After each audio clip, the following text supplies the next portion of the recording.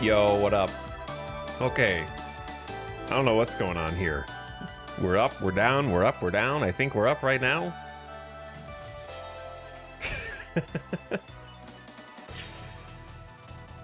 Cox! Fix it! What are we paying all this money for? Where does the money go? Yo, what's up, guys? Welcome back. Wrong button. There we go. I can't guarantee that it's not going to crash again, but we are so back.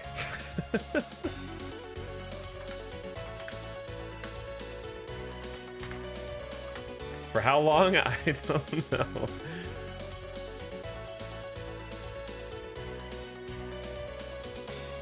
I've never been more back than I am right now. If you're a VOD watcher and yeah, we had a stream outage. I don't know what the state of the VODs is. You're on your own. Good luck if you want to watch the intro. We'll see if it'll actually stay live, because we came back and then it disconnected like less than a minute later. So it could happen again. If it does, I apologize. But, you know, hopefully we just get it all out of the way. They've been terrible the last two streams. Just awful. They did that last time too. Around the same time. It was around the same time. Like early afternoon, we had just started. I think we were an hour and a half in on Saturday and got disconnected. So it's weird that it's happening when we've been having no problems for like 2 years from here. But Cox comes for you no matter where. They just have to figure out where you are first. What was the last thing you guys heard? What was the last thing I said? So, okay, if you're just rejoining, I was kind of going over who we already have on the team and who's doing what. So we already talked about who's going to be our starting catcher, who's going to be our starting third baseman, shortstop, second base, first base, and then left field, right field, and center. Cameron Meisner? Yeah, so we've got our starters picked. They're the guys at the top of each list, and this is called a depth chart. I had to kind of create this myself. What the depth chart does is it lets you program the AI. So if you create a chart and put all your dudes exactly where you want them to start, if you simulated a bunch of games, the computer goes, oh, the user wants Jeremiah Jackson to start at third base. But if Jeremiah Jackson's played 10 games in a row and he's tired and needs a couple days off, then it'll go like, next. Okay, we set Miles Mastrobuoni to be his sort of backup replacement. So we got some utility players who can play multiple positions to kind of fill in for other people, or come in as pinch hitters. And you might use a pinch hitter because a guy's struck out 3 times at the plate. You're like, okay, he needs to chill, get his mind together, and figure it out for tomorrow. Bring in Miles to go pinch hit, and he can play whatever. You know, if you can a pinch hit is basically a substitution.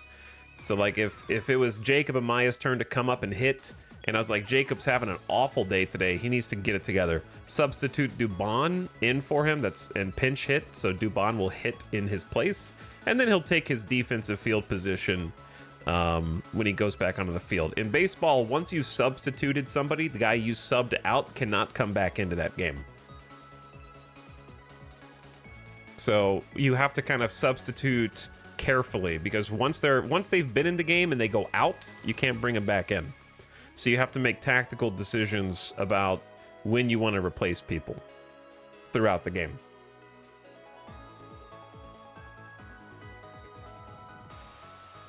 So does Wilson never get subbed to DH? He does. I don't know. The computer just automatically picked never.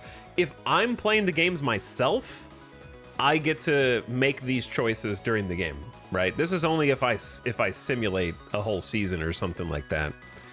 See, I might have like the reason why Wilson is here is because Weston Wilson is my starting first baseman. So if he's my starting first baseman, he's only going to become the designated hitter if I wanted like his replacement to get some time at first base. Like if I wanted Cody Clemens to play first, I might move Weston Wilson over to DH and push Derek Hall to the bench for a game or something like that, right? Because Weston's my starting first baseman, and we're starting him in the hopes that he can manufacture a bunch of home runs at first. And then we have Cody Clemens as a backup. Cody Clemens plays first well. He's kind of like a bad utility player. He can do a bunch of different stuff. He's really fast, so he could become like could use him as maybe a pinch runner. He's got a strong arm, but not very much range. What he does, however, have is the potential to hit 30 homers with really good on-base percentage. And then Caratini's kind of just like, absolutely, if you really need a first baseman because these two guys are injured, my catcher can actually play first base, which can sometimes happen. And then we could get Jason DeLay or Navarreto at catcher for that if it was like an emergency. So I have Cody Clemens as the other potential designated hitter, so he can get some time and we can see if he can get some hits. But yeah, you can kind of set this up to however you want so that the AI kind of like knows what your plan is. Because I have David Dahl here. He's a really good like outfielder in general. He can play left and right really well. He's got good defensive stats. Pretty good hitting as well. In AAA, he was hitting .292 almost a third of the time. He's got a good OPS. He hits a lot of home runs too, you know, so he can come in and take one of the field spots. And then we got Dubon, who is filling in at shortstop, possibly second base and center field, because he's got actually really good outfield range and he can play infield or outfield. He's also got MLB experience. He's not hitting great, but he's getting hits. So we paid him 2.2 mil for his like utility and defense. David Desert Dinger. Exactly. And then Cody Clemens can also technically play right field. He has potential.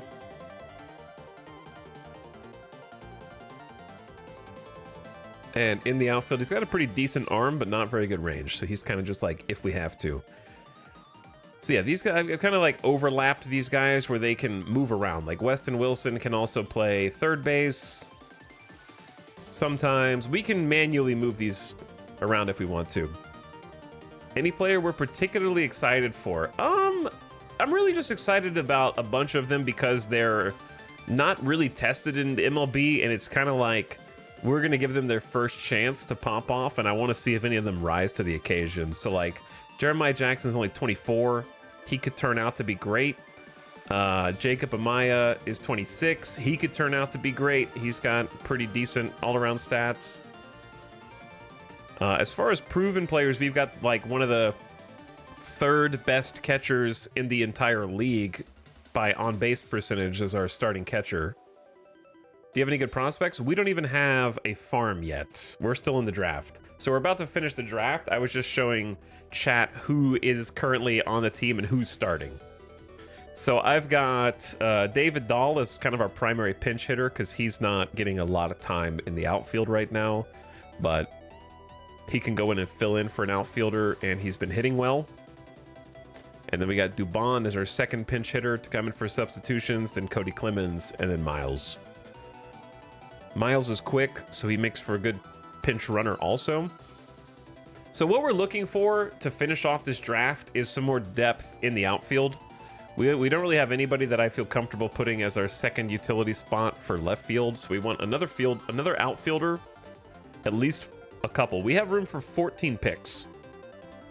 So we want a couple outfielders. Probably don't want too many more people who are just going to be like a DH, like one person max. Our pitching staff is looking like our starting pitching needs some work, but I'm kind of excited about Garrett Clevenger. He's our closer, and we paid him 2.5 mil to come in as our lefty closer. He's got a nasty fastball, a basically perfect slider, a curveball, and a sinker that he throws. He's got unhittable stuff, hopefully. Highly adaptable, so he's going to be adapting to the new team pretty quick. And he's got MLB experience since before probably 2022, where he's pitched consistently since 2022 in the MLB with a 3 or under ERA. 4.5 is kind of your average. So, or like what you expect. 4.5 is what you expect. So anything lower than 4.5 here is good. He pitched the most innings in his major league career last year and is a strikeout machine, 14 strikeouts per 9. That's stamina. Yeah, that's why he's a closer. We just expect this guy to come in the 9th inning and lock down a game for us. He's like a 1-inning pitcher. Is the catcher good at calling pitches? I don't know how the simulation sims that. So he's our lefty. He throws lefty. And we're expecting him to come down and close games out for us. Our setup man, I think, is Spear. Or I don't know. I've been saying Spear. Spear. Sounds right to me. He's kind of not a stuff guy. He's got good stuff, but he's got great control. So he can like dot the corners, throw exactly where he wants to. He's got a pretty good fastball slider and then a changeup sinker to mix in. He's got some MLB time, but he didn't get blown up. He did okay. He did okay. He had a 1.1 whip, so walks and hits are pretty low. He's given up too many home runs, but he doesn't really walk people very much, and he gets 12 strikeouts per 9. So we're going to have to trust him.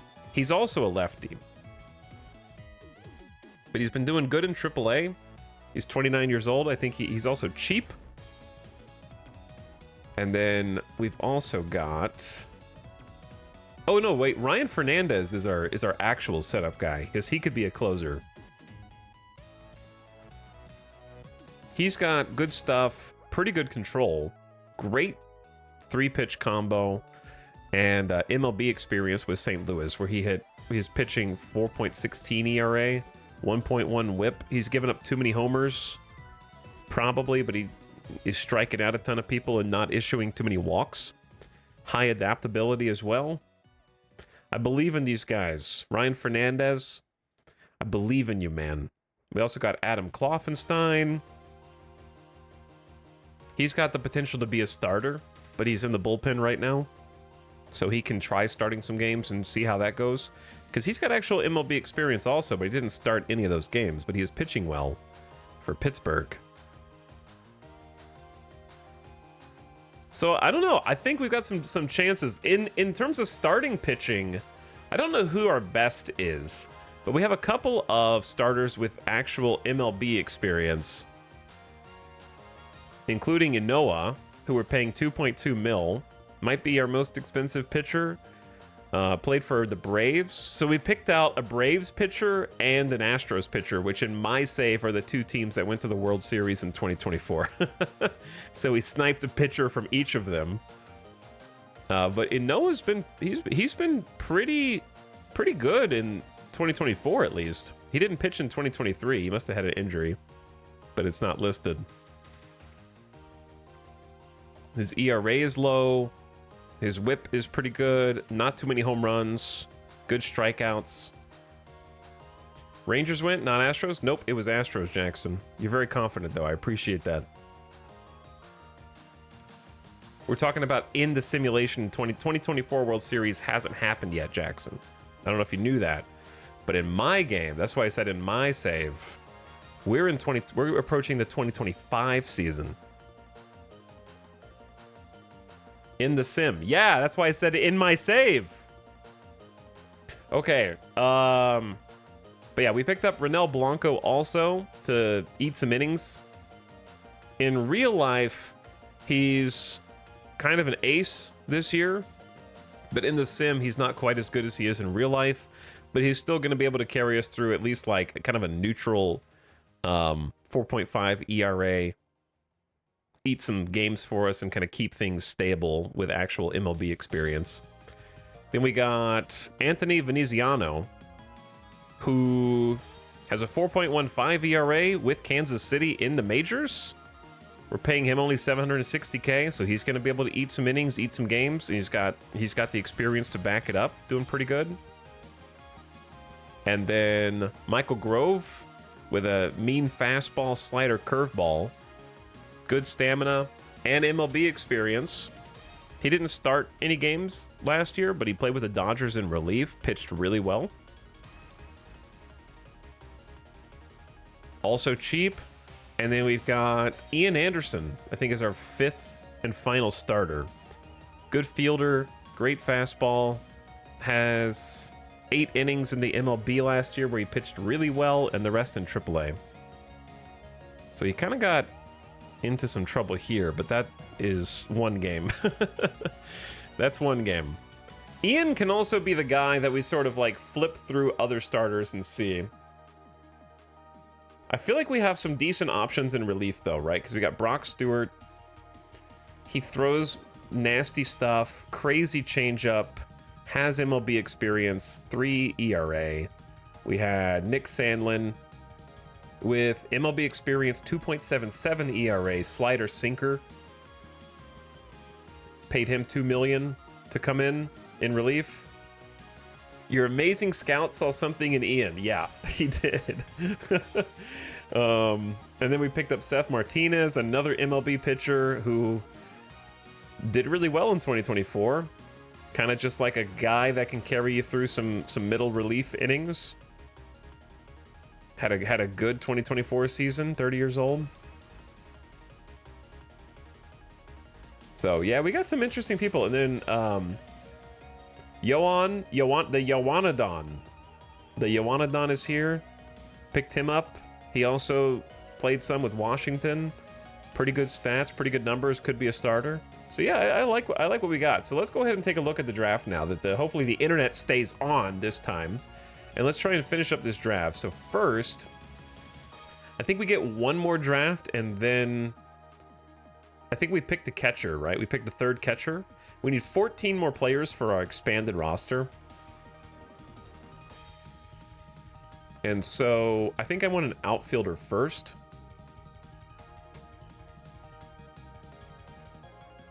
And these are the guys that we've narrowed it down to. I added a couple, but we're gonna pick one of these dudes. Kind of have it a little bit narrowed down. I have some new overviews for us. So this is my draft fielder view. It kind of shows us their potential, so we can compare them against each other more easily. So I still can't see their stats from here. I do like seeing their stats. What's up, Wapaloosa? How's it going? Also, thanks for the subs. Tyrion for the Coxed sub for 21 months. Tangents, that is a lot of months, Tangents. Taco Bell Extremist, thank you for the 33 people arriving. How you doing, dude? And Valkyrie also. Can't keep the Vultures down. We're going into the games today, all right? We're going into the majors today.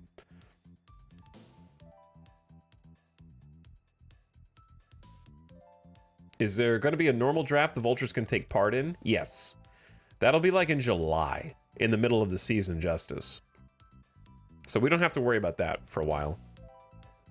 Real fake baseball. It is, yeah. So here's what I can look at, right? We're looking for a left fielder, so I can actually sort by left fielder potential here and kind of look at some of the people who have the most. Now, left fielder potential is not the only stat, right? Possibly even more importantly is the outfield range potential. Outfield range is like how good they're actually going to be in the outfield, in terms of like if the center field is the biggest area and they have great outfield range there, then it kind of combines their range with their potential at fielding in that position in order to create how good they are at defense. Yeah, it's like how much of the field they can cover. So outfielder range, it's Albert Almora. He also has a left field potential of 80. So he's potentially the best defensive option we have at 30 years old. Now, he doesn't know left field yet, so that's why I have that setting that shows me his potential. He'd have to start learning it, but he already knows center field. He does have some MLB experience where he didn't do great. He's doing okay in AAA. He got 23 homers last year, which is nice. But he avoids Ks, and he's got great personality. He's got a spark plug personality, which I think is just a positive benefit to the clubhouse. It actually does like a RimWorld simulation of the morale of the players and how if they're friends with each other or not. He's got leadership potential. He's loyal, adaptable, high work ethic, and a low financial ambition. So these things tell me he might be a good left fielder, even though he doesn't know the position right now. The face of the franchise. Could be. He wants to play in the majors. He's angry at his role on the team. So he might be the best defensive option. But let's see who else is there. We also have 3 other people with 65 range potential. Anthony Alford off the Reds. Already got a 75 in left field and a 65 range.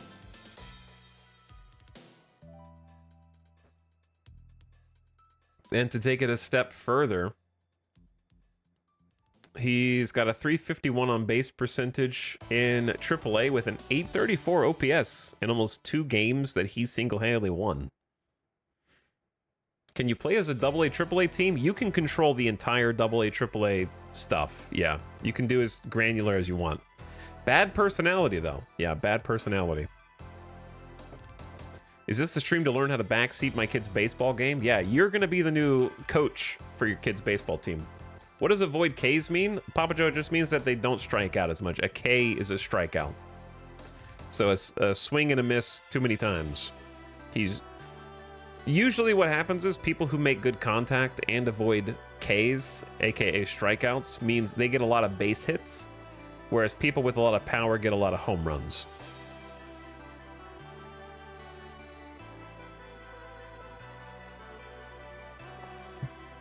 What if I already coach my kid's baseball team? Can I get better? You sure can. You sure can. Teammates would probably hate this dude, but he's good at what he does. Daz Cameron. Huge left field potential here. Okay contact hitter. Okay gap power. Probably hitting better. He's 27. He's actually from the Las Vegas AAA team. The Aviators. I'm going to go see them in real life before the season's over. But he's doing good in AAA. He's smashing. 16 homers. On base, almost 400. 386. Good slugging, good OPS, good WAR. Yeah, these are all nice numbers. But he has high financial ambition, but he has a strong work ethic, which means he could probably learn left field pretty easily, or kind of get better.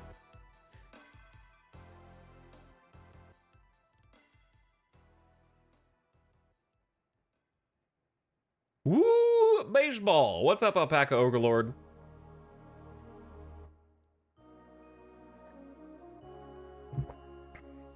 How's it going, dude?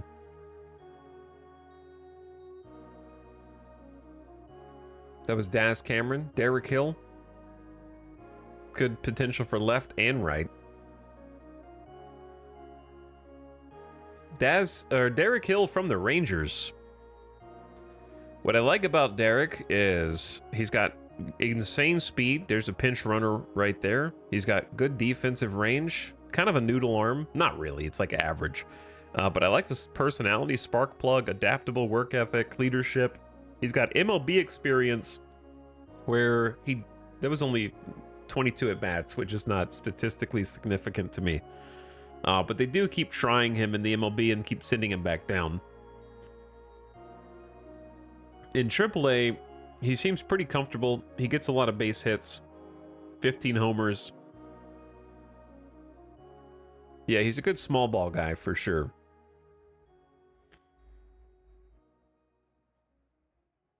Alex Call. Okay range. We're at the 60 range now instead of 65, but still good at that position. He's got a good eye. Doesn't strike out too much. And he likes to do crossword puzzles. Those are points. You get points for that.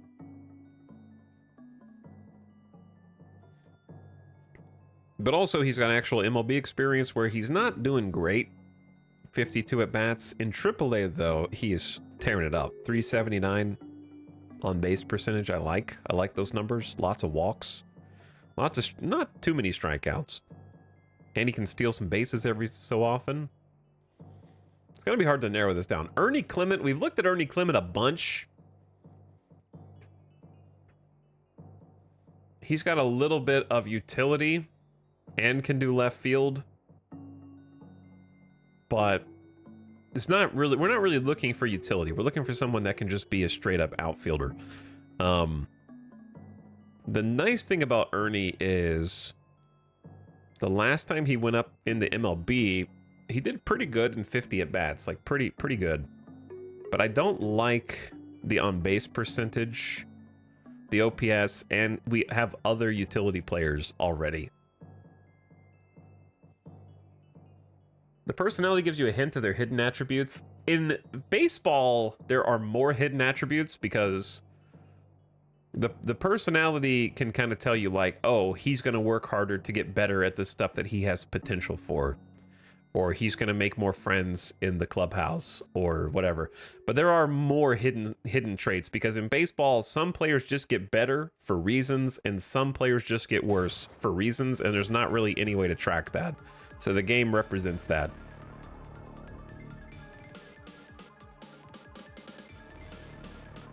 He's very unhappy with his role on the team, but has no expectations.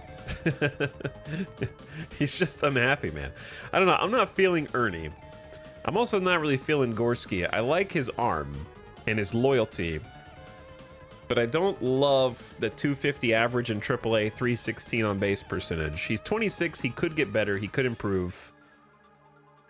And he could learn how to play left field and right field pretty well. So I like those things. And honestly, his OPS is good, but it's hard to say because he's been going all the way from single A to AAA and back for I don't know why. In 2024, he played in high A, double A, and AAA, and he hit pretty much the same in that stretch. He just started taking less walks, fewer walks. Yeah, he seems like a solid AAA pick. I'd agree with that. But for my expanded roster right now, Connor has good leadership skills, trains hard, knows the game inside and out. His teammates have great respect for Capel. I think this dude was also recommended by the scout, probably because of all this. Leadership, work ethic, intelligence is high. He plays left field decently, but he doesn't have good range, so he's gonna let some defense slip through the cracks. I'm just not feeling these numbers in AAA and AA. Like, he did better in 2023. 2024, he fell off. He's got very average batting stats. I don't believe in picking people purely based on their personality here. He's got to have at least some better defense if he's putting up low numbers here, in my opinion. Luis Gonzalez, good arm, few errors, not great range, not very adaptable. Decent on base percentage, kind of below average potential here. He's 29. Team mascot. Yeah, I don't think so. Gomez. Now, we liked Gomez not for his fielding. We liked it because he put up 47 home runs in AAA last year. So he might get picked just because he's hitting 295 average, on base a ton, huge OPS. He hits dingers. This guy hits dingers, so we're probably still going to end up picking him up. I think our best bets are either, if we want the defense potential and the personality, we got Almora, and he's hitting pretty well in AAA, but he's 30. He did get some pretty extensive MLB play time where he didn't do great. That's the only thing I'm worried about. I value, but that was 2022 as well. It's been 2 years in the game. What's the baseball cards tab? It's their little collectible baseball card thing that I don't really care about.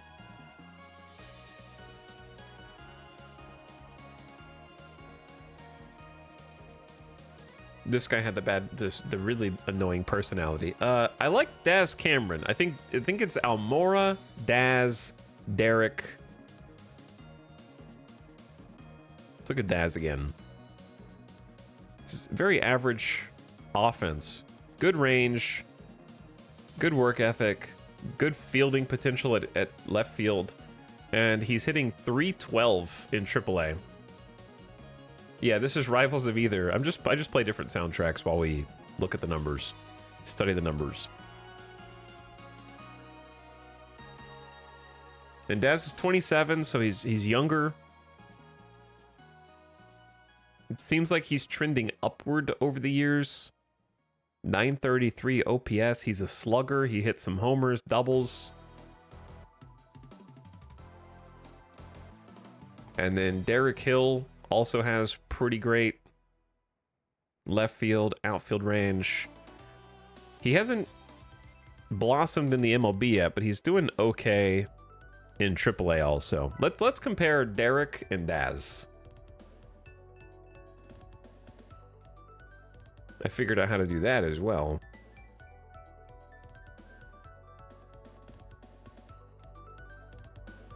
Let's do a little comparison. So the game just thinks that Derek is better. Derek has less power to the gaps, more power. According to our scout, these are imperfect numbers. Derek avoids striking out a little bit more.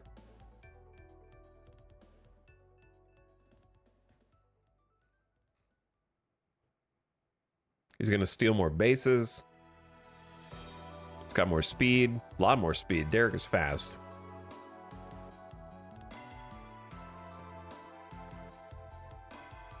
Derek Hill is your DH, no?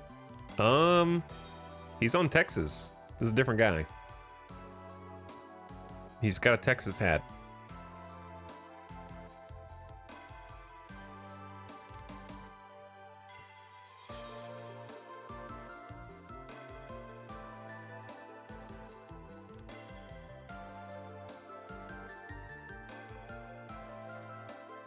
So I don't think so.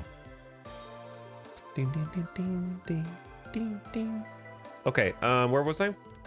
Defense. Defensive ratings.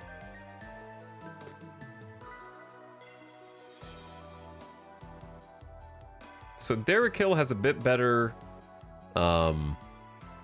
defense in outfield. They both have the same potential in left, but Derek is better in center and right potentially.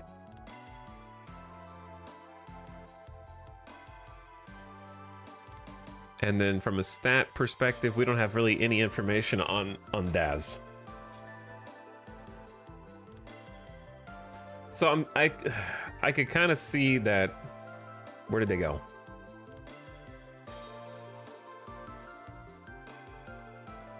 Daz is definitely a little more of a hope and a prayer.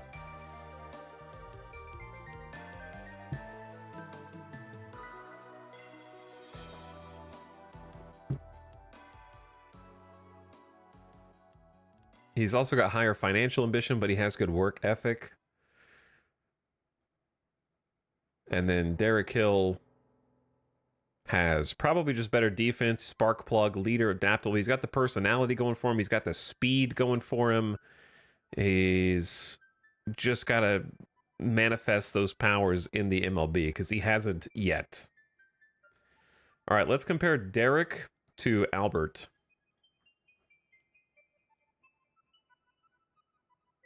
So Derek compared to Albert, same contact, same power, basically. Almora's has a better eye, according to our scout, and is better at avoiding strikeouts. And is a god at avoiding strikeouts against left-handers. Slightly better at avoiding strikeouts against righties. And then running speed. Derek is the faster of the two. All right, defensively, Almora has the range. They got the same arm. And he's got the higher potential fielding rating. So I'm starting to think Almora is the guy. Or at least out of those three. He's 30 though, and I think his stats on his bat are worse, but he's got also Derek Hill has a great personality, and so does Almora.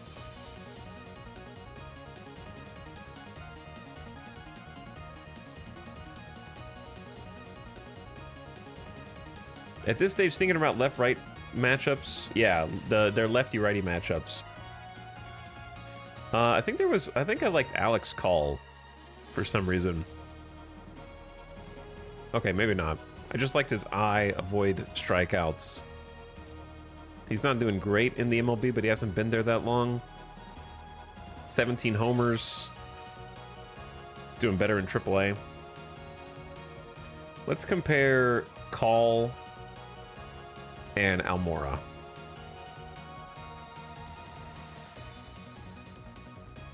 So, like, as far as his potential, Alex Call has the edge offensively. He's got 10 extra points with his good eye. Can see the ball well.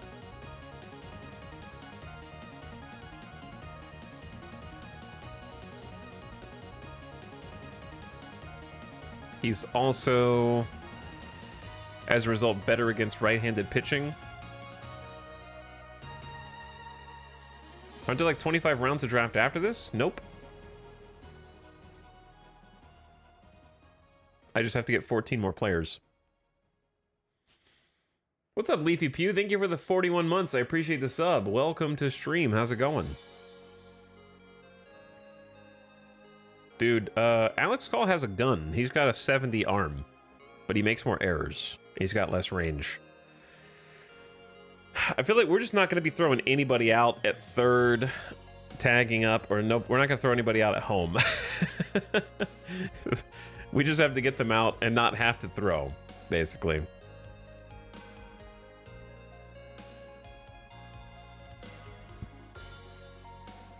All right, I think Almore is the guy.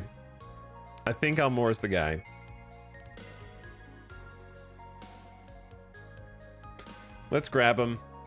We just have to teach him left field. But he has, like, high potential and he's got crazy range. I also like the avoid strikeouts. Yeah, no, I think he's the guy.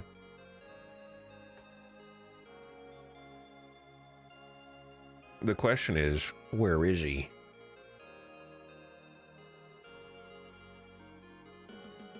There he is. There he is.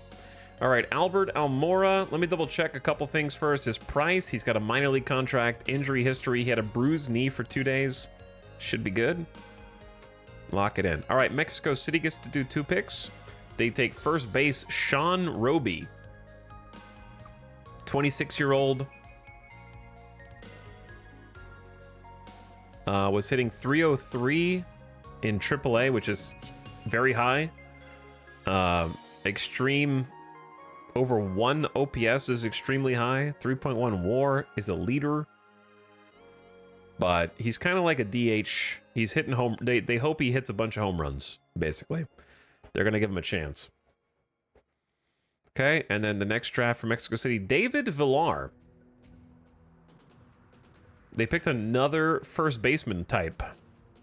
2 in a row? It seems like a little extreme. They just want people to hit dingers. 30 homers. Okay, let's save. And then pick 2 more. So what do we want next? We just got another outfielder. We probably want another relief pitcher just to have in secondary. I've got...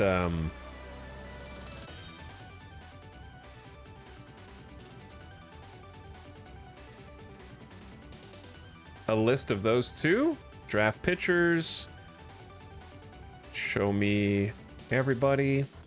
And I created some new overlays so we can see their comparisons side by side. So these are the guys that I've got on the list. Some of them are ones we already put on the list. I added a few more people that we can take a look at.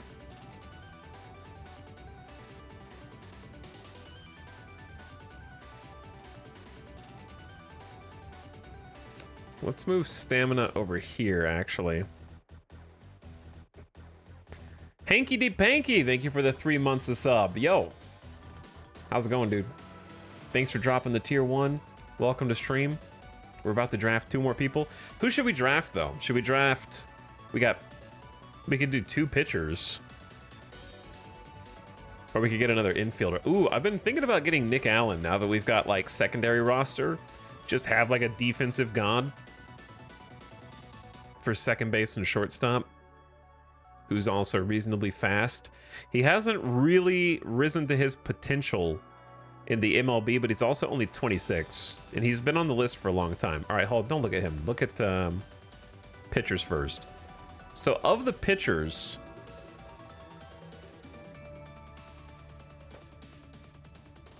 I feel like we need at least one more option to try out as a starter. Because we're going to have to find our starting rotation. And then secondly, somebody who can carry us through a couple innings in relief after like the first 5 innings or something, you know? So who's got the nastiest stuff? Jose Hernandez. He's got a nasty maximum fastball, great slider, and then a changeup.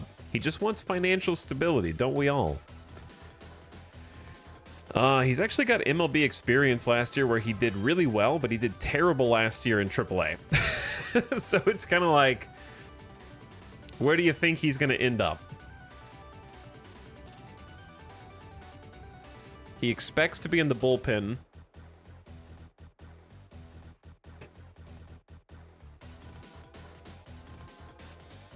But let's keep looking. These are my finalists from the list. The list is like 1,150 people, and I've narrowed it down to this already for you, so we don't have to look at all of them. Cody Morris from the Yankees. Pitched in the same thing. Pitched in the MLB, did well, but did terrible in AAA because I think he's better as a reliever. This is him in relief for 30 innings. This is him as a starter. So as a starter, he's doing awful. As a reliever, he's doing pretty good. Great fastball, great cutter. He's got a 4th pitch that the other dude doesn't have. He's a righty. Let's actually take a look at our own team's pitching staff. So of our starting pitchers currently, we have 1 lefty. We need to think about maybe getting like a nice mix of lefties and righties for different reasons. We've got 1 lefty in relief, and our closer is a lefty. So I feel like trying specifically to get another lefty who could also be a starter is not a bad idea. So here's their throws lefty or righty category. So Jose Hernandez also throws lefty, but he's not starter material. So let's take a look at stamina. We want like, what, 45 or higher stamina? No, Noah Syndergaard is sketchy, probably. He's not doing very good. He's 32 years old, but he does better in relief. He's not doing great, but he does better. He's given up too many homers. Out of the park experts insist starting pitchers only need 35 stamina. Yeah, I'm not about that either. I don't like that either. If we were looking for lefties, Kent Emanuel at least hits the bill of 45 stam, which is kind of my minimum. Not based on any experience. He's got good control, not very good stuff, okay movement. Let's take a look at him. He's 32 years old. He wants to be a starter. We wouldn't begin. He's got a high work ethic. He never quits. And he actually has 28 innings last year in the MLB, and he pitched well. 2.5 ERA, 0.87 WHIP. Batting average on balls in play is only 207. He's an extreme ground ball pitcher, wants to turn the double plays. I mean, he doesn't get many strikeouts because he's a ground ball pitcher, but like, interesting.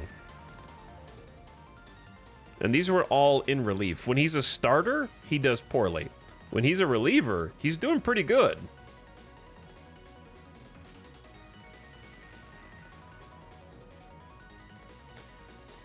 I can't explain it. His like potential according to the scout isn't that great. He's just got good control and decent movement.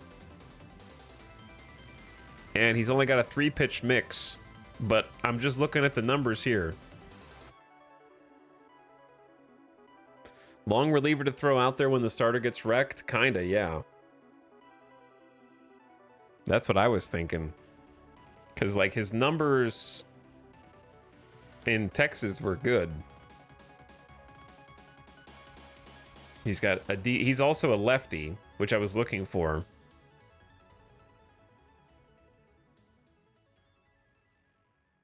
Feel like there will be a mountain of guys who really want to be starters and will be disappointed. Yeah.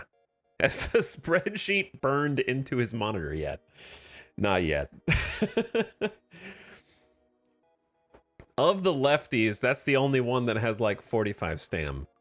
That could maybe double as a starter. And I'm pretty sure we could go look here and find out.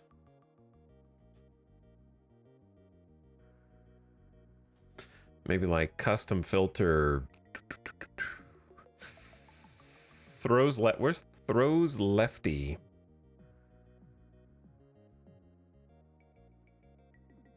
Would it be misc info? Also, what music is playing now?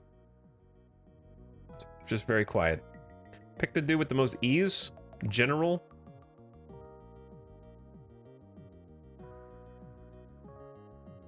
I cannot see the word throws to save my life, dude. I was never good at word searches. There it is.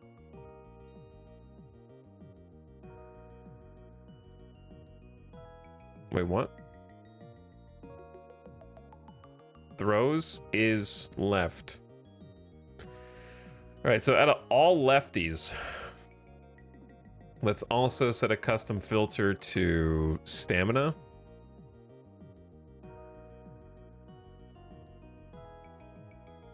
Is at least 45.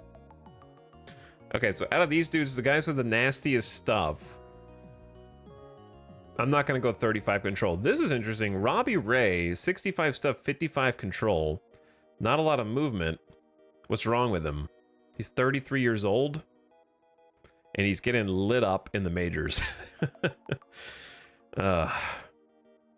What's wrong with you, man?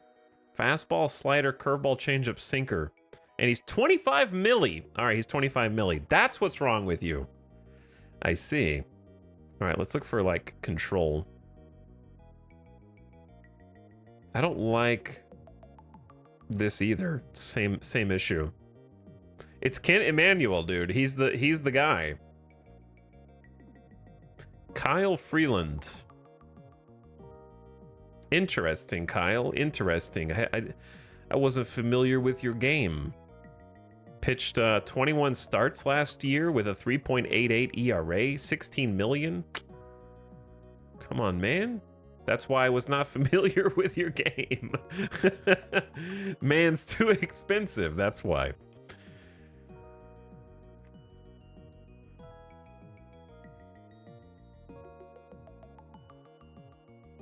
There was a reason for it.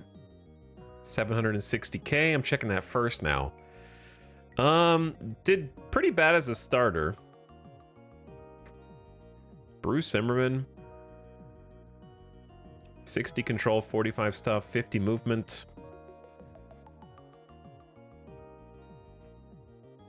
Nah, I think this is it. Like, I don't think there's anybody who really fits. I think out of all the lefties, I'm pretty sure it's Kent Emanuel, if that's what we want. We can get Kent Emanuel and somebody else. Should we just get 2 relievers for this one? We have how many? 13 drafts left. Make 2 of them, like, get Kent Emanuel for his lefty. Let me check his injury history.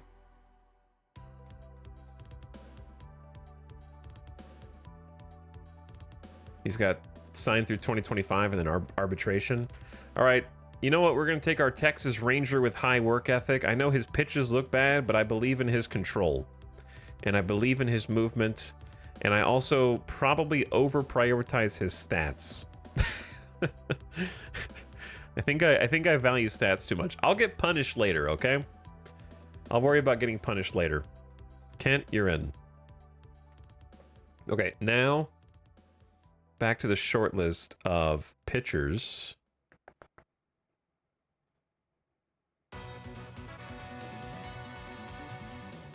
Ratings are greater than stats? You say that until your stat says, I won a World Series. Then which one was more important? Skillabyte. Will you still be saying stats are more important? Okay, we're going to win a World Series in our first season as a team.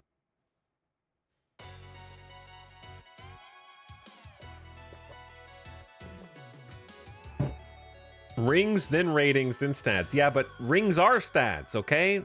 That's what Billy was trying to tell you in Moneyball, all right? He didn't go in and pick people because they had a nice smile And, well, these two scouts said that he had great potential. No, they went in and been like, who's got the best on-base percentage last year?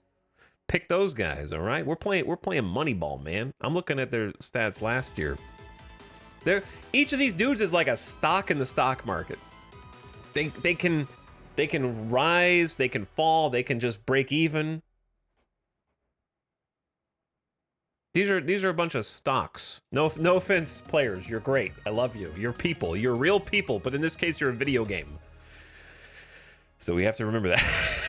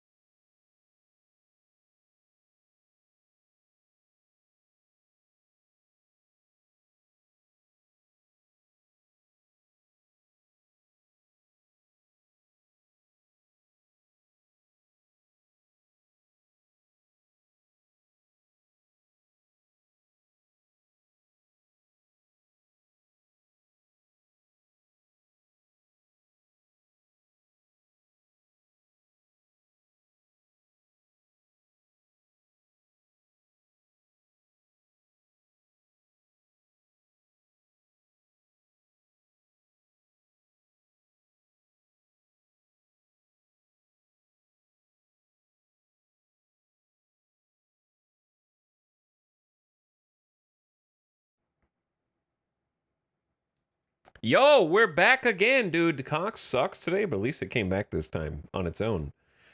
We've had outages all day, so sorry, guys, but we're back. 4th stream of the day. Let's go, baby. Let's go. One more. Pump it. Yeah, the internet has not worked today.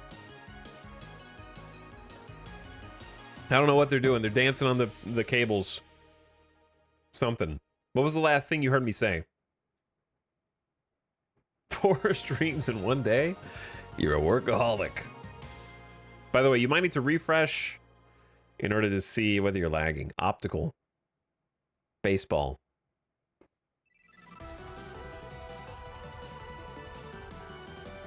Signing judge. Calling baseball players statistics. Oh no.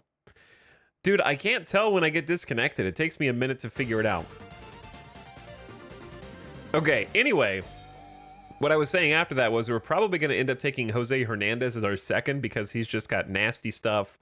Pretty good control, like, compared to his stuff. 2 of the pitches are fantastic. He's got MLB experience in 2024, but he got blown up in AAA over 37 innings. That's what worries me. Like, he's got potential at 26 years old. When he came into the MLB, he did better. He just wants financial stability. Yeah, we all do. We all do, dude. So this 7.78 ERA, 5 walks per inning, 367 BABIP. He's getting a little unlucky. It's probably going to be him. The reason I don't want Cody Morris by extension is he's got a similar problem. His AAA MLB, he got blown up in AAA, but he has worse overall stuff and control. Colin Poche, or Pachi. I don't remember. Dude, I don't remember. Colin from Tampa Bay. Here's what I like Colin. He's 3.6 mil, which is not good. But we have money, which is good. And he's been pitching great the last 2 years. And he's got like a nice mix of stuff and control. So he's got less stuff, but more control than the other two.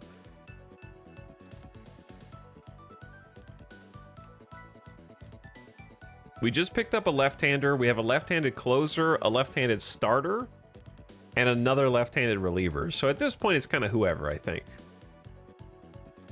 We can't have 2 people called Poche. Or Pache.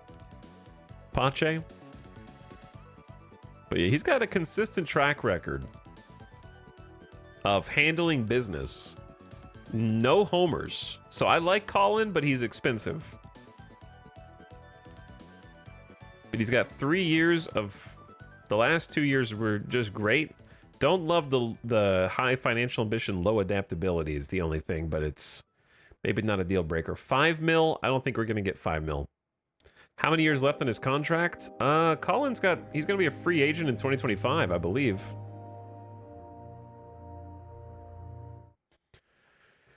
All right, we need a new soundtrack.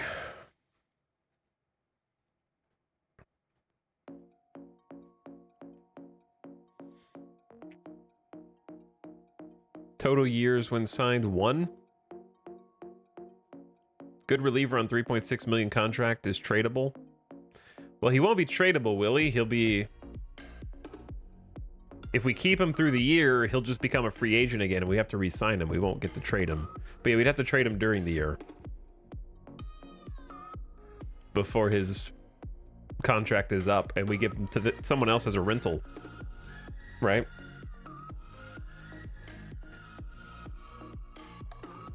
So I think Armstrong's out because he's too expensive. Brandon Belock is 1.5 mil. Another Astro. They're getting highly intelligent, smart. One of the smart Astros. Okay, just kidding. He's got a 5-pitch mix, lower stuff, kind of just medium here across the board. But stat-wise, he's got 55 stamina. Okay, so take a look at this, right? Out of the people with stamina, that could be a starter. If we wanted another potential starter to find, we got Aaron Brooks, which did we say we didn't like Aaron?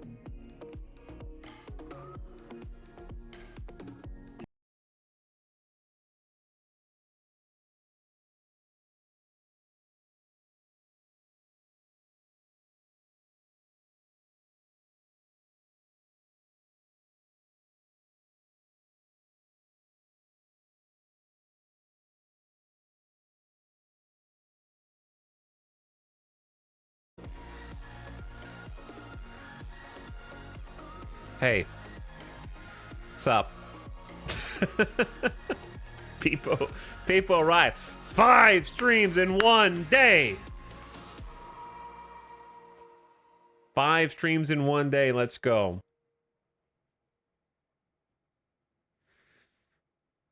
Give it up for stream number 5, chat. Apologies, VOD watchers, if you're out there, and live watchers, of course. How many streams can we cram into one day?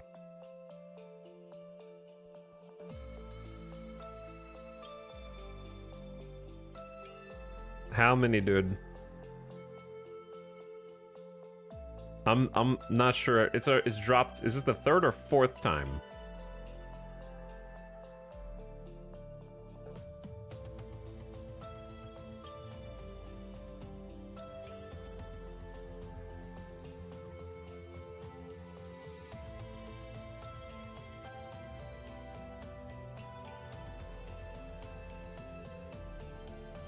Okay. Anyway, what's up? Sorry about that, gamers. Apologies. Apologies.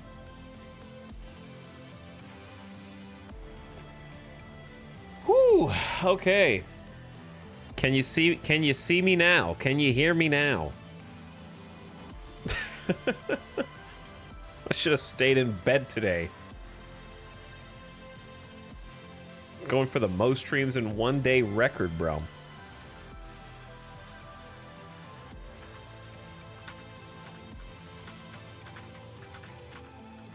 I want to take a look, actually, at my own... How many VODs are there? Please tell me there's only like 2. Don't tell me there's not more than 2. Okay, this is only the second one. I think we still have 2. If there was like 4 VODs, I was going to be pissed. But that's going to mess up the like synchronization of all of the chat with the video, unfortunately. What was the last thing I said before the last one disconnected?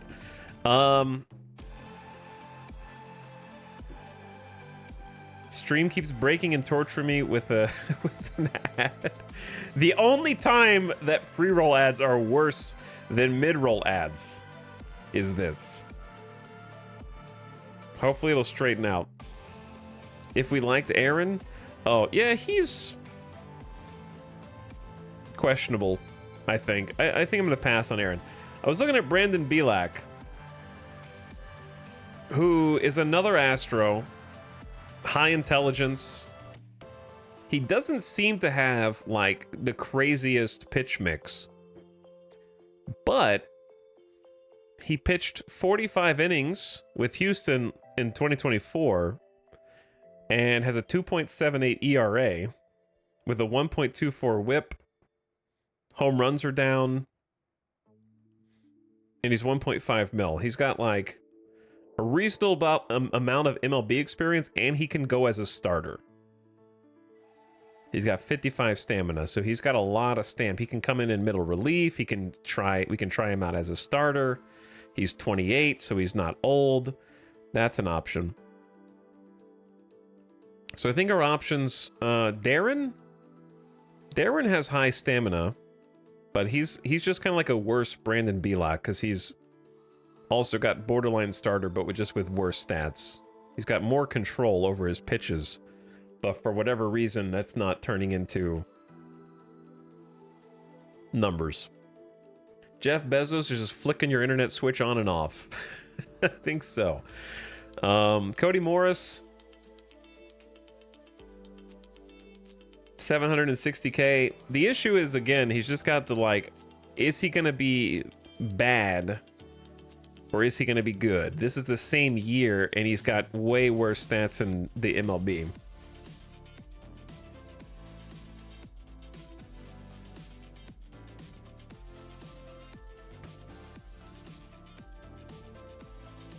And we got Ryan Webb with insane control, okay stuff, okay movement.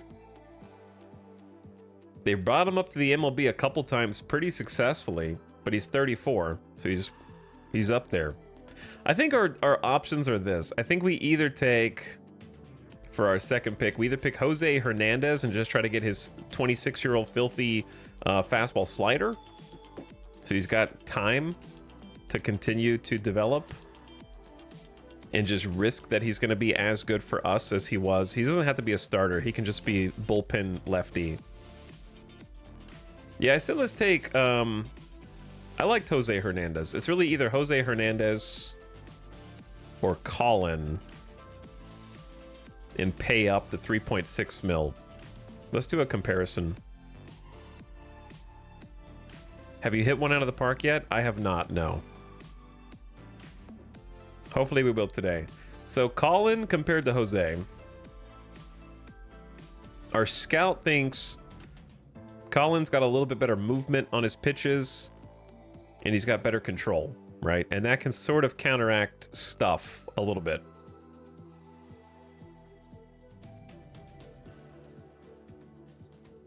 And this is they're both lefties also.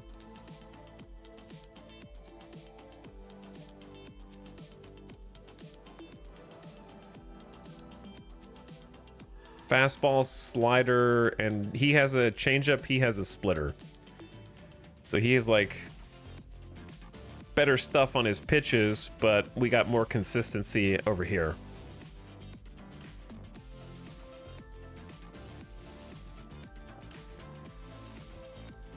And then pitching stat-wise, 55 games versus 19 games in the majors last year. 42 innings pitched versus 26. So smaller sample size on the right, but stat-wise, yeah, the Jose's got the edge.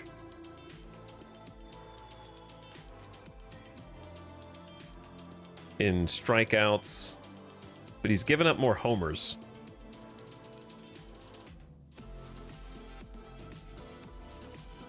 MLB career stats, Colin has the edge, but I don't really care about career.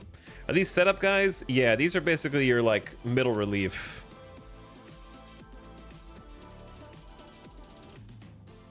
Colin's more expensive, 3.6 mil. He doesn't have that much stamina. Maybe not middle relief. Yeah, be like a setup guy. He doesn't have very good adaptability, though. Do players age out in this sim? Yes, they do. They'll retire.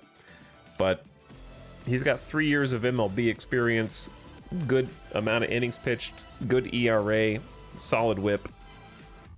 Whereas Jose Hernandez has more potential because he's 26, and he's a little bit less proven on the MLB.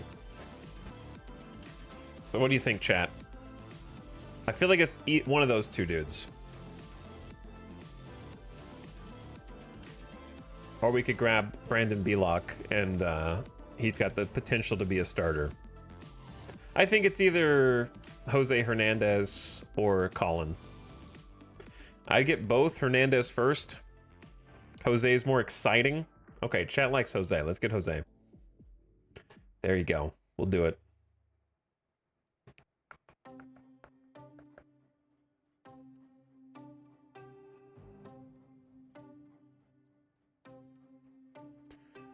There he is, Jose Hernandez. Let me check his injuries. Back tightness, 4 days, nothing crazy. A lefty. All right, Mexico City's turn. They take a catcher, Carter Benz. Carter, you have a tragic avatar generated for you there.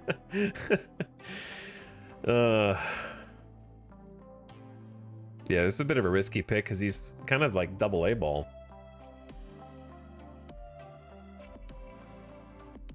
And then they also take Jamie Westbrook, left fielder, hitting .314 in AAA with 13 homers. I can see that. He's got good range, plays left field pretty well, and is hitting very well. All right, we should have 11 more picks to go. We just picked 2 relievers, so let's try and grab, it's also save, let's try and grab like another infielder.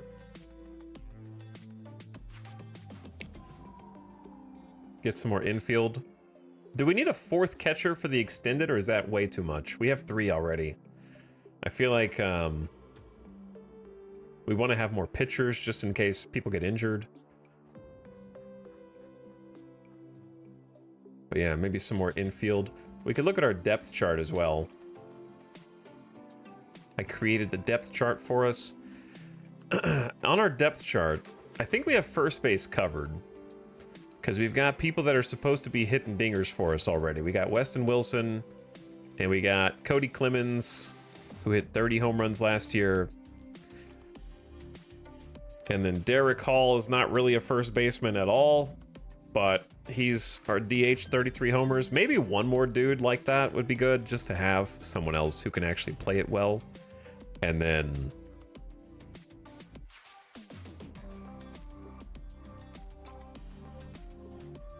let's just see who else is on the list. I feel like we got second base pretty much locked in with Nick and Miles. Shortstop is Jacob. There weren't really any good shortstop options, but maybe another shortstop third base person to try out.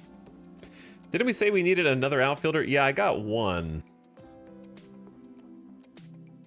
We did pick up one. We picked up center fielder Albert Almora Jr. Pinch options. Yeah, we got, for pinch hitting, we've got David Dahl, who's going to be on the bench, but he can play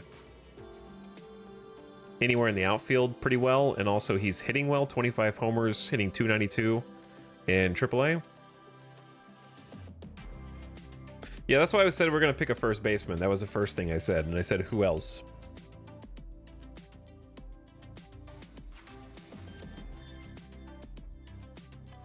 We have one decent pinch runner. Yeah. Miles is 70 speed. We could just try and go for like a first baseman and like a fast dude who also can maybe hit well and play some infield positions.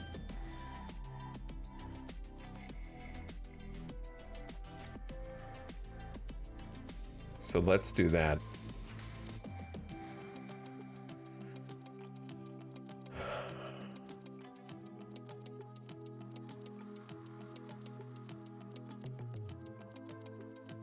Wait, I don't know what I just did. Okay, I clicked the... I should not have clicked the button that fast.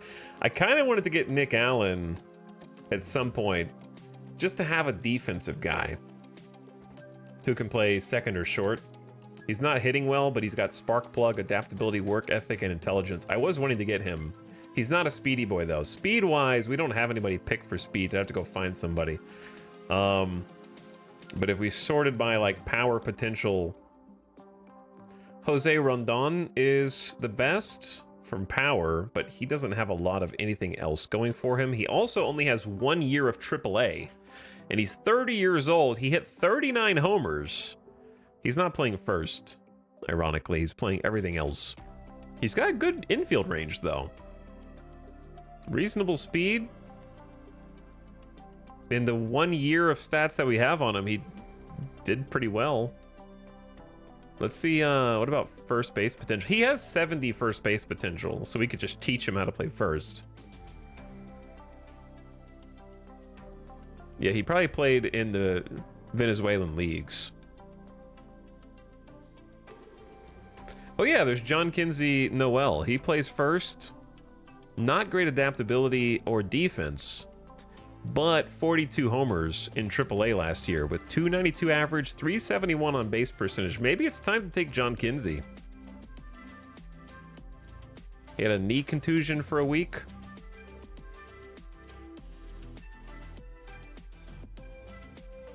And then Sean Roby already got drafted, so he was on our short list. So he's out. Out of those two, John Kinsey has a little bit more.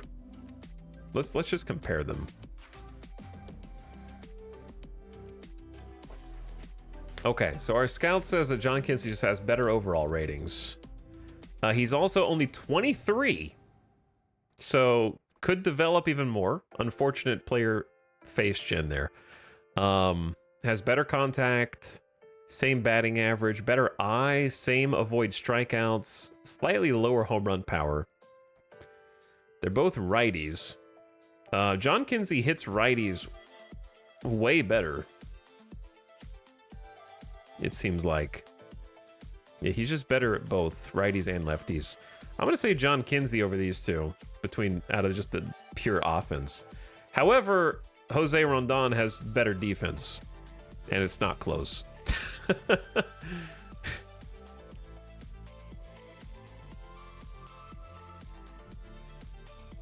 So,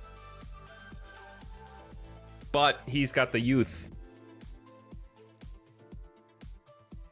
Seems like a great prospect, yeah.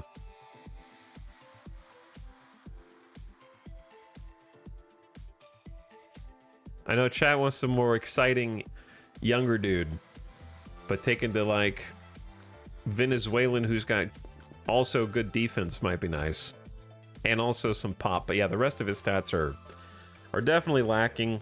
I can't deny that.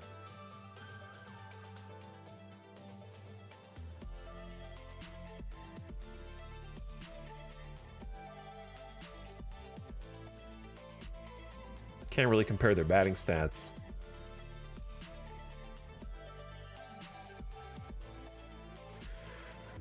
It's a tough call. Tough call. John Kinsey is also a cool name. Yeah, it is a cool name. He could turn into someone crazy. Jose Rondon can also play third and short. We could just take both, because he's got pretty decent infield range. He can play second, third, short, and we could teach him to play first. We could just take both. Just get a couple of infielders to overlap. We want someone with speed, though. Let's see who's got speed as like a pinch runner.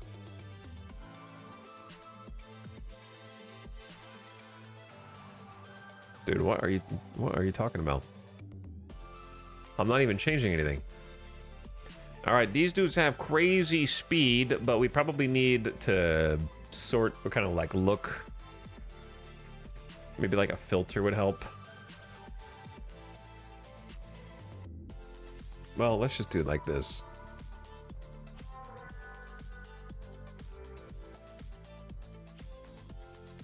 We could do third base potential and speed. So this guy's got like 65, 70 over here. Delvin Perez from the Oakland A's.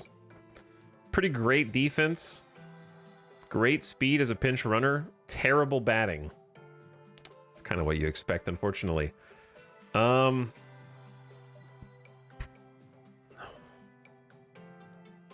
Jordy Barley.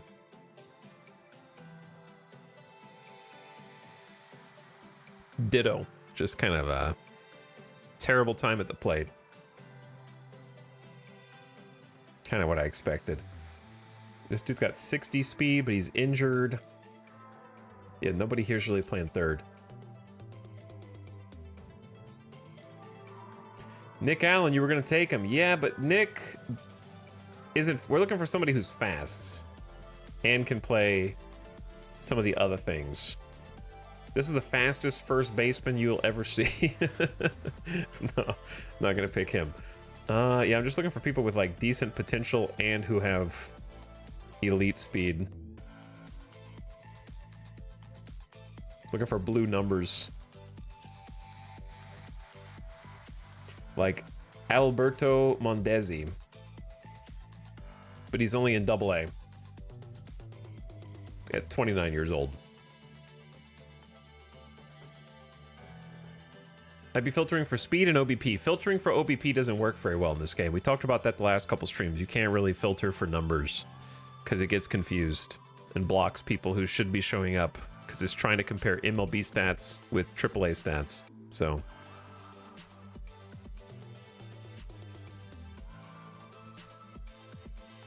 we're looking for pinch runners, not pinch hitters right now. We've already got a dude who's got 70 speed on the team, so we might already have what we need, and we just don't need to.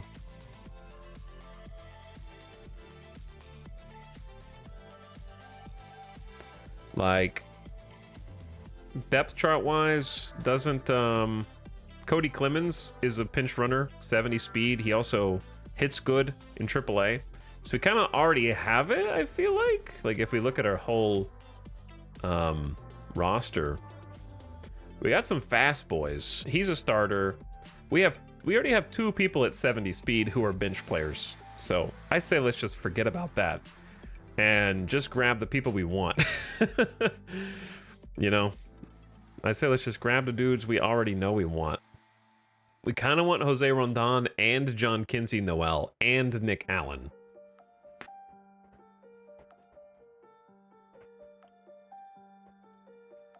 John Kinsey worries me just because we have to teach him to do something else.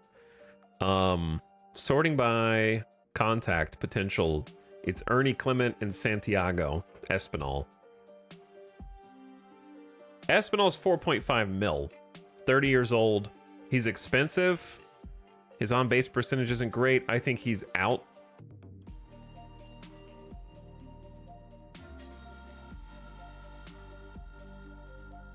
Ernie's okay.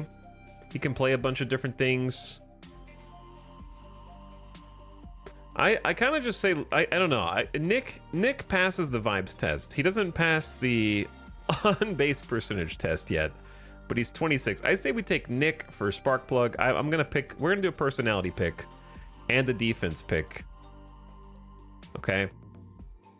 Nick and either Jose or John Kinsey. Do you need to add the latest picks to the roster and depth chart? No, they're going on this. They're going. That's the active roster. So we won't. This is the secondary roster. These guys are going to be potentially playing AAA unless we change our mind, because we can't have 40 people on the depth chart.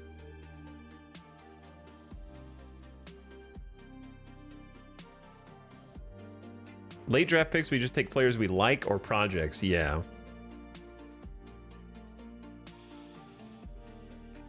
Okay, I say let's take Jose and Nick, and then we'll come back and take John Kinsey and somebody else.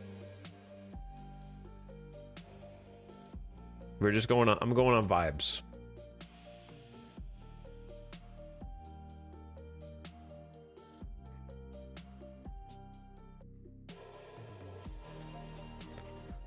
Where is anybody?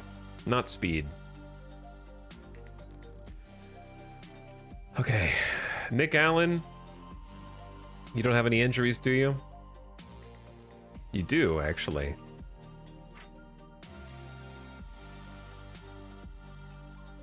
Gengar just moved. Gengar just moved. Should I catch the Voss to understand anything? No, you can chill. We're still drafting players. We're almost done, actually, drafting out of the 40-man roster. We haven't played our first game yet. I don't know if watching VODs will help you understand anything. We're kind of talking in abstract baseball terms.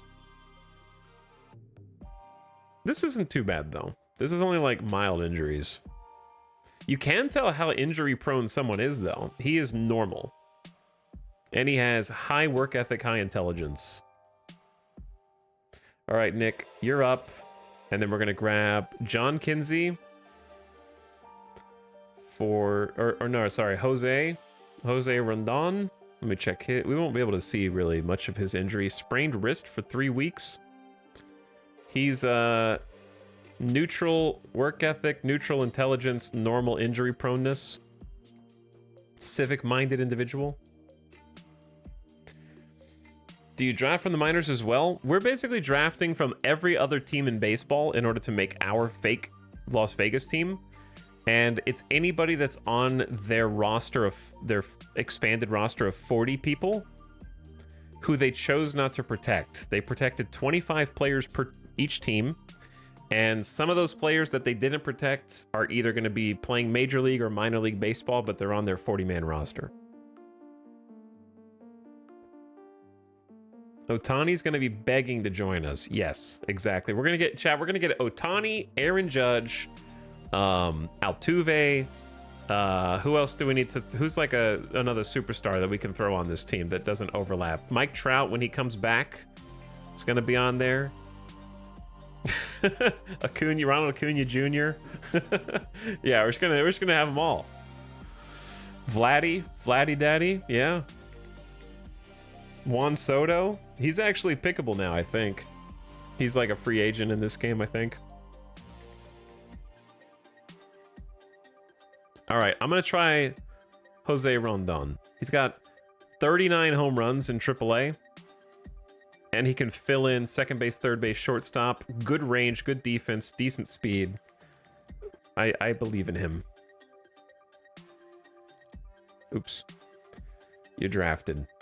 All right, Mexico City selects Colby Allard at pitching. 5.94 ERA. He's 27. Maybe he'll improve. And also... Keaton Wynn. I think our scout recommended him at some point, but doesn't look great to me. But you do you, man. You do you. All right, what should we be drafting? Let me see how many picks we have left. It's not that many. But like, what do I need to have extras of, you know, in case of injury? Let's see the roster. So our active roster is 28 players. It's already full. So we have how many picks left?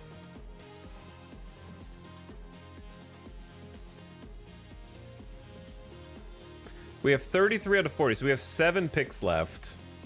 We've drafted... I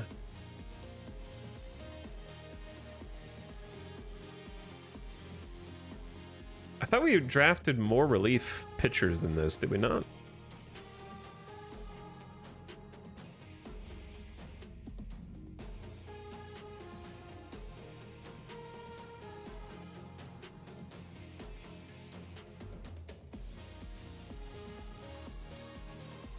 Or did I just talk about it but not actually grab anybody? I grabbed Jose Hernandez and Kent Emmanuel. We need at least a few more pitchers, probably like 2 more.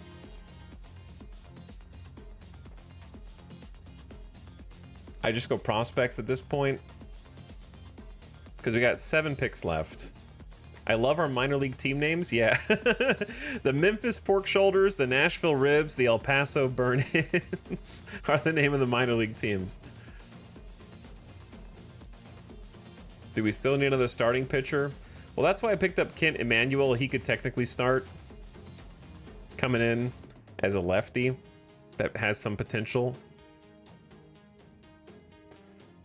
What's your bullpen look like right now? I feel like our bullpen's pretty decent because I've been spending more money on our bullpen.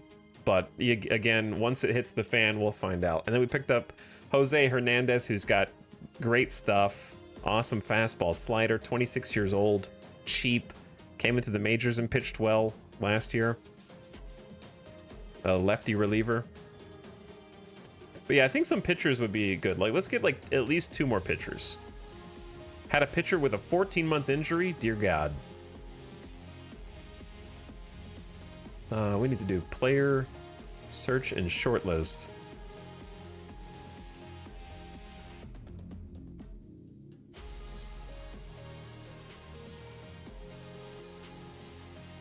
I need to get rid of the dudes we already drafted, which is you.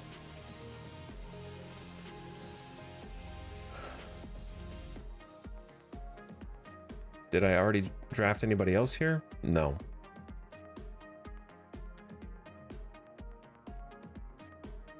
Okay, the other pitchers that I were interested in was Colin Poche. However you say his name, Chad. We had some disagreements. 3.6 mil. So we could go Spinder on here, but I think he's got the stats to back it up. He's also got the work ethic. He's not super adaptable, so it takes time to get in, but he is loyal. And we have him signed as a potential chip to trade later.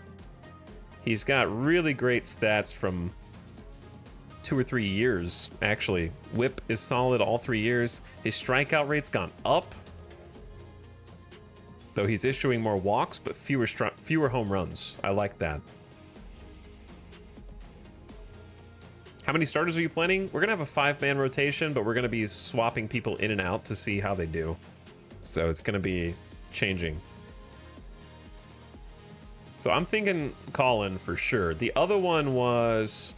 I'm still tempted to grab Syndergaard just because it's funny to me to try and use him in relief and see if he can bring it back. He did okay. What's great about him is if you use him in relief, he's got insane stamina, so he can actually workhorse you through some innings. As a starter, he's getting decimated. But he can be like, your starter got blown up in the first 2 innings. You need someone to go out and pitch for like 4 innings.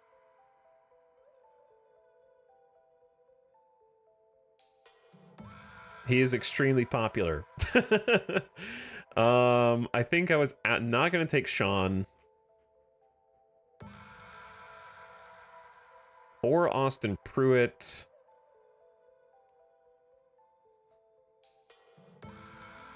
I think I liked Pruitt because he had some MLB innings and performed well. He also did okay in AAA last year. He's 35, though. I think that's a reason to maybe not go. Ryan Weber, 34. He's got amazing control. Paint the corners. Decent stamina. When he did pitch in the MLB, he did pretty well. I don't know why they didn't keep him out there. The Yankees just replaced him, I guess. I assume popularity will bring in fans? Maybe. Cody Morris is kind of a toss-up because you don't know if you're going to get the MLB or the AAA numbers. But he's got good stuff. Do you trust the stuff? Darren. I think Darren's out. Let's just get rid of Darren. Sean, you're out.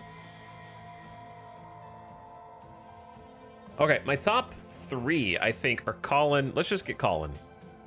He's another lefty reliever. We have a lot of lefties, I feel like.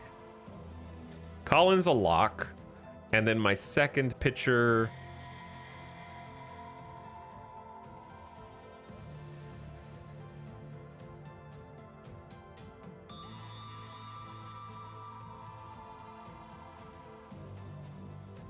I want to like Ryan Weber, but he's older. I trust Morris's stuff with his good pitches. I was also thinking Brandon Belock because he's 1.5 mil, also a potential starter that can come in relief and has good numbers in the MLB. So he's actually like an MLB player. I would like to think that high intelligence is good for pitchers because it makes them their pitch selection better, but that doesn't necessarily translate. That's just sort of how it works in my brain.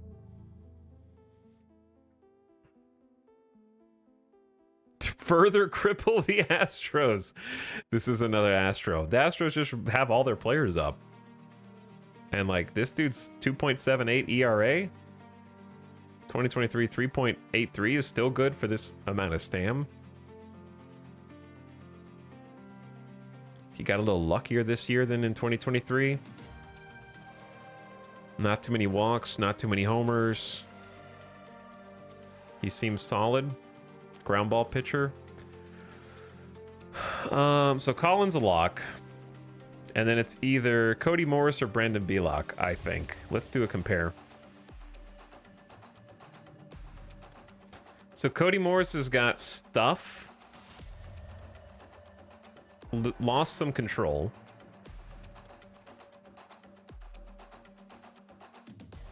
They're both righties. And he's got better pitches. So what's the difference in them? Why they're both 228-year-olds. Why is Belock having more success?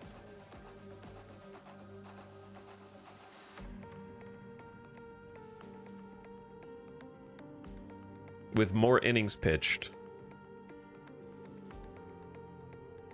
He's given up more hits, but his walks plus hits per inning pitched is lower. He's, oh, dude, because Cody Morris is walking 7 dudes per 9 innings. That's why. He's getting more strikeouts, but he's walking twice as many people. Belock is like, just hit the ball, and I'll get you out. That's fine. Is that good? No, you don't want the pitcher to be walking batters. It's basically giving them a free base. It means like they pitched outside the zone too many times, 4 balls, you get a walk. You don't want to give them a free base. So Cody is letting people walk a lot. But he's also cheaper, I think. All right, let's go Belock. Let's grab him. Belock didn't come up on our first searches because his stats, like he doesn't have anything that's amazing in any one category. But it's like something in there adds up. More than the sum of his parts or something like that.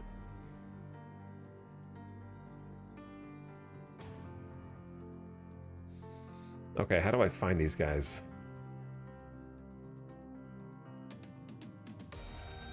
It was like 60 stuff.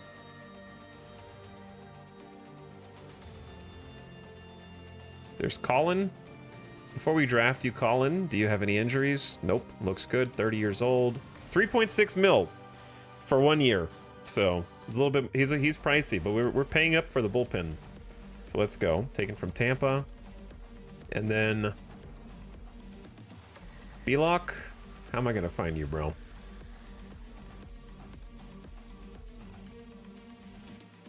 I guess I could sort by name.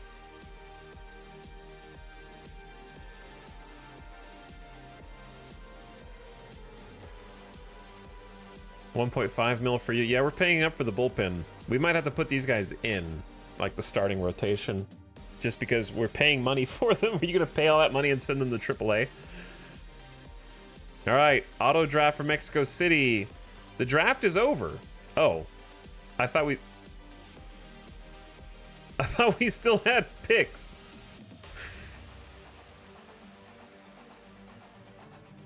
We don't even have a 40-man.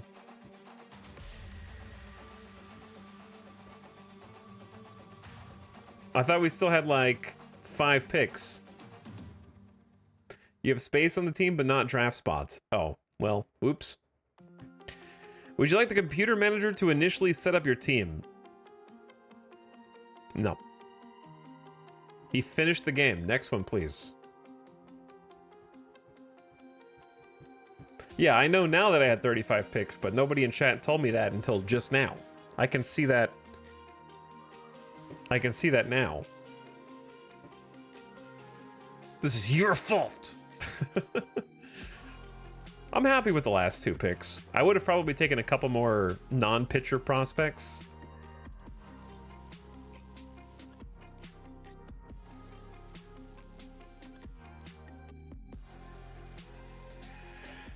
We did it! Okay, so the last thing before playing a game is free agency. And that's where we can go big spender. So let's see how our money is doing. Total money available, 85 mil. So Colin Poche came up as our second highest paid player. We kind of drafted him late. And then there's Brandon Belak. So like we have a budget of 38 million for player salaries. I feel like we have a ton of money. How many of these dudes do we have to negotiate a paycheck for though? You know what I mean? Like this is not everybody. This is just people that have a contract right now. When do you negotiate for people who like are on a minor league contract? Like if your salary is minor league contract, how much money am I paying that dude?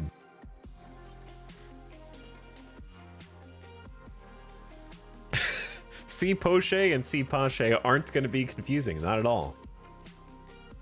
We spent like 30% of our budget on the draft, so loads left for free agents. Yeah, tons of money. Just look at the minor league roster.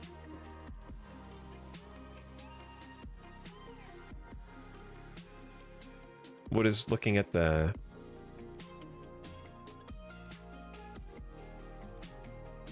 What about it?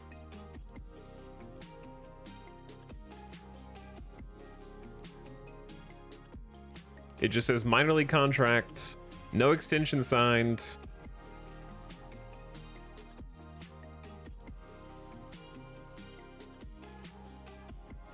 I was looking at tutorials yesterday, and it said minor league contracts don't affect your bottom line. Okay. They don't count toward the MLB payroll. All right, cool. So yeah, they're not counting against us. So yeah, we have a ton of money then. Only if you call them up. Well, I mean, they're going to be starters, so yeah, it'll matter then. So we need to leave some money in the bank.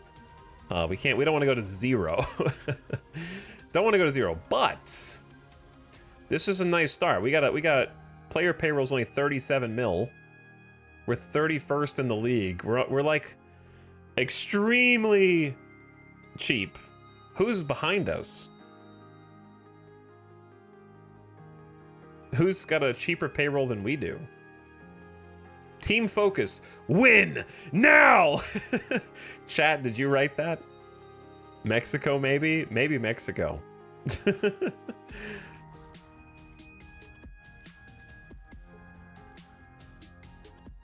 Okay, so here's what we're gonna do. We're going to change.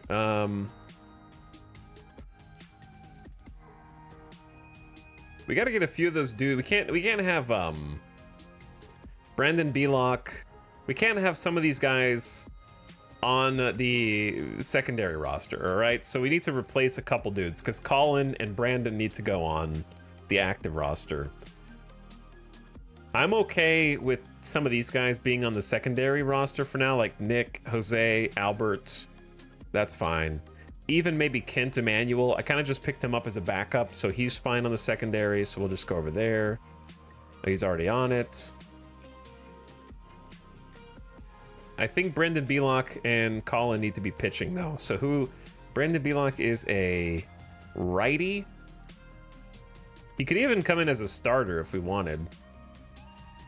Because that's what he's... He seems like he's pitching better as a reliever, though.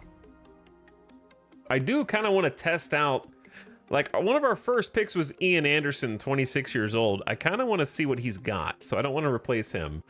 Renel Blanco just seemed like he's used to being a starter, and he's going to get us an average amount. Michael Grove, great fastball. Did not do well starting in AAA, 5.46. I think I'm going to take Michael Grove out for Brandon Belak. But he's 27. He might be developing. He just doesn't seem to do well when he starts. So maybe we take Grove over here. Okay, no. Okay, sorry. I can't DFA him. I'm sorry. I didn't realize this was the DFA. The designated for assignment column. I thought this was just... Never mind. I read this now. I understand I can't DFA our boy. But also, I haven't even advanced a day. You should be able to, like, move stuff around and be like, confirm the list. You know what I mean? Like, submit it. What if you change your mind after moving one of these dudes, or you click the wrong dude and move them over? You know, like, that seems possible. Anthony Veneziano. He's just got kind of average stuff, but he actually did pitch in the MLB, did pretty well. And then Inoa also did pretty good. No, they're automatically in the secondary roster already. So I think in a day or two, the active roster turns to 40 because it's the off season. Like, everyone who's on the active roster is automatically on the secondary roster.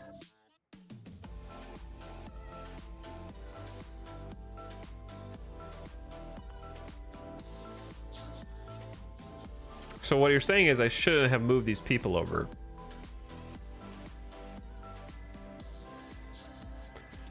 Because I can't get them off the active roster now. Unless I DFA them.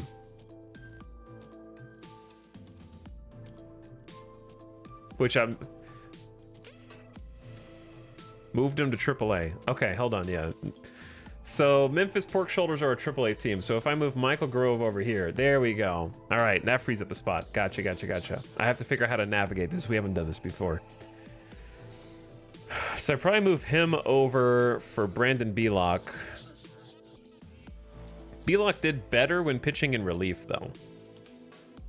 But he still did pretty good when as a starter. But yeah, we're paying the big bucks for him. So he's going to come in as a starter. Move him off the short lists. Set his position at starting pitcher. Happy 6 months, friend. Keep being you. What's up? The TARDIS mechanic. Helping the doctor get where he wants to go. Thank you for 6 months. Hello, Fuzzy Spudkiss. Thank you for 58 months. We got the team together, Fuzzy. We're going to play a game here tonight. We're going to play our first baseball game. So hopefully it'll make more sense then, even if you don't know the rules. And Oxygen, thank you for the 10 months as well. If only the internet can stay up the whole time. We've had 4 disconnects today, which has pissed me off. All right, who is... So Ken Emmanuel is going to go down here as a starter, probably.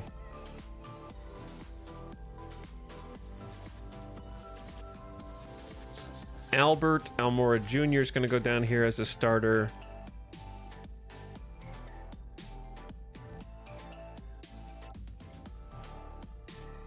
Jose Hernandez has potential. Nick Allen's going to go down here, and he can play second and short.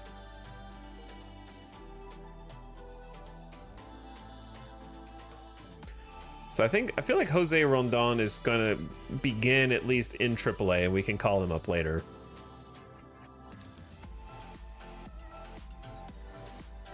And he can play shortstop or third. Might put him at third, because he's got a pretty good arm.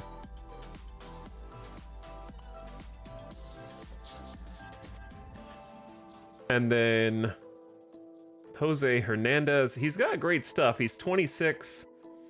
He did pitch some in the MLB, but I picked him last, and I kind of want to like leave him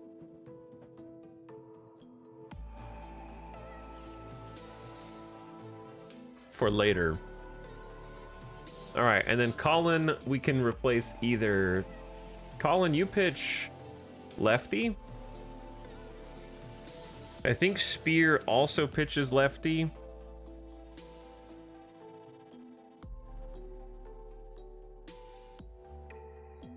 But he has MLB experience, and he does okay. Like, he has a good whip. He's given up too many homers. That's his problem. 2 homers per 9 innings. So I would say it's either Spear is the replacement. Nick Sandlin. Let's see, our righty lefties in the lineup. We want to kind of keep some options here, right? So let's take a look at our pitching staff by what arm they throw. So we got Clevenger, Spear, and Veneziano are lefties. So I don't want to replace a lefty with another lefty. I want like an extra fourth lefty, so we have some options. If that makes sense. So replace a righty. I'd move Sandlin, Martinez, or Kloffenstein down. Martinez pitched well last year in relief, but we're not paying him too much money, so yeah, he could go down. 2 ERA, 0.95 whip though is probably worth keeping him in just to see if he can do that again. Sandlin kind of had like a mixed bag. We're paying him $2 million. I love how there's a stat called stuff. Yeah, stuff is a baseball term that just is indicative of how difficult a pitch is to hit. Like if a pitcher has great stuff, but low control, or you'll hear commentators be like, he has electric stuff. It basically means like the spin of the ball makes it move in a way that is difficult for a batter to hit. So it's sort of the intangible quality of how difficult a pitch is to hit.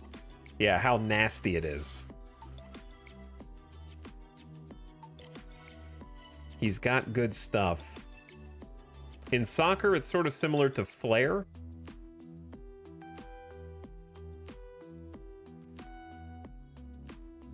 But yeah, maybe like Kloffenstein also pitched well last year. I think Fernandez.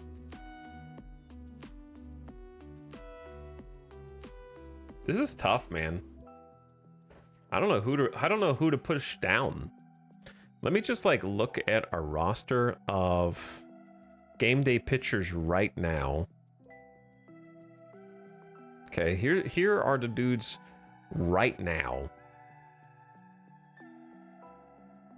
If we compare them, filter, customize, let's just do only righties.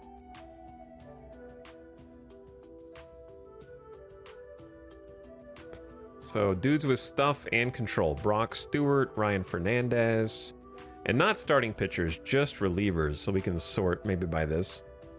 Only these 1, 2, 3, 4, 5, 6. We just need to replace one of these dudes.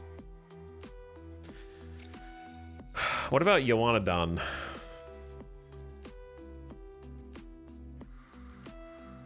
What about Yoanadon? Give Yoanadon some starts in AAA, because he didn't do so great starting. I think it's Yoanadon that we replace, actually. Because Fernandez in relief has some great pitches, but kind of got challenged last year. Kloff did better. Seth Martinez did even better. So if I have to pick a tiebreaker here, I'm just going to pick who did better last year. I think Yoanadon gets moved. Yep.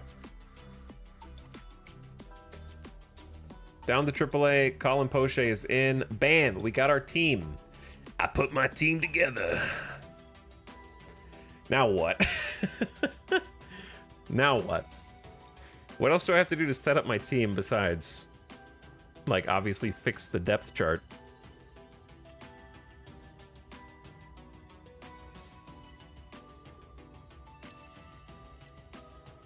I kind of changed a little bit. We'll take a look at some of these settings. Now to spend 40 mil on free agents. Hell yeah.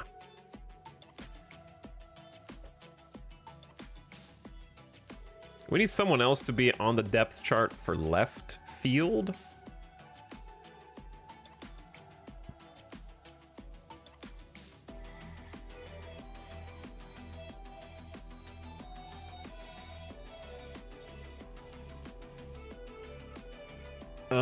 Who else can do left field? Like, Clemens could learn how to do left field. He's just bad at it now. Yeah, I could just check, let's just check the organization roster for a sec. Game day batters. Let's look at the potential for, or just their outfield range, really. And who can play left? David Dahl, Cedrola, and then Miles at the moment, without having to train them up. David Dahl, Lorenzo. Wait, where was it again? Yeah, Dahl's already there. See, if we could just have Lorenzo fill in and left sometimes, and then David Dahl or Clemens could go right. That'll work.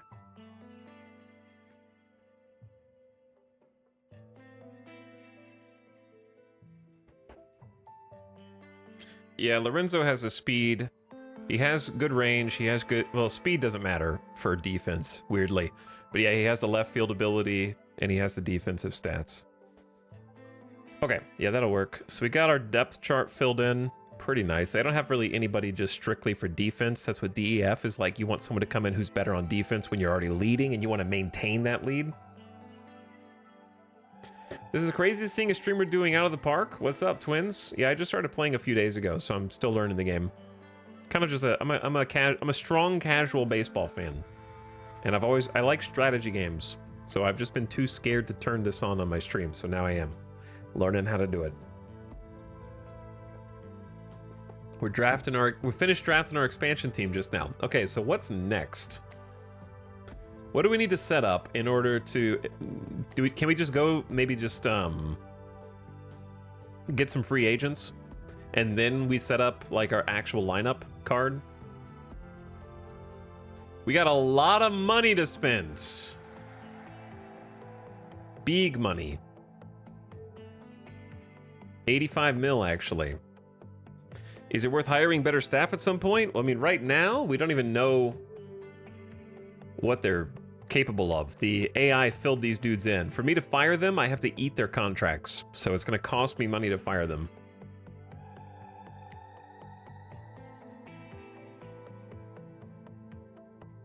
And we don't even know if they're bad yet. So they're all on like 3-year contracts.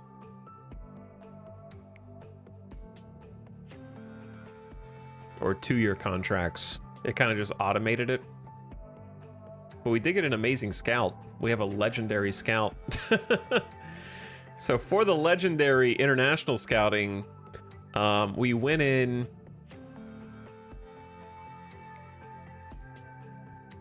and decided to spend most of our scouting budget on international scouting, to kind of play to his strengths. No way, the manager of the Memphis Pork Shoulders is named Piggy. There's no way. Where's Stephen Piggy is the leader of the Memphis Pork Shoulders? Is the manager? No. Stephen or Stefan Piggy. Sign him to an extension.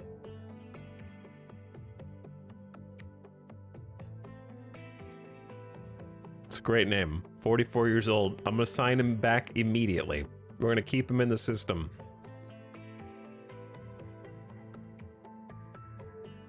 Check the development complex.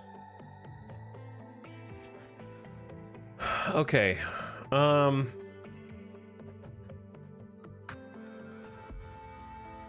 What do I do?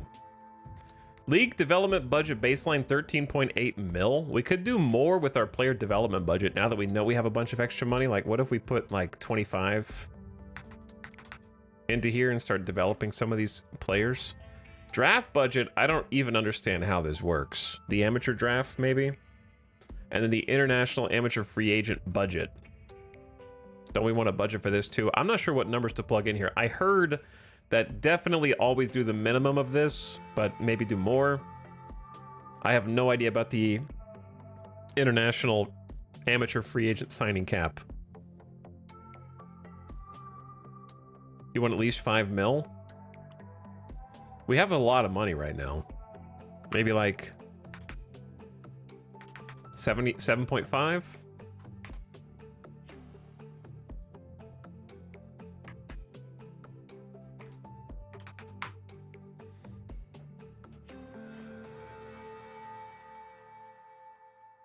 All right, so now we have 76 million available, which is still a lot. I think I'm just gonna have to learn how much money to put into scouting and those recruitment budgets over time. You know, like I can't tell off the top of my head.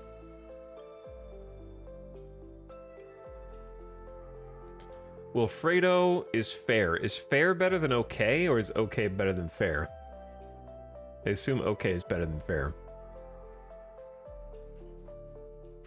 But anyway, player development lab. What do I do with this? Welcome to your development complex. This facility is open in the off-season and pre-season and includes various sports science labs, weight rooms, batting cages, bullpens, and more. During this time, you can send players here, where they'll follow a training program to improve a specific part of their game. To view the programs available to a player, drag and drop them below or click the plus symbol. So we probably want to develop, like, people that we believe in.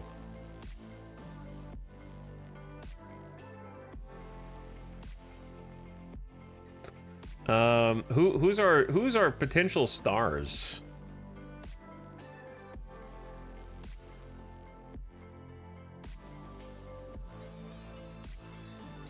I would say Jeremiah Jackson was like up there because he's got 29 homers. He's got potential to get better at contact, to avoid strikeouts, and he's got good defense. Not the best range, but let's see what happens if we just pick someone. Nothing. Okay. Drag and drop a player to them. To what?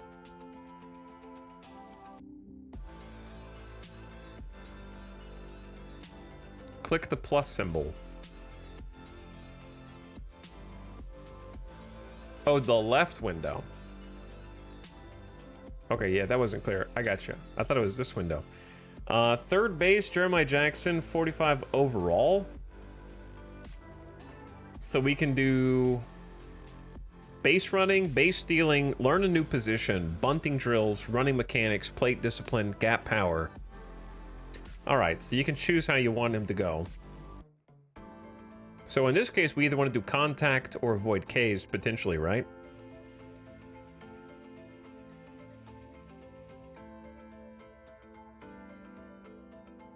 Generate bat speed. Working close. Okay, it tells you what it does.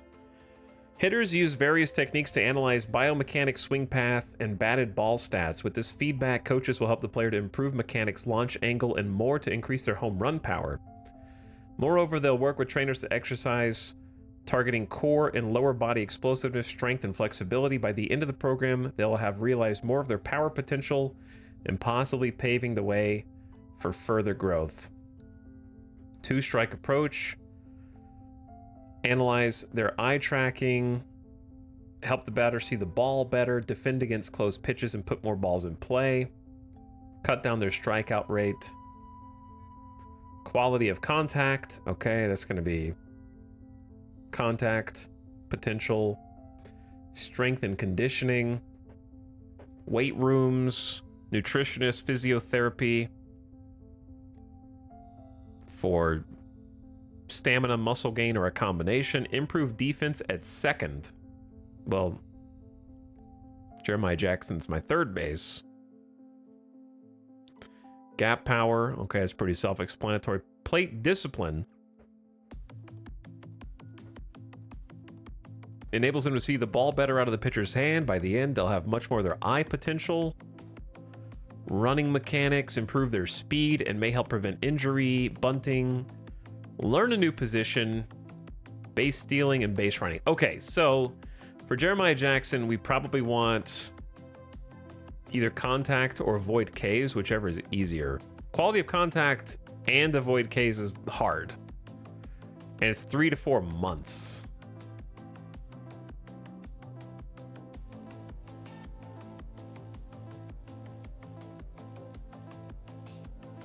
So I could let the AI handle this and not have to do any of it myself if I didn't want to. Is there a teach him how to play third base better? Why is it only second base?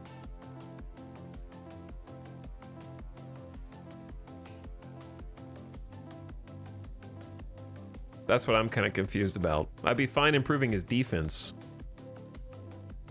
But it says defense at second base.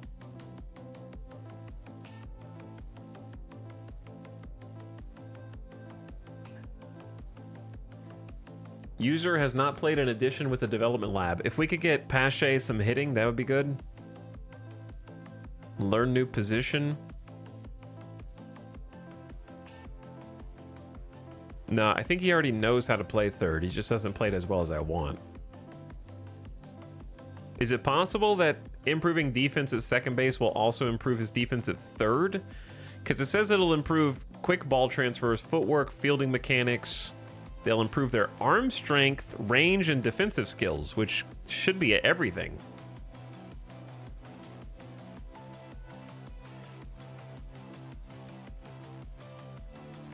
Like, defensive ratings are for all bases. I'm gonna try this and just see if they titled it wrong. I don't know. It might backfire, but the things it says it will improve should help all the positions in the infield. Christian Pache. What do we want to do with him? Some hitting? He could improve his eye. He could also improve his left and right field.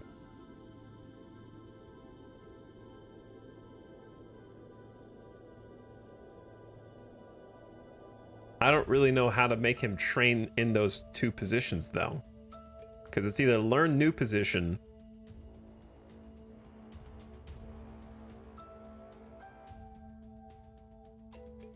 or improve defense at center field. That's what I'm a little confused.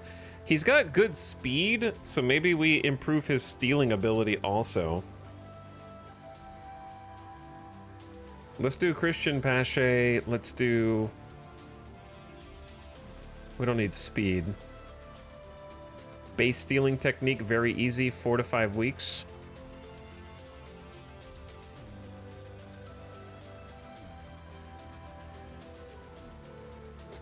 Because, yeah, improving defense is different than improving their comfort with a position. They're two different things. Spreadsheet game? Hell yeah. Let's do an easy one and then go from there. Base stealing technique.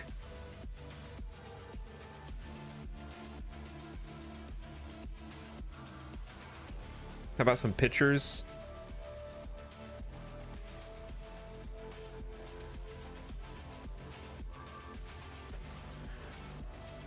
Let's get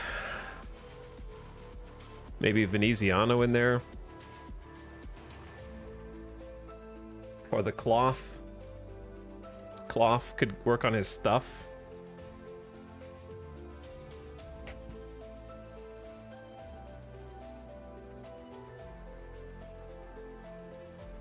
Secondary pitch improvement.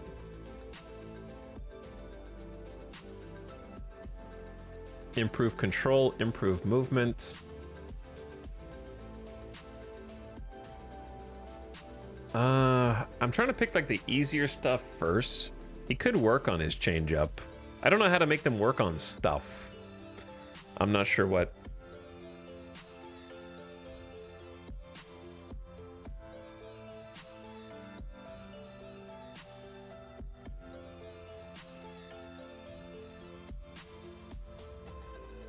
Okay. Let's have him work on a secondary pitch.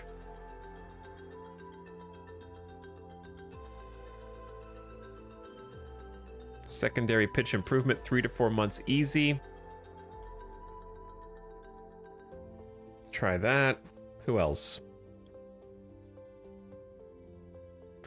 I think Lorenzo had a lot of potential. We liked Lorenzo. Good fielder. His defense at right field needs some work, and I don't know how to make it do what I want.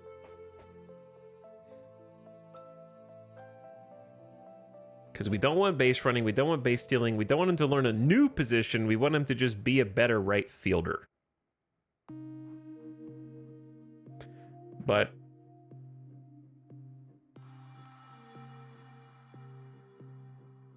improved defense at center field is just going to improve his arm strength, outfield range, and other defensive skills. So that's not his position, that's just his generic defense.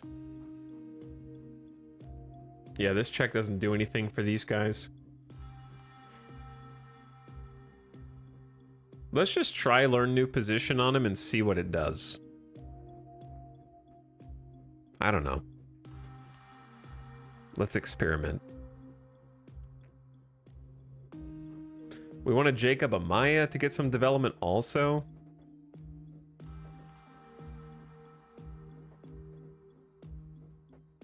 Because I think Amaya's got a lot of potential. He's kind of fast, but not really. Plate discipline is better eye, work on their eye potential. He has a good eye. Yeah, the check's not really showing anything. Let's do... How's his defense? It's okay. Could make fewer errors and have a better arm. Let's just go defense for these dudes for now. I don't know. They're a little bit faster. 4 to 5 weeks.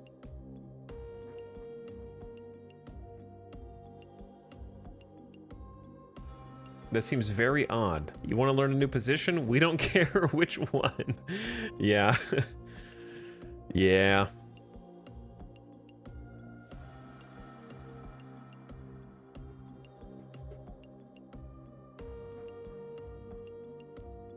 And then who else? Maybe another pitcher?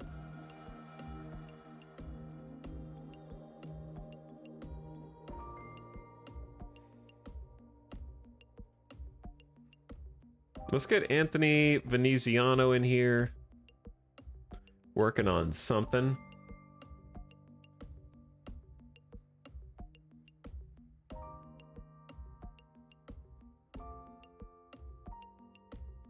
Let's try either movement or control. And just see what happens. Improve pitch arsenal, hard. I'm trying to go for medium ones for now, instead of just like adding a pitch.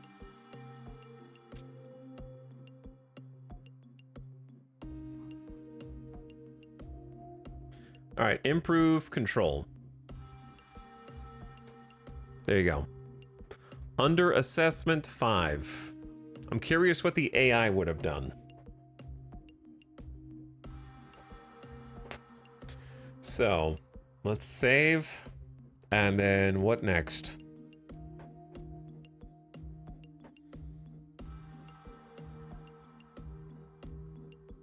Okay.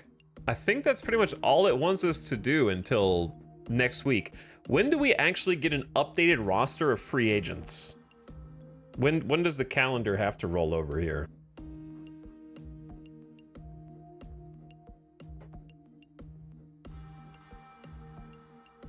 This was our 2024 season, if you were curious. That we simmed. Playtime in the field will give him experience in right field and make him better there, where the dev lab makes their fielding ratings better. Okay, I'll have to see it in action.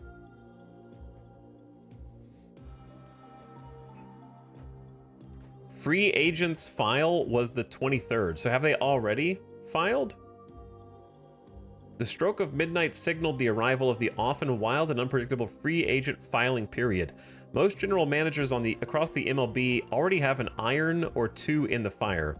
The players, too, are well prepared for negotiations. The only participant to get a true head start was the rumor mill, which has been steadily building up heat over the past several weeks. General managers have the whole offseason to work the free agent market, but the big explosion will probably come quickly as some of these hot properties hit the market today. So, should I wait or not?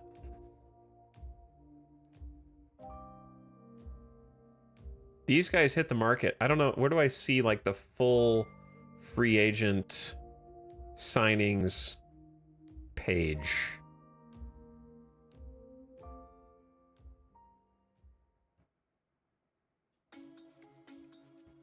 Check the free agent pool. Yeah, I don't know where it is. That's what I'm saying.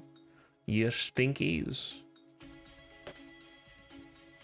Prospect pipeline, rookie draft.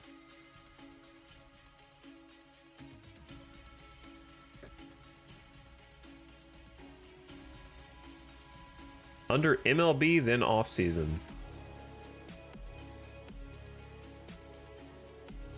Okay, it's kind of hidden back here, huh? It's a little hidden. Yeah, there's Juan Soto. There's free agents. So we've got like $76 million for free agents, so we could make some insane picks here if we wanted.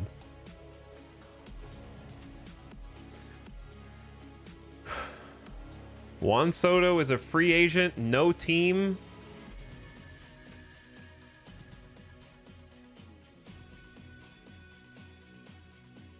How did you do last year? On base percentage was 450? New here, but you should go all in on Soto. In 536 ABs? 165 walks? Here's the thing with free agents chat. I've never done this before. So how do you even know how much to offer them? Can you even see their historical contract list to know where to start? Where is his price tag? Oh, he's right here. Demand right there.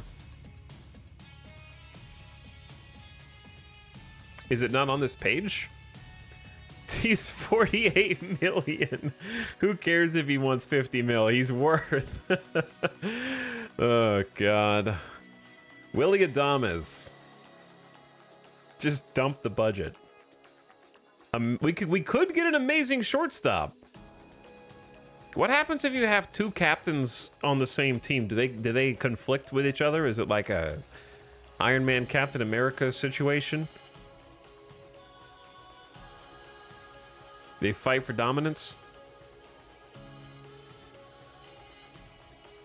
I mean, you're pretty much just paying for elite defense and like leadership here, because he wants like 28 mil for a 328 on base percentage, 760 OPS.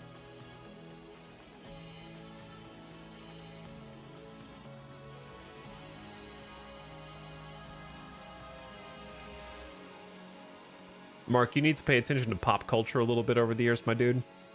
Less baseball numbers. You don't know who Iron Man is? You ever heard of Robert Downey Jr., my dude? Baseball players coming out from under their rock right now.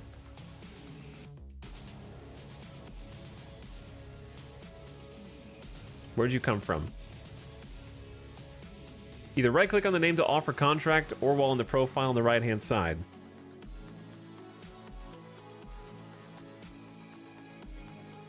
Yeah, I see the right-hand side one. Pete Alonso. Pete Alonso, why do you want this much money to hit 204? I ain't paying you 18 mil to hit 204. So when it says signability extremely hard, does that just mean everyone's kind of competing for them? Or they're picky? Or both?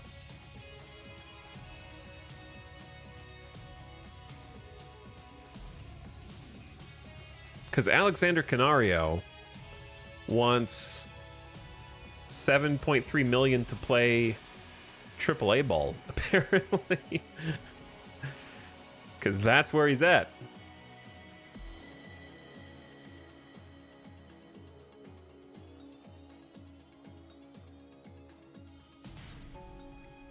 So, Wilmer Flores, I'm just interested to see who's here.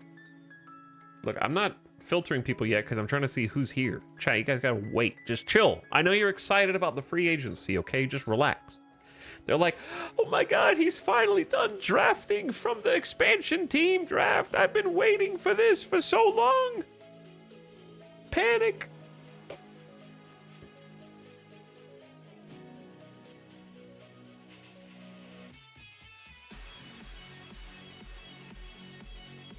Sign them all.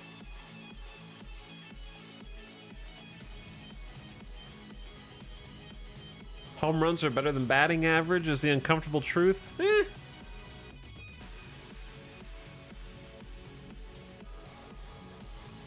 I mean, listen, here's the thing.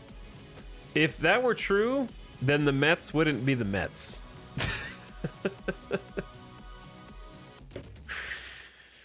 You know what I'm saying?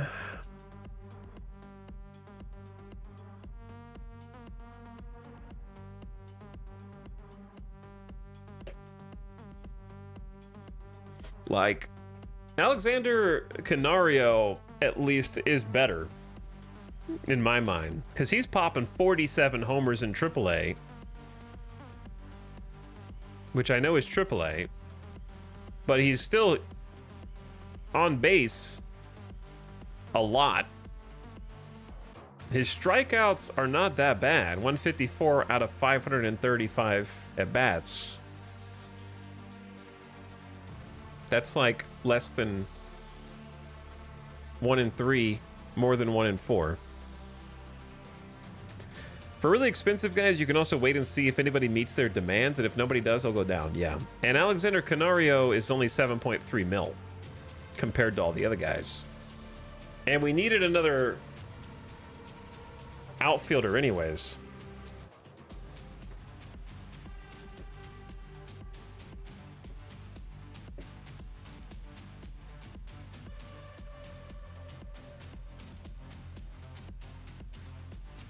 Focus more on the rating. Stats don't mean too much in my opinion. You manage your team how you want. I'll manage my team how I want. How about that? Stats are the manifestation of ratings. You pick someone with high ratings so that they produce good stats. Is my opinion. If you have perfect ratings and awful stats, then the ratings didn't mean shit. To me. That's my opinion.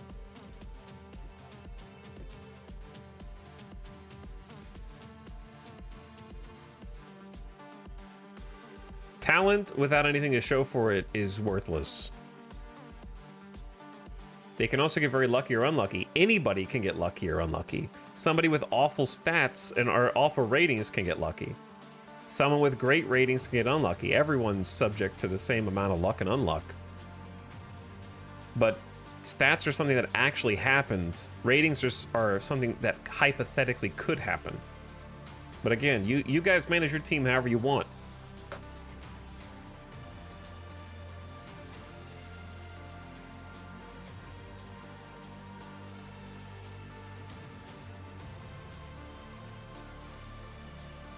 There's a reason why, like, chat, some of you guys are the dudes who are sitting around the table while Billy Bean is trying to convince them not to love this dude because he's got spunk. Okay? Some of you guys are literally the old geezers sitting around the table. Like, man, I like his stuff.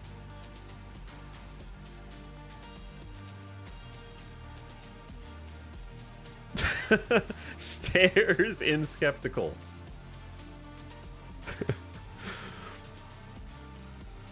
Listen, all I care about are his intangibles.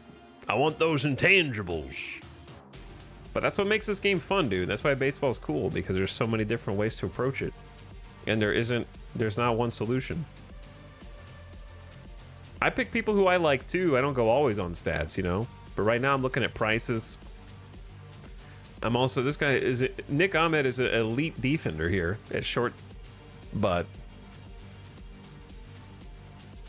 that's pretty much it. Elite defense is cool though. I mean, I like it. I don't know if I like it for 3 mil is not the worst. He's a little older, 34 years old, but elite defense is elite defense. Let's take a look at pitchers. We haven't even looked over here. Let's do filter.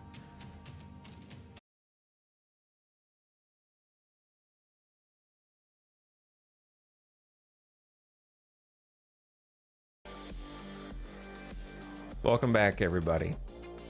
How you doing? Put another one in. Add another one to the list. That's like the 5th outage today, man. The internet's being held together with duct tape and run by hamsters, I guess. This is the worst it's been in years. I'm talking about like 2.5 years. We've never had this much up and down. Like we've had a couple outages before, for sure, but never like 4 or 5 outages in a day. It's crazy. And I've already restarted the modem and the router, so I can't do that again. Either way, apologies. Welcome back. I think the VOD stayed still. I don't know what the last thing that I said was that you heard me say. But I'm taking a look at pictures now and trying to see who's got the nastiest stuff. But I might need to add a special thing because I can't, with this view, I can't really see how much money they cost. What's the default view for this?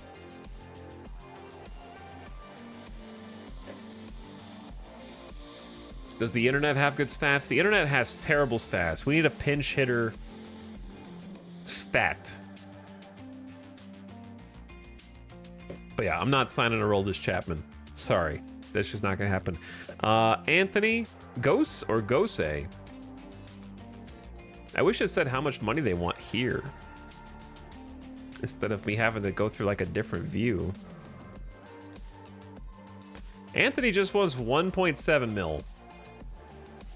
Which, considering this stuff with this control, is not bad, but his stats for a 34-year-old, I'm not seeing the manifestation of his stuff in his stats. He's given up a ton of homers, but he is getting strikeouts, but he's given up too many walks also.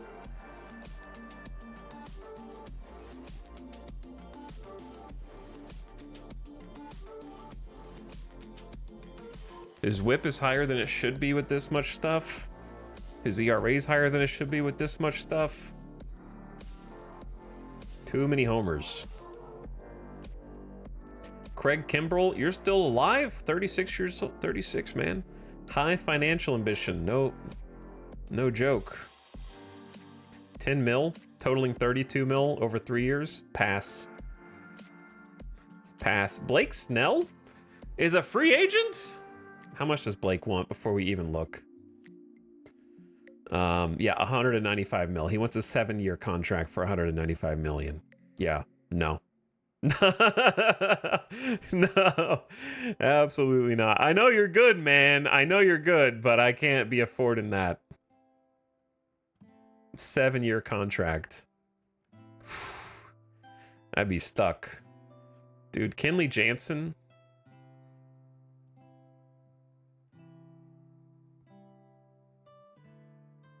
Personality, fan fave, high work ethic, low financial ambition. Is that true, Kinley? What do you want? Oh, low financial ambition. Just a 3-year contract for 35 mil. That's all.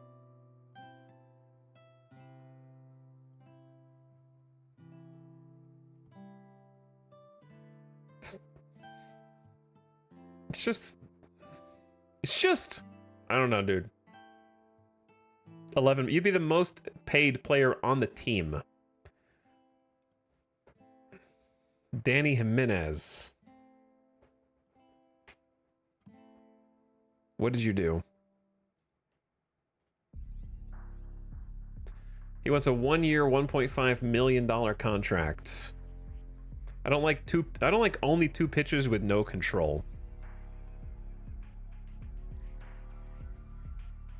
All right, let's use this a little bit more than I have been, okay? Let's try to find somebody who's got high stuff and high control. Like Kenley Jansen has higher control. Jose Leclerc and Paul Sewald, or Sewald? How do you say his name? Leclerc played a bunch for the Rangers, right?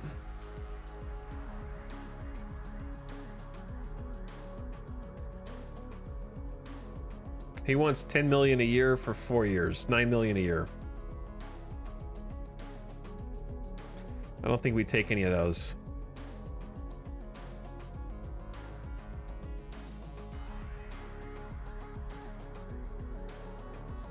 Paul, what you got?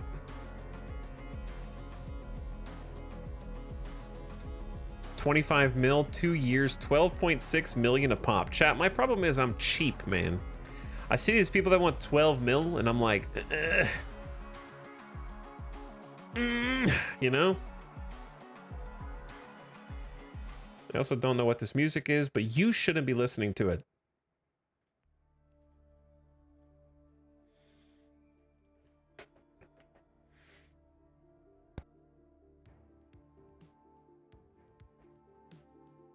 Banned.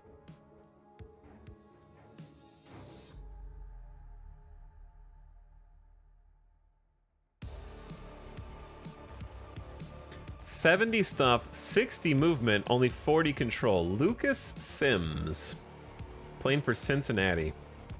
They didn't do so good last year. How much do you want? He wants a 1-year, $3 million deal. Interesting. Sims, how old are you? 30? He's very adaptable. He's got a great fastball slider and a curveball. He should be keeping the home runs down. He is keeping the home runs down. He's walking too many people because of the low control. Interesting. Lucas, you're going on the list. We need a new short list. Free agents. He's going on the list. Are we pennant holders yet? Yeah, we're working on it. We have like $76 million to spend on free agency if we want to pump up the team. We already finished the draft.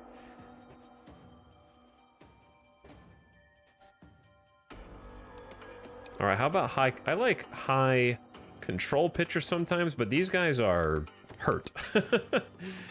They are very hurt.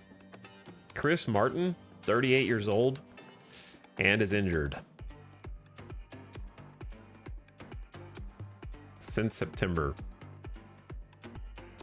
Torn flexor tendon.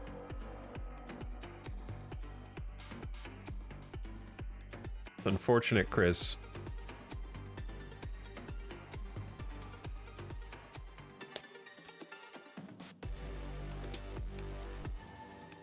I've never seen a face that looked more like a sim in my life.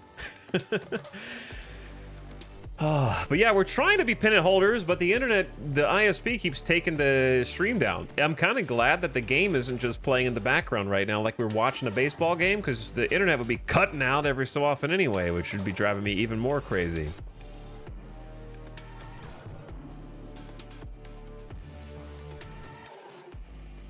Like, Shane Bieber here looks awesome. He's injured, 29 years old. Shoulder inflammation active since August. How much do you want, Shane? $176 million over 7 years. Yeah. No thanks. Thanks for the offer, though.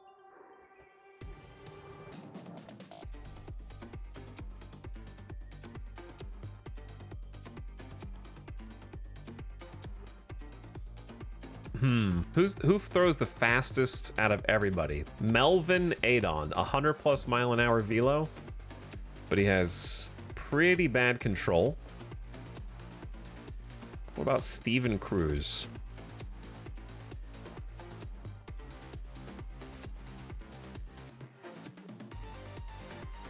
He wants a 1-year, $1.2 million contract. He's got a fantastic fastball and slider. Good stuff with more potential. Controls a little bit down.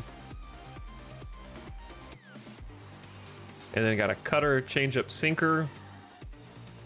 He went from pitching AA to the MLB. He's 25 years old. So he might not be MLB ready yet. It's hard to say. How's he a free agent already? Started playing when he was like 18. This guy's interesting. He's going on the short list. Why am I still looking for cheap? I need to be looking for... I need to be looking for a big spender. Chat just wants me to get Juan Soto. All right, let's go back and look at... I gotta stop flipping back and forth, dude. I can start sorting by stats too if I wanted. Okay, instead of pitchers, let's look at batters. Tony Kemp is here? I remember Tony Kemp.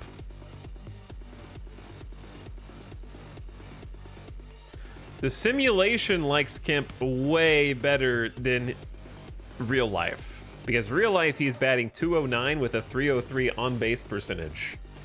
In the simulation, though, he's hitting 284 with a 354 on-base percentage at 33. He got way better.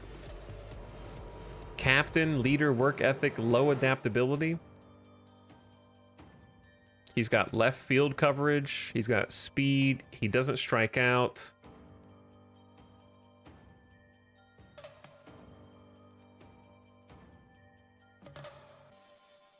He wants 1.9 million for 1 year. Interesting. Interesting. 10 stolen bases. Doesn't really hit homers.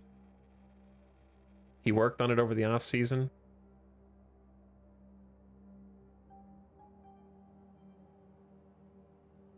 Yeah, he's stealing more in the historical seasons. IRL 2024 Tony Kemp is batting 0. How many?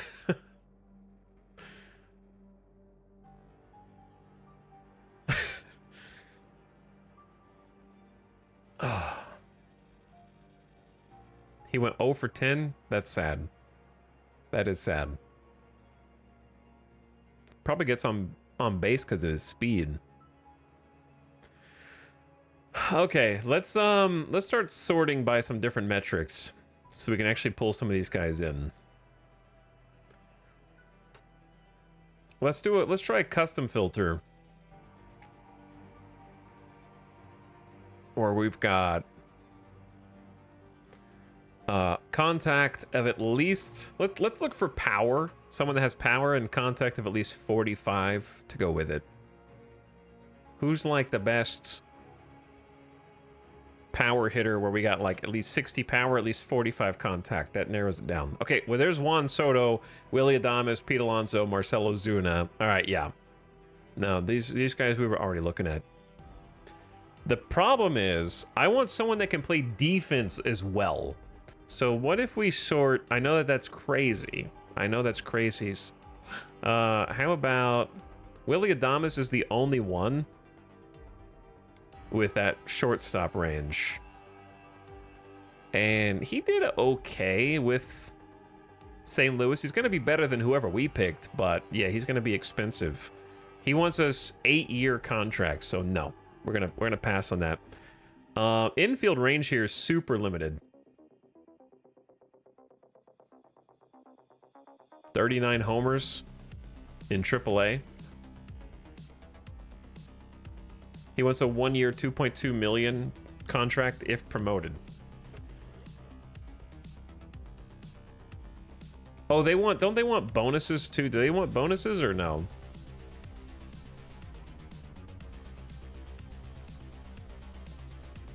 He's 25. This guy's 25 with 60 power, 45 contact.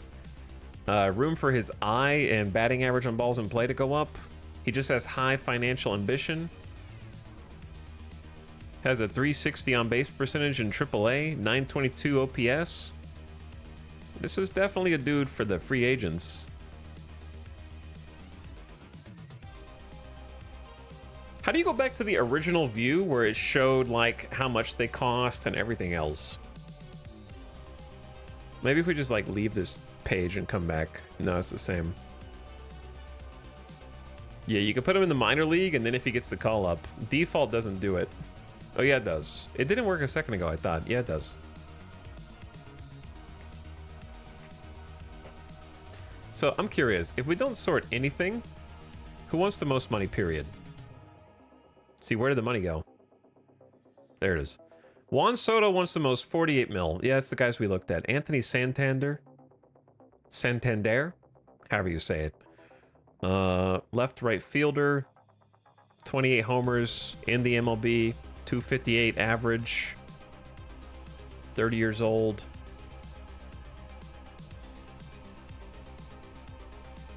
Wants a 5-year deal. 16 million annually for 5 years. You want to play until you're 35? He's got power, he's got contact, he's got serviceable fielding.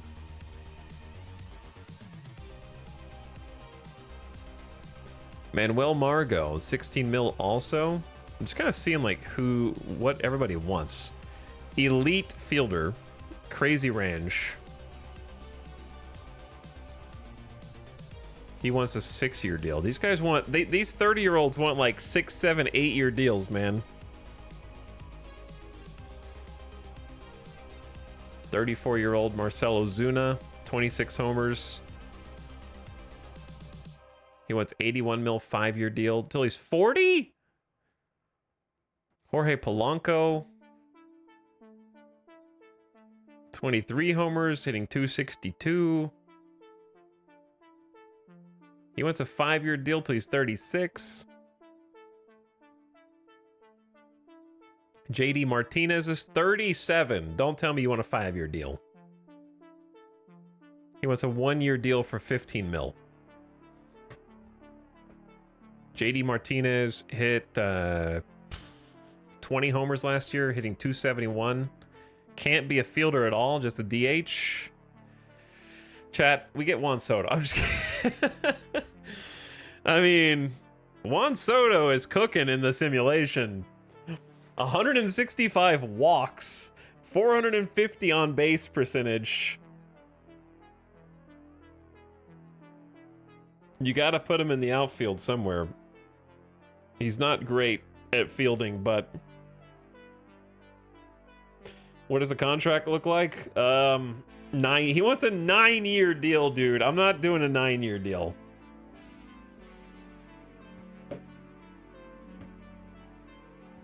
We're gonna get stuck there if he falls off. We're gonna get stuck with a bag. Just make him the face of the Vultures. $500 million deal. Oh, you can trade him. It's easy. No, it's not that easy to get out of a 9-year $432 million contract. He has to perform every year. Chat, real question. What once you lock in a 9-year deal, what if a dude just decides he's going to stop trying after 3 years?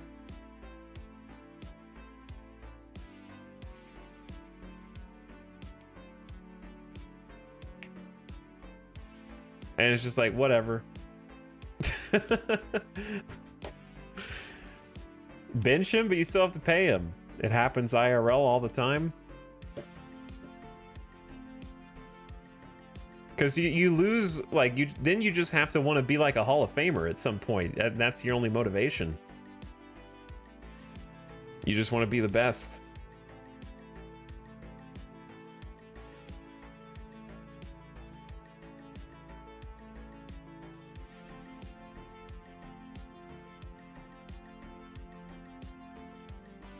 This is tough, man. He's got 42 homers, too, on top of that.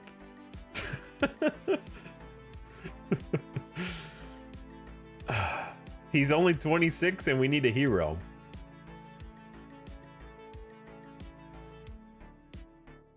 Dude, I don't want to sign Juan Soto for 9 years. Can you ask for fewer years? Probably, but they're gonna... If you do... But here's how it works. If you give them a longer contract, you can do less per year. If you do a shorter contract, he's gonna want more per year.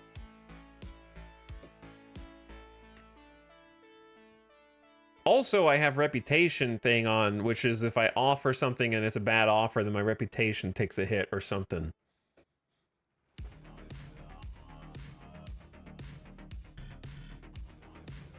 My problem is, dude, I'm cheap and I want other stuff. I'm actually not super opposed.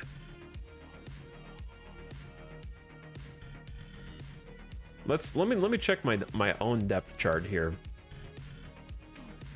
Because I think our shortstop depth chart is kind of entirely dependent on Jacob Amaya becoming a god.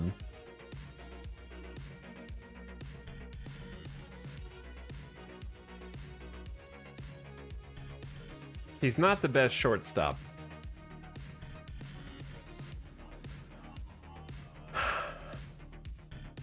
Like, there is a temptation here to just grab a $28 million elite shortstop defender who's still going to put up okay, but not great numbers. But he's got captain, high work ethic. He's 29. What does he want, though? What's his actually duration? He wants 8 years. Everybody, I'm not going to... It's tough, man. I feel like this is harder than just drafting people. Aren't shortstops the easiest spot to fill? No, that's first base. First base, then third base. Wait. I don't know, you need a good defender at third base. I would say first, in my opinion, it's first, then second, then third, then short. In terms of difficulty. Like, the hot corner in third, you have to be able to pick the baseballs out of the dirt that are coming at you like 110 off the bat and make a strong play to first. Or bare hand off the grass, sprinting, or play against the bunt. You gotta do it. I think it's more challenging than second. Second just has to underhand toss it to the shortstop. Or chuck it over to first. Can you compare Adames with the next best shortstop?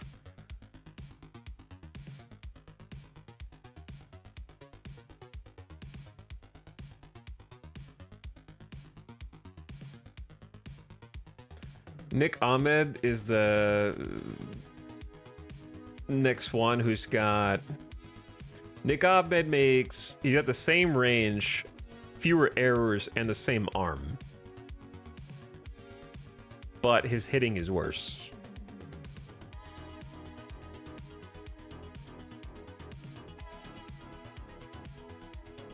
But he only wants a 1 year, $3 million. So he's going on the free agent list at least. So, like, that's something to consider. 1 year, $3 million. And then you've got Nicky Lopez, who has less range, makes fewer errors, and doesn't have as strong of an arm. Doesn't hit any homers, but is hitting 250, 316 on base percentage. Nothing crazy, but can definitely play close to elite defense. One year, $2.6 million. And then Miguel Rojas has 70 range, 65 error, 60 arm. Loyal, work ethic, is humble, low financial ambition. Don't look at this stat, look at this one. Probably. He avoids striking out, but he has no power. It's not gonna be an offensive producer. 4 $10 million players sounds like less risk, but less reward. Yes. Tim Anderson, coming off the White Sox and Miami, apparently. Honestly, putting up pretty good numbers in 2024. Well, not like good. Serviceable. Roberto.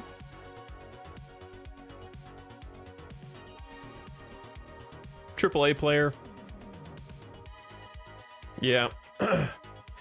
Yeah, we kind of run out of room here. We kind of run out of room. As far as shortstops go, that's pretty much it.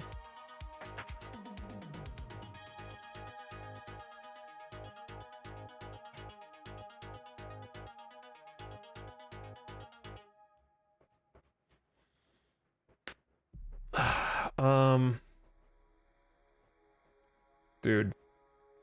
The Juan Soto play, though. What about... Go back to pitchers.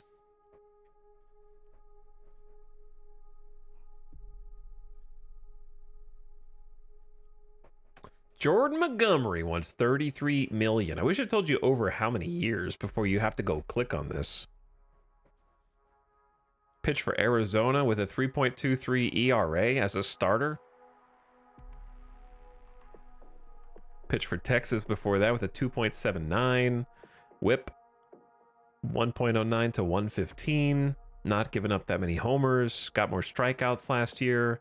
That's per year. I'm aware. But it doesn't tell you how many years. That's what I'm saying. You have to go here and like see how many years. Like he wants an 8-year deal until he is 39. Actually, almost 40. He wants an 8-year deal till he's 40. We saw Snell. Walker Buehler.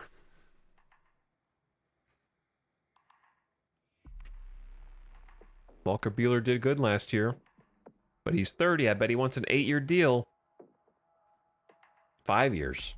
$17 million a year for 5 years. That's at least more reasonable. But yeah, he didn't do so good with the Dodgers. He did better with Seattle. When it evens out, he's getting about, what, a 4 ERA kind of evens out there.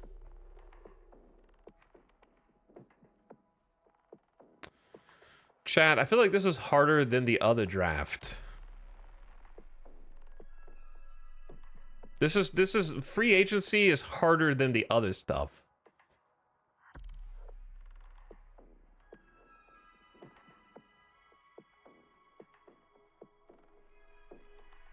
There's like fewer options, but like you can only get like 2 things.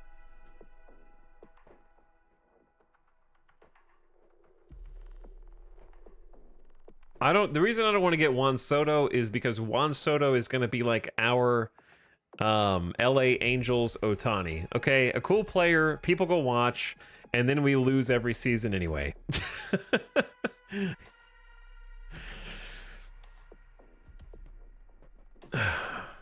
And then I'm stuck with him for 9 years. And I can't shake it up to get other more promising people that'll even out the bases in the outfield. Is this really the year? I mean, we have $75 million that the owner has given us to spend, so we may as well spend it, right? Some of it on something, but I want to try and like spread it around a little bit.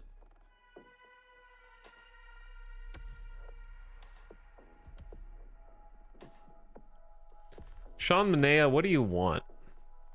7-year, $16 million a year at 32.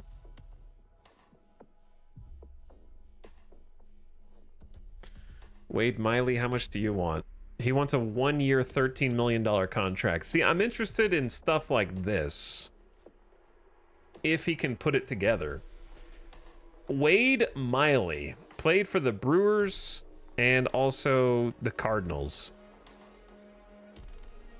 He's got bad stuff, but great movement, great control. Keeps his home runs down and has a 6-pitch option, but his slider kind of sucks. Fantastic stamina as well.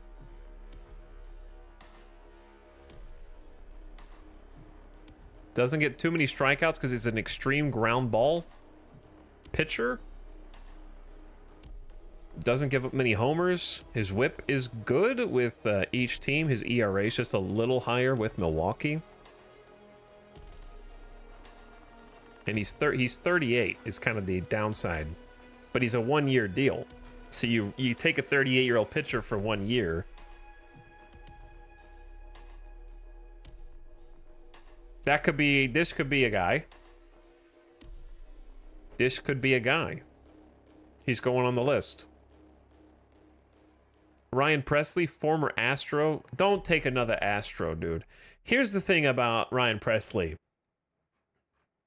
He doesn't deserve the hate that he gets, but he's definitely not personality fan fave. Definitely not fan fave. His nickname is Stressley. For a reason. Okay, he's a cool dude, though. He's got an oblique... He had an oblique strain for 3 weeks and sore shoulder for 1 week. He expects to be a closer.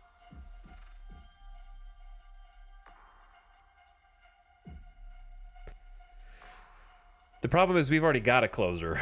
I don't even know how much you want. Why am I not looking at that? Yeah, you want a 4-year deal. Why did I not look at that first? Clayton Kershaw. I forgot that Kershaw was here.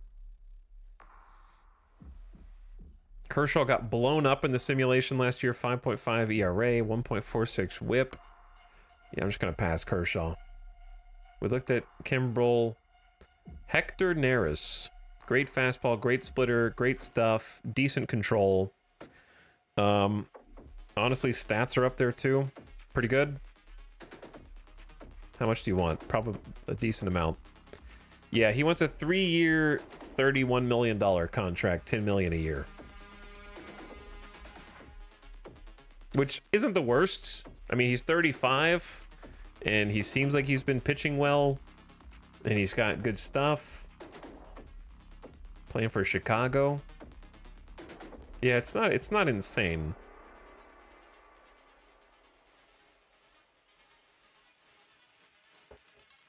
Quite adept. Is it bad that when he posts a paragraph, I don't know if it's going to be something that's a meme or not, so I have to read carefully. An interesting strategy would be to go to your scout, evaluate the top prospects by position, then compare that to the general scout rating. Then if you sort by positional skill, I'm just screwing with you. Yeah, see? I called it. I called it. That was like 8-ball corner pocket.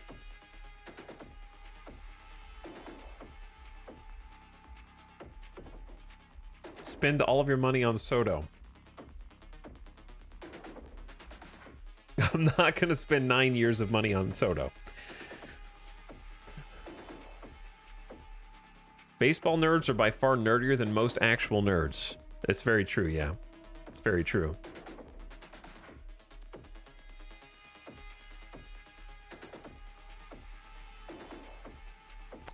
He'll go on the list. Severino is 30. He's got the fastball, slider. Wasn't he a starter for the Yankees? Yeah, but he's been doing bad for whatever reason. For how much he's going to want. I bet he wants a bunch. Yeah, he wants 41 mil for 4 years.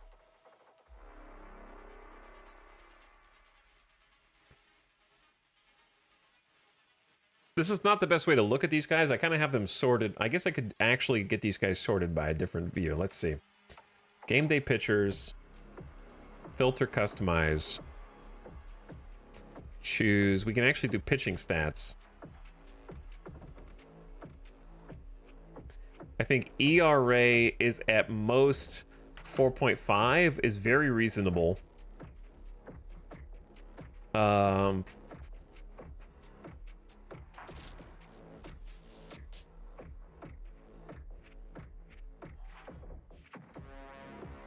Where's WHIP? There it is. WHIP is at least 1.25.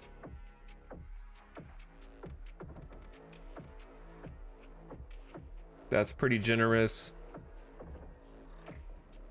And home run per 9 is, wait, okay, is at most and is at most 2.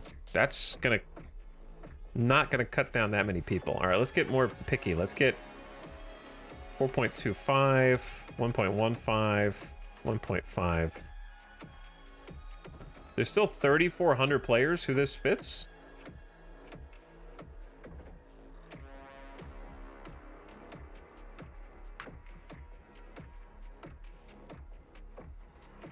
I feel like this isn't actually filtering anything. Let's just go crazy. I want to see if the filter works. Is the filter working? There's no way all these dudes have at most a 3 ERA. 2. .5. Okay, so the filter's not working. Ain't no way these pitchers have a .5 ERA. That's a 6.52.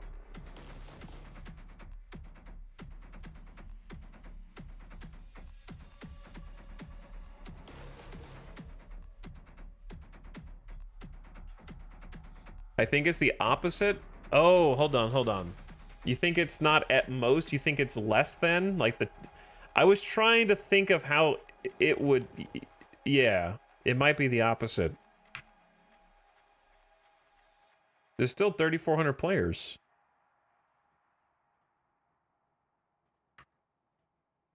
No one's getting filtered out.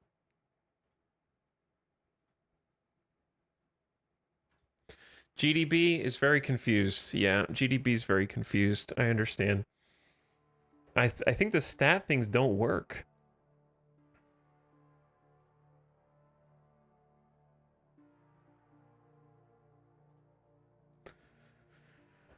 What about ERA is between 0 and 2.5?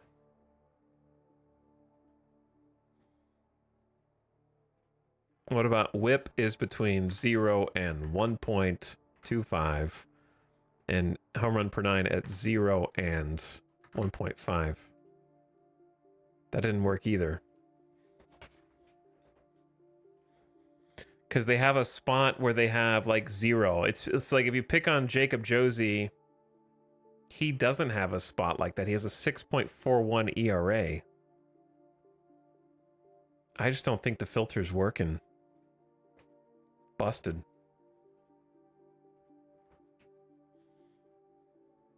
I see what we'll just forget about that. Okay, I think Gamer Deathbot is right. I think I need to take a BRB, okay? Take the dog outside, get a drink, get a snack. Then figure out how to spend our 75 mil, and then we play. And then we ball. Actually, there might be a Rule 5 draft. How many players are in the Rule 5 draft? All right, I'll be right back. Hang tight, chat. Thanks for watching. Thanks for waiting. Thanks for being patient with the disconnects today. I know we got disconnected a few times, but I appreciate you sticking around. I'll be RB. We're playing our first game today. We're balling.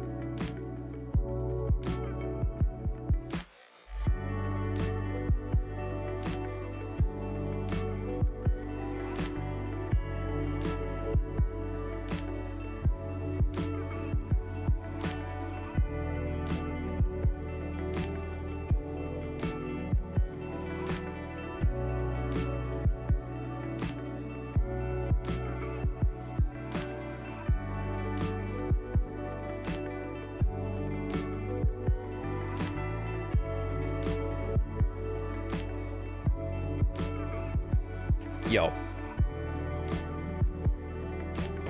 What up? Sorry for the wait. Welcome back.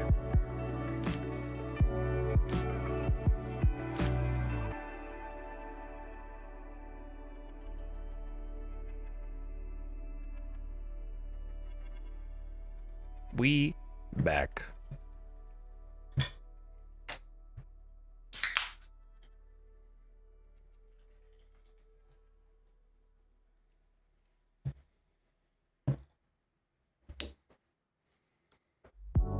Boop. No.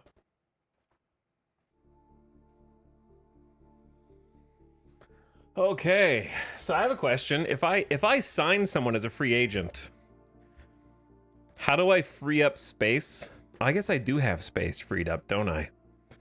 We've got 5 spots on the secondary roster before we overflow. But what happens if you sign 6 free agents? Where does the 6th guy go if we only have room for 5?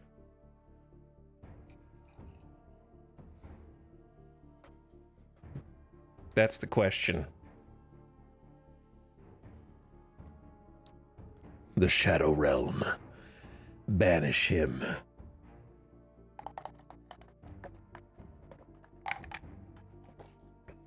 Are we actually baseballing today? We are going to baseball today.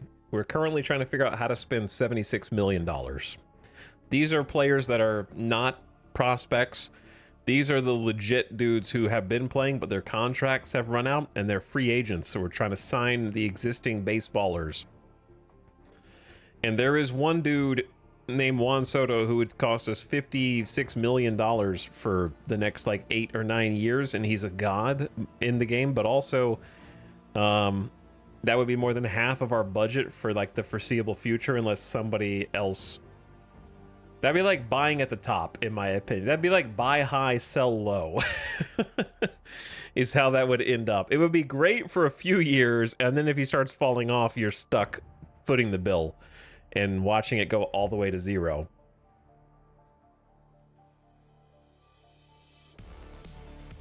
So, not my first choice. So we're looking at other MLB gamers.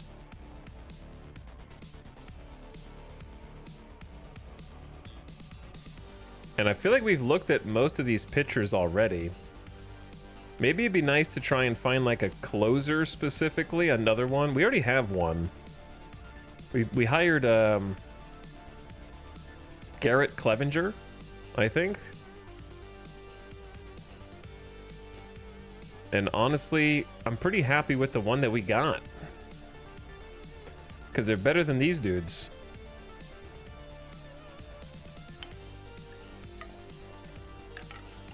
Donate the money to solve world hunger. Will we get some rule explanations when in the game? Sure, yeah. But it's hard to explain an entire sport. You know what I mean? It's gonna sound like if you've ever been to your friend's house, or you might be this friend who's like, hey, you guys want to play a board game? You're like, yeah, sure. And you go over and the rules explanation is an hour and a half. You know what I mean? And it just sounds like made up stuff. Like, okay, so the pitcher now has to throw the ball, but when he throws the ball, he needs to make sure that when he starts his pitching motion, he doesn't make any kind of wiggle before he begins, or else it's gonna cause a balk, and then the runner from first gets to move over. It's just gonna sound like a bunch of made up gibberish if I try to do that, so it's easier to just like watch and kind of explain certain things as they happen. I'm not gonna try and explain, you know, from 0 to 100. We'll just, some of it'll be easier to understand when seeing it. But yeah, I'll definitely answer questions and stuff. And then if I can't answer a question, then someone in chat will know.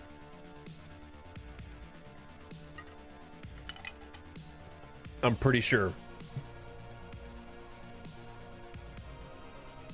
Anyway, I don't think there really are any closers here that are gamers. For strictly relievers,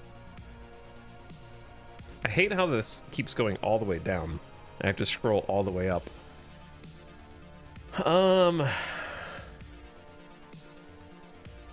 Domingo? Acevedo? I don't know. I'm sorry, I didn't try. I could have tried harder. 10 ERA in 9 innings pitched. It's rough out there, buddy.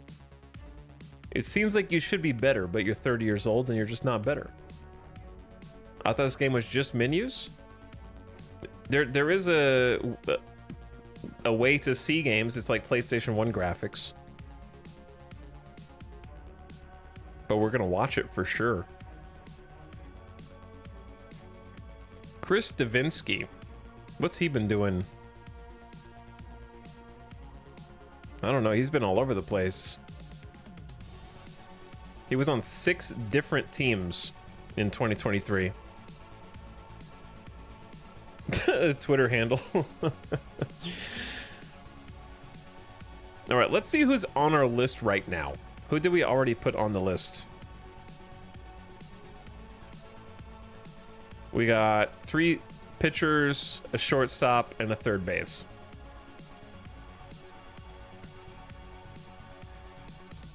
Severino Jr., like Junior? Kinda. He's only been AAA.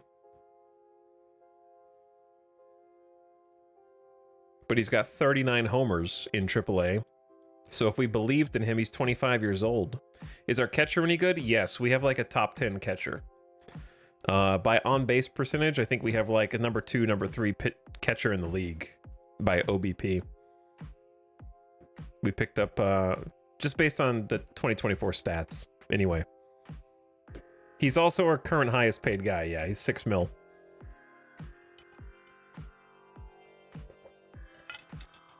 Can you scout them? Our scout has already scouted them. We have low accuracy. I don't know how to scout them more.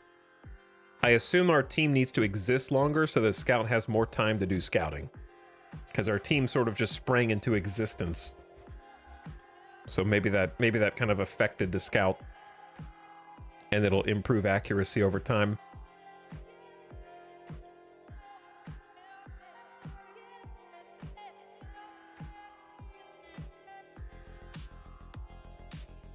I've been to one baseball game and I tried to read on rules during the game. Didn't go well. Marmadon, the easiest way to learn baseball is actually to watch it on TV, because if you have a good announcer team, they'll usually kind of explain obscure stuff when it happens, or just based on what they're saying, it's easier to pick up what and why things are happening. Having the announcers kind of like help. If you have annoying announcers for your local team, then, you know, that sucks. There's not really much you can do about that. But yeah, it's difficult to learn at the park for sure.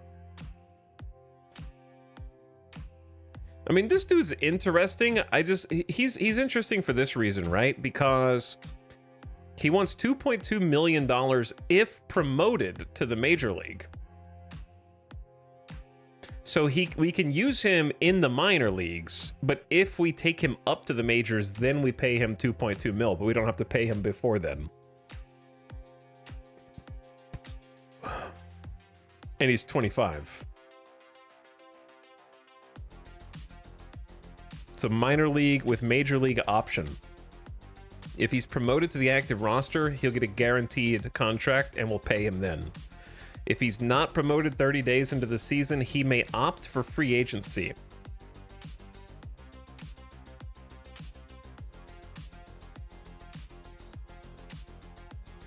I feel like let's send an offer to this guy just so I can figure out how to do this UI. Salary if promoted, 2.2 mil.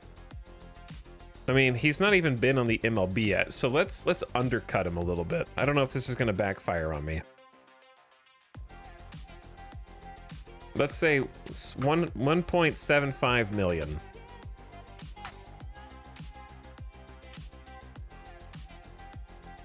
And then minimum plate appearances for bonus, bonus for MVP, bonus for All-Star selection. Oh, those are interesting.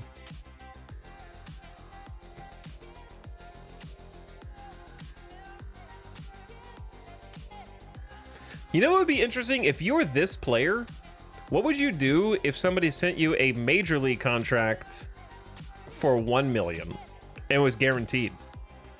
You'd probably still take it, right? Would the guaranteed mil be better than the possible 2.2 mil that you're demanding?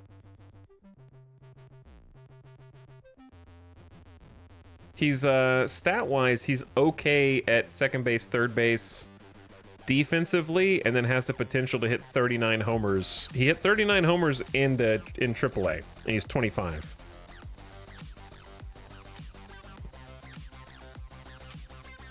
He just has really high financial ambition.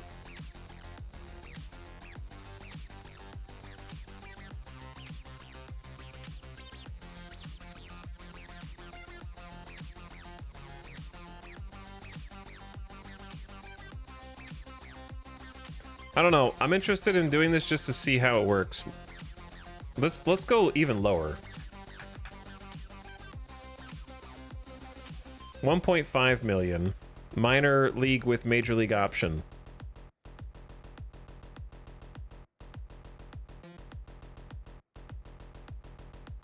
That's a decent offer. You'll hear from me soon. Please submit the offer to officially confirm it. How do you submit it? Current negotiation mood, smiles.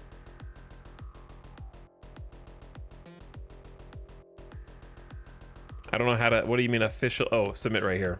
I see it. Sorry.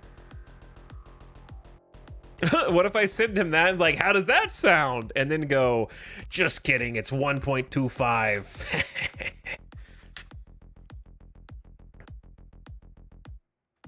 Here's the thing, right? We're already paying other minor league gamers this like half of this for the hope that they do good. You know what I mean? So this is only like paying twice as much. He countered with 1.58.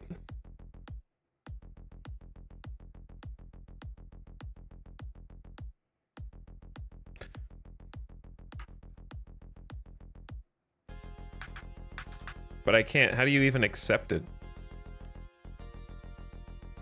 Because this is basically like double what we're already paying the other guys, and if he could produce, and that would make it worth it. Otherwise, it's a gamble that doesn't pay off. Here are my demands again.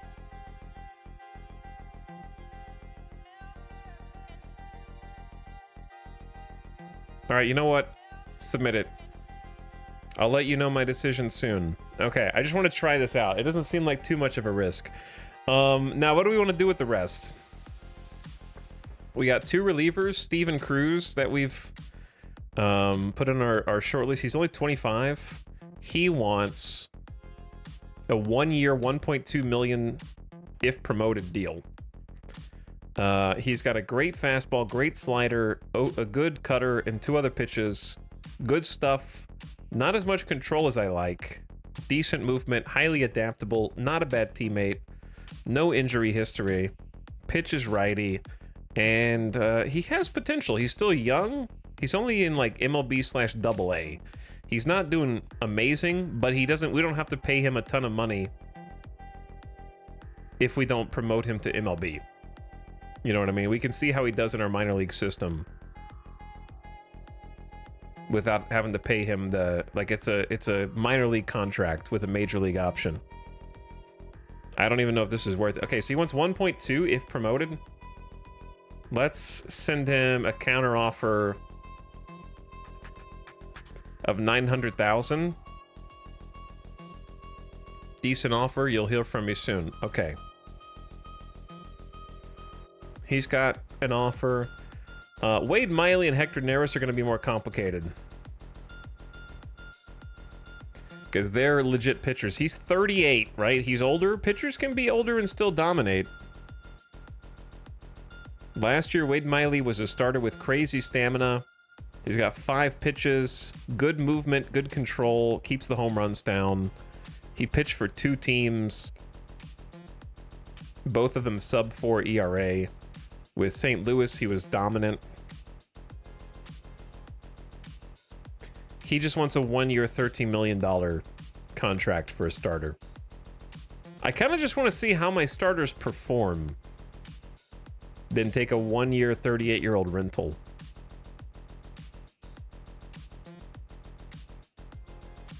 I kind of want to see how my starters do, but he does have good numbers over the years. And then we have Hector Neris. Former Chicago player, sub 3 ERA, whip at 1. Relief pitcher with a great fastball splitter. He's got good stuff and control. And he wants a 3-year deal. See, this is the issue, right? He's 35 years old. He wants a 3-year deal for 31 mil until he's 38.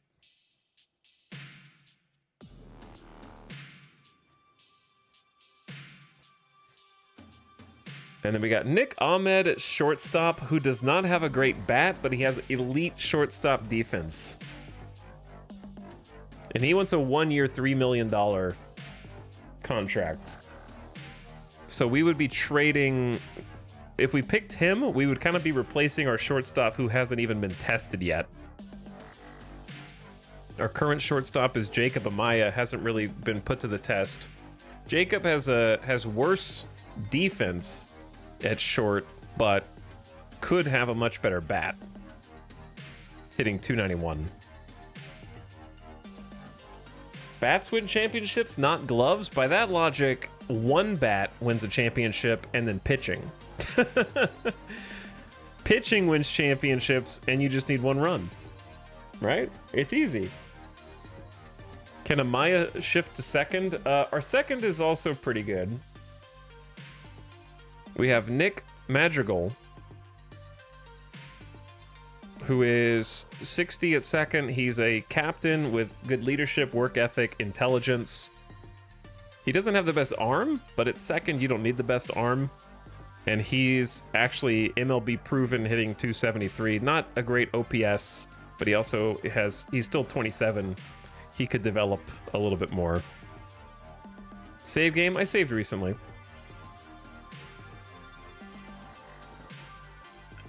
And we're paying him 3.3 mil for second. Because I liked his potential, because his AAA is going off. Something I like to do is create a filter with potential at least 45 and then money demands at most. Yeah, I don't even know what my most would be. I'm okay with the way I'm doing it right now, though. Is this opening day? It's still opening day. It's if you never advance the clock, it's never not opening day. I think Amaya's going to end up at first alternate shortstop.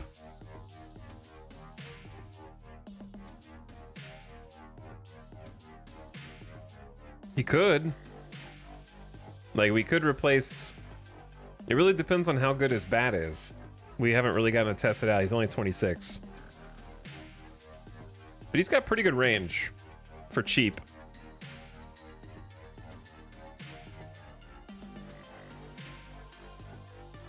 But yeah, we got Nick Ahmed here who wants 3 mil to hit worse, but field better.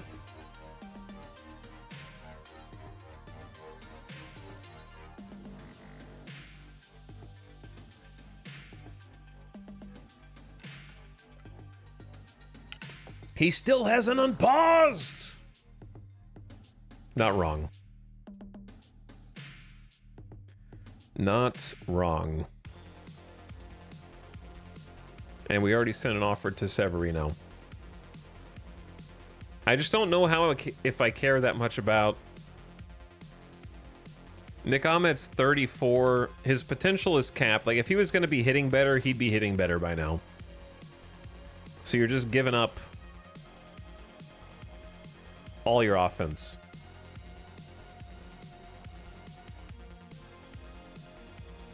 You're kind of admitting defeat. Whereas Jacob Amaya, you're hoping for the future. Because defensively, you have 10 less range, more errors, and a worse arm. And worse at turning the double play. Like, for sure. We could also just hire Nick Ahmed. He's 3 mil. We have him. We use him, but we also give Amaya some playing time. I know players want to have their position locked in, but we could just let Amaya try. You know what I mean?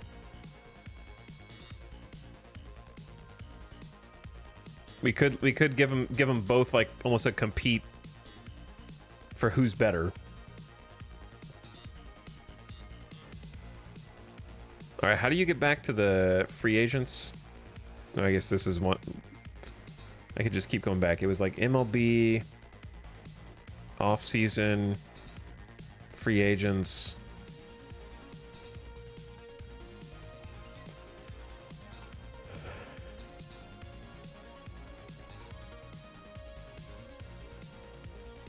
The reason I like Nick at second better than Amaya is because Nick actually has MLB playtime. Amaya is a question mark. Nick's stats are from the MLB. Amaya's is from AAA.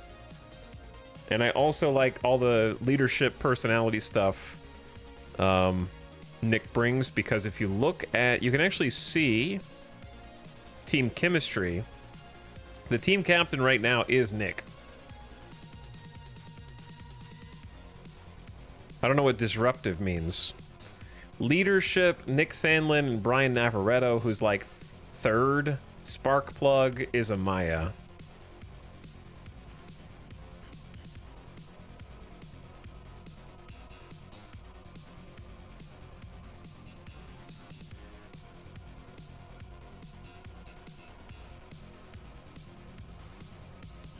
But see, here's Nick, right? Scout thinks they're both the same potential. Jacob has a better eye. Nick is going to avoid striking out and make contact way more. Better batting average on balls in play. Jacob has a little bit more power, but it's, I mean, 40 and 30 is pretty, you're not going to be depending on either of them for homers. They both bat righty.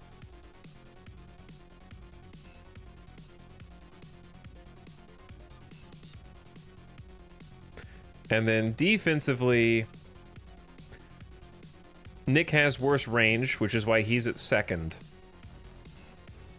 Because I feel like I'd rather have my range player at short.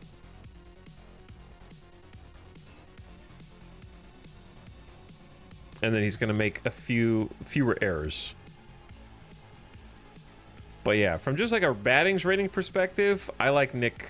I like contact and avoid Ks. And higher average, if neither of them have the power to go with it.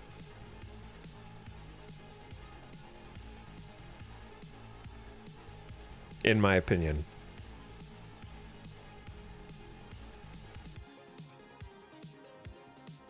We're gonna try it out this way. I'm not opposed to that doesn't mean that I'm opposed to taking the other dude that we were just looking at. How do I get back there? Off season. Free agent. What's up, Sim? How's it going, dude? We're hiring some free agents now. How many millions of dollars do you think I should spend on the top prospects? By the way, Sim, I think I was hanging out on your stream yesterday, and now, what do you know? My stream has cut out 5 times today due to bad, faulty internet. So I'm not saying you're contagious, but non-zero chance that I may have picked up something while I was chilling, you know what I All right, let me see.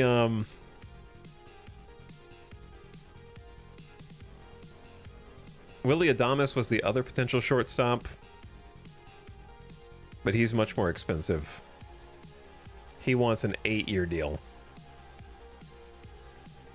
We already looked at all these guys.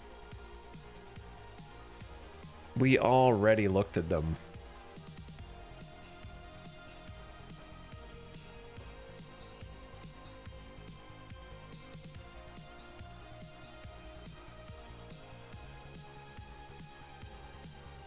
We already looked at Kevin. Leader, work ethic. How much do you want, Kevin? Your second base potential's huge, but he wants a minor league contract with a 1-year, 1.9 mil if promoted. Could be a leader, high work ethic, doesn't strike out, makes good contact, has MLB experience, hitting .271. He doesn't walk as much as he should, That's the issue, because in AAA he's doing way better.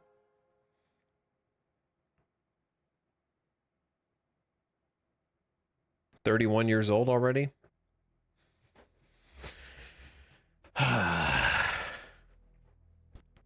I'm not opposed, though, to possibly offering him something just to get him in the system.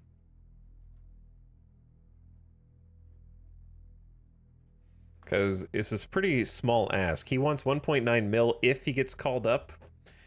What if we just offer him... We'll say 1.5. Actually, let's go lower that. 400. Decent offer. You'll hear from me soon. We only have to pay him that if we use him in the majors. All right, I'll submit that.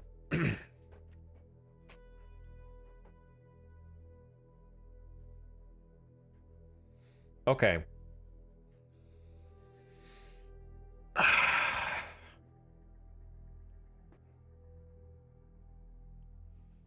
Dude, I don't know about this. How much does he want again? He just wants 3 mil, 1-year contract. How about we just lowball? Because his offense is not there. What about, is 2 million too much of a lowball? Am I going to get a bad reputation in the league? I've got good news and bad news. The bad news is I must decline your offer. The good news is we're not too far apart. Yeah. You only lowered it by 80K. Okay. You lowered it only. We're further apart than you are given credit for. All right, 2.25. Okay, the financial terms are fair enough. I'll let you know my decision shortly. That's all you get. I upped it by 250K. I'll submit the offer to Nick Ahmed. There you go, chat. All right, we still have a ton of money that we can spend, dude.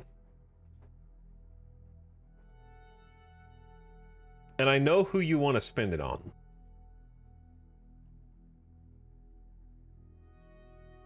But I'm not listen, I'm willing to go in here and not do a 9-year deal until Juan Soto is 35 years old.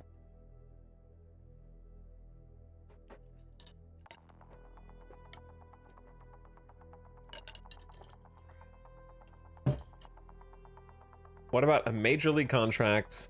Can we get this down to 6 years?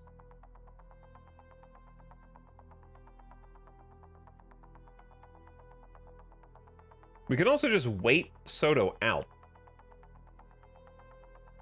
We could just wait him out and see if his price goes down.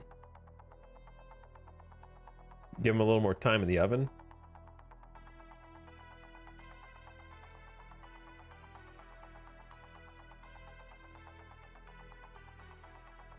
But yeah, if we do 6 years, we're gonna have to up. Here's the problem. The team owner is a penny pincher, and we're gonna have less money every year. This is gonna command more than half of our entire team's budget for 6 years. And it's like, yeah, that's cool. He might be amazing, but he won't win the game by himself.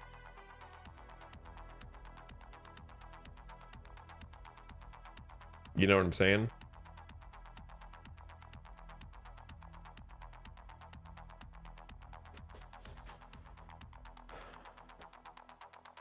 So you have to play Moneyball then. Yeah, like he's gonna take half of our entire budget for every year. And he might be amazing.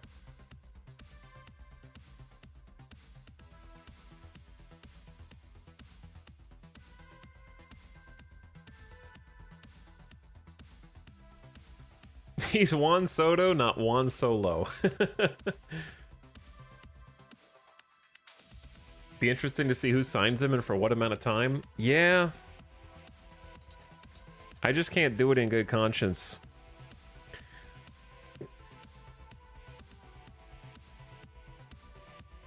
Because in the game, he is just god tier for sure. OPS plus of 185.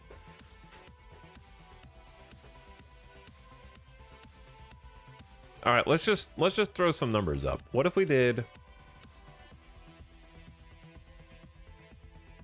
Okay, you want to do something stupid? How much? We have $70 million for free agents. What if we offered him 50 million now up front? Kind of like do this in reverse. 52 million the next year, then 49. Okay, let's go even higher. Let's go 55 million this year.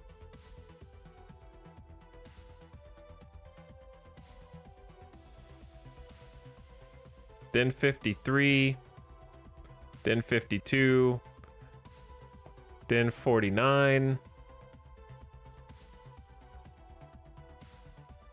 then 48, then 47. All right, where's the total?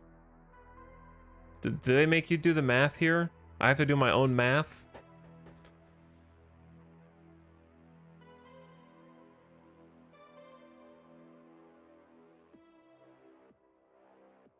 Why is there not like a total somewhere? 5, 10, 15, 20, 25. It's almost 300 mil. Is it exactly 300 mil?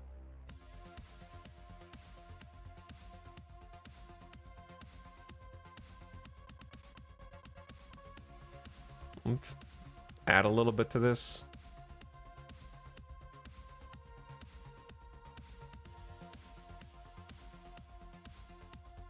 Oh, it's on the left. Okay.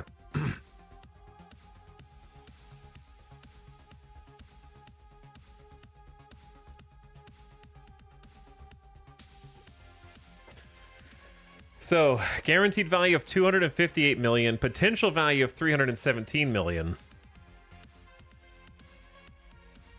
Average annual value of 50. So what's the difference in guaranteed and potential? The potential is because he can take a player option in 2030 where I say 47 million. Add some team options. Where would I add a team option? Because if I add a team option, then I have to make it better, right? Like for me, I mean for him, because he won't want me to have the option to cut him.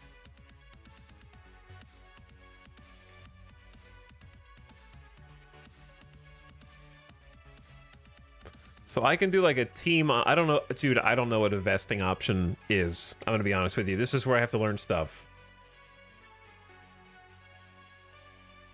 Oh, for the bonus as well? Yeah, for the MVP award.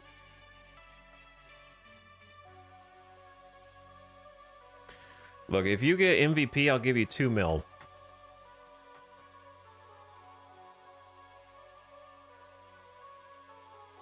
Vesting is both player and team have to say yes. Vesting is if he gets a certain amount of at-bats, I believe.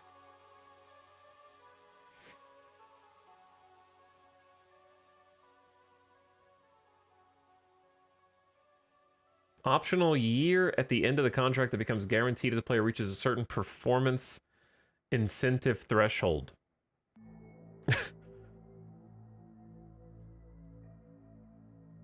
In this case, it's just plate appearances or games played. So if I did a team option and it has buyout here, that means I can buy out the rest of the contract for a cheaper amount of money and just, do I have to pay him the 7 million for this?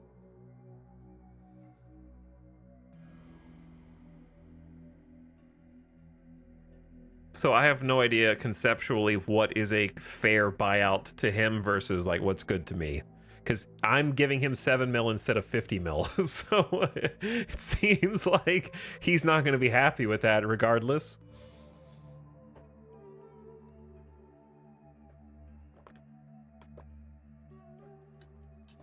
So I don't know what a reasonable amount is here.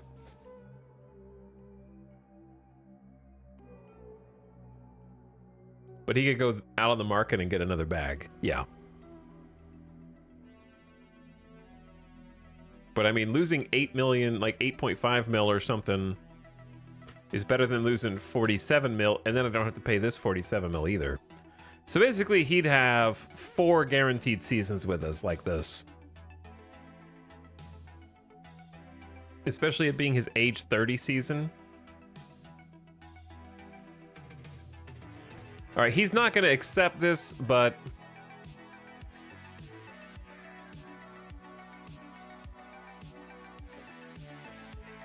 let's see what happens. I do hope to make a decision soon. Right now, your offer is not quite good enough. This is what I'd sign for. 8-year. Yeah, you mentioned that.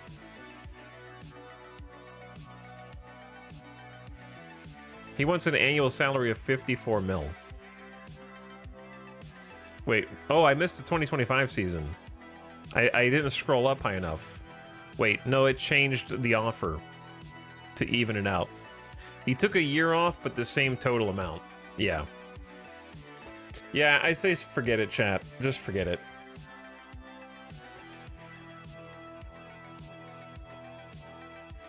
I think best case, did I already make an offer to Nick Ahmed? I did, right? Why don't we just fast forward a little bit and see if any of these prices come down or if some people get taken off the market. I don't know where to spend the money. I have no idea.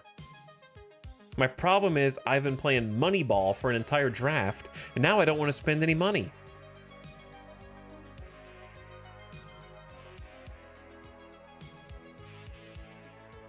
How much does Adames want? 29 years old. We've already made an offer to a shortstop, though. He wants an 8-year deal also. It's fine to keep your powder dry for a while and see who's not getting good offers. Do you have an A starter? I do not have an A starter.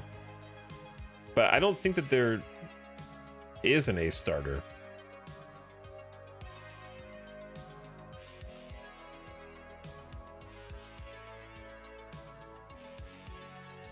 With 55 stamp. Oh, okay, there is. Blake Snell is up. He's 31, but he wants an insane contract also. He wants a 7-year deal. Annual salary of 28 mil. Is this going to look like a minor league team playing MLB teams? That's exactly what it's going to look like, yes. He gave up a record number of walks last season. 104 walks.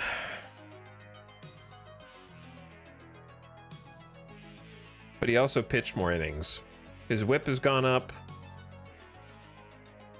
I'm sure he's great, but again, if you get the guy with awesome ratings and you pay him 18 mil just to give you 4.15 ERA, yeah. You know, like the ratings can be the ratings, but if he's not putting up numbers. But Blake Snell's cool. He's obviously got elite stuff. Maybe he's just having some control problems. Who else has got decent stamina? Sean Manaea.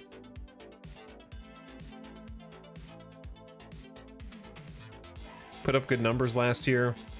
Better than his other years. He's 32. He wants a 7-year deal, 16 mil a year. There's a good chance one of our 20 minor leaguers has a breakout year. Yeah. And we might even be able to get that money back by trading also if we wanted to. Nick Pivetta.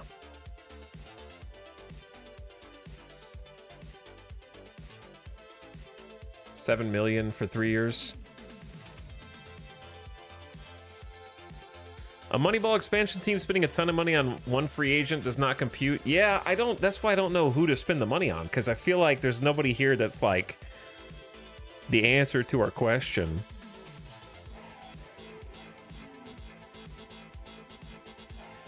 We might be able to get a good deal out of Hector Neris as a reliever. His stats have been good. Let's actually go back and look at the from just a reliever perspective here. Let's look for someone who's got default.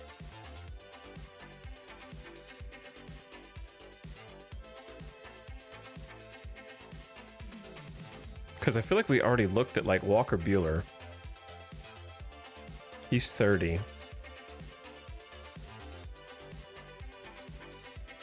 Yeah, Clayton Kershaw's up for free agency. Craig Kimbrell, Luis Severino. Walker Buehler, Blake Snell, lots of free agents here. Do you might recognize? Who's going to be our star this year? I don't think we have a superstar. We have a bunch of people who could be good. Let's just sort by overall real quick.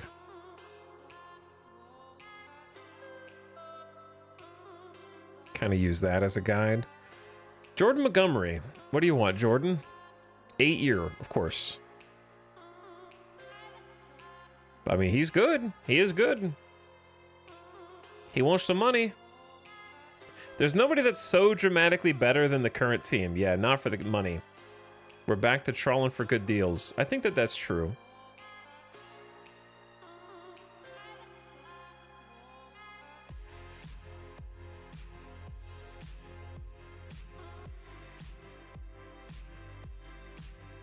I do think that throwing Blake Snell a bone and seeing if he bites isn't the worst. Like, he wants 28 mil a year for starting pitching. Like, he's definitely, he might have had a funky year last year, but I mean, he's got 75 stuff, keeps home runs down, decent enough control, 3 elite pitches. 4.15 ERA is his highest, but in the last few years, but like, fine print bottom left. What was the fine print? Like on the contract page? Signing this player may result in the loss of a draft pick and international bonus pool for the something. Why is that?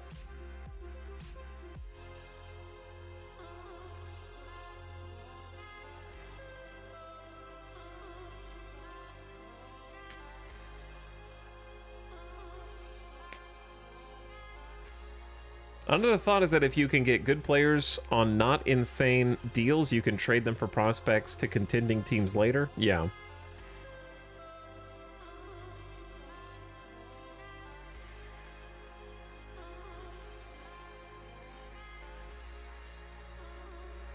But yeah, I'm not sure what that means, WPG guy.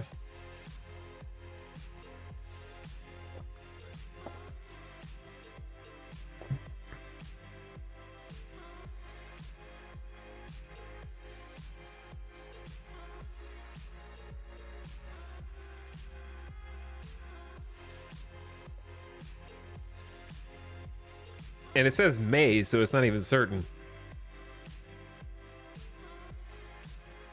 It's compensation to the team that loses him. But if he's a free agent, how did they lose him?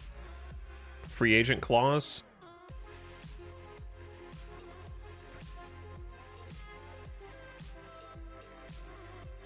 Okay, well, I don't want to do that because we'll be drafting really high. Probably we'll be like #1 draft pick, won't we? We'll have like top pick.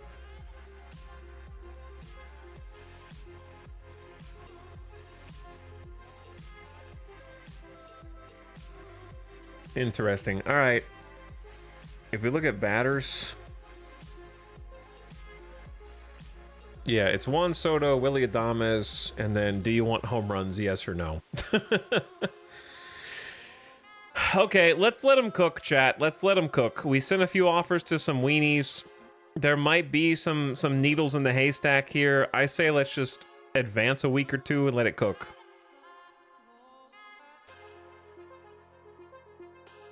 Autoplay until next week.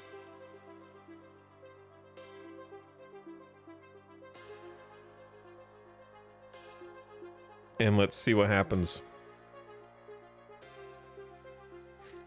Basically, the team gave him a qualifying offer and the player declined. Okay, so you're kind of like taking on his burden.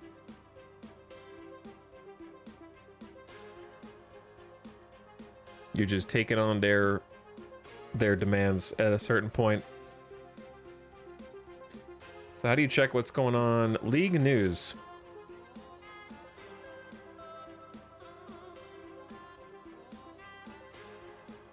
Bad news. Jordan Lawler got hurt.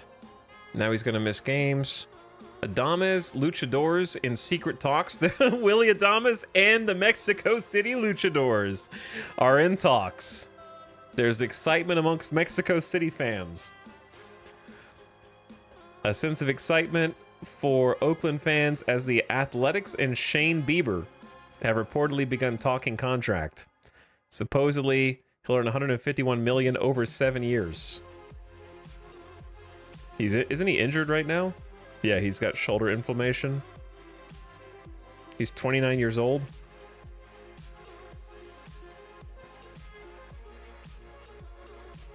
Only came in for 3 innings and got blown out. I hope a division rival signs Soto. Why would you wish that? Colorado players star in new commercial. We had a lot of fun doing them. Well-known team jokester Ryan McMahon is also featured in the ads doing the pranks. Reports of LA. Oh wow, the Angels lost Ohtani, sign Juan Soto. Coincidence? He is a division rival. That is a division rival.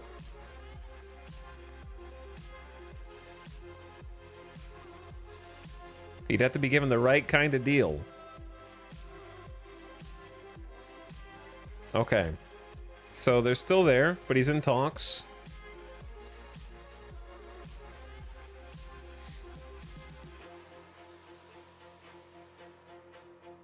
Alexander Canario. He bats righty, out of left field. He's got a good arm, not great range. 47 homers. Did we send him an offer? He had a knee contusion, nothing crazy, a sore ankle. He's only 24. Did we not send him an offer?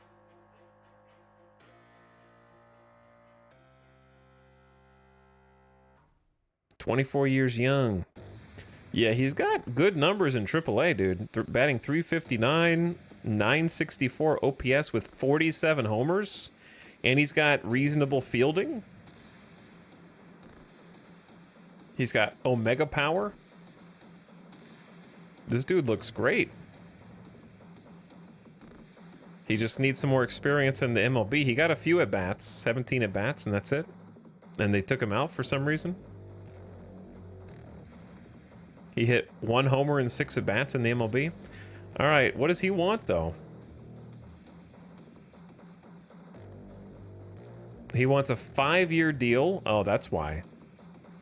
Because he's only got 17 at-bats at the MLB level, and he wants a 5-year contract already. 7.3 a year. I mean, he might... This is where you get... This is why this is going to be so much fun to me, because it's just like Gamba. Like, oh, do you Gamba on this guy? You gonna Gamba on this guy? You want to see if he turns into something, or do you get stuck with a player that doesn't actually hit his potential? Definitely Gamba. I say we send him an offer, though. We got money. We got money. I need players. He's an outfielder. Our outfield's okay. We could use a good fielder. This is bargain bin Juan Soto. Are you kidding me? Think about how many of this guy we could get for one Juan Soto.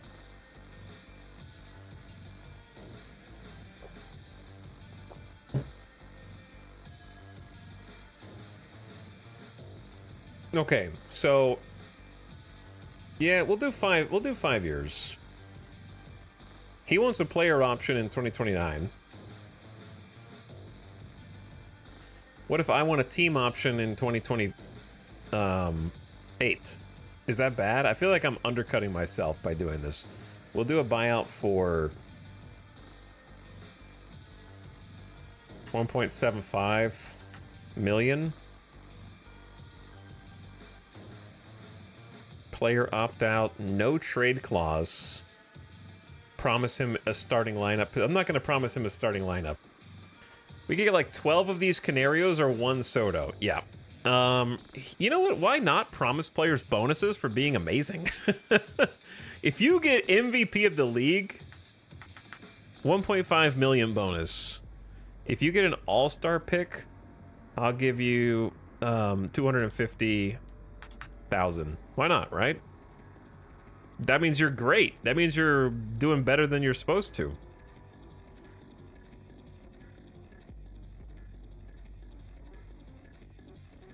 Now here we can negotiate a little bit. So why don't we do this? We'll do lower this to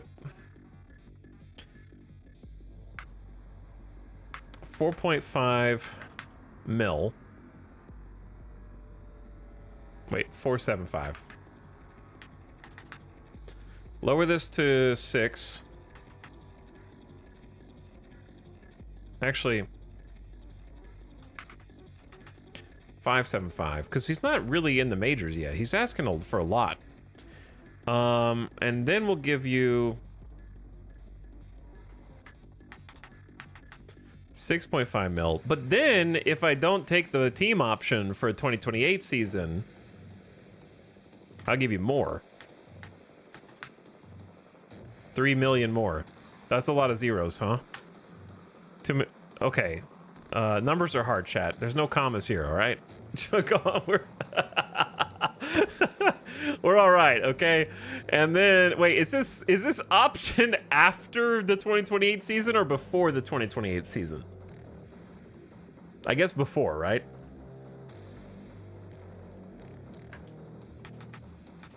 And then we up, wait, okay, 10.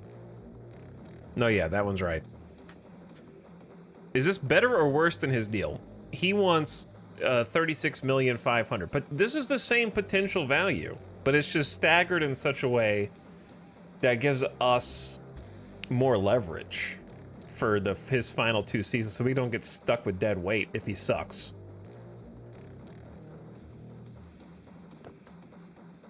I'd have been happy to get 575K 1 year and then 65 million the next. That's like an Otani deal.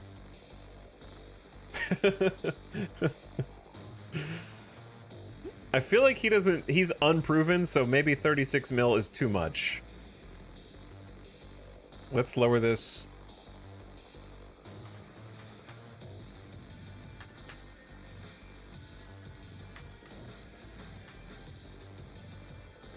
Oh wait, this hasn't updated at all.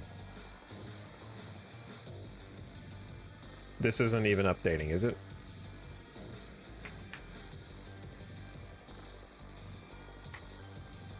Is this actually what baseballers earn? Yeah, baseballers make the money. Maybe not this guy who hasn't even played MLB, but he's a good prospect. Baseball dudes can make a ton of money at the top.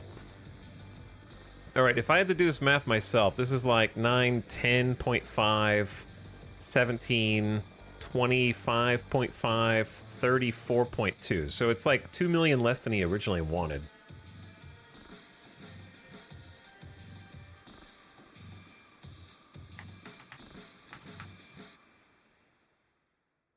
Okay, what do you think? Ask for a response. This sounds reasonable. I'll get back to you in a little while. I feel like I'm offering too much, chat. If he said that sounds reasonable. What would you do here to cut it down?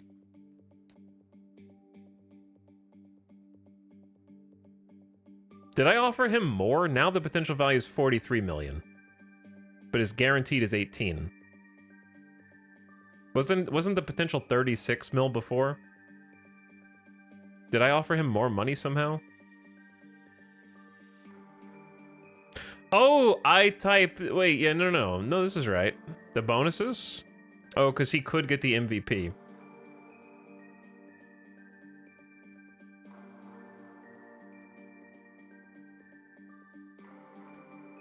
Do you think this bonus is too crazy? If you're MVP, I want to pay you 1.5 mil. He'd have to be the MVP every year. Not a bad deal with the team option, only a 3-year deal right now. Yeah, 3-year deal.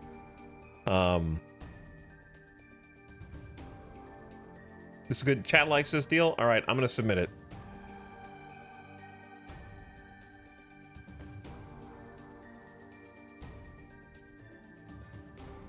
All right, there you go. We're making offers. We're making offers. We're making plays for a potentially good outfielder. All right, who's left on the block?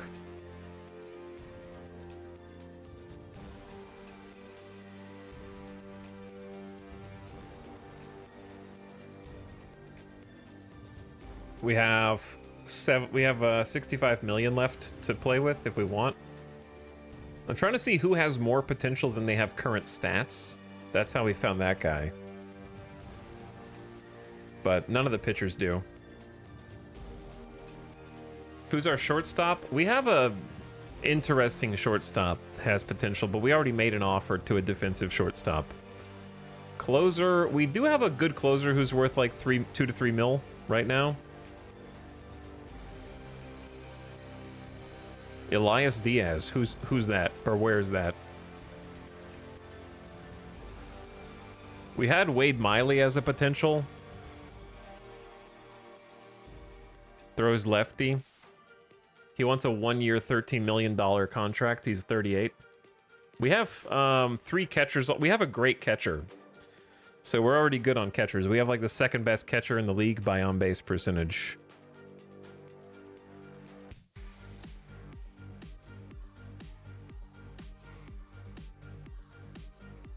But getting like a veteran lefty who threw sub 4 ERA, sometimes down to 2.25 in 60 innings.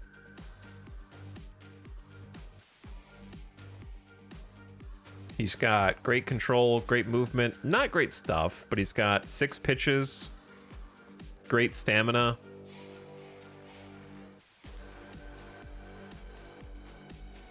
And then seems like a solid dude. Hasn't had more than a 3.95 ERA in the last however many years, which is, you know, kind of our baseline. Not hitting too many homers off of him. He's not walking people. He's getting an okay amount of strikeouts for an extreme ground baller. Yeah, he's a 1-year deal. 13 mil one year. I don't hate giving a guy like this a 1-year deal. Yeah, he wants 13 mil for 1 year.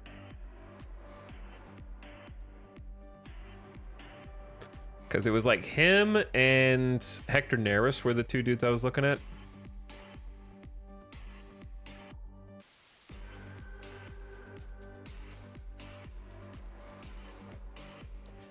How much would you lowball this dude? Like, or not lowball. How much would you shave off the 13 mil offer?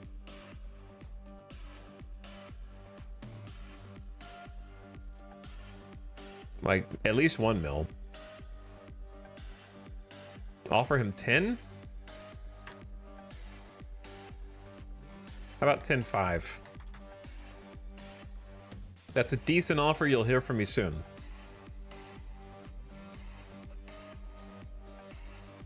Let's just go 10.5. We got money. We shaved 2.5 off. Bonus for All-Star selection, 110,000.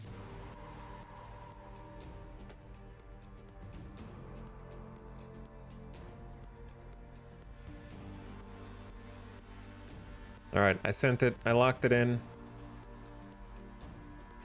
How much do we have left? We don't have to spend everything. I'm gonna do maybe a little bit more. Neris he wants too much, I think. He wants a 3-year at 35 years old.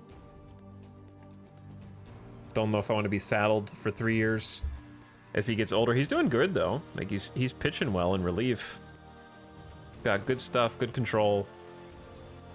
Or good enough control.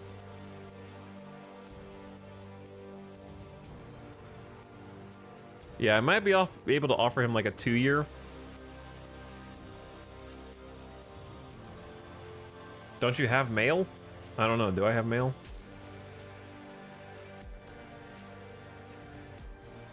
Monthly international scouting completed. Good morning, Etal. I just completed our monthly private practice with young international amateur free agents who we hope can aid our club in the coming years. It was great to meet the players in person and get to know them better. I was able to improve my scouting assessment on all invitees.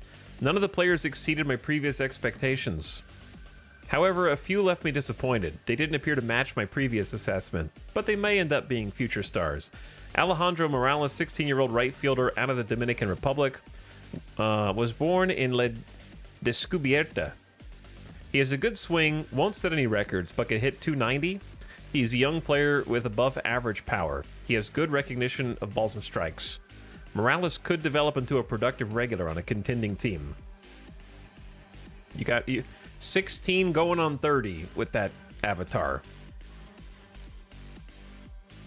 So no stats because they're literally 16 years old prospects for the future. High loyalty, adaptability, low financial ambition.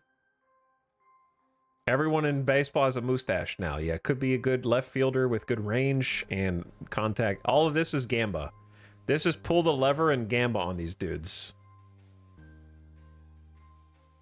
David Flores, 16-year-old second base out of Netherlands Antilles. Lean, athletic, generates excellent raw power with bat speed. He should eventually be able to be an above-average contact hitter with decent judgment of the strike zone. Could develop into a cornerstone second baseman. So you kind of just pull the lever and see if these dudes... 70 power potential?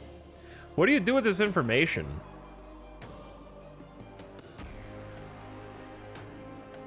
There will be an international signing period? Okay.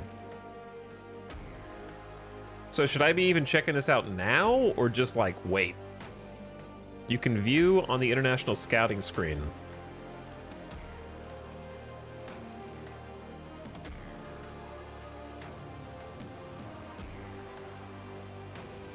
Should I bookmark anybody, or just like let it ride for now until...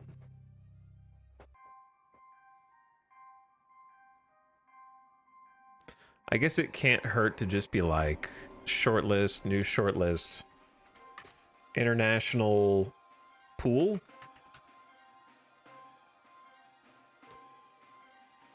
Trust a scout and make a shortlist. Yeah.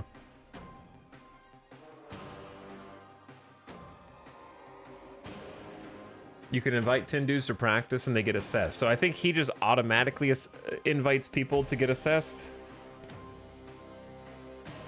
Our scout is also legendary at scouting international talent. So he's doing what I'm paying. I'm putting most of my budget into this for him. 16-year-old right fielder out of Venezuela with 80, 75, 80 potential.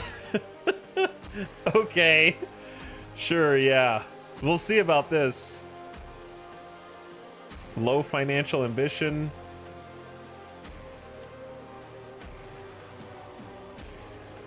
You cannot, you have to wait. Okay, so add to shortlist, international pool.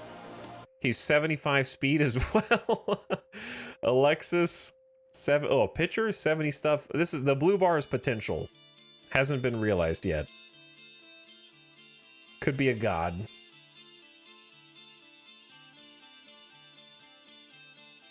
Juan Flores could be another pitching god.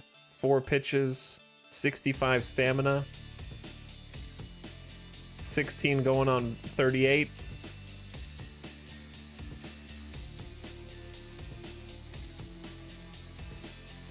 Jaden. See, Jaden looks less promising to me because 40 contact is your max. 80 power and 40 contact. I guess if your eye is good enough, maybe you can do something with that. Do you just bag 80 power just because? These are just people he has better scouting assessment of, not necessarily the best. Yeah, that's fair. I shouldn't bookmark all of them then. But the thing is, they look the same to me because they all have, like, high potential. Right? So if they all have high potential, then... it's hard to know who's gonna not, or who is. I don't know, dude. Okay, let's just see, because like this guy could be a god. I don't know. Let's just add them all. We'll prune the list later. He's already on it. Did I already add this dude?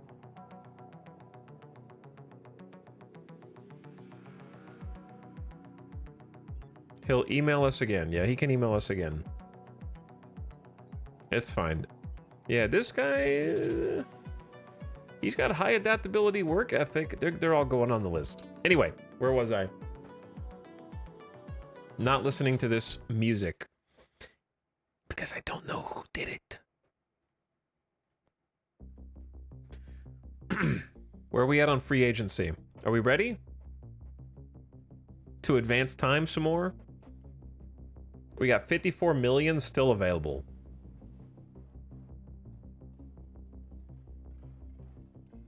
We were thinking about making an offer to somebody else who's a gamer. How much did Jordan Montgomery want? 269 mil.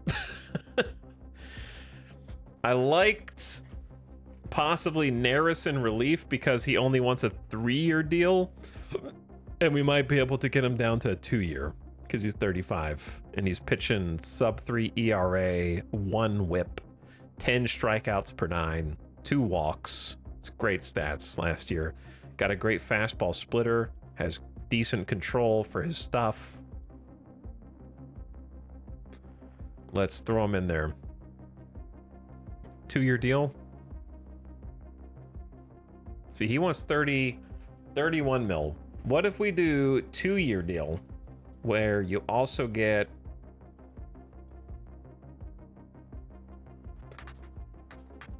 $500K bonus for all-star selection,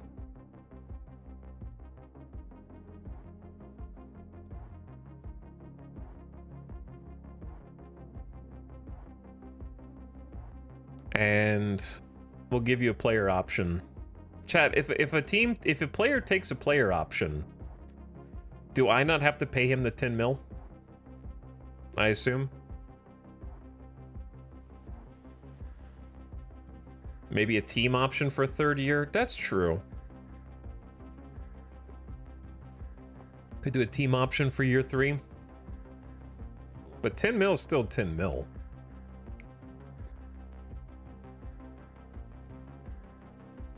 You know, that's still a lot. That's 1/10 of our budget.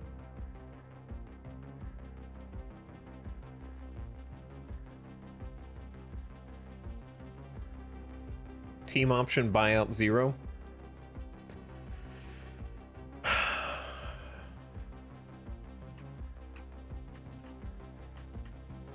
Is 8.5 too cheap?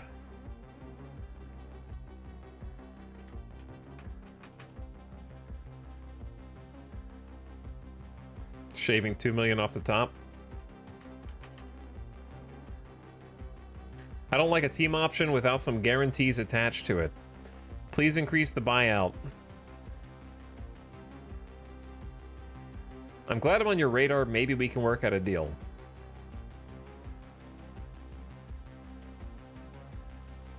$850K is not bad. That's a decent offer. You'll hear from me soon. Okay. Yeah, let's submit that. I shaved 2 million off of each year, brought it down, gave us an option to cut after 2 years, so we're not stuck forever. All right, 3-year, $25 million contract. So I say let's let him cook now, right? We got 46 million left for free agents. Maybe let it cook for another week. He still has Scott Boras skills. I hope not. All right. We sent offers to a bunch of people. There's probably more people we should send money to. I don't know what to do with 40. What happens if we have 46 mil left over after all this stuff settles? I guess you can use the money in trades and be like, I'm gonna give you like a cash offer. You can do like cash value in trades, right? Throw a huge party. All right, autoplay till next week. You can sign new staff, get a summer mansion. True. I got mail. We got mail. There's Hall of Fame voting. Voting is underway. You can cast your ballot until the voting closes and the results are revealed. Be part of this important step. Dude, I don't know who to vote for. I didn't even watch 2024 season in the game.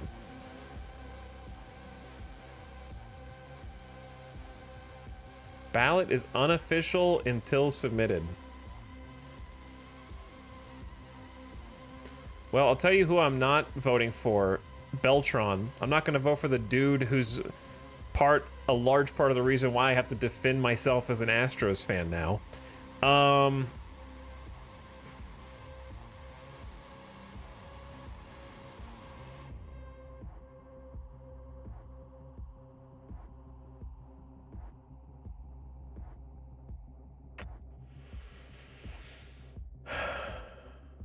You know what?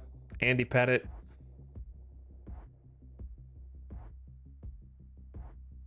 A-Rod is still not in. Really? A-Rod is still not in? So many Yankees, dude. CC Sabathia.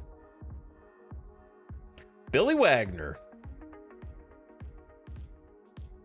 Going in as a Stro. Honestly, I'll vote for Billy.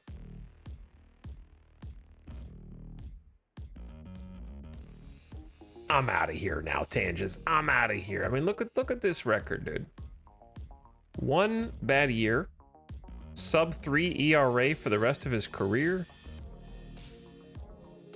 Whip at or under like 1 to 1.15. Look at this gamer, dude.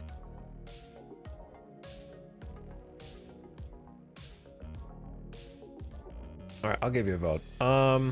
David Captain America Wright. I'm gonna be honest with you. I just don't. Okay, Ichiro. Why hasn't Ichiro already gone in? Ichiro. I'm joking with you, chat. But yeah, seriously, why hasn't he gone in? First year? Oh, it's his first eligible year on the ballot. I mean, look at this. 372 average.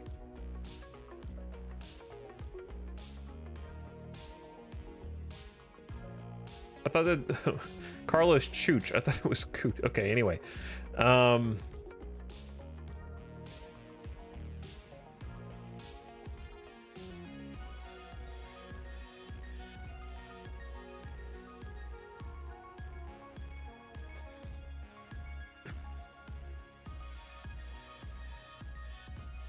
Andy Pettit.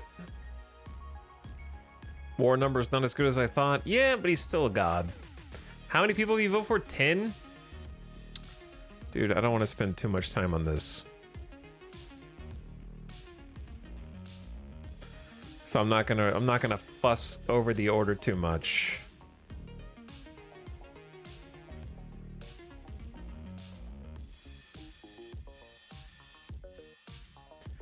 Dustin. Is the voting ranked? I think it's ranked. All right. Let's throw some people up there. Andy Pettit. Dustin Pedroia.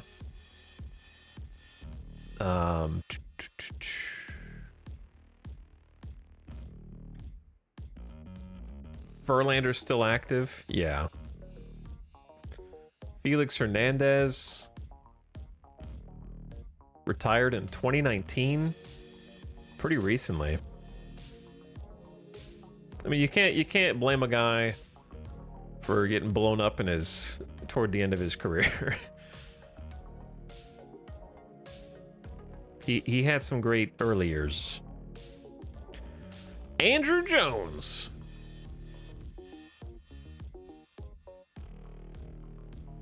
Pedroia will thank you.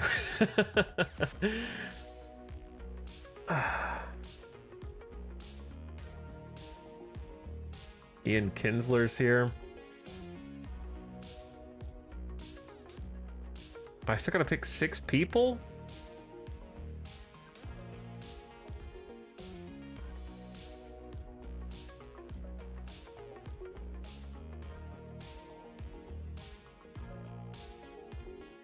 When did Soriano retire? 2015?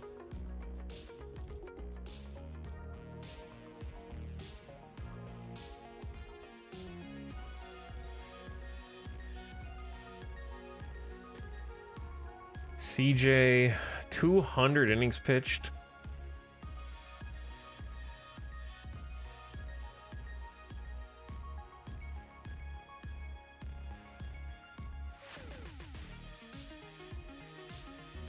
Okay, I don't know. Just pick some people, chat.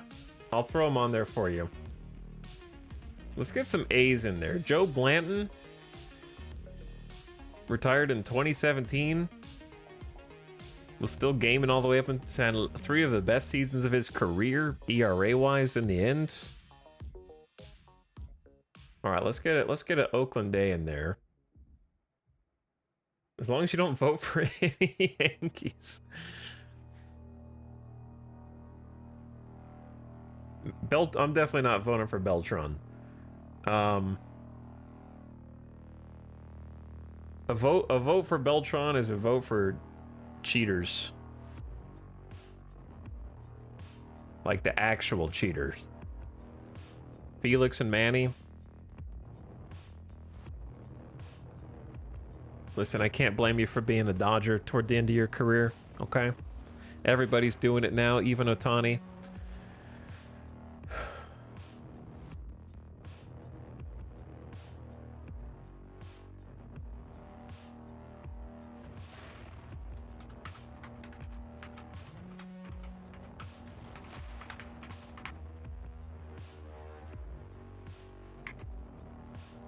So that means no Altuve? Grulon? Watch that video.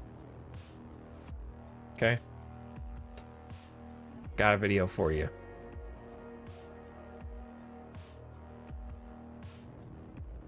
Oh yeah, where's Felix?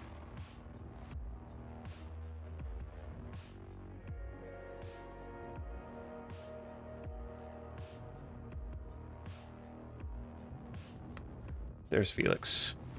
All right, I need 3 more. Carlos Gonzalez.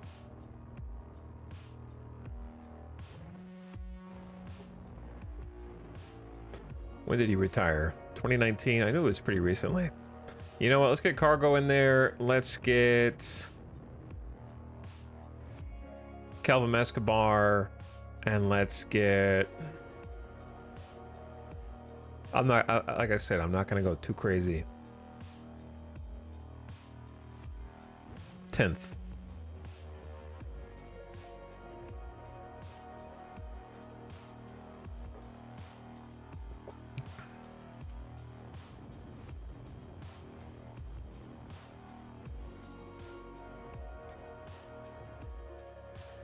The options are thin. I feel like Torrey Hunter. How about Torrey Hunter? Look at all those awards, dude. Look at all those Golden Gloves. Look at all those All-Star appearances. Average in OBP is pretty solid. Retired in 2015. Dude's 40 at retirement. All right, there we go. Submit the ballot. Boom. Are you sure? Yes. Now, who sent me news? Who sent me emails?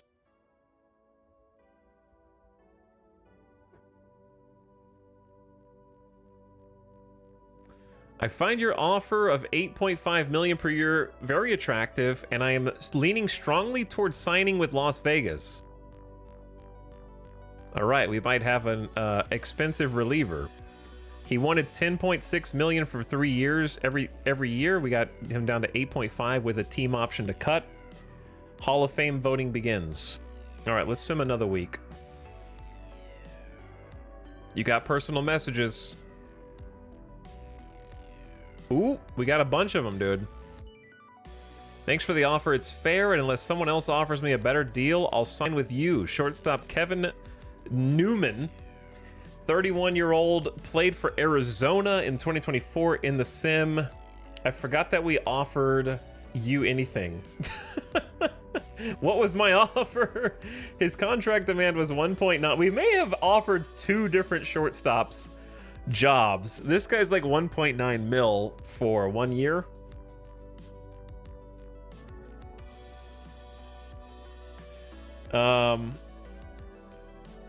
Alexander Canario, I'm going to take some time and evaluate. Yours is the front runner. Canario's a left fielder. He was demanding 7.3 mil, but he's been producing in AAA.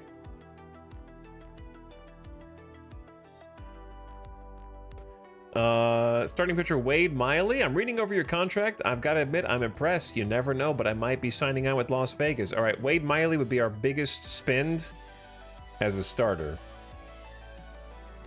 Nick Ahmed. I've been in the big leagues for several years, and I'm liking what I'm seeing out of LA. Your offer is respectable, but it could be better. If you want a chance, offer me something more than minimum wage. Wait, what? What did I offer you? What was my offer? Didn't we give him a decent offer?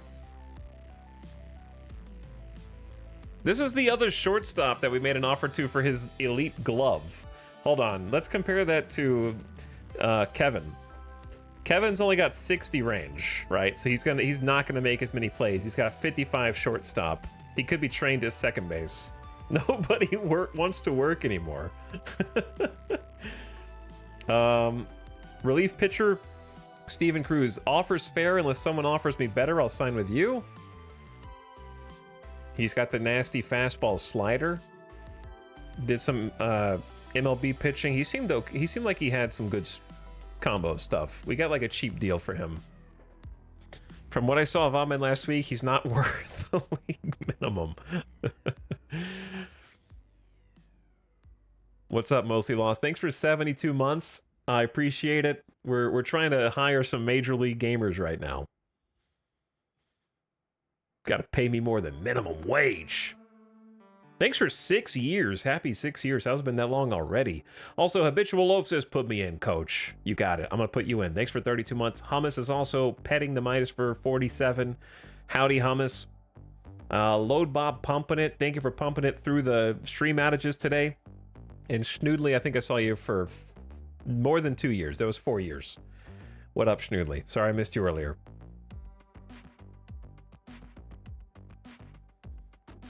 Winter meetings begin. The Major League Baseball winter meetings are a godsend to a Gabby baseball media hungry for rumors, intrigue, and talk of a brighter day. Free agents will meet with prospective clubs. The fraternity of managers gather in a little cluster, assessing the past season, while GMs sit in their covens, concocting intricate potions in the hope they'll be able to pull off a magical trade before the meetings close in 3 days. Am I supposed to be trading right now? I'm not going to trade anybody. We don't have anybody to trade. I could get some offers, but I'm not going to look at every other team and try to make a trade. Major League Baseball announced the results of the draft lottery for the rookie draft. The first 6 picks are belonging to the Oakland A's, Washington Nationals, Colorado Rockies, Pittsburgh Pirates, Cincinnati Reds, and not us, apparently. Are we ever going to get different sub badges? I don't know. I'm trying, Mostly Lost. I'm not actively trying, but I tried, dude. I asked 2 or 3 personal artists who I've worked with in the past. All of them said that they couldn't do it. I put out a Twitter call for people to send me some examples of work, and I didn't really... The style that I was looking for was not present in the responses, where 75% of the responses were bots. So, you know, it's tough. It's tough out there to find a specific artist who does a specific kind of art.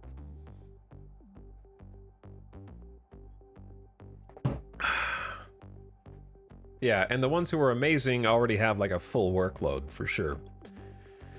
Okay, who said that our offers sucked? Severino said that we had a good deal. He can play second, third, or short. Newman said he's a shortstop that can sign with us, but he's not like the best shortstop. He can also play second base. He seemed to do pretty good. He did okay last year. His OPS was low. I thought the sub badge had a monocle. Yeah, it's a star. It's a little star. Canario said, I'm the front runner. Wade Miley said, I'm impressed. Nick Ahmed said, if you want me, you need to work for it. Is that what he said? How do I even see my offer? What did I offer him?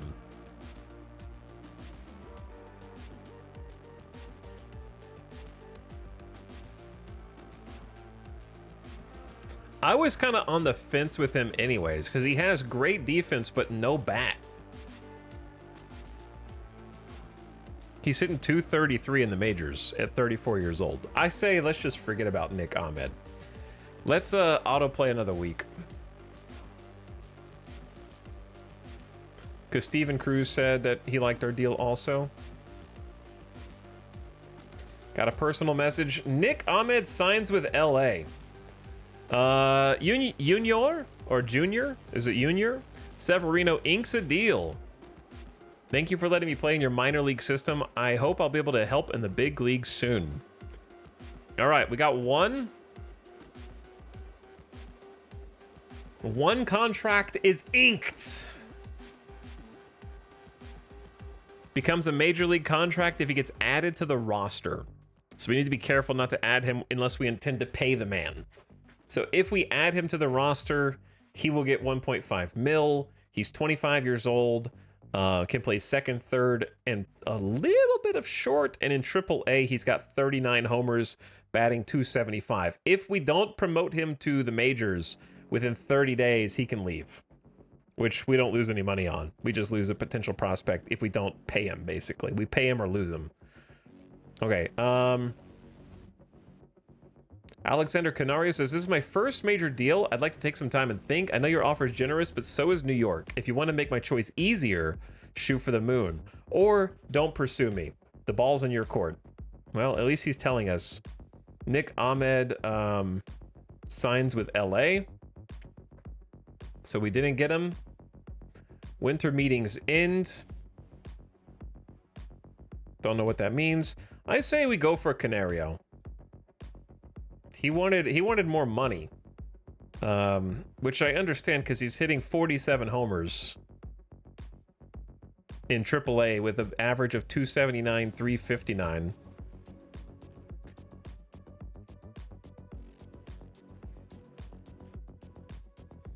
I don't remember what we offered him though. Was this the offer?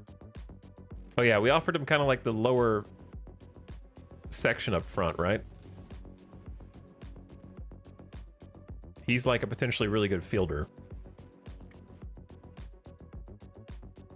with decent stats here. Isn't there an offer history? There is, yeah. 5 years, 7.3 mil, wants more money. The value was 34,500,000. So did his price go up?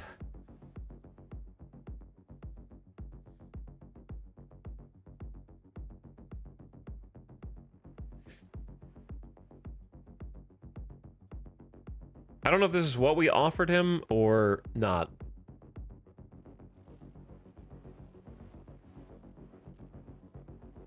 How do I go back and see his stats? There we go. Yeah, in 2023, he hit...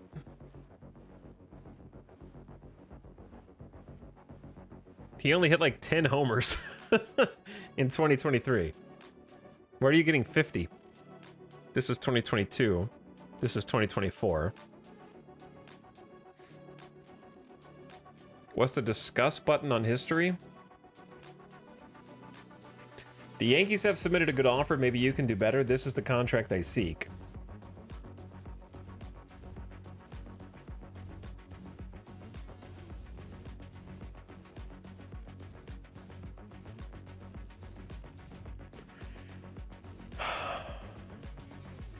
All right, so I didn't give him enough annual value. So what if we up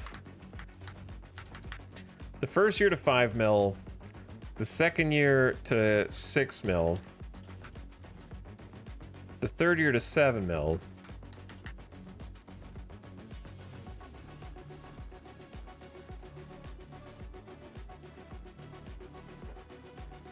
so that's 11, 18, 26.5. 35.5.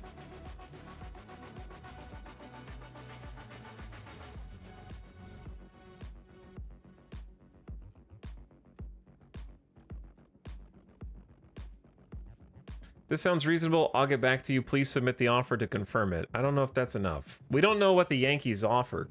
I don't think. He could just be playing us against each other. You know what I mean?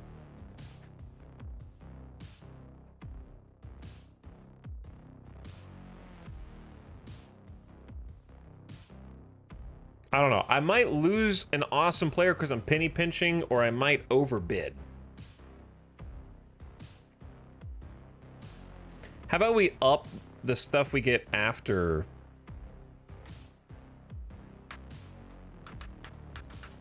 Like after, if we don't take the option.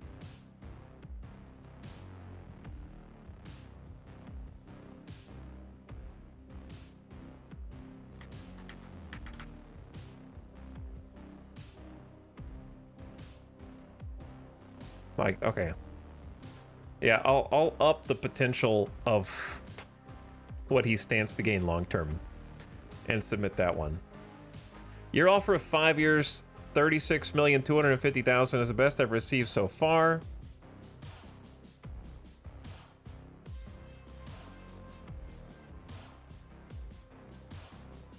Chat, did I accidentally spend too much money? Did I type the wrong number? Did I add a 0? Hold on, I didn't look.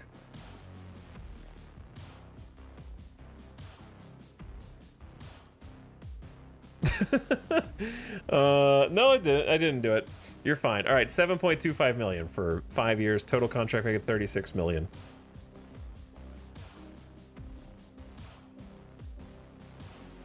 Maybe we offered too much.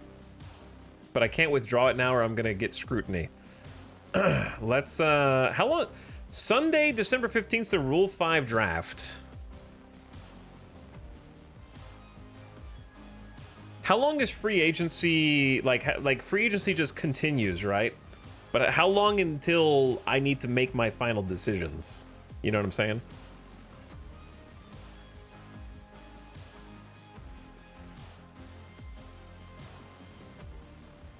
I know free agency's forever, but like how long until I should be really like... Let's go see if the other dudes are still there. Wait, did Juan Soto sign with somebody?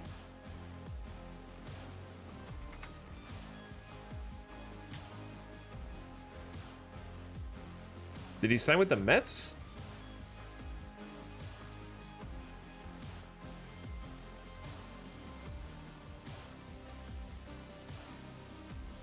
Okay, so he's not in our division. He's getting 35 mil a year. Wasn't he asking for 50?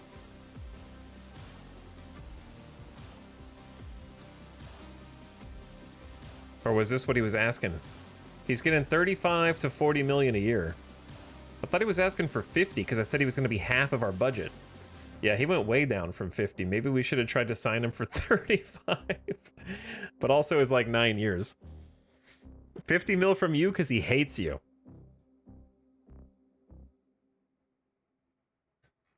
Yeah, well, it is what it is. We'll work with our scrappy underdogs, okay? He wanted the long contract.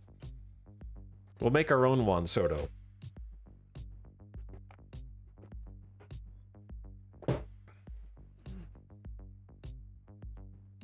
So, let's see, who's still left?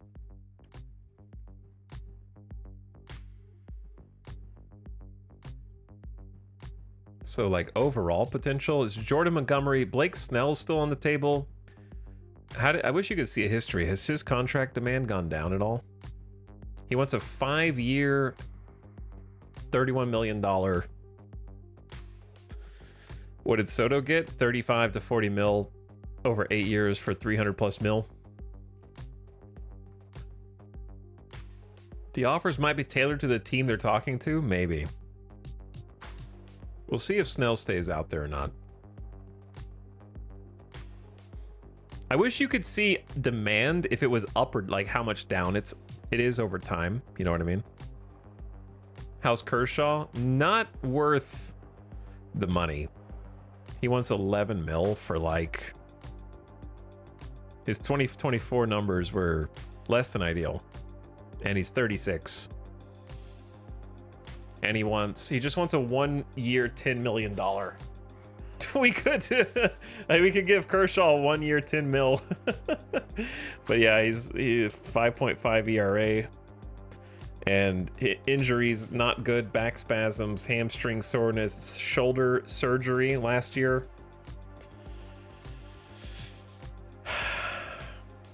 Okay. If I do autoplay, will it stop for the draft? I'm assuming.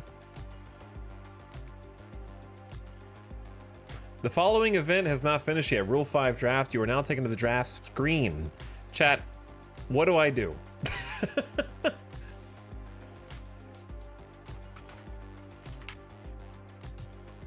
All right. The Rule 5 draft is each December, Clubs without a 40-man roster can select certain non-40-man roster players from other clubs. Clubs draft in reverse order of the standings of the previous season. Players signed 18 or younger need to be added to their club's 40-man roster within 5 seasons, or they become eligible for the Rule 5 draft. Players who signed at age 19 or older will need to be protected within 4 seasons. Not every club will make a selection, but those that do pick a player must pay $100,000 to the club from which the player was selected. Rule 5 draft picks are assigned directly to the drafting club's 26-man roster and must be placed on outright waivers in order to be removed from the roster in subsequent seasons. So whoever I draft here has to go on the 26-man, basically.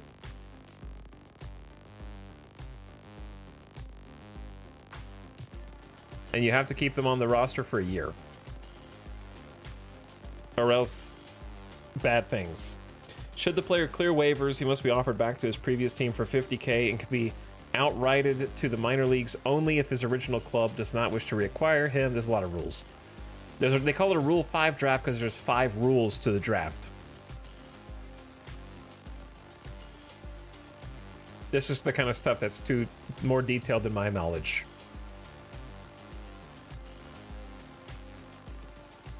You can trade these players, but the same rules will apply to the new organization. You can also work out a trade with the original club to acquire his full rights, thereby allowing him to be optioned to the minor leagues. Okay, so we go dead last. And I guess straight draft is a default.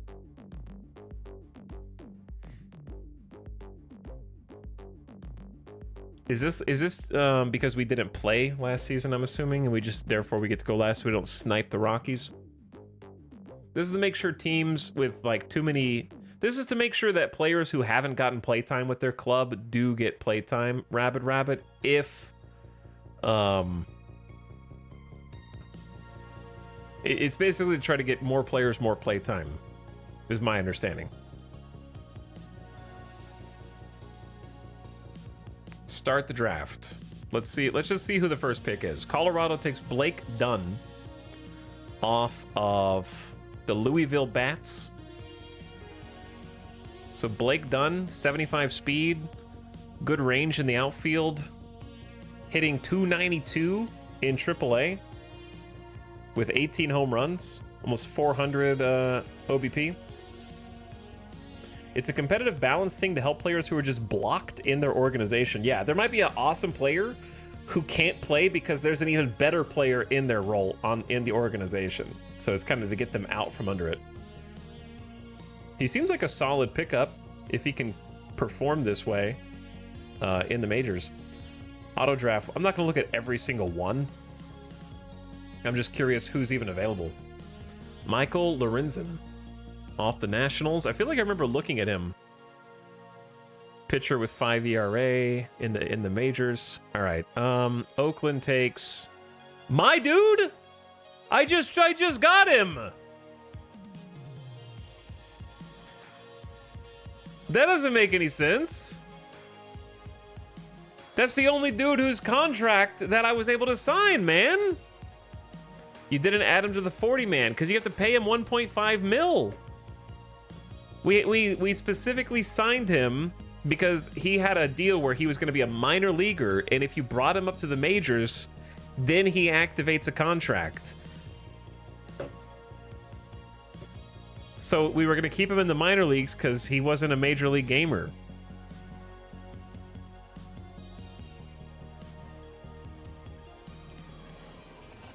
I got paid $100,000 for that, I guess. Because, yeah, he's a minor league baller with 39 home runs. I guess I should have just paid up. Sounds like we just made a quick 100K.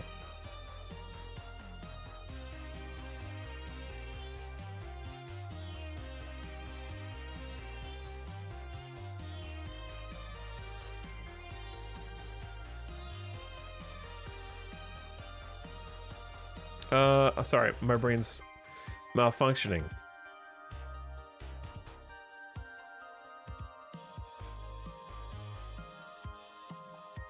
But he would still have a minor league contract if he was on the 40-man roster, though. Yeah, he had a minor league contract. Did you just get money balled? Dude, I don't know. I'm not sure what I just did. The future of the whole franchise gone in the blink. Yeah, I'm not going to reload. I think he was just in the DFA list and got poached. I guess so, yeah.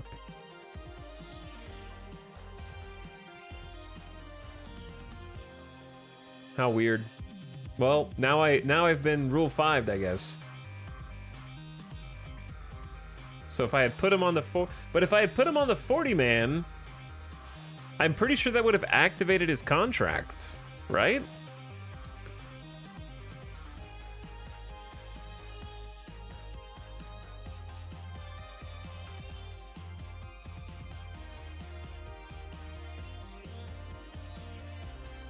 Because how can you be on a 40-man roster for an MLB team and not activate the major league portion of your contract?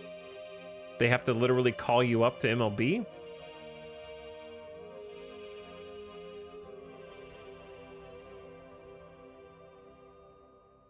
All right. We're learning how to be a freaking rules lawyer in the MLB apparently.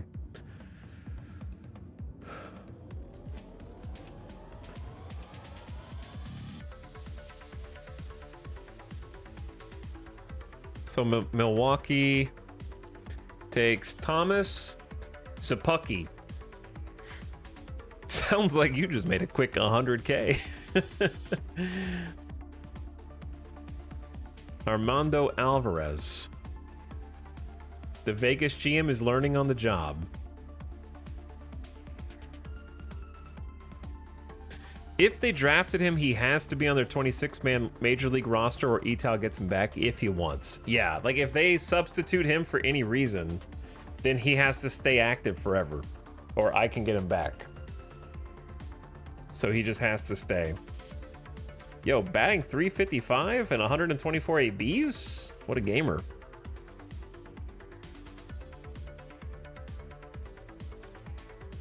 Okay, these guys are all passing. Mike Ford, 253, 373 on base percentage. Cool. Mark Mathias hitting 343 in the AAA, 408 on base percentage. If you're lucky, he might just be on the downslide and you saved yourselves some trouble, maybe. Trey Sweeney at shortstop. A pitcher. Good fastball, curveball, changeup. Cool. Kind of just seeing like what the game's expectations are. All right, let's auto draft until my pick. Scouting director recommends Jason Vosler. Yes, this is a guy that's got your first base DH position. The problem is he has to be on the active roster or else. 31 years old. He's got a minor league contract. He's hitting 292 with the Tacoma Rainiers, however you say it. He got some playtime in the MLB twice and didn't do as good. Not a ton of ABs, but enough for them to be like, yeah, he's great in AAA, but we have to put him on the active roster and keep him there. That's the problem. We can't take him off.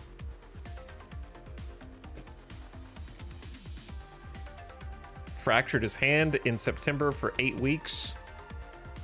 Yeah, I'm going to say with a fractured hand, his batting might be worse when he comes back. And I don't want to keep him on the active roster forever.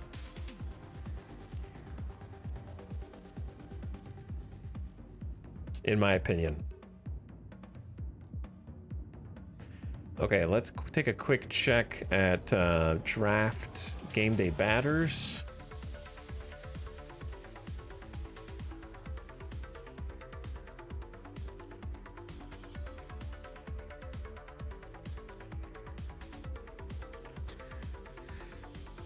Robert Newstrom. Yeah, I don't think there's going to be anybody who's like incredible. We got a couple people who were actually on our list. Ernie Clement ended up... He's not gonna stay. I'm not gonna like be able to keep him on the active. Your scout's only good overseas. Yeah, basically. This dude never strikes out, but he only plays AA balls, so it'd be very risky. Chat, let's check. Pitchers.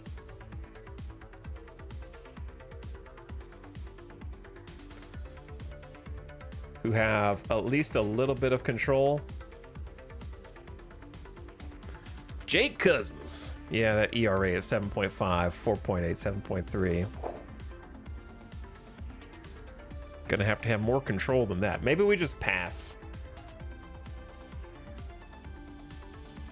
What about reliever? No one. Scouting director for starting pitcher. No one. He's like, nah, I don't take any of those dudes. He just likes Jason Vosler at first. I see why, the 44 homers. But the guy we have at first is already producing a lot of dingers. Chad, should we just pass on this? Should we skip?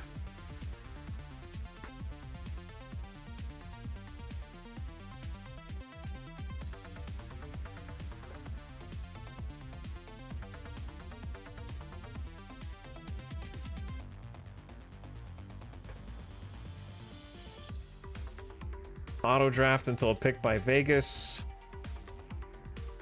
Yeah, it's not clear what holes I need to fill. I'm just gonna say we don't need anything from the Rule 5.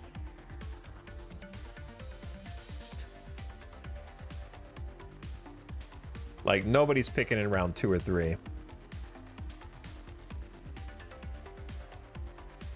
Like, Nick Maton, he seems pretty cool, dude. He's hitting 450 OBP. Fielding third base, but this is in AAA. I'd say in 75% of Rule 5 drafts, I don't pick anyone. Yeah, it's not a huge loss if you send the player back. That's true too, I guess. You can be like, nah, he didn't work. I think I'm just kind of like, you know? He does like Vosler. So what you're saying is maybe we take Vosler, put him at first, and if he doesn't produce within a few games, just send him back. But if you send them back, you have to pay, what, 100K? No, you have to pay him 100K up front for the pick.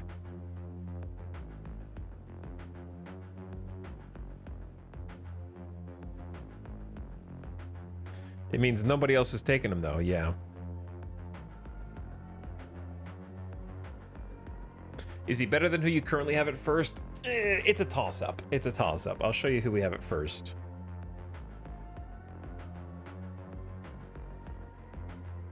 We have Weston Wilson, who's 30 years old, 75 aptitude, okay defense, and in AAA, he hit 43 dingers last year with a 370 on base percentage. Did hit a dinger in the MLB once. So that's who we've already got at first. So it's about the same, like, in my opinion. You either gamble on this dude hitting dingers or you gamble on that dude hitting dingers. You can make this guy the DH. Our current DH is... You can make either of them the DH, I guess. But our current DH is Derek Hall, who hit 33 dingers last year, 29 years old. What are your home fence distances? Batting left is going to hit... We have a closer right field than left field. Deep center is really deep. The 100K penalty is not out of the park. It's just a real life thing. Okay. Can he play anything else? Weston Wilson? I mean, he could. He could be shifted around. He has some utility at third.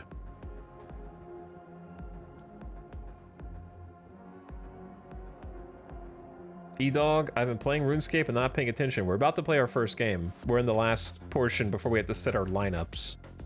We're gonna have to make lineups and decide who's starting the first game. And finish our, like, maybe see if we want to make an offer to a starting pitcher. Like a star pitcher, and then Game time, baby.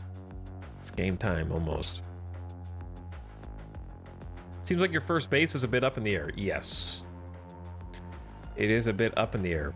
Because we could take Vossler. He's okay at probably just first, and then we just hope that he can produce. But he got 62 ABs in the MLB in 2023, didn't produce. Got some ABs in 2022, did okay. He's been tearing it up in AAA, and that's pretty much it. What if we just let's compare him to Weston Wilson. Same contact, same BABIP, same gap powers, same home run power, same eye. Jason should avoid Ks better according to our scout. He bats, Vossler bats left though, which might result in more homers.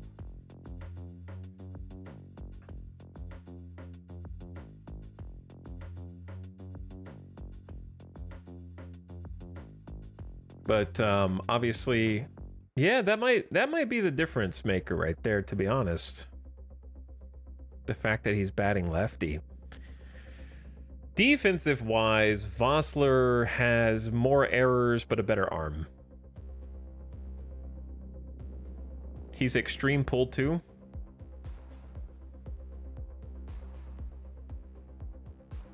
He's a pull hitter, and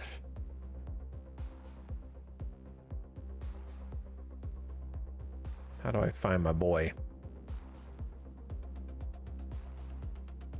Weston Wilson is extreme pull. Right is still not that long.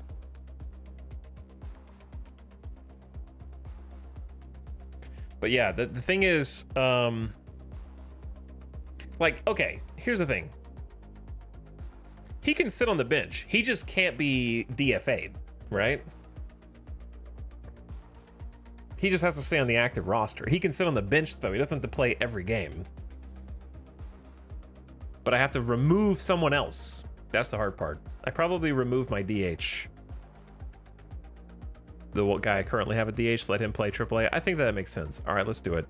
I'll take the scouting director recommendation here and just see if we can manufacture something. Let's draft him. Vossler, you're in. Dude, there's Anthony Siegler again, the catcher. He's a AA catcher. We had him on the list. But that 70 out of 80 eye. I've already got 3 catchers, man. Nah, let's skip. How long does this draft go? Is it over? That was the last one. Save. All right, draft is over.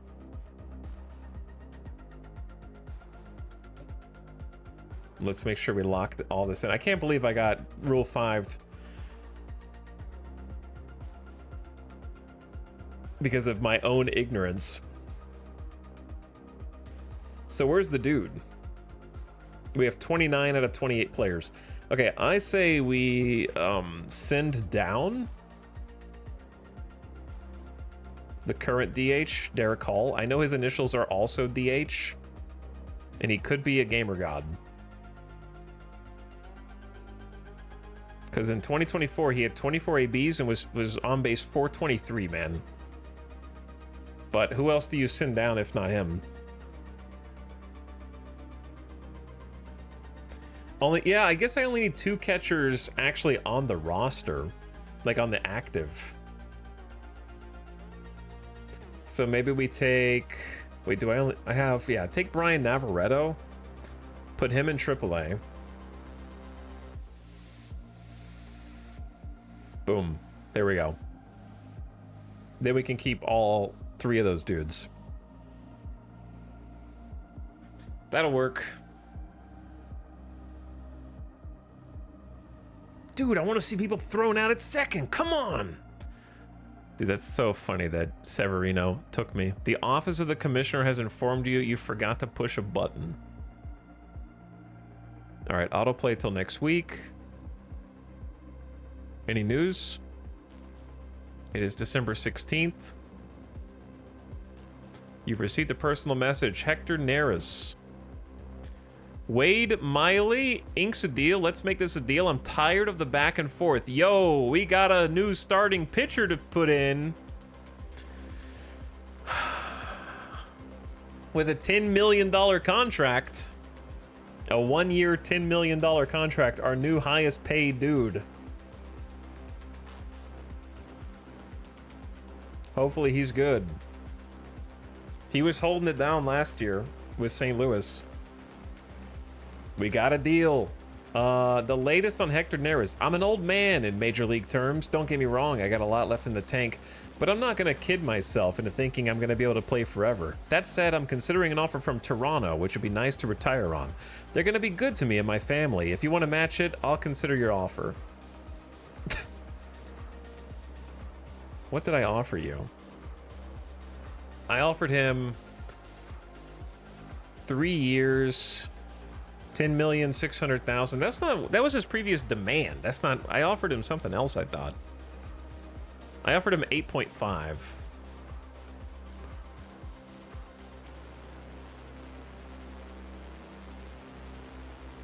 Over 3 years with a team option. We still have 59 million for free agents.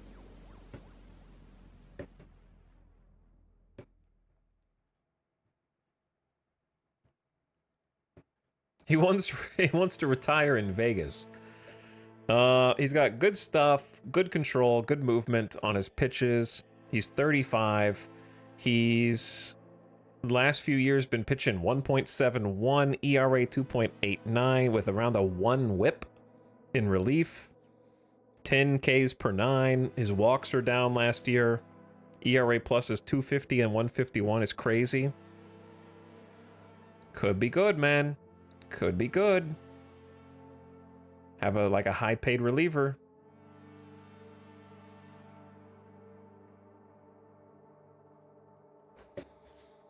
So he wants 9. We offered him 8.5. He wants 9.6.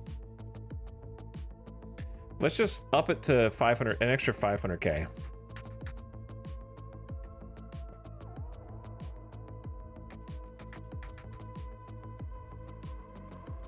And then if we keep you for the final year, then you get 9.6.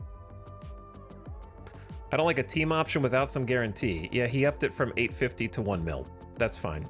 Team option for 1 mil still saves us 8.6 mil. That's a decent offer. You'll hear from me soon. All right. Submit.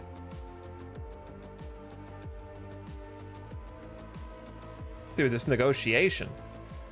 10.5 mil brings Wade Miley to Las Vegas. This is our new star starting pitcher. Assuming he plays to his potential. During his career, Miley's recorded 116 wins, 106 losses. Wins and losses don't mean anything with a 4 ERA. What do double-A's make in a year? Not very much money. Not very much at all. 38-year-old star? Yeah, Verlander's a 40-year-old star. All right, let's autoplay. We can make some more offers also, but I'm just trying to advance some time to kind of let the dust settle on the... All right, Hector Neris, I haven't got much time, but what time I have left, I will commit to my career and whatever club I choose to sign with. Your offer isn't what I'm looking for, but it could be if you adjust it along Los Angeles' proposal. Back and forth. Did they up it to 12 mil? I can afford it. He went way up.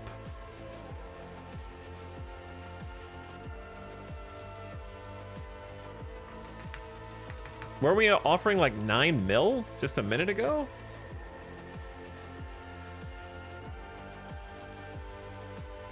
I'm assuming they can't. Yeah, it's quite the increase. This is the offer that LA made him.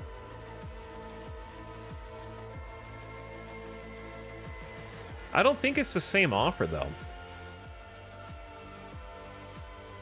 I don't know. I'm a little confused on that because we've changed these numbers down and they've been like, okay, that seems like a good one. It's not the same offer necessarily. Chat, what do you think? Here's the thing. It's not 36 mil a year. It's 12 mil. We got 59 mil in the bank. He's playing you guys off each other. He is good. and he's up for free agency. Let's see who we've currently got on our pitching staff.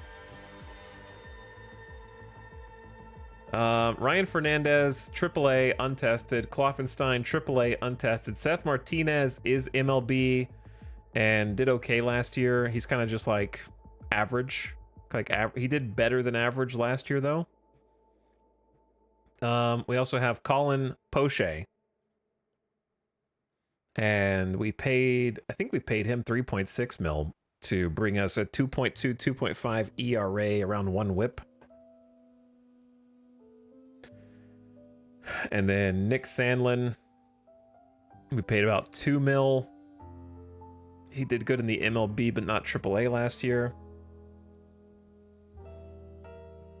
Gabe does okay. He's not like top tier.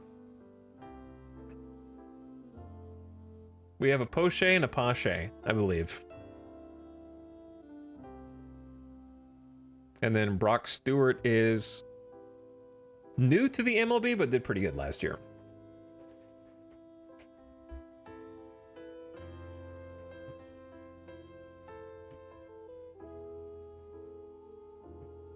Need some vets to get the engine started. I don't know if I want to pay 12 mil.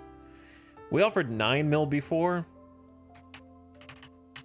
I'm going back down to 10. And if we keep you on the 3rd year, you can have 11 mil, and I'll give you a 1.25 buyout if we take the team option. I do have to make a decision soon. Right now, your offer is not good enough. This is what I'd sign for. Okay. Add 500K.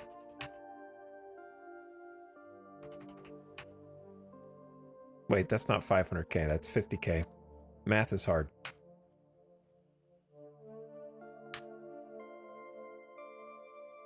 Wait, no, it's not. That's that's one. Wait, math is really hard. 10,500,000. 10,500,000. No, I had it right. And then we'll do 12 mil on the final year with a 1.5 million buyout. Okay, so no, he won't accept anything less than 12 mil. 12 mil feels like a lot for an old relief pitcher. You can be an old pitcher still. I think he won't do it for anything less than 12 mil. He's throwing heat the last couple years. Anyone else available?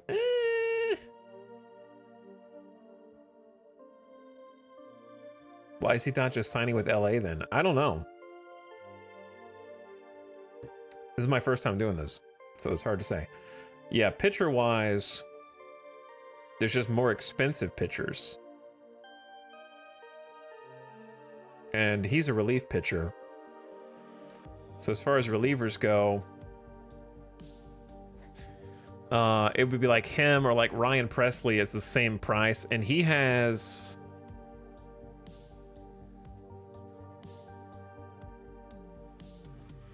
stat-wise, worse stuff, worse home run average, but better control.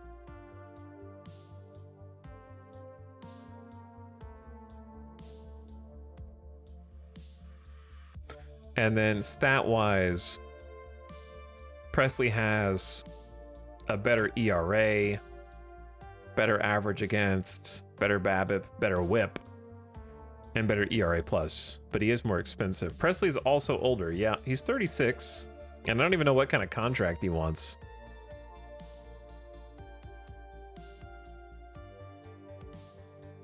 Yeah, he wants a two-year, 12 million. So maybe we just offer him less, and we get the 2-year also. He wants a vesting option, which again, chat, what does this mean again? Presley wants to be a closer, though, and I don't want to... It's not really the role that I'm looking for.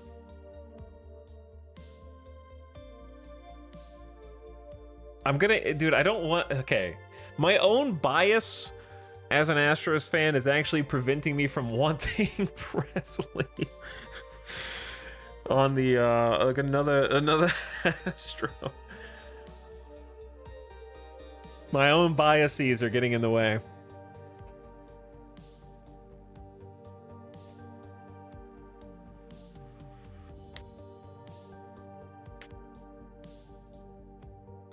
Vesting option is based on games played in his case. This man is doing more work than full-time MLB managers. That's funny. See, like, I don't want him because he's an Astro. I actually don't want him because he's an Astro.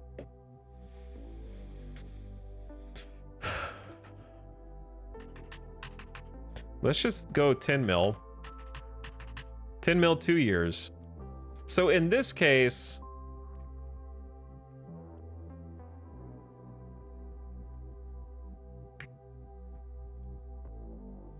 In this case, vesting option means if he doesn't complete 40 games, I can cut him. Is that what that means? Why not just pay Neris what he wanted? It's just like 425k more per year than this guy if you actually like him. Because, I mean, if you look, his stats on paper, Presley's stats are better on paper.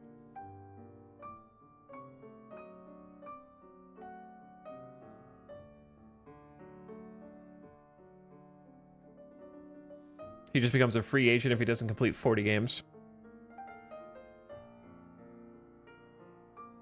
Because Neris is charging almost the same amount. For like slightly better stuff and HRA, but Presley has control. Neris has a better fastball.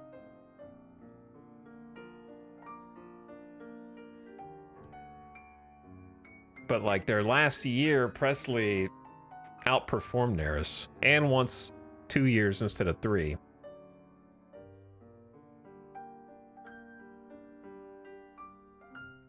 What about this? Let me look at something real quick.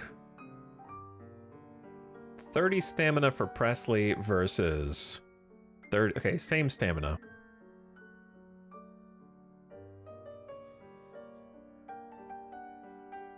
Whip is 1.05, 1.01.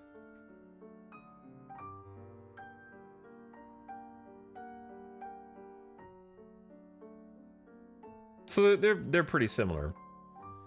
Change Presley's promise role in the contract. If he'll take that, you're on to a winner. Okay, hold on.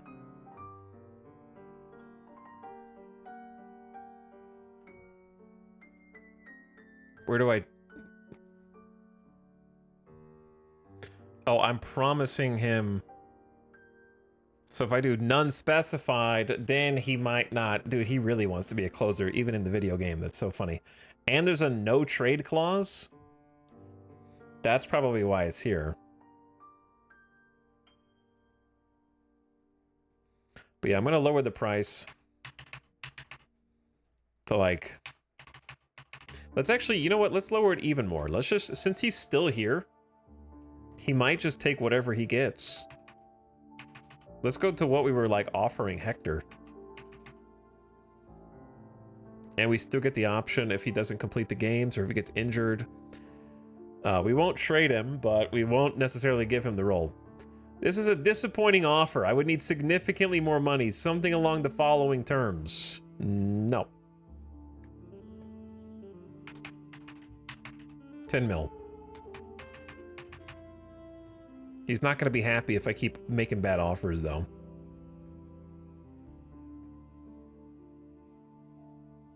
Sorry, I'm not interested in discussing this further. I'm not in the mood to continue negotiations.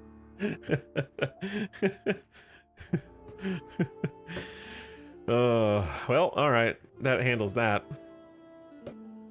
Grumpy.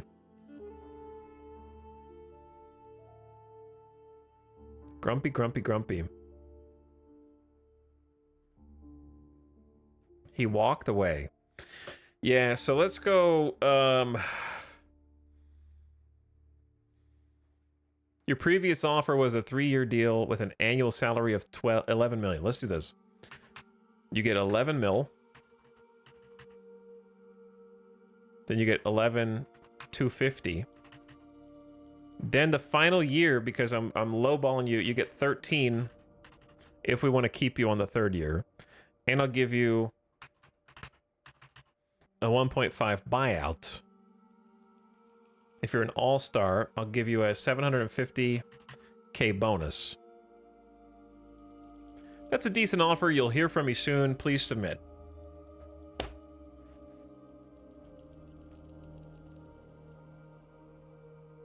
Okay. Lock that in.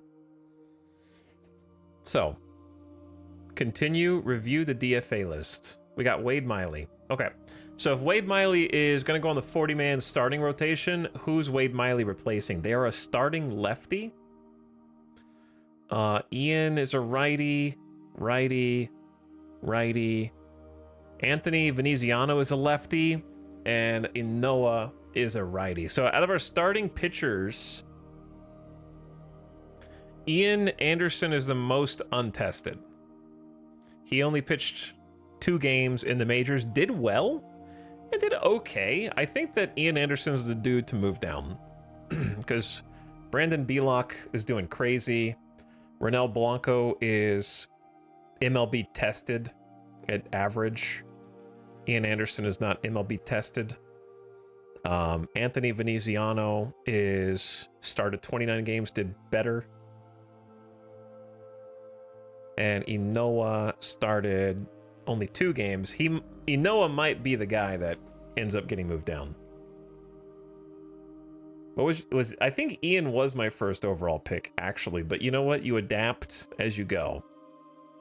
You adapt as you go.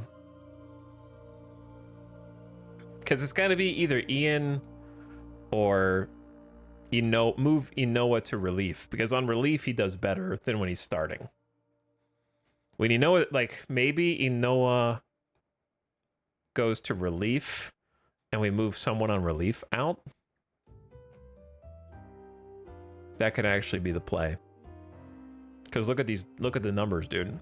ERA crazy when he's starting. 11 games. Relief, amazing. I believe that. So who do we move down from relief? Inoa is a righty.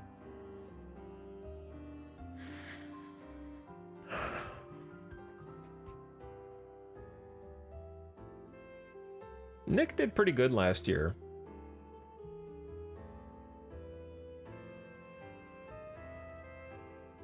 It's either Seth Martinez.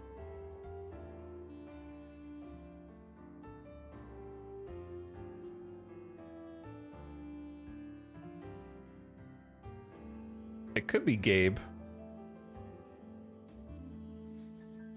Gabe did okay, though. Like, he didn't do great, but he did okay.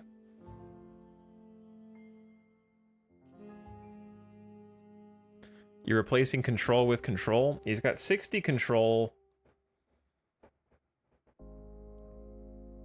What is eye control? Oh, that's 70 control. And this is movement, and this is contact. Like, our most average dude is probably Seth Martinez, just from our scouts' perspective. Actually, it would be Clough. It would be Clough. All right, move Clough down. The Clough is going down. He only pitched 21 innings last season.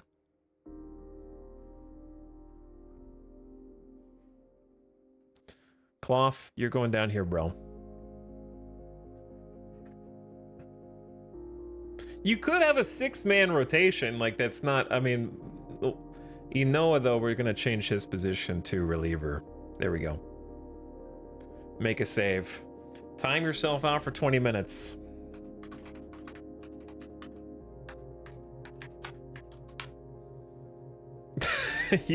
You killed Clough. You did, yeah. All right, game saved. Continue autoplay. Let's see if we get any mail.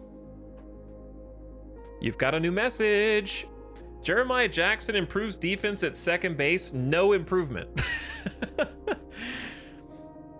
He worked closely with staff and trainers and tried implementing their feedback. Nothing seemed to give him an extra boost. View my full scouting report on their scouting page. Cool. Christian Pache, base stealing, no improvement. Okay, fantastic. Lorenzo Cedrola, learn new position, outstanding. Cedrola did extremely well. Coaches tried him out at shortstop. He was a natural. He worked on many drills and exercises. 30? I don't know if I would call 30 a natural. Naturally bad, maybe. Jacob Amaya improves defense, no improvement. Okay, so this is going phenomenally. Ryan Presley signs with Houston. No way, he just signed back with Houston from free agency? He just went back. Okay. Kevin Newman, thank you for letting me play with your minor league team. I hope I'll be able to get to the big leagues soon. All right, Kevin's contract is if we add him to... Chat, I told you guys, you were wrong. Becomes major league contract if added to the active or secondary 40-man roster. You said only the 28-man. This says 40-man. Players may opt for free agency if not promoted before day 30. So yeah, I got Rule 5'd on the other dude, and it wasn't my fault. You guys had it wrong. I can't put him on the 40-man without activating his major league contract.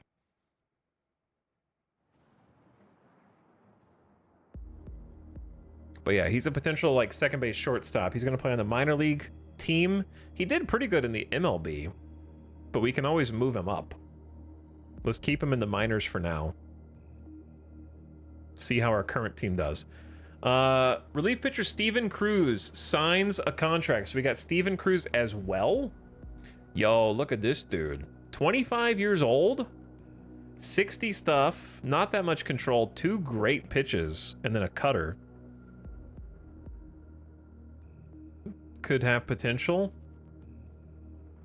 He's got the same deal where if we activate him, he could leave if not promoted by day 30. I've been meeting with my agent. We're both very excited. It's not my final decision, but I think you're the front runner for my services. All right, Naris says keep up the great work. Cool. Now my question is, as far as the like player development, do we have to like change their thing in the development lab, or do they just keep doing it? Kloffenstein is struggling. Anthony Veneziano is frustrated. Do I need to replace these dudes, or do they stay there now? Or do they choose, or maybe my, I think I told the AI to handle this. So the AI is currently handling the development lab. Replace your training staff. Number 1, I don't want to fire them all.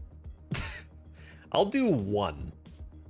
Okay, I'll do 1 dude, just to see what happens. Like, let's take the pitching coach is unproven. If I fire him, how much do I have to pay? He's 180K through 2026.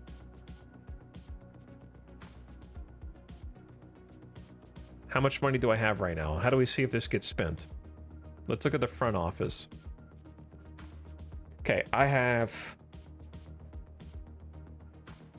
51,032,000. 51,032,000, okay? Pitching coach.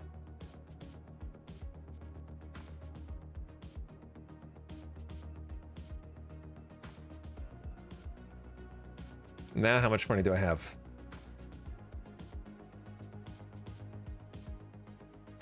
$50 million.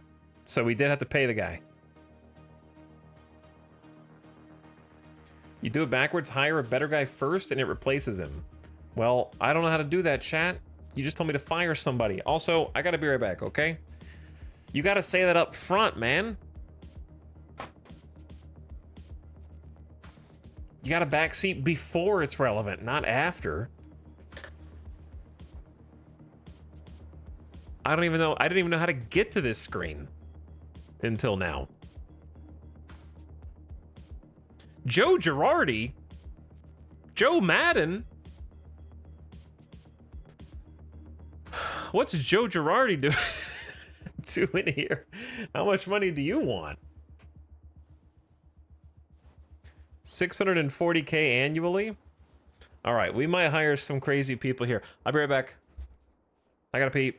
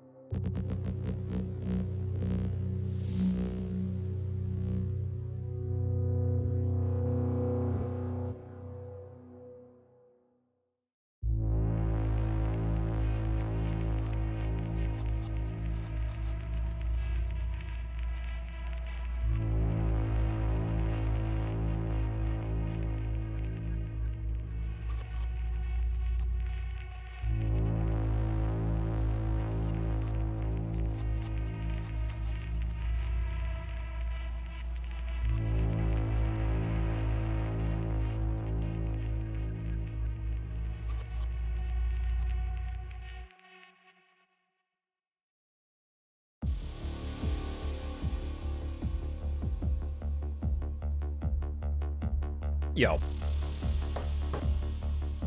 What's up?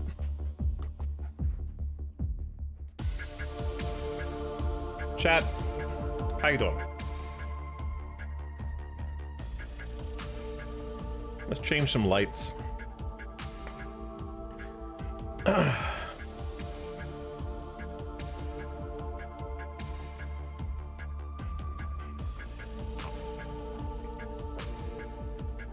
So, how do you know what position anything is?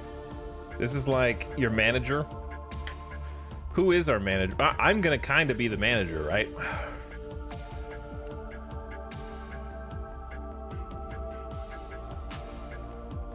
So like pitching coach wise, I don't even know what the majority of our pitchers are.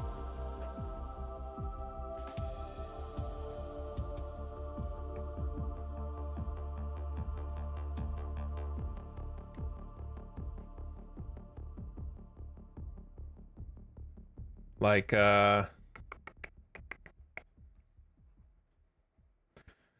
starting pitching staff is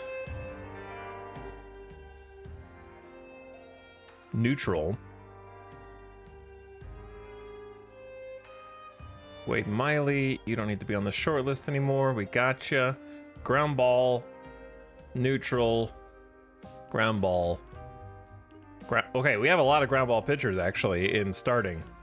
Ground ball reliever, fly ball pitcher, ground ball pitcher, neutral, extreme fly ball, neutral, extreme fly ball, neutral. So we have some fly ball relievers, a lot of ground ball starters.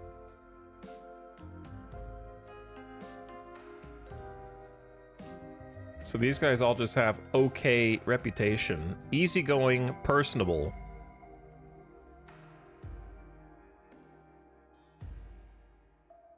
I don't know what, like, is unproven worse than okay? The guy just fired for no reason that chat wanted to see blood. They wanted blood. So I fired somebody. Just because you wanted me to.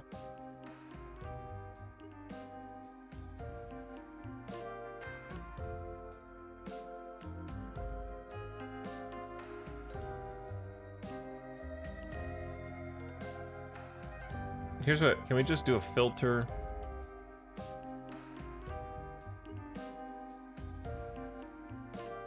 Pitching focus, ground baller. That'll make things easier. Brian Hickerson, 61 years old. Get it. Personable but controlling is his negative. Do they have a positive? Oh, they work well.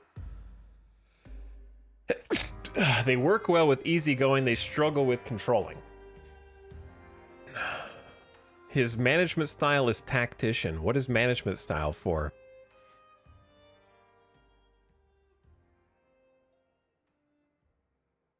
His experience is only 3 years. At 61 years old, what have you been doing the rest of the time? That's a lot of numbers. It's just a lot of numbers.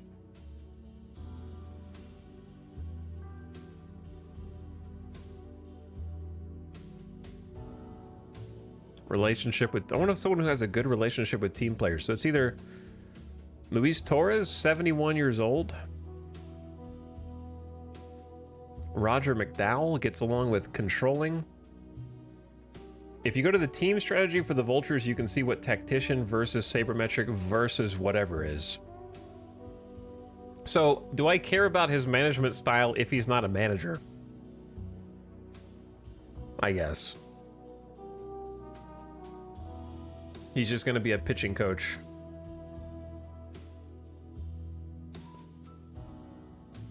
Then it probably doesn't matter. Change the view. Didn't know there was a view for this. Okay, I was wondering if it got deeper. I didn't even know. This is pitching, catching, infield, outfield. So if we're only concerned with pitching, handles development, influences mechanic, the talent changes. What does handle aging mean? Are there stats for coaches like Football Manager? Apparently there are. Apparently there are.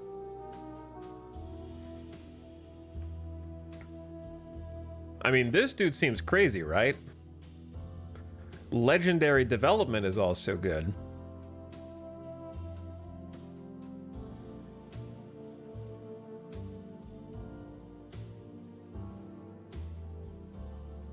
It's either Clemens, or if you want to go for development, you go Mike Lane, basically.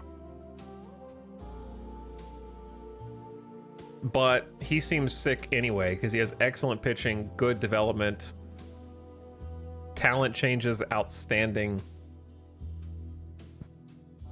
He handles aging good also. This dude handles aging excellent. Does that mean they don't kind of lose talent as they continue? Okay, Chris Clemens wants a 3-year contract for $570K per season.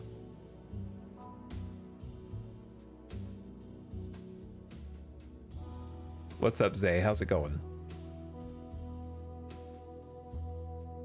Do I need to change the offer? Is he gonna get pissed if I offer him like just a flat 500K? Don't ask me why I have to do the penny pinching here. He will respond to you shortly. Okay.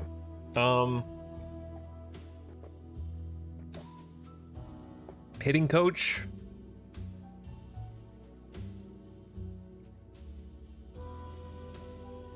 But I offered it to him without knowing what kind of pitcher style he was. Right? Wasn't there like ground baller or whatever? Maybe he's not a ground baller guy, the one I just offered.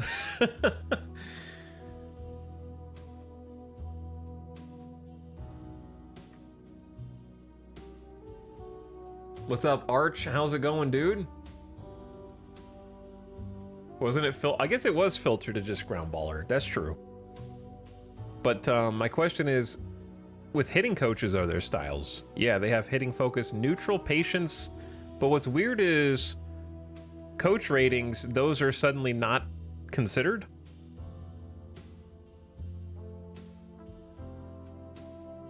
Neutral, patience, power. Or contact.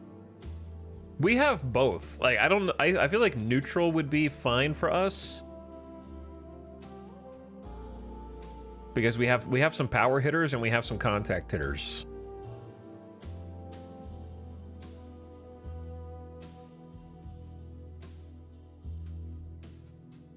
Like 65, 55, 55, 55 contact, and then power we have 55, 55, 55. It seems pretty neutral to me. Going well, I'm back in the country and fit. Put me in, coach. You got it, Arch. So my last GM fired me because he never fired anyone. Wanted to know what it felt like. My name came up first. I just figured that would be the most important role. Like pitching coach, hitting coach, seem like they can affect a lot. Staff search and history.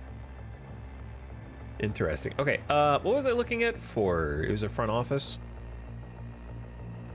Personnel. Do we have a poor coach? We have a poor third base coach. That's bad.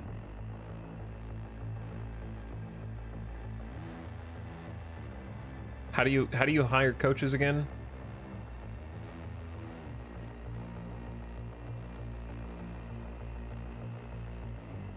I'm figuring it out. Okay, third base coach.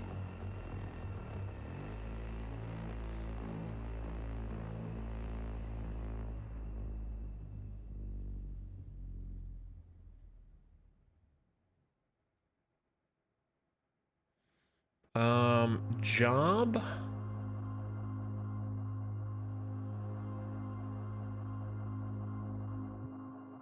Third base coach. That's his reputation. He's just new. Wouldn't you rather pick someone who's old?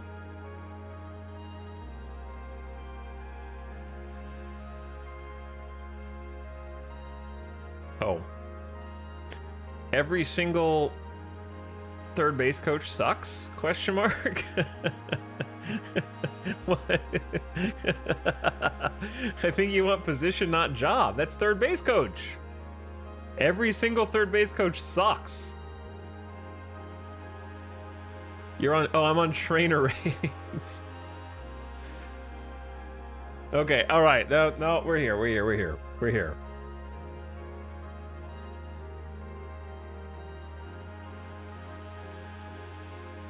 This job is currently occupied. If you sign someone, Wilfredo will be fired. Not Wilfredo.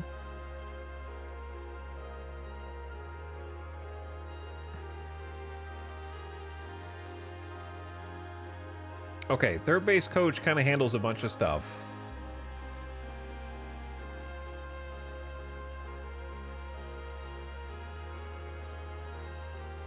Wilfredo sauce.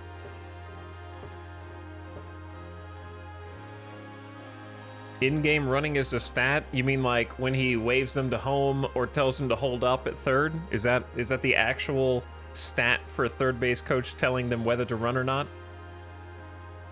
Making sure that, so Chad, the third base coach stands on the side of third base and either does the windmill to like go to home, or tells them to hold up, or does this to slide and all that stuff. So it's actually a stat in the game. That's so funny. Etal fell down the personnel rabbit hole. Chat told me to. They were like, your coaches suck. Don't you want to win? And I was like, yeah, I guess I want to win. How do we feel about Eddie Rodriguez with the White Sox? Do you think he'll take an offer? Because if we wanted him to teach anything else, he's an outstanding coach for catching infield and outfield. He's old. So? He's a third base coach. All third base coaches are kind of old.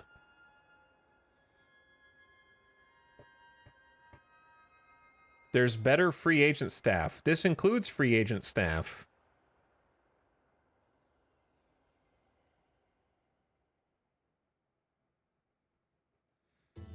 They have to have high handle aging. What does that even mean, dude?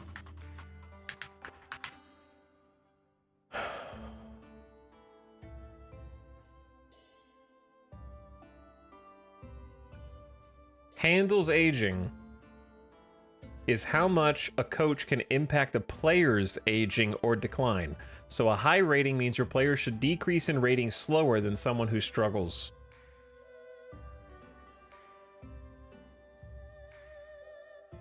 Yeah, it's the player's aging, not their aging, you dinguses. There's only 32 coaches filtered.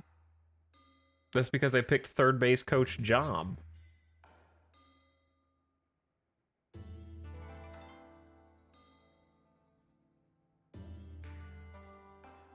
I guess I could pick someone who's not at third base already. Okay, this is what you mean. So if I was filtering jobs, it's not what job they want, it's what job they have. So these guys have legendary outfield, legendary catching, outstanding in-game running.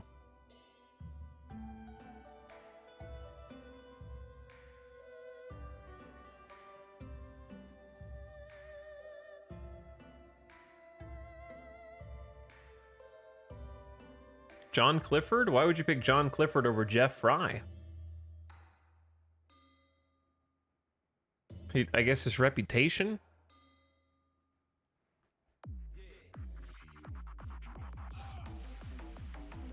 If third base coach is for in-game running...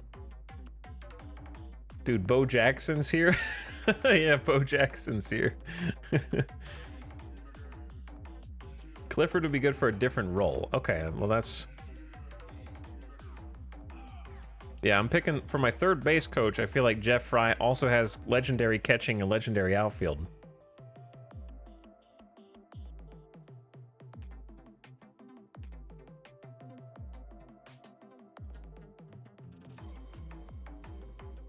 This job is currently occupied by Mike Long.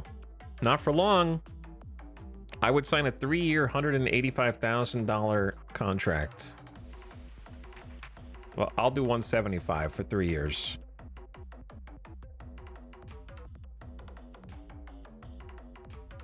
Okay, so there's a third base coach.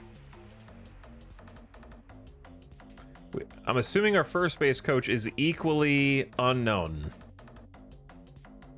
Yeah, unproven. Dude, I haven't even been looking at their stats. Oof. Okay, they're bad. Bad. Good. Kinda mediocre.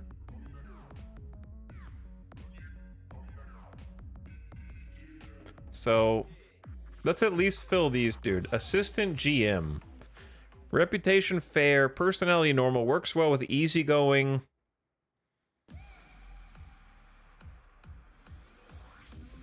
I feel like the GM and the bench coach are going to be the hardest ones to find. We need a new bench coach also.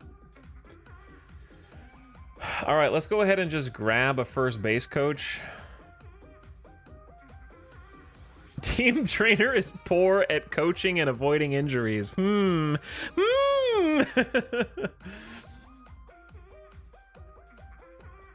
Suspicious. Did we not? I didn't hire a batting coach, did I? He does teach hitting excellent.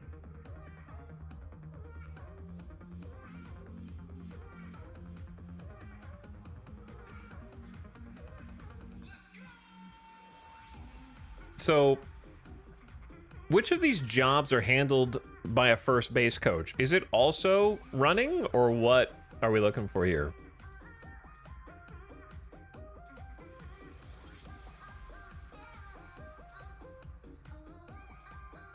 Mostly for steals? Yeah. Would that be in-game running, I guess? The third base coach was for the job of first base. Oh, did I accidentally? Okay, well, we can just swap them. You know what I mean? We can just hire this dude for third base and then swap them if we want. Actually, I don't know if you can. Can you swap them?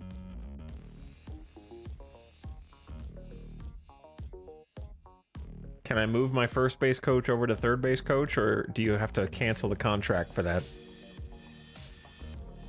Hopefully it's not that big a deal.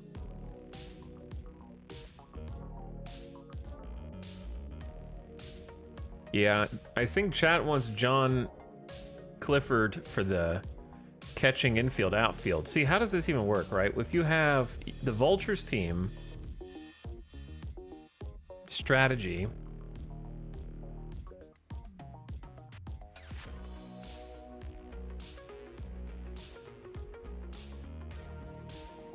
here's staff roles.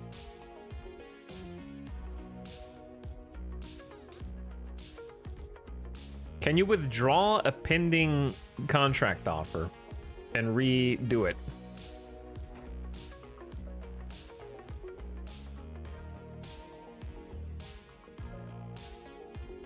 Oh, you can appoint them as, yeah, the instructors here. So we have a, yeah, I think we did first base coach. Oops. So the first base coach is teaching infield and outfield also.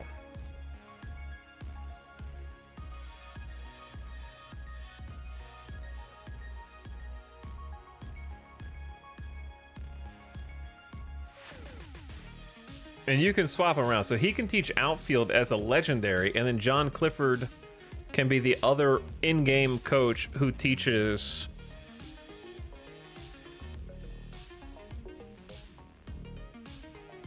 catching. We could have Bo Jackson come over and teach infield. What position would he be?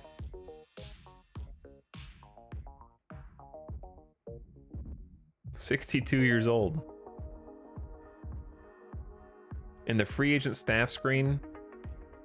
Okay, so I could withdraw my offer to Chris. No, not Chris. To Jeff. It might piss him off.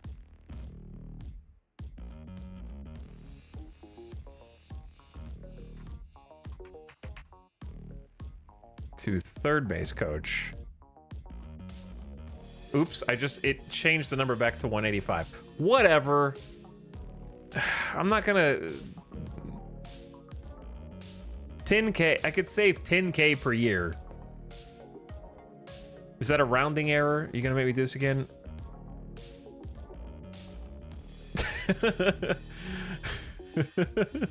One more time.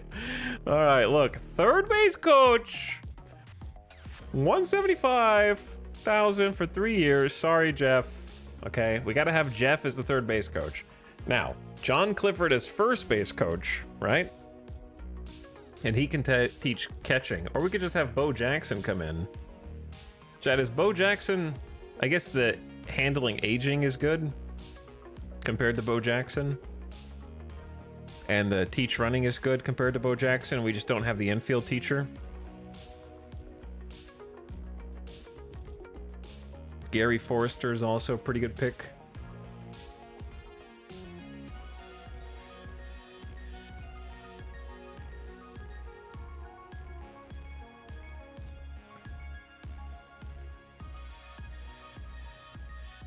So, Ronnie Gideon, inexperienced, first base coach, 2 years,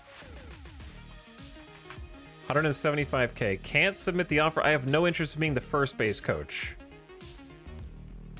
I have no interest in being the third base coach. He would be a bench coach. Well, what are you interested in besides those? Team trainer, not scouting director, hitting coach. He'll be a hitting coach. But we need someone who can actually hit. Mark Hallberg. No way that dude's name is Mark Hallberg. Not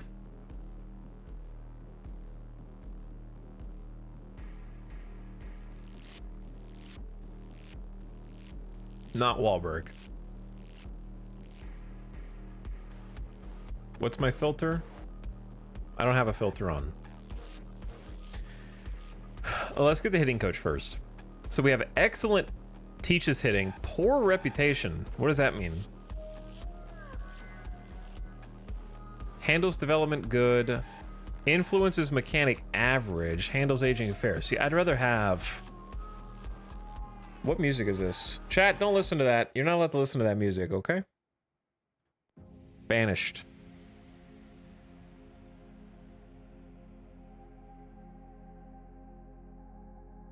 It's filtered on base coaches. Chat, it's not checked. Shut up, dude. You're just making me stall longer. Preferred occupation, base coach. Dude, it doesn't, it's not gonna, he's gonna, if they want to be a base coach, then they're gonna want to be a hitting coach, man. I promise. Okay, I guess we can get a legendary hitter. I apologize.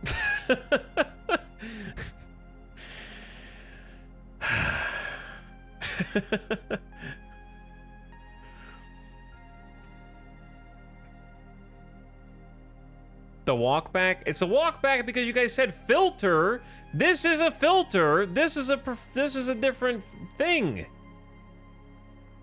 Use complete sentences. If you say it's filtered on base coaches and I go here and it says third base coach and it's not filtered, it's not filtered. This is the one that says filter on it. They're all filters. Take that up with the devs, bro. Not my problem, man. If you say the filter's wrong, I'm gonna look at the thing that says filter in all caps.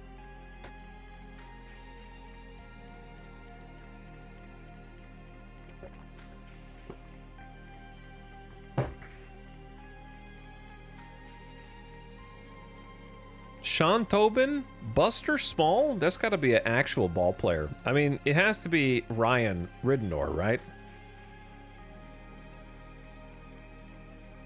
The legendary teach hitting, the outstanding developmental aspects, excellent mechanic influence. You could argue that legendary mechanic influence might be better, but I like to handle aging legendary also.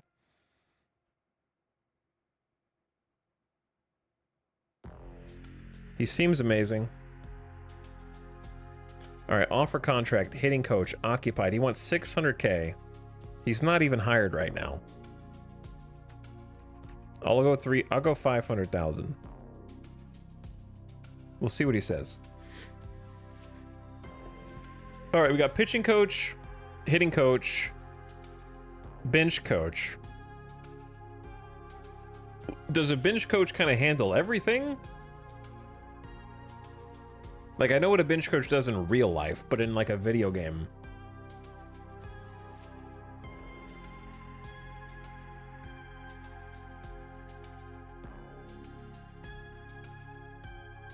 It's Wilfredo, and he's not very good at his job. He doesn't do really much at all. These could actually make a difference on the team. So glad you're investing. Yeah, we have extra money. Bench coach can just help do staff roles. And in this case, staff roles are these four. So if we hired someone who's good at teaching catcher and outfield, I don't know if we hired anyone who's good at teaching running. We need running and infield, potentially, but it's not like a make or break.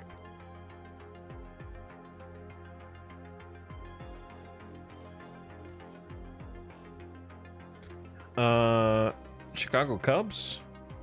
Ryan Flaherty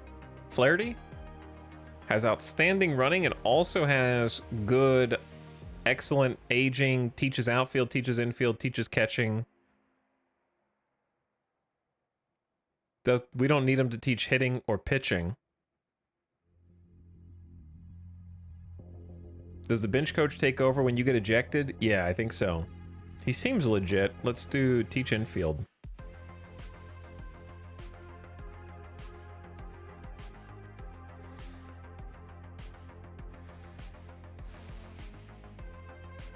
It's hard to see everything. I mean, Antoine Richardson's got legendary teaching of all things. We've got legendary catching and we got legendary outfield already. What about legendary? We need a legendary infield and like maybe teach running.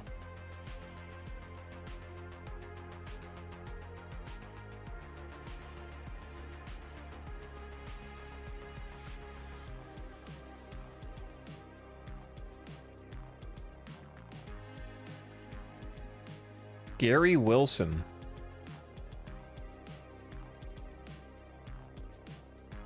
Yeah, I mean, he's decent too. Teach running is like run faster between games. In-game running is like whether you should slide into a base, whether you should try running home, whether you should steal during the game. Bench coach should also get along well with your roster. Detail into them, and you should see that bench coaches mostly handle player personalities.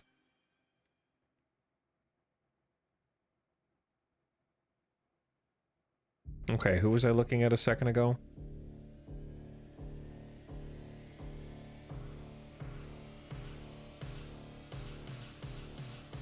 Works well with personable, struggles with controlling.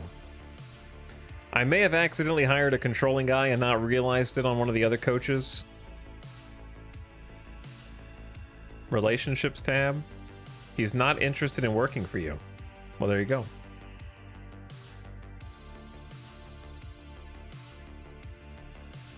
He's already got a job. What about Winston? Reputation okay. 55 years old. Legend. Well, we don't need legendary catching. But he has excellent infield, excellent running.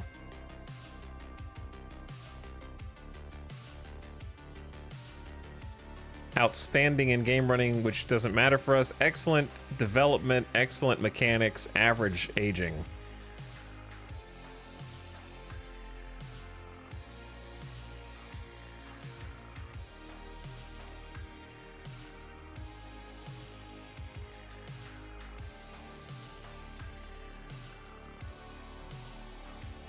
I mean, this is okay, right? It's hard to find somebody who does everything good, huh?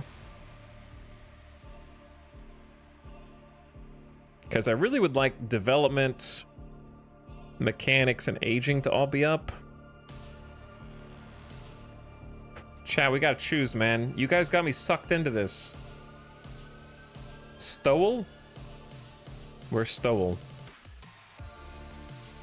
Just the average development is the only thing, but he has outstanding mechanics. Only good teaches running.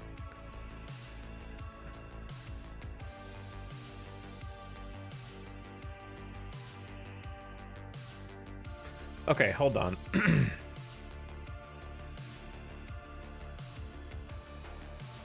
So we've already done hitting coach, first base, third base. Right? So we do need somebody at bench coach who can maybe do infield teaching. We need infield teaching and in-game running from like the same dude. And Jeff Sexton may be the guy. Wait, did we already offer Jeff? We already offered Jeff, didn't we? Well, in that case, Jeff could just handle both. He could handle two things. No, we have Jeff Fry. We're gonna have two Jeffs? Did we not offer anybody? We haven't done first base yet.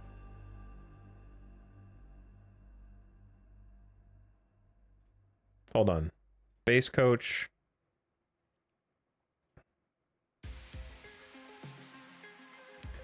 Jeff can do catching and outfield. Ryan can do hitting, obviously. That's our pitch coach. So we just need infield defense. He can, and then he can do excellent. He's a professional backseater at third base. That's kind of true. All right, let's try to find someone who's... I'm thinking Gary Forrester. I think Chad already mentioned them. They can teach in-game running and infield. Their mechanics are only okay, though. I wish the influences mechanics would be awesome to stack. This is like Crusader Kings choices. We're making Crusader Kings choices right now, to be honest. That's exactly what this is. These are like influencing our bloodlines, whether or not they will like boost their mechanics or not. That's how it feels.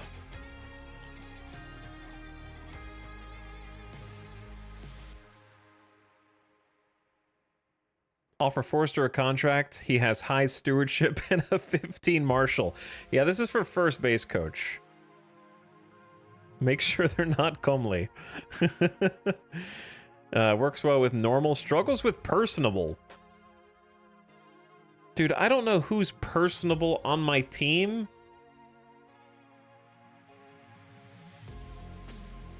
How do I find out who's personable?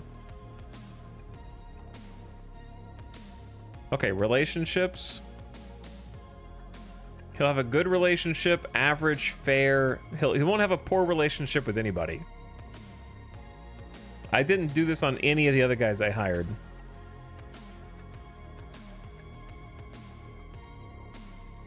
He seems okay. He's a good choice for base coach. Sick. 325 for 3 years. Did I pick the right first base coach? I didn't even look. I gotta stop clicking so fast. Okay, now we need the bench coach.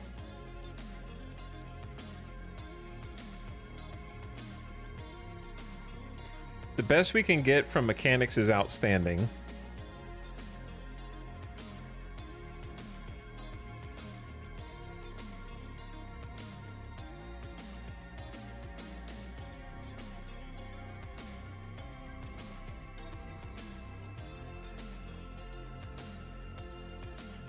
I'm gonna be fine, dude. I'm gonna be fine.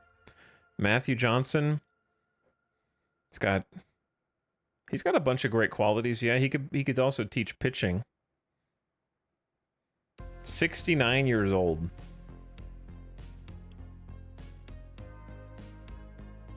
He's got excellent development, good in-game running, excellent mechanics, outstanding aging.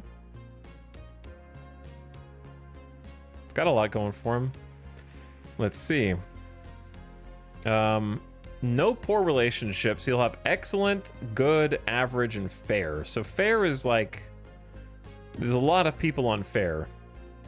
I wish that was a little better. He works well with temperamental, struggles with easygoing. That's the only downside. Let me see if there's something a little better.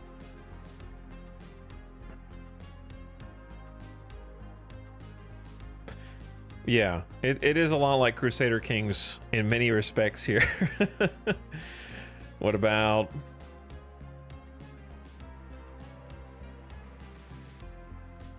Besides Matthew Johnson...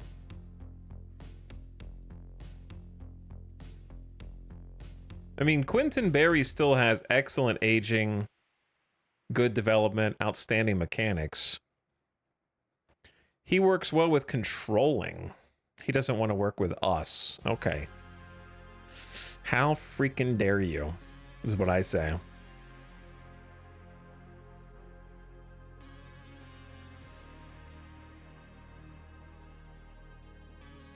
Check LeBlanc's relationships.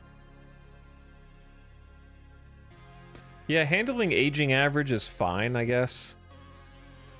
Yeah, see, he's got way fewer fair, and he's got more average and good.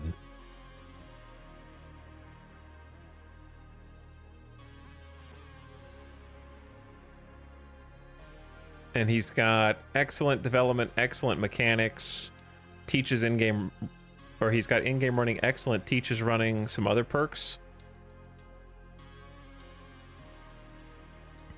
I feel like that's a pretty good pick.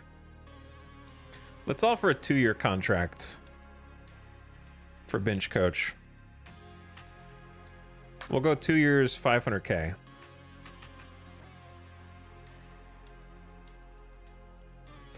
Okay, who else is there?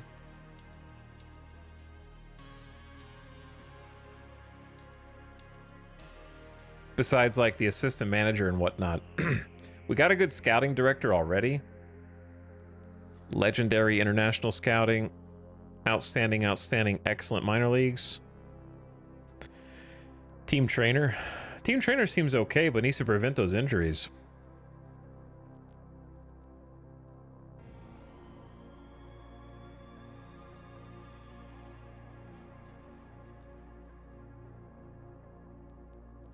Preventing those back end, dude, nobody prevents everything.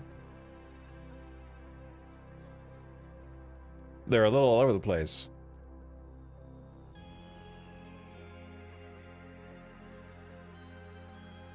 This is like a word search.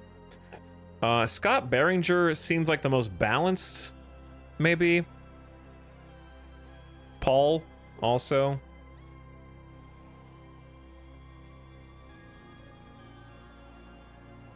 Like Ian Jackson. Yeah, he's just got poor fatigue recovery.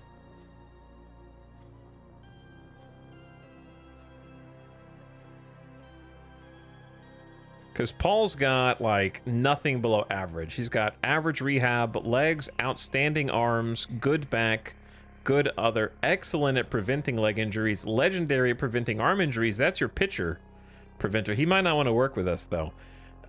Excellent at back, outstanding at preventing other, average fatigue recovery. He might not even be interested.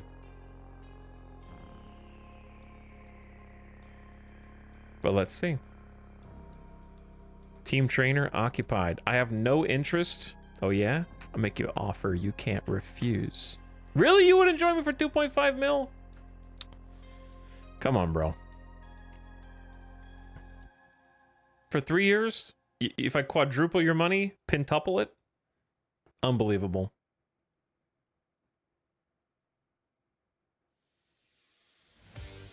Jeremiah Randall with Houston is pretty good. He probably doesn't want to work with us either. Yeah, the dudes who are already hired. We got to find someone who's not hired. They're too loyal, I guess. Let's sort by prevent arm injuries. Keep the pitchers healthy.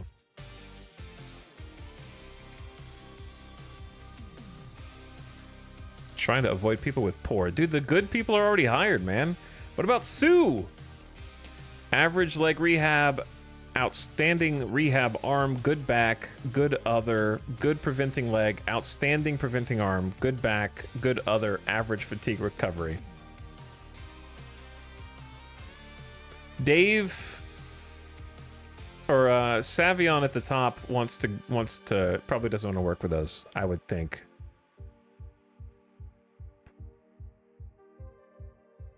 Dave Gibbings is pretty good too, but I like the...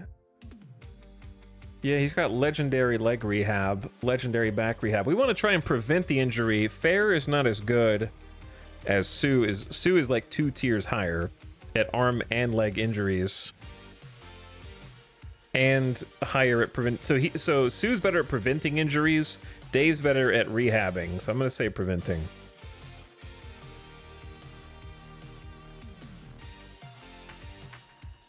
$350K, 3 years. All right, the only other person that we don't have is potentially an assistant GM. But we don't really know much about our current GM.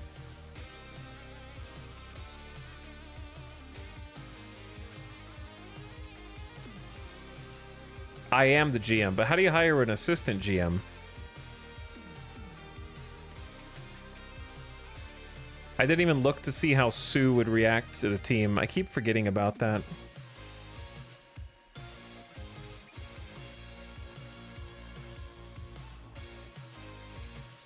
You have to fire your assistant GM. You know what else I have to do? Save the game.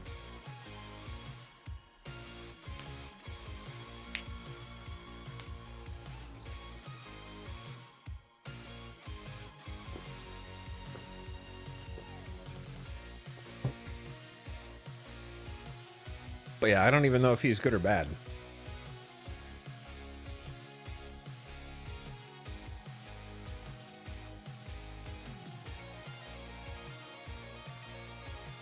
So scout value is what? How much he values scouting? Versus current stats versus last year's stats. Defense, speed, pitching to hitting.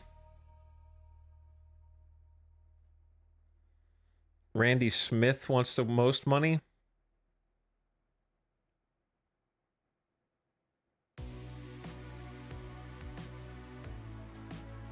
I think this is I mean, he values 2-year stats the most. I don't know if I like that.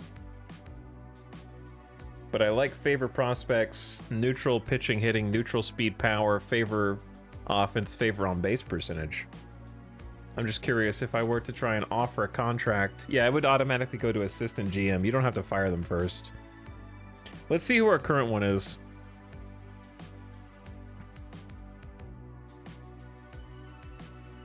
Okay, so Joe favors veterans, pitching, offense. What? Oh, for the fielders. Power and slightly more on base percentage. He puts a lot of value in the scout, not much in current year. He values player. He trades based on player loyalty.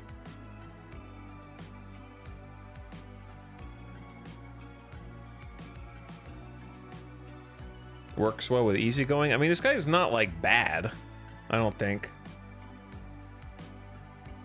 Do I really need to hire a new guy?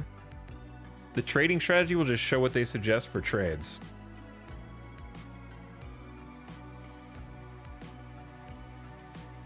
So maybe pick someone with a little bit more trade frequency. Where do I even see that here?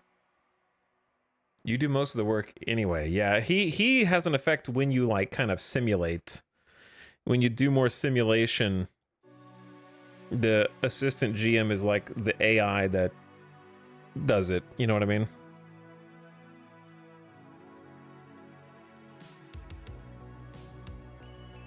That's who steps in.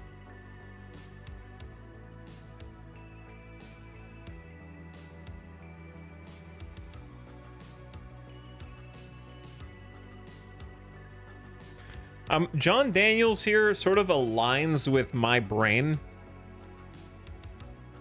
I'm pretty neutral on vets versus prospects and pitching versus hitting. They're both important. Speed, power. I like power, but I would probably favor speed.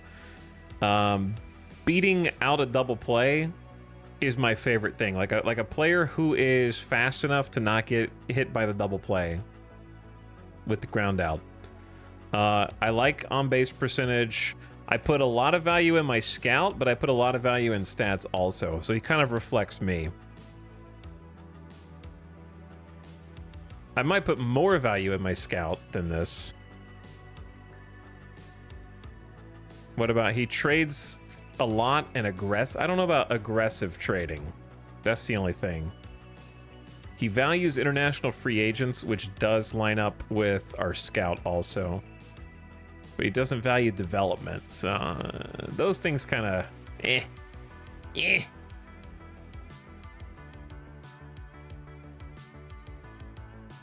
Heavily favors power. Yo, it's kind of hard to find an assistant GM, huh?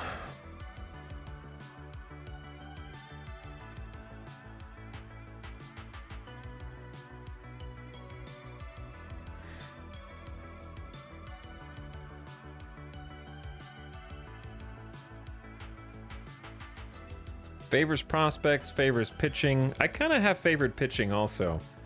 Alex, the Canadian. Trade frequency, medium. Low aggressiveness, medium loyalty. Rookie veterans, kind of in the middle. Doesn't value international free agents very much.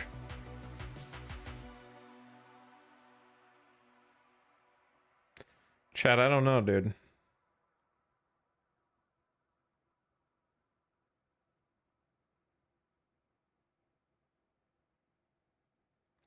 Maybe we don't need one. Maybe just stick with who we got. Let that be. Yeah, I'll just let it be. Okay, now we just need to sim and see what they say. Personal messages. Third base coach reacts. Other teams have shown interest and made offers. None matches yours. I'll seriously consider it. Okay, thanks, Jeff.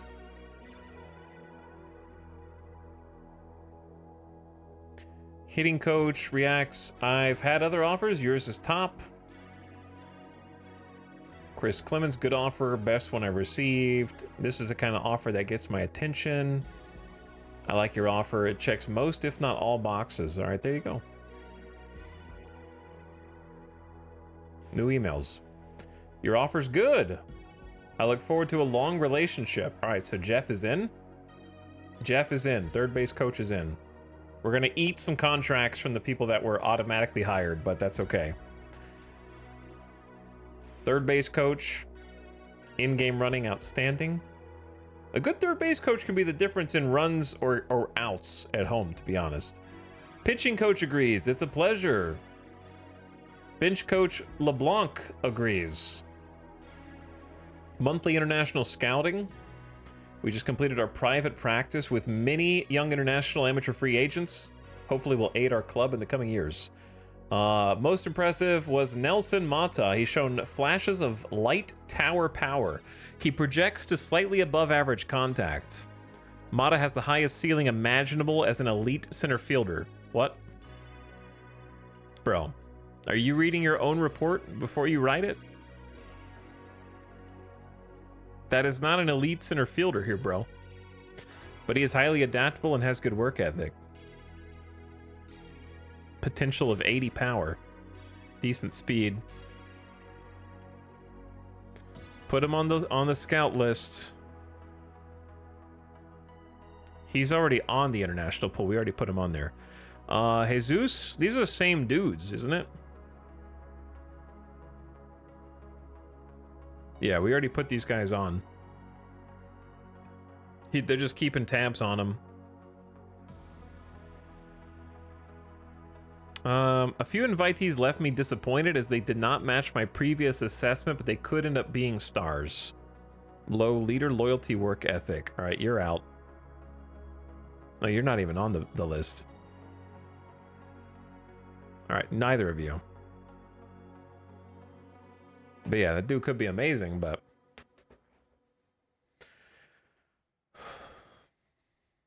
Okay, let's just ignore that and continue. Chat, Happy New Year! We made it to 2025. Happy New Year. We'll be in spring training before you know it.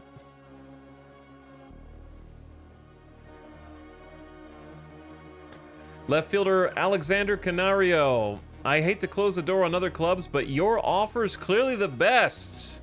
Ladies and gentlemen, we got him. Alexander Canario. With a 5-year contract up to $36 million with a team opt-out for the 4th year. He gets paid more money each year. And we can opt out here if he doesn't manifest into a star. We spent some money. Yeah, we spent some money on a risk. Because bro is 24 years old. He's got 65 power potential, and in AAA he knocked down 47 homers last year with a 359 on base percentage. He can play left field decently. So we'll see how it turns out.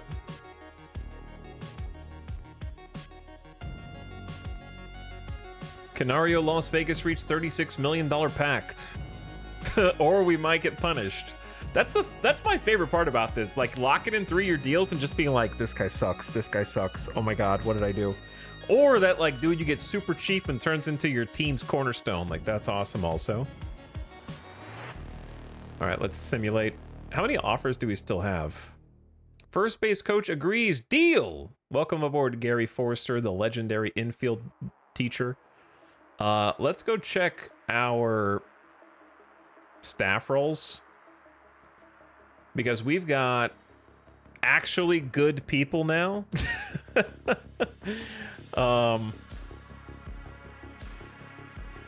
Outstanding has to be better, right, than excellent.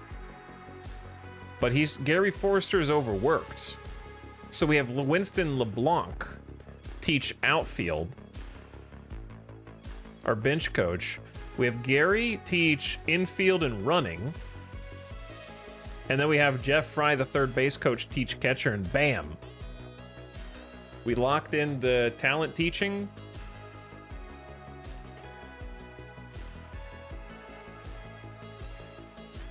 Pat hasn't been replaced yet.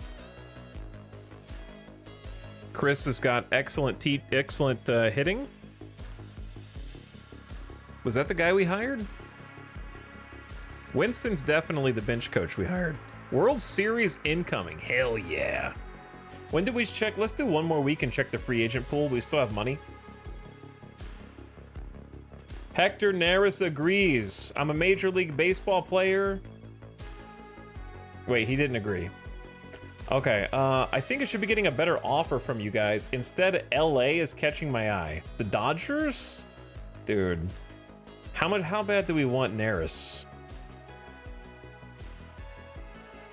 Now he's playing us against each other, dude. Oh, this is like the 5th time. A 3-year deal with an average annual 13.8. He started at 8.5. Now he's 13.8. But we have a bunch of money. How bad do we want him?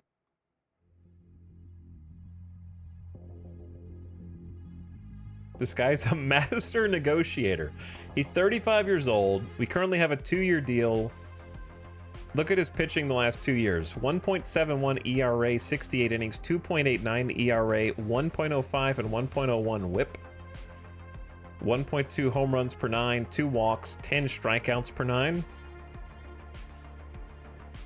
He's good. He knows he's good. That's the problem. Let's take a look at the other things. Team trainer Sue. This is the kind of contract that gets my attention. It's the best I've received. Hitting coach Ryan Ridnor agrees. Add a few mil to change my mind. That's how he's doing it, yeah. Okay, let's take a look at our own pitching staff. He'd be a reliever. Here's our relievers right now. We got Fernandez, who's AAA. He's kind of untested beyond these 62 innings where he did okay. Seth Martinez, kind of average if you combine his AAA and MLB numbers. A little better than average, I'd say, but he could go either way. Colin Poche, which I'm pretty excited about. I think he's got a lot of potential, though Neris has better stats than him. We're paying Colin like 3.6 mil, though. Nick Sandlin has MLB stuff, in my opinion, but if you combine his AAA MLB, he's kind of average. Gabe, again, he did okay in the MLB. Brock Stewart, he's doing better than pretty good, I think. Brock Stewart's up there. And then Inoa comes in pretty good, 3.16 ERA. But yeah, we have legendary coaching now, yes. The issue is we don't have a, like, GOAT reliever. We need, like, someone who is solid. You know what I mean? We need someone who's dependable. We need...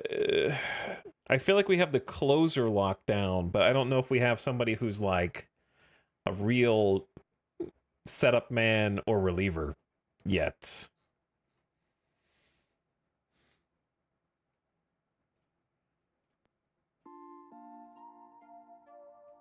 Let's go take a look.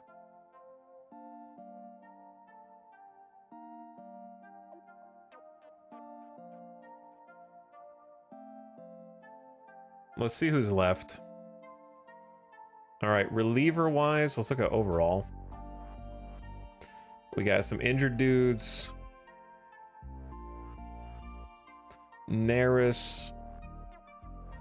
Paul just did not do as well as Neris and wants comparable money, I think. Yeah, he wants 13 mil over 2 years.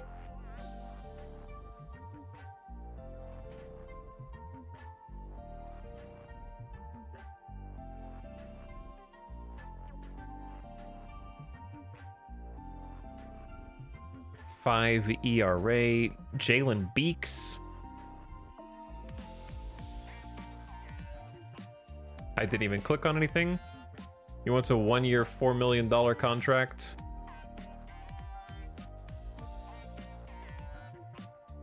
He did good in Colorado, not good with the Mets.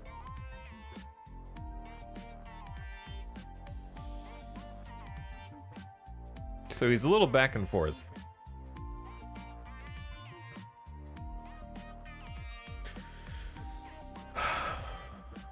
Let's take a look real quick. Game day pitchers. Sort by. Let's check stuff.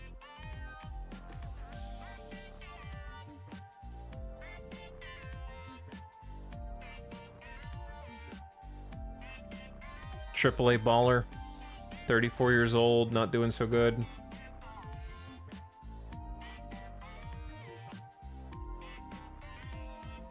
Yimi Garcia, 34 years old. Did great last year. A righty with a great slider, good fastball, good cutter, and a changeup to mix in. Power pitcher, 95 to 97 miles an hour. No injury history that we know of. And wants 2-year deal with an annual salary of 7.2 mil. What if we try and go Yimi Garcia?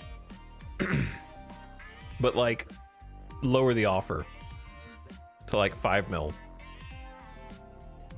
Because if he can put up a 1.08 whip,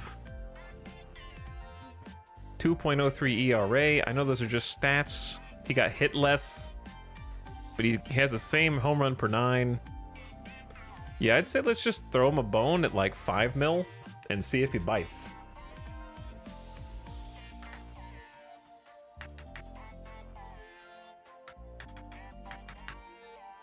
Somewhere in here.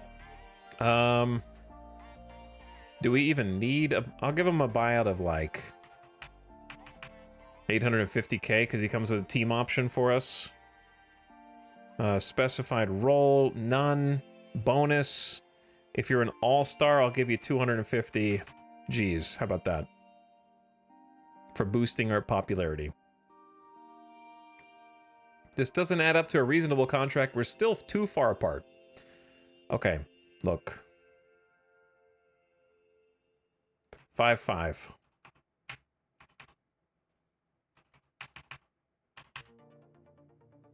$5-5, 850K buyout. Why you make me type all these numbers in again? He might be pissed after this. All right, he doesn't want it. I'll do 6 mil.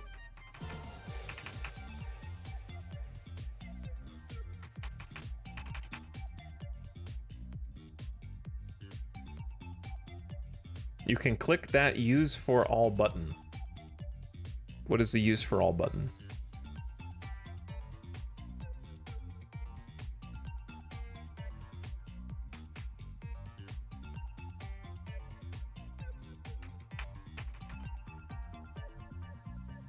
But I mean, he's got great stuff and control and some movement, and he's got the ERA to back it up, and he's got the whip to back it up. It sets the salaries. Oh, I accidentally left. Where did you go, man? I wasn't done.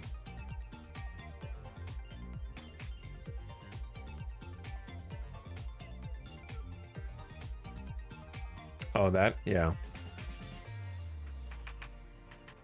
Final offer, 6 mil. We have 57 mil. We have 60 mil. Okay, we got a lot of money to play with. All right, so he still says no. His whip is only 0.02 better than your current team. He's an MLB baller. You're comparing that to AAA ballers. It's not the same.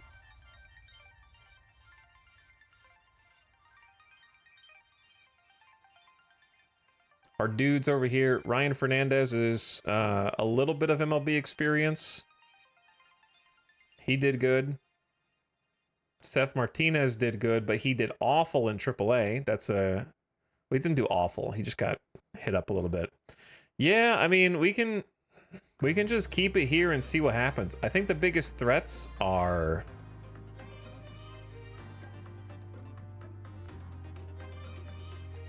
like Gabe and Brock and a Noah. It really depends on how they do.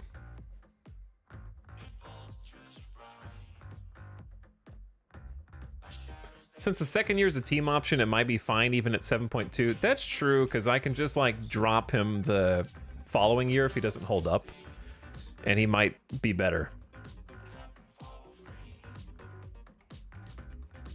All right, we'll up it to 750. And And then if we like his stuff still, we'll go 7.5.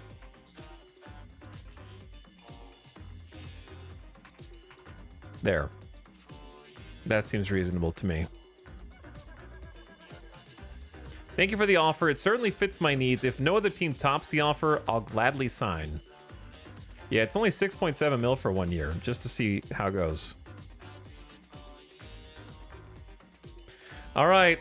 I put another one in. I'm probably just going to keep the rest.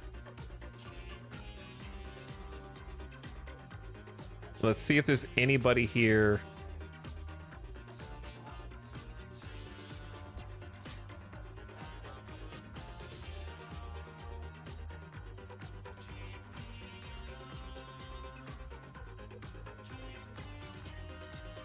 Who's the most expensive?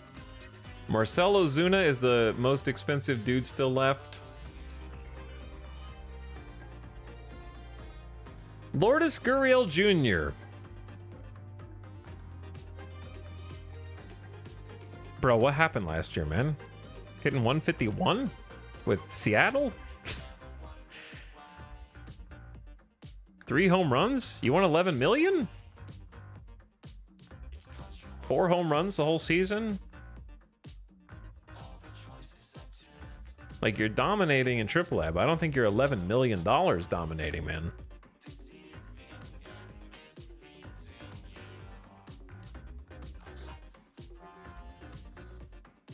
And then Ozuna is, like, doing good. 26 homers. Good on base percentage. Not a great fielder. All right, I'm pretty happy with who we've got versus who's available out there. We can just save our money for now. I accept your offer. Welcome to the team, Sue. Welcome aboard. Glad to have you.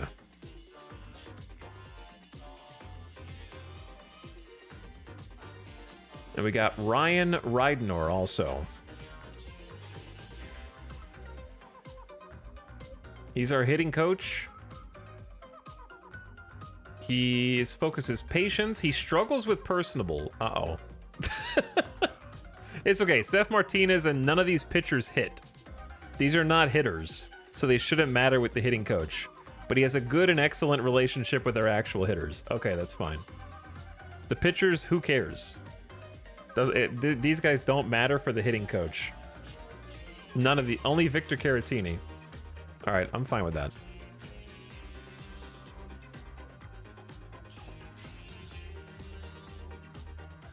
The Las Vegas Vultures have a player designated for assignment whose DFA time runs out. He must be assigned or released. Oops. I forgot to move Alexander Canario. Thank you for bringing that to my attention. He's on the 40-man roster, all right? Chill, dude. We definitely want Canario to start. Probably in left field. So let's see who's in left field right now, who's about to get bumped. It's Cameron Meisner. I wanted Meisner to get some testing out there. I could move Meisner to right, but if I move Meisner to right, then I have to move... It gets more complicated. Then I have to move Lorenzo out of right.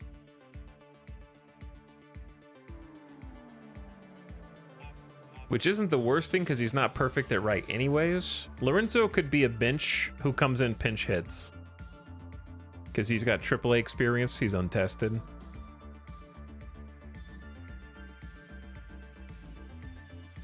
Let me see the depth chart for left field.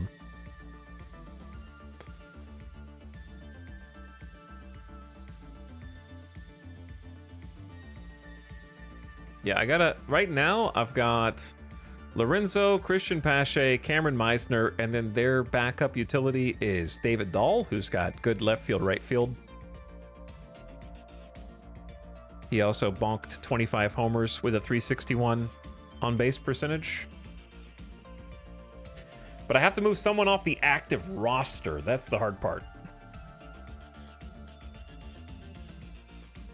Clemens is our backup first base, who can also hit homers, hopefully. Caratini is not really my ideal first baseman. What do the symbols next to their names mean? I don't know, actually.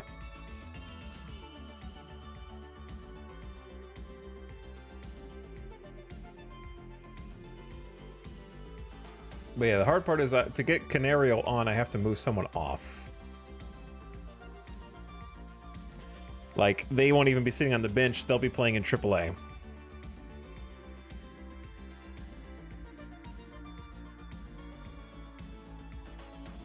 So...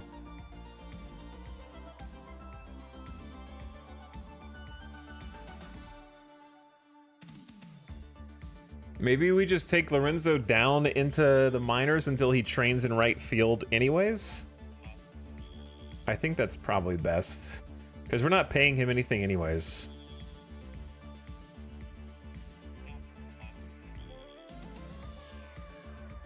Okay, yeah, that's good. We're getting there, chat. We're getting there. Now let me fix the depth chart.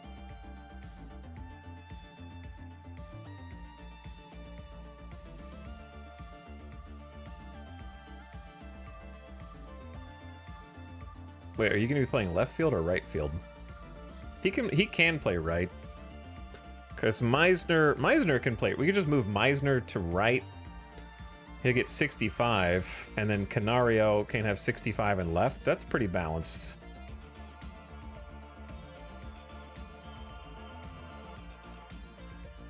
How's their arm strength? So Meisner's defense is better. We have a shorter right field. So like the shorter range and the arm would be less necessary in right than left. But their position ratings are much better with Meisner and I don't know how much the position rating matters over range and arm power. Like I don't really know. Do we have anybody else who can put in for left?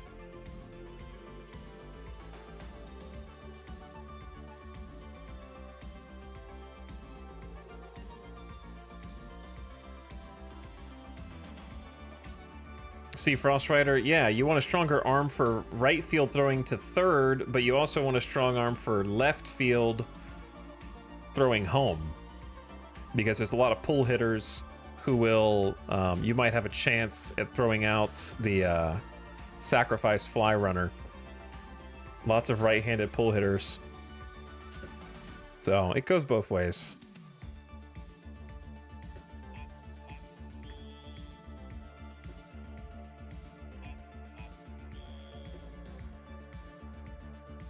I don't know if Dubonso has backup for center field. He actually has a 55 center field with 65 outfield range, so he's quite good.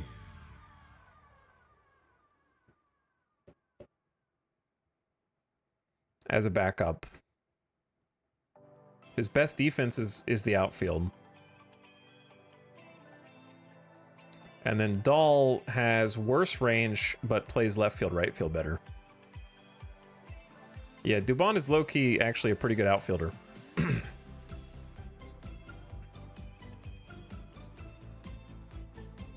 Backup catcher?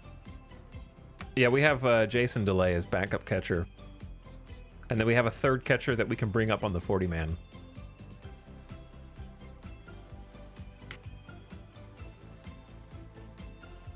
I just would like another potential left fielder.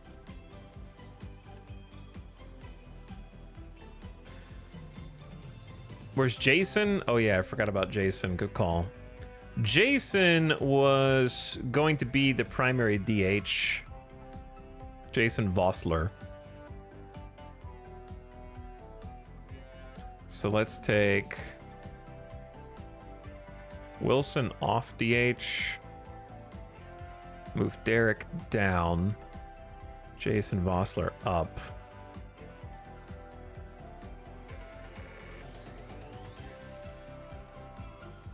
This game is all about getting your ducks in a row. It really is, yeah. I want another left fielder up here.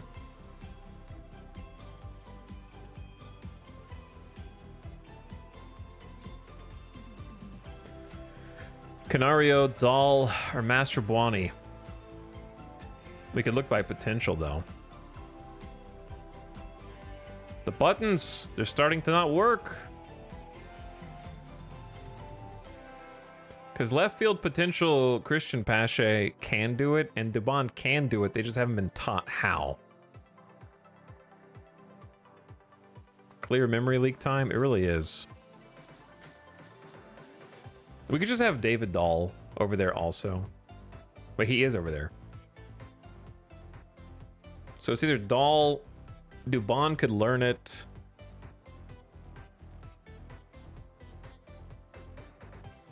Jeremiah Jackson could learn it, but they don't know how to do it yet. It's almost game time. Yeah, we're getting the lineups set up next. Let's just have Pache move over sometimes and like learn left if necessary, because Dubon or Dahl could take over center and be fine. Okay. That looks good depth chart wise.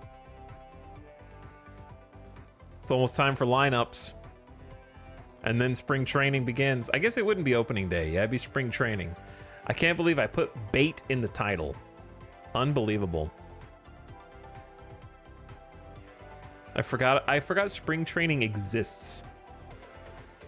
Actually, you received a personal message. I'm a free agent.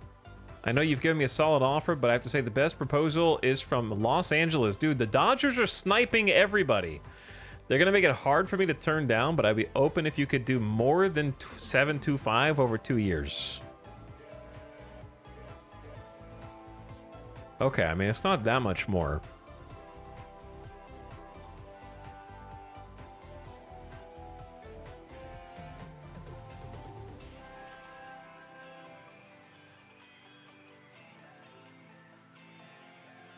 It's not that much more.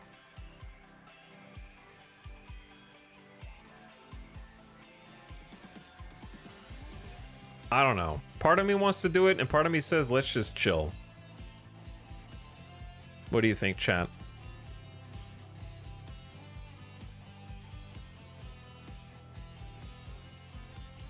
He's 34. He wants a 2-year contract, but we have a team option, so it's really 1 year if we want.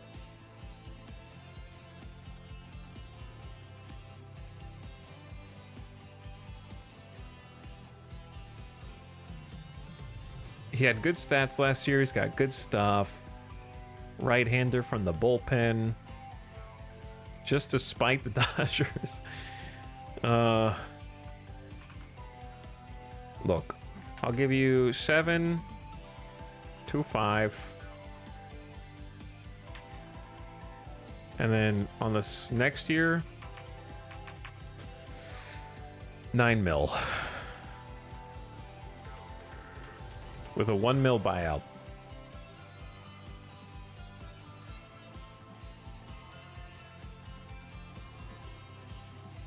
Thank you for the offer. It certainly fits my need. If no other team tops your offer, I'll gladly sign. Expect to hear from me soon. Question: if you don't spend all your budget this year, is it a use it or lose it budget, or do you get to add it to next year?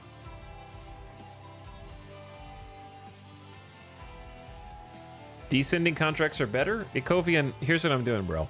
I'm giving him less money now, and then if he sucks this year, I can cut him with the team option. And if he doesn't suck, then I can just pay him more money. Because if he doesn't suck, he'll have earned more money. So if it's, to me, it's off. I'm basically giving him a cash incentive to play well. If he plays poorly, then I cut him and I give up 1 mil instead of however much I was going to.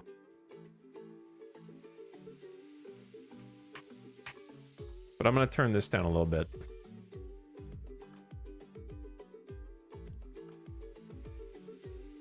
All right, there we go. It's fine.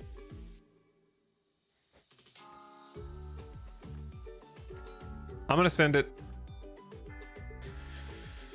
I'm going to send it. Let's go.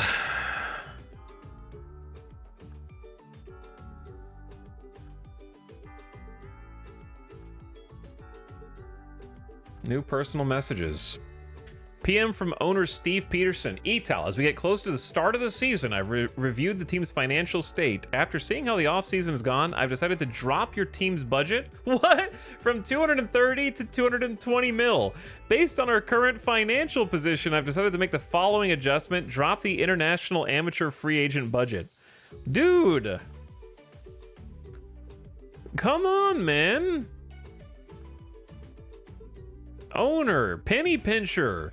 Demanding hands-off involvement, supposedly, wants a winning record now.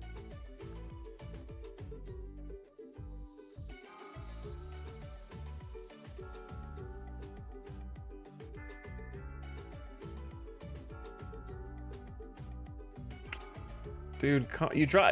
We haven't even had a season and you've already changed your mind. I think it's time I admit you got the best offer and I should sign with the Vultures. That said, I would like to take a few days and let things settle before committing. Okay, the preseason begins. Major League Baseball announced their 2025 schedule today, signaling the end of the off-season doldrums. As fascinating as the off-season can be, it never matches the feeling of anticipation as clubs take the field, preparing to embark on a campaign for the 2025 title. He dropped the international amateur free agent budget. Where do I change that again, chat? Where do I change that budget? Oh, right here? So I don't even get to change that. He changed it. Did Neris sign with LA? I don't think he's responded yet. Oh, I think I just stopped competing. We just stopped competing for Neris. Go to scouting? Yeah, but he dropped my, like, pool budget. We're still scouting, but he dropped my budget for, like, the pool, the draft pool, which is,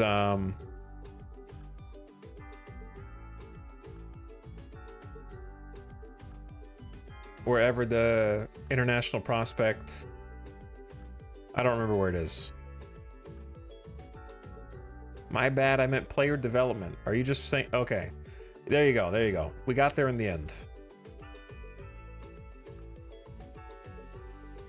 So can I change this?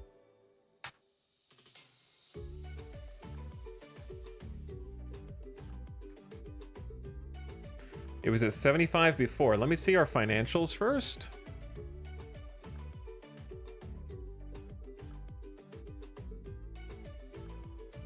All right, we have 44 million available. So let's spend another 4 mil. There you go. I want to spend more on international amateurs because we have a really good scout for that.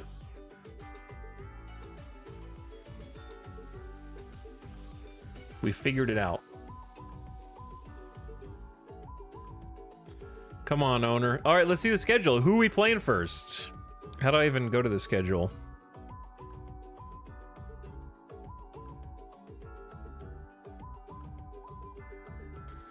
Yeah, where's the calendar, though? I know there's a calendar here somewhere. That's not a very good calendar. I think it's like team schedule. There we go. We play Cleveland in the preseason. New personal messages. Yimi Garcia, it's tough for me to say this, but I'm leaning toward an offer from Boston. Bro, you just told me that you were like saying you should sign with us, and now the Red Sox have put together a better package for me and my family.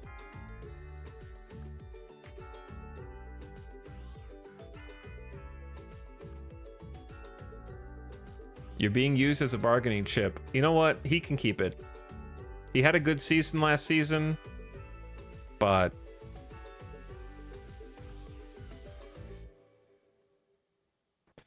is this showing me more years than it was before? He has a good season pretty much every season. I don't think we were seeing this many years before. Like, his whip is around 1 every year. No home, he's not giving up home runs or walks, and he's getting high strikeout rates. 215 ERA plus last season.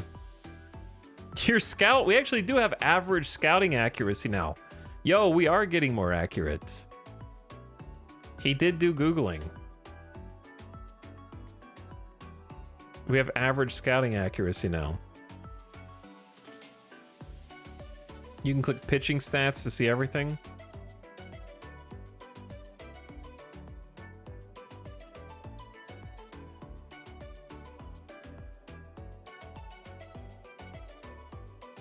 Chat, what do you think? Give up or give in?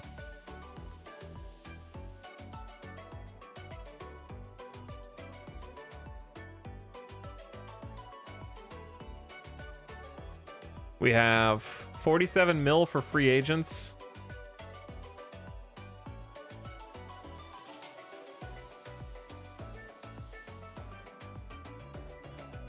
Gonna lose the money anyways. Oh, I never saw what you guys said about whether I lose the money or not. We can always buy free agents through the year also when we find out what we need, people who don't have jobs. You pretty much lose it.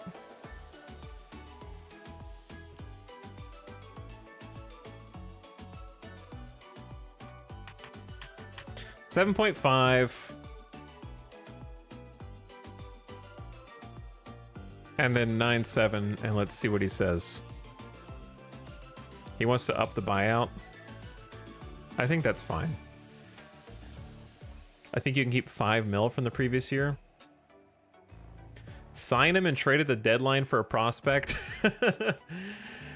Good news and bad news. I must decline. They're not far apart.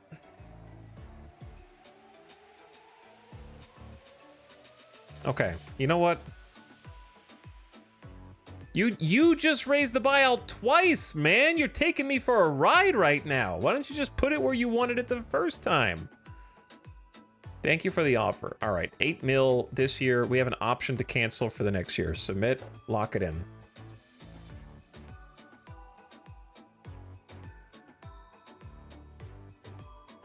If I had to choose, I'd probably sign Las Vegas, but I don't have to rush. I'll be in touch with you as the situation develops. Did he just send me that?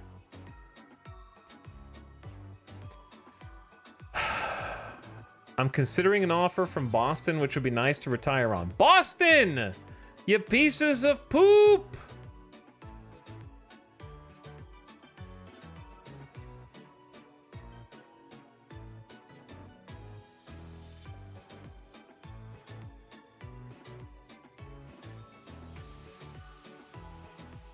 Why were your asks so low the first time, dude?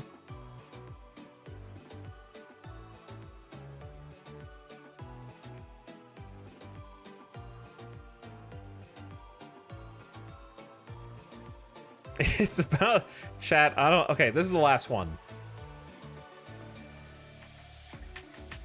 I'm gonna give you. Here's what I'm gonna do. I'm gonna give you 9 mil now.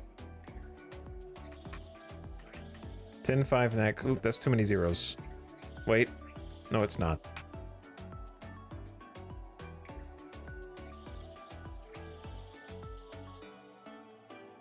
He keeps raising the buyout.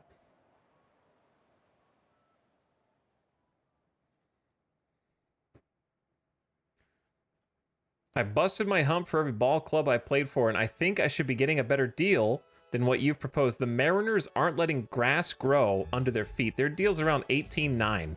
That said, I'm still open to suggestions. Hector Neris signs for 40 mil with Philadelphia.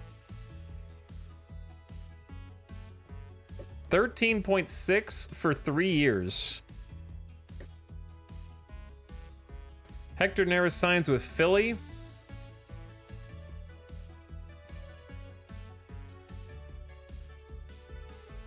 I think this dude's trying to get more money. Well, yeah, he's obviously trying to get it. Didn't I say it was the last one?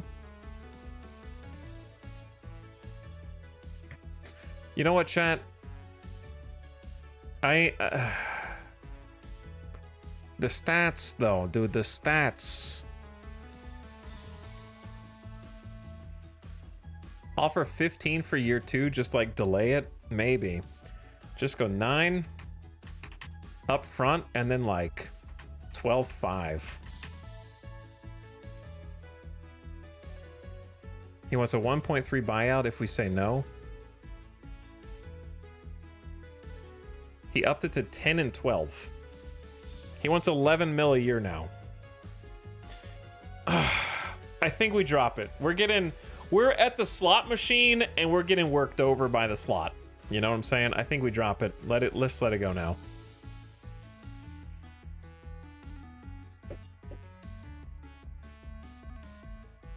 I don't have to pay if I leave the table.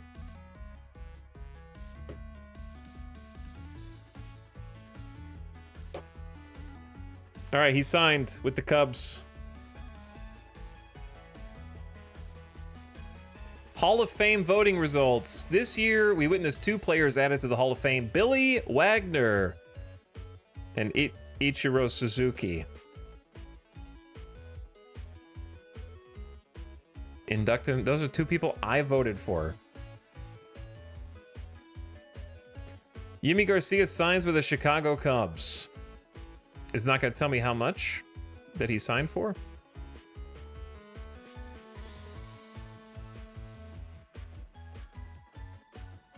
It's a shame you can't send an eat shit response. Check it. Okay, I gotta check his contract. You're right. We're getting a good save here anyway. We needed one. Yimi Garcia's contract was 9-5, 10-9 with the team opt-out. It was pretty close to what we ended up getting, or what we were offering. I probably should have just offered him a little more. Apparently, he was getting a bunch of people.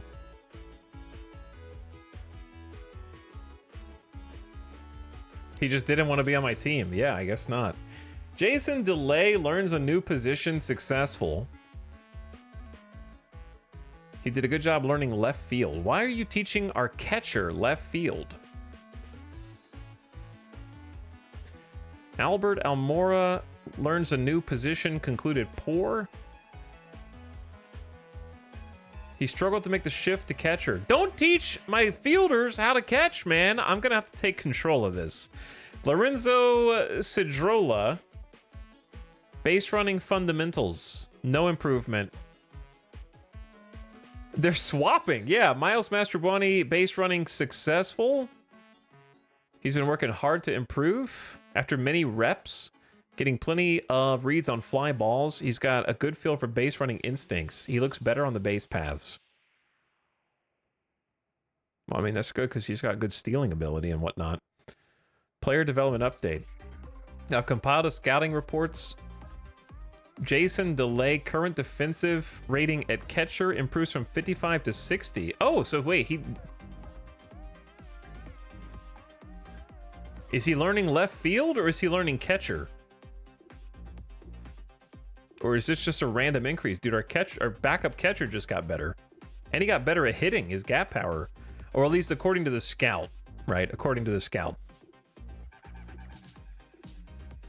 I need to check in on this. Let's do, how do I do like manager options here? I guess I can't trust you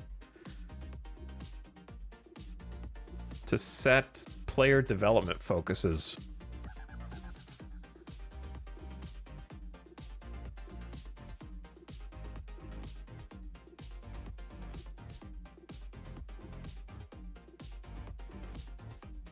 I don't need Brian Navarretto to learn a new position.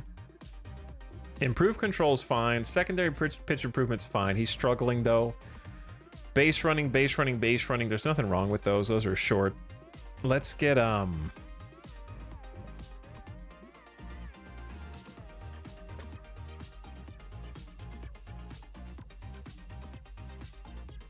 Jacob Amaya to do. He attempted base running. So some of these aren't going to be ready. How fast are you?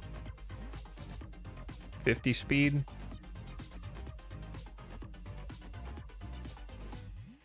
Those options never listed the position they learn, which is insanity. Yeah, it's really weird. I agree. It's a little strange. Let's take just a... Maybe take Jason DeLay out again. He's training at your development complex. Oh, yeah, he's already up there. Brock Stewart, how about you, dude? Improve defense at pitcher. That's fine. All right, it is Feb.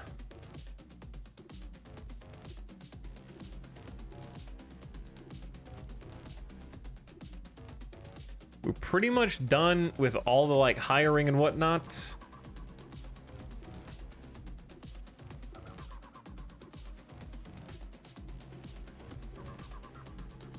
Unless we wanted to grab one random free agent. Wait, did we play a game already? Wait, hold on. Hold on. Did I skip through the game?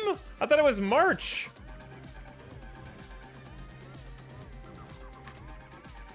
I thought the first game wasn't until March. What did I click? Oh, that was spring training. Oh, whoops.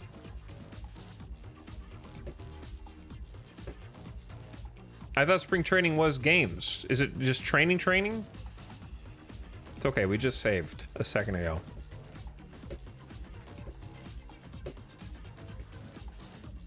Yeah, I rebooted to clear the memory leak for reload. They're meaningless games? They're not meaningless games. Spring training is when we're like poised to figure out what kind of potential, like we got to give some AAA players some reps and see what they're doing. Okay, anyway, where was I? Mail and news. So yeah, we just gotten the like player development update. That's fine. When is the game?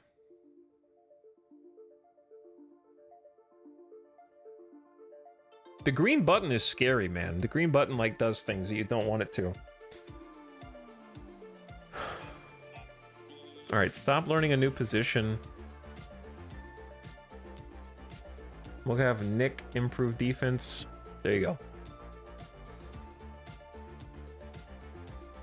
Team schedule. See, it's not till March, right? March 20th? Or is that opening day?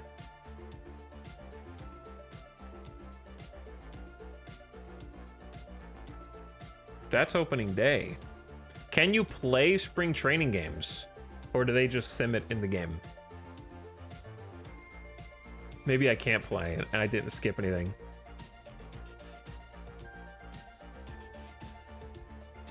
Yes, I asked 2 questions.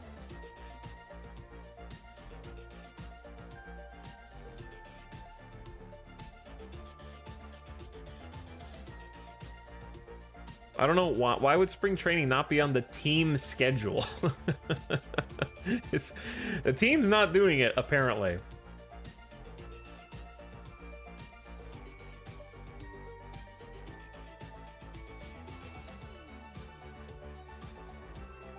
Scores. Upcoming schedule. No games.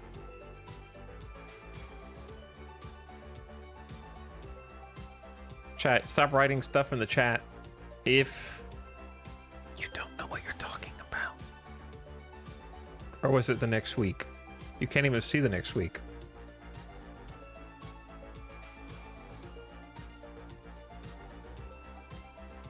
On the home screen or whatever, when you first load in, there's an option to autoplay the game. Yeah, chat. I'm gonna stop reading you guys' comments, okay? We're gonna do this one game at a time. Or one day at a time.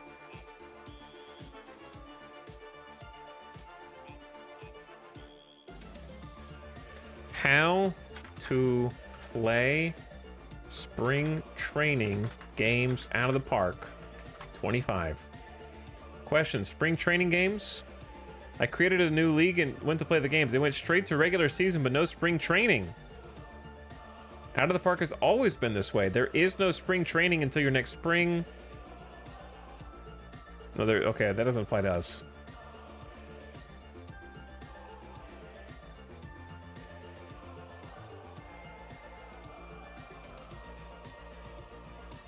Spring training schedule, can you change it?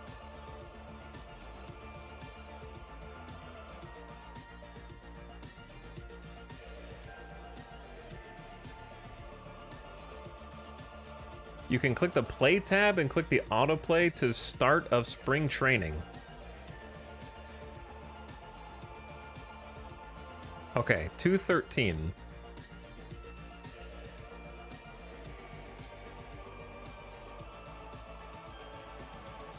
There we go. There we go.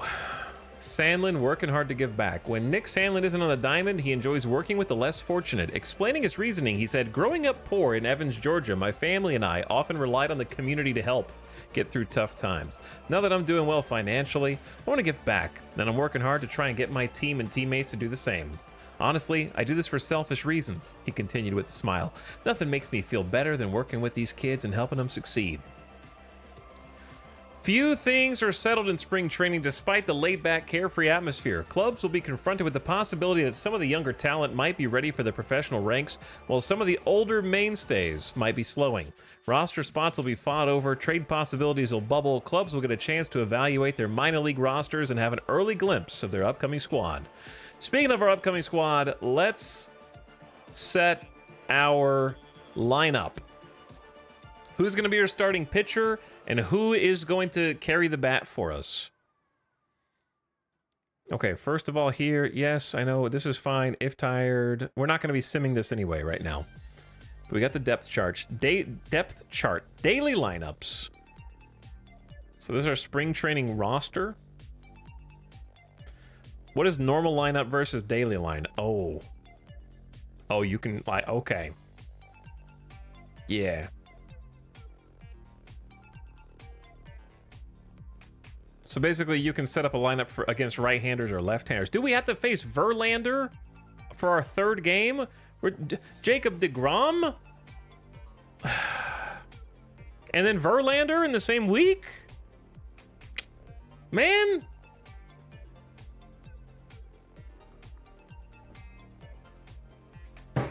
Thank you for changing that. I didn't want to say it again. What if I told you that I didn't see any times you said it, but if you just sit back and not panic too much, then sometimes the things you're trying to backseat just magically happen on their own.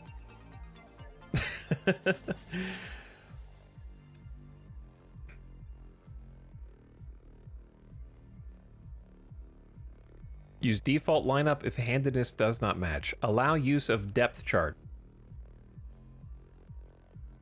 Sit starting pitcher if tired. I mean, I can just handle this for now. All right, who are we gonna throw in to the fire first?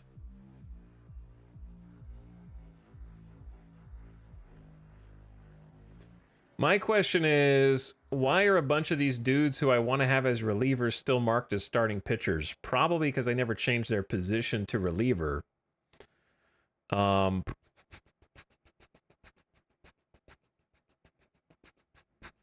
Right? Like, that's probably why.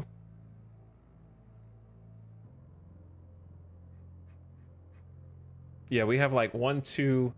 Why are they all listed as starting pitchers? Oh, the spring training roster is like 60 man? Oh, you can have everybody in here. So it's like everybody.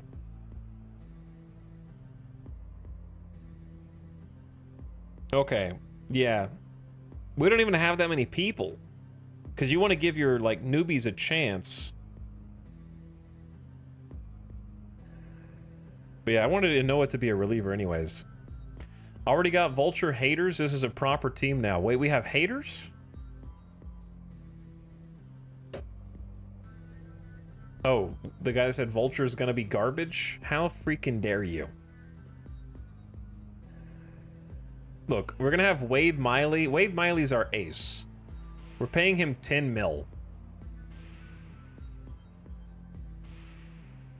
For 1 year. This is our ace. He's a Mexico City fan. You gotta throw our lefty Wade Miley out there for the first game. There's our starting pitcher.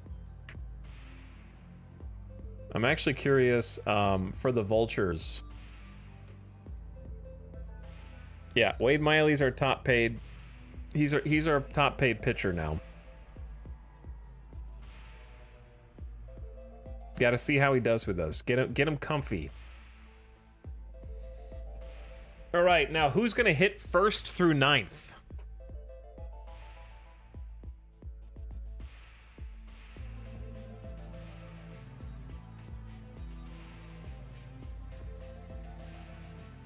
A tough call. That's a tough call.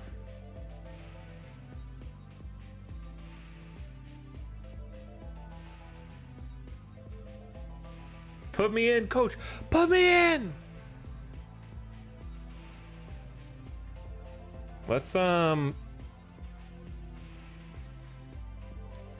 Nick has best contact, lowest power. Is Nick fast? He's got 60 speed. Avoids Ks. I like having a leadoff man that's just gonna get on base. He was batting 273, 321 on base percentage last year. It's not very high on base percentage, but 11 stolen bases, it could be better. I wouldn't mind. Team management's crazy in depth. It is, yeah. This is where you figure it out. This is where you figure it out. You're not wrong. Probably not Dubon. Dubon's not going to start. I don't think Nick Allen is going to start either. I want to put somebody with contact up there. Jacob Amaya.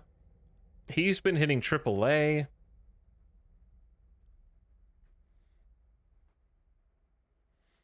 But yeah, there are a ton of good strategies for the pitching or the batting lineup, and you're gonna see people in chat like Epic of Gigamesh say there's one way to do things, and there's a crazy number of variables.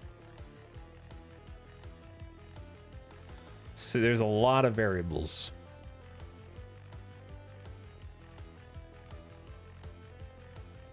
Like, it goes wild.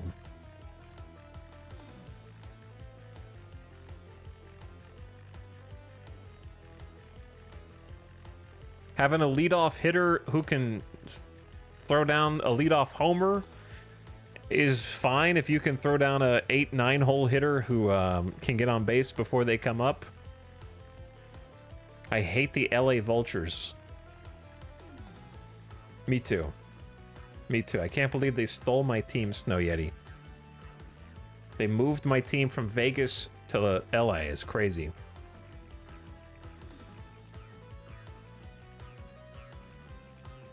Here's what I'm thinking. I think we give...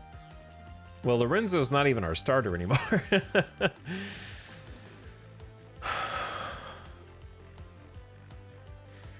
Let me see my depth chart. I think I want Nick Madrigal to lead off.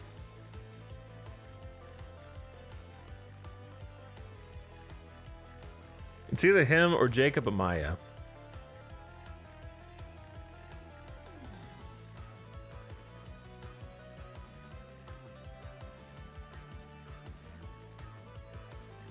Weston's DH. He's hitting homers. Cameron Miser, he's hopefully hitting homers. Christian Pache, he's not hitting homers. He's barely getting on base. Alexander Canario is hopefully hitting dingers. All right, Canario, I'm going to bat Canario third. We're paying him the big bucks for a reason. I want to put my starting best out there. He's going to go third. And I want him to hit a dinger when the first two dudes get on base. That's my plan. I don't like catchers in leadoff, but Caratini's hitting 375 on base percentage. He's like one of the best hitting catchers in the league right now, actually.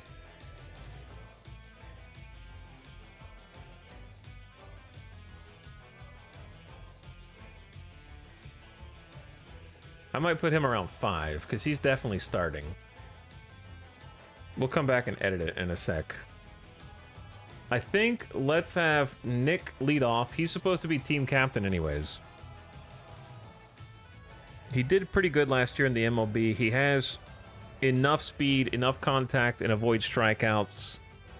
Let's give him a chance.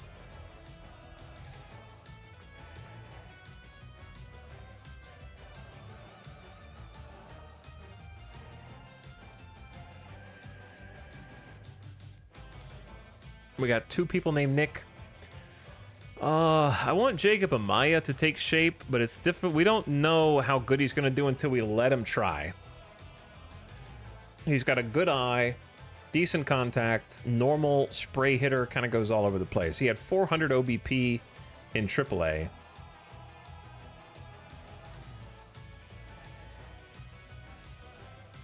So I know that he's also starting.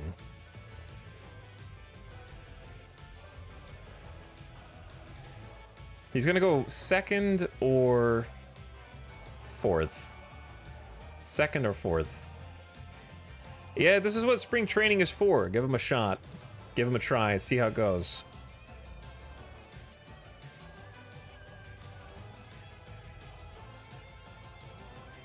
It's tough, though. All right, Christian, what do you got? Decent speed. Okay hitting stats. You didn't do so good in the MLB last year. I think Pache is going to be hitting down. He did great in AAA, but he had 360 ABs and had an on-base percentage of 250. So to me, he starts lower. He's on the starting rotation, but he's going to be like 8th.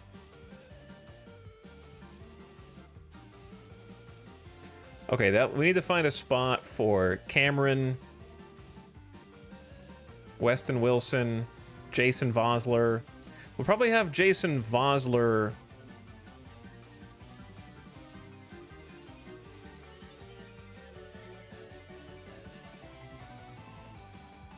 Weston needs some time to shine. I'm gonna have Weston bat third. He's got some dingers under his belt. 43 homers, 370 on base percentage in AAA. It's pretty good. Extreme pull hitter. Jason Vosler bats lefty as a pull hitter, which might make it better. He didn't do so good in the MLB in 2023. He's 31 years old. We'll give him a shot.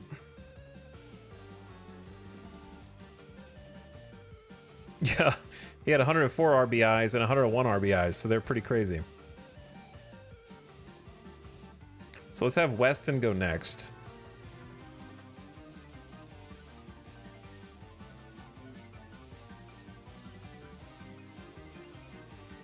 Wait, Weston... Canario had 47 homers. Weston had 43. Let's do this.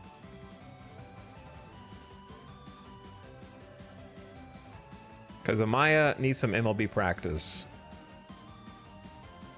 I'm going to bat Amaya second.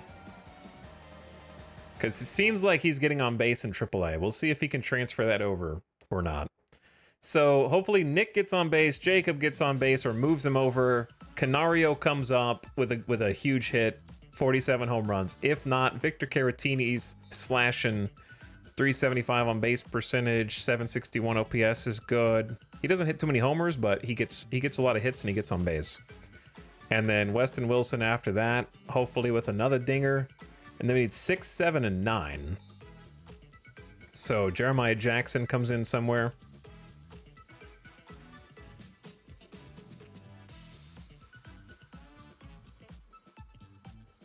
I'm going to throw him in 6th. And then who's our worst hitter? It might be Pache.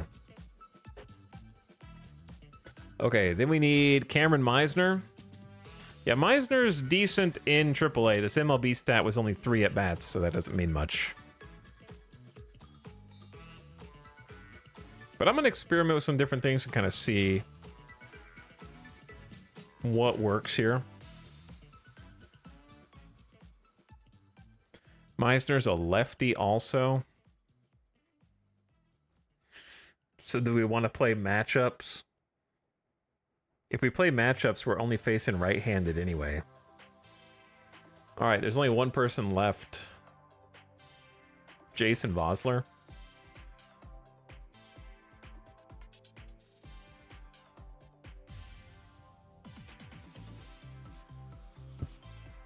Where's Vosler?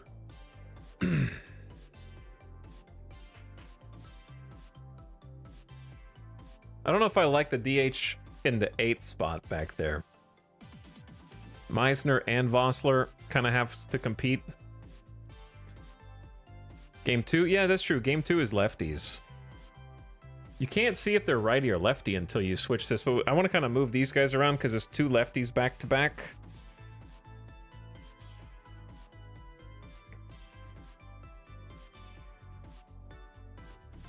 I like to alternate them a little bit.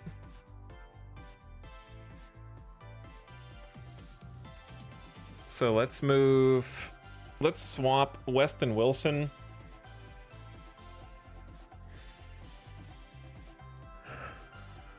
And Vosler. That way it's kind of like lefty, righty, lefty, righty, righty. Weston will get a little fewer ABs.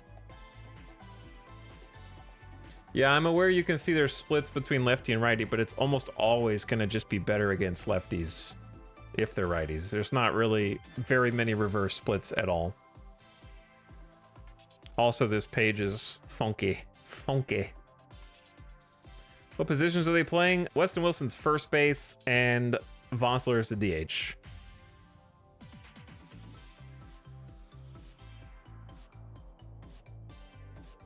Could also switch Weston Wilson and Cameron Meisner. Put Meisner a little down. All right, I say we give this a try and see how it goes. Let's make a save. Oh yeah, I have to set their position, huh? This is the first time we've been on this screen before.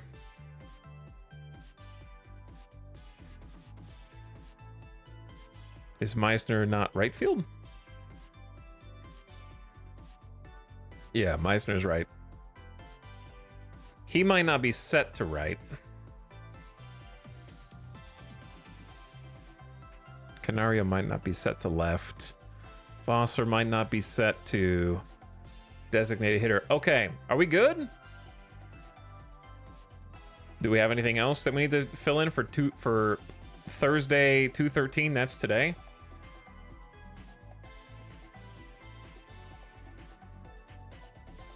Don't tell me that this pool's open now.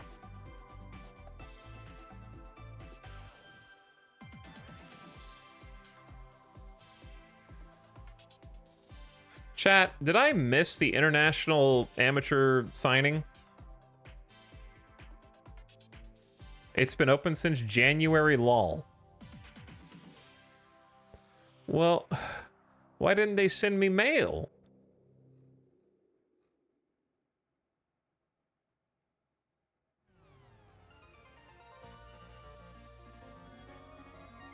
You're telling me that's not a mail-worthy event?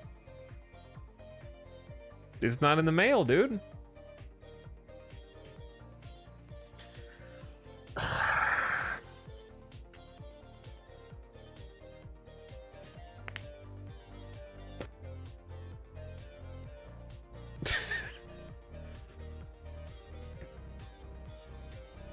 They're trying to set me up to fail, dude.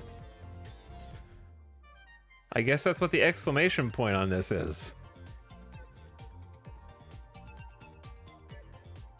Just know everything and then you won't need any mail.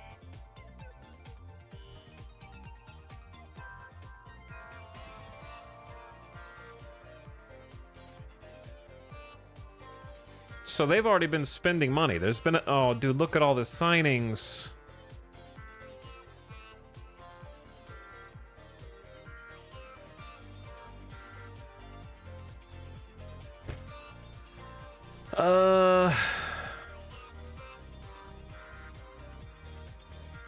Whoops.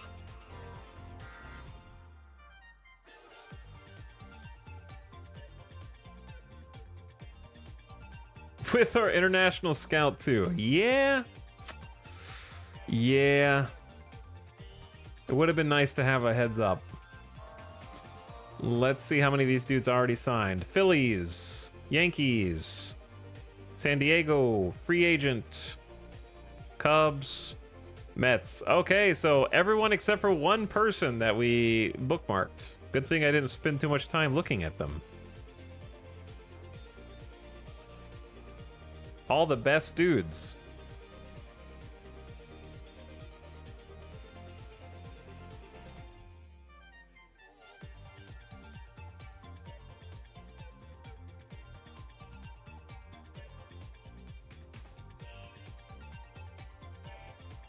Well, you live and learn, I guess.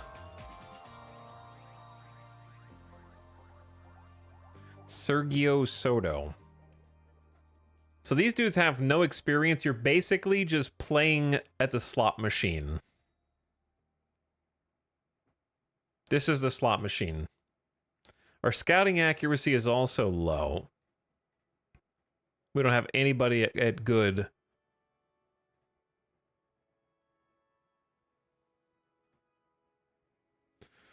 We can get Chung from Taiwan. Good adaptability, good work ethic. Good contact. Babip. I mean, these are all just potentials, right? They might not do anything. Yeah, you won't find that if you win for like 5 more years, basically. So what do you even look for in this? They want a signing bonus of 2 mil.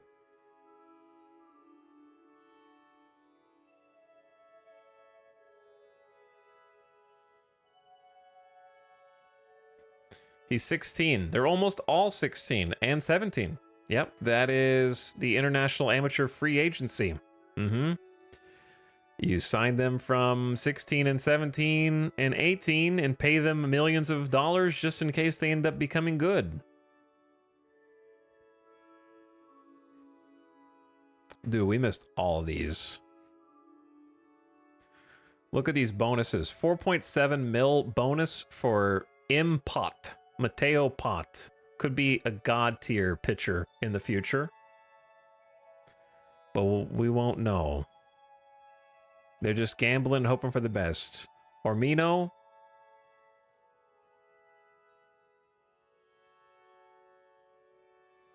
Nah, I'm not. A, I can't go back, and B, I'm not going to go back. So.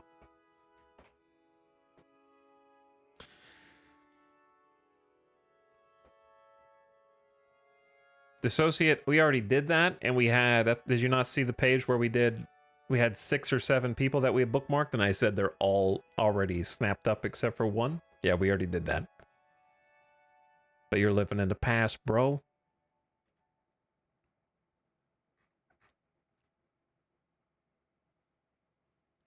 So these dudes have a potential overall of like 75. If we do contact only, his power potential... This guy's 80 contact, power potential of 45, best case scenario.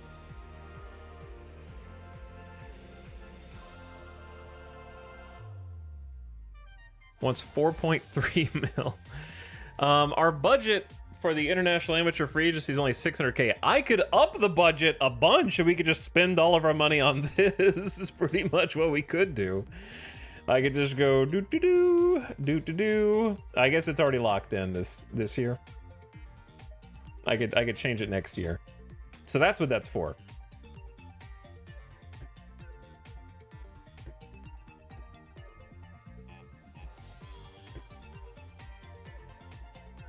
Do you just sign the highest overall? How else do you evaluate? That's what I was asking.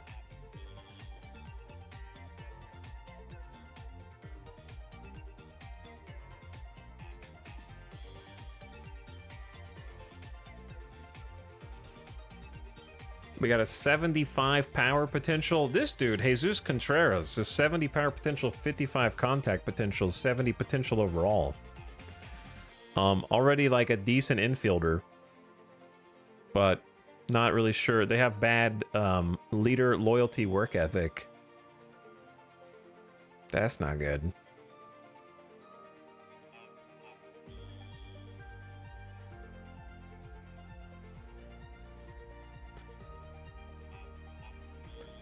Fielding, where's their potential at each base? We don't even know.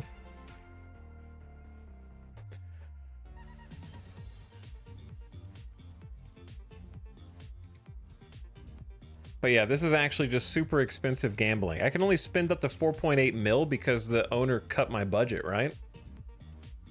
And there's nothing I can do about it. So we can pull like one dude and leave it at that.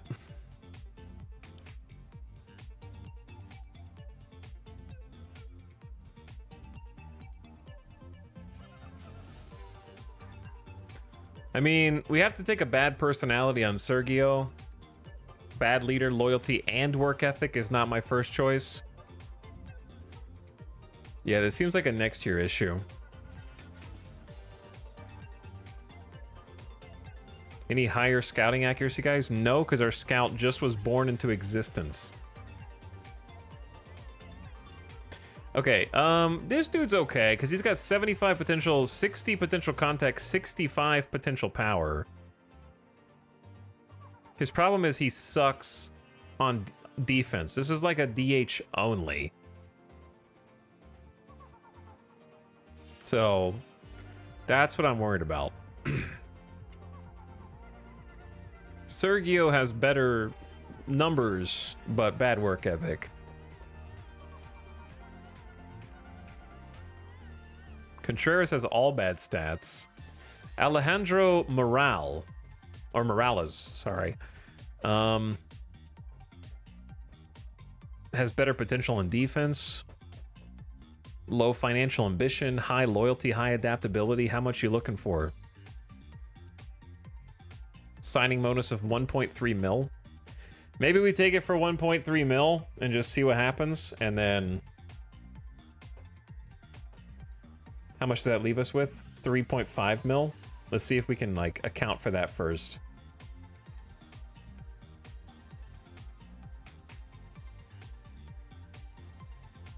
Edgar Mendoza.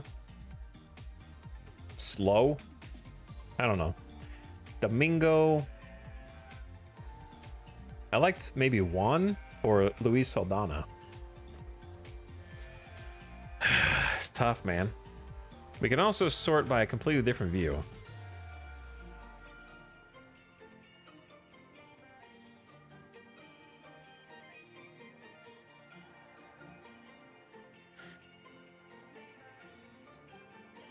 Because, like, I don't want 25 power potential.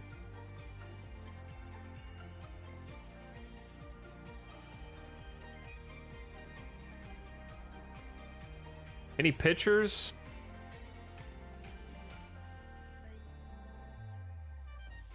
$40 stuff. Oh, wait, hold on. Yeah, no, this is 80 stuff potential, sorry. 80 stuff potential, 50 contact potential, 25 stamina. So basically relief, he's got good loyalty, good work ethic. Could be there. He wants 2.4 mil. That would leave us with 2.4 mil. A closer in the making.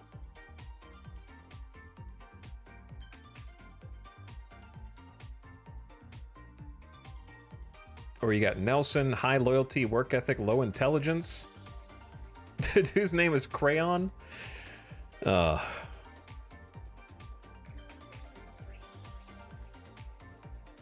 Where? Was that his nickname?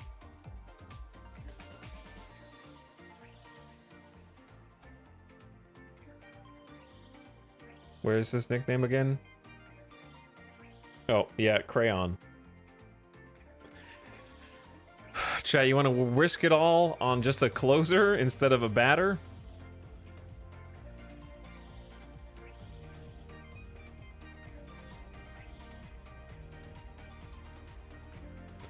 I guess you can offer them a cheaper signing bonus. Because nobody's offered them anything yet. Let's do 1.8. Thank you for the offer. It certainly fits my needs. If no other team tops your offer, I'll gladly sign. Expect to hear from me soon. He's 6'5", 195 pounds at 17. All right, 1.8 is the best offer he's got so far. Let's see. And we have 3 left to throw around. Let's go batter.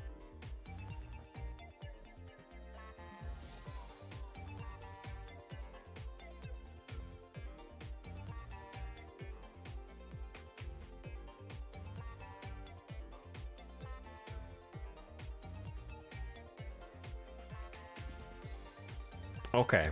I think Luis Saldana is, or Jesus Contreras are the only ones. The only ones that seem to be like actually good. Also have terrible traits.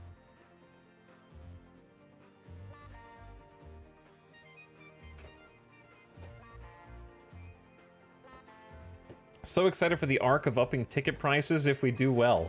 Yeah, I don't know where to even put ticket prices, to be honest. Wait, this is... Yeah, no, I'm looking at the right stats. Daniel Barrera, high adaptability, low leader. It's not that big of a deal, though, right?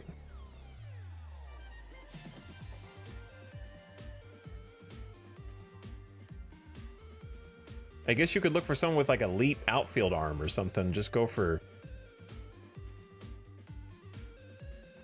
somebody's got crazy range and also some batting.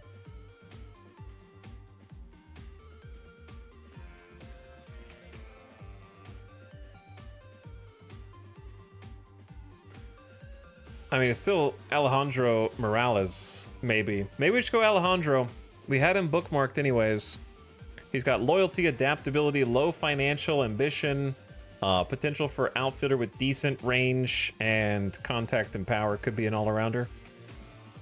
We have a park to play in? Yep, we already created the park, actually. There's like a small creative park in there.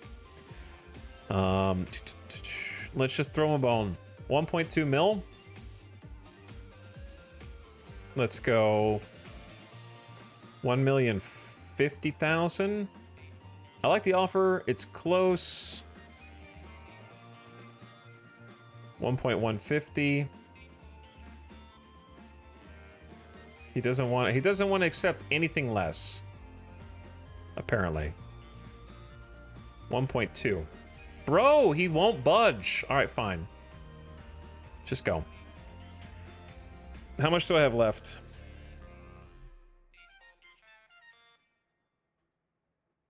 Probably not much. We've spent 0. 3 mil are in pending offers, so I have 1.8 mil left, and that's it.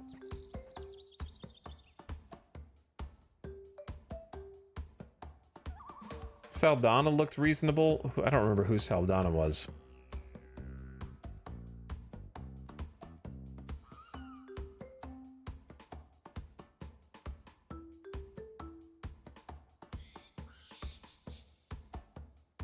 Oh yeah, here we go. High loyalty, kind of all-arounder, not much defense.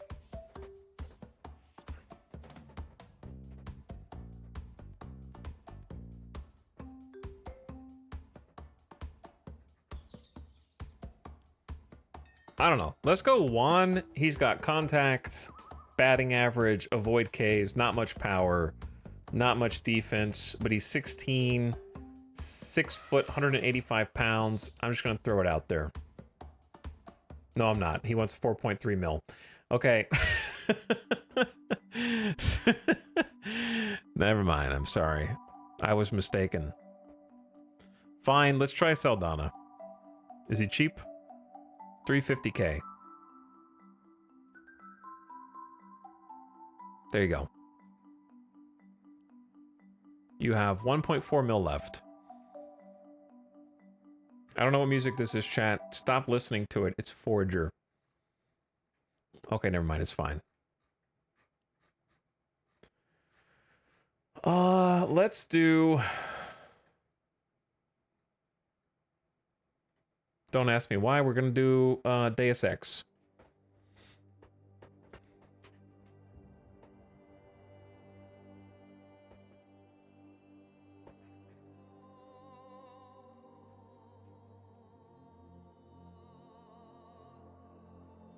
Jesus, you want 1.5 mil? That's about as much as I have. Your owner does not approve this deal. You don't have enough money available. You'll be over the cap by 70K. Shut up, owner. There. I will spend every penny. No, he won't take it. Okay. Well, in that case, I'm just gonna leave the money on the table for now. Who the hell does this owner think he is? Thanks for the offer. Thanks for the offer. Thanks for the offer. Few things are settled in spring training. Despite the laid-back, carefree atmosphere, clubs will be confronted with the possibility that some of their young talent might be ready for the professional ranks, while some of their old mainstays might be slowing. Roster spots will be fought over, trade possibilities will bubble, clubs will get a chance to evaluate their minor league rosters and have an early glimpse of their upcoming squad. All right, chat, is it game time? Is there anything else I need to set? Maybe just like the overall game strategy for what I want them to do? Like the Vulture's general strats, for example, use of openers, never. No opener lineups. Defensive substitutions in the 9th plus inning, leading by 2 runs or less.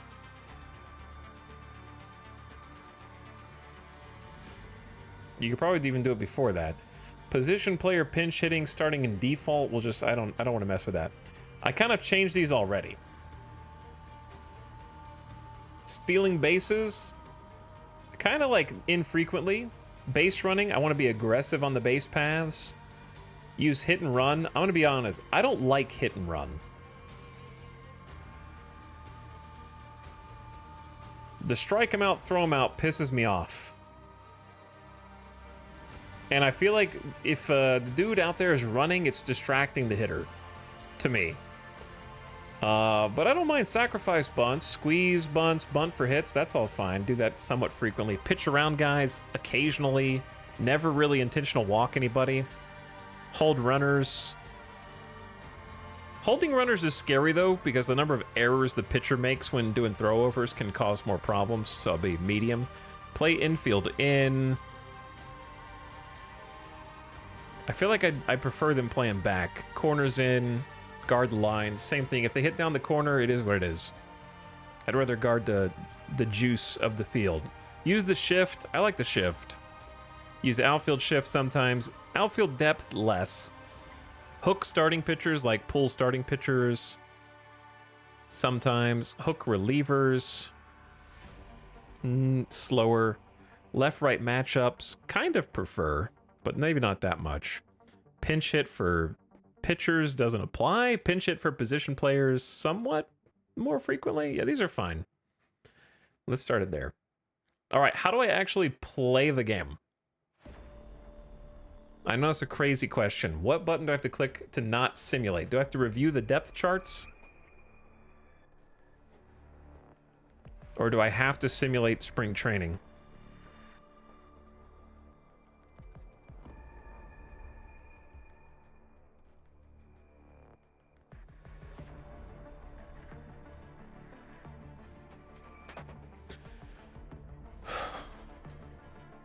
I'm not sure. We still don't even have a minor league team, so I don't really know how that goes either. Game time, baby. Let's go, Vultures. What's up, Huckabees? Thank you for the 13 months. I appreciate the sub, dude. Welcome back. What options does play give? Play today. Oh, there we go. Play game versus Texas. There you go. Also, Kiwi for 53 months. Thank you for 53 months, Kiwi. And I saw Blue Batter a while ago. Thank you for 65. It's happening! It's happening! We're playing the Rangers. Offensive strategy, base running, pitching, defense, and substitutions. Okay, here's the question. How much of this should I make the AI do? Okay, before we do this and press the start game button, let me take a game or death break so I can settle in here and get ready for the game. It's not opening day, but it is spring training. I want to see a win.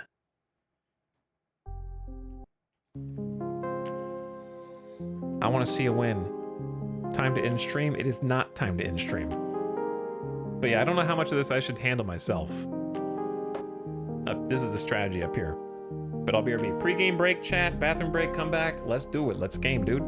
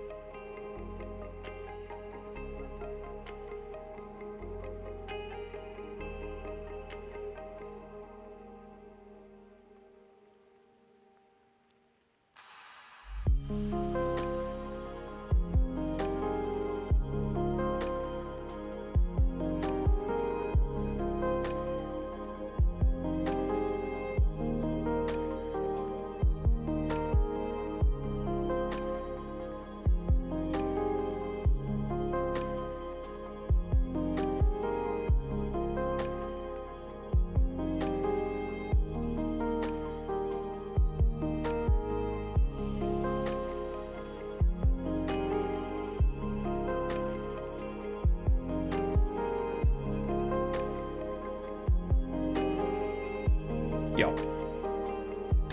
Okay. We back.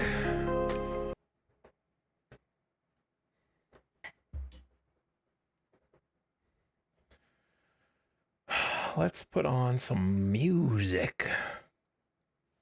Why not, Citizen Sleeper? It's kind of chill.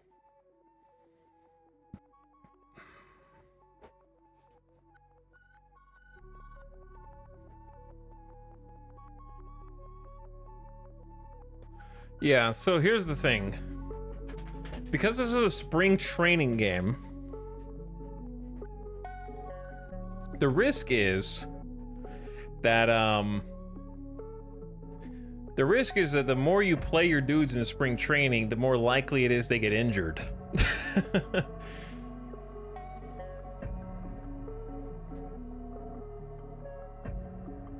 So like they've got their ace Jacob deGrom out here with mean stuff and control. We got our work cut out for us already. He did less good last year, but still good. Still good. What's funny about this is these are the matchups. So what this is saying is that we're only better than the Rangers in 3 positions. So the computer is giving them the edge for all their... They got like Jonah Heim here, 70 overall, 29 years old.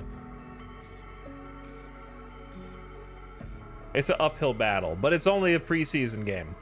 So I'm okay handling substitutions. I don't really know what doing the defense and pitching strategy means. Like, is it better to give that to LeBlanc for pitching strategy until I figure out what's going on? Like base running. What does it mean, base running strategy? I don't really know what I'm doing on any of this.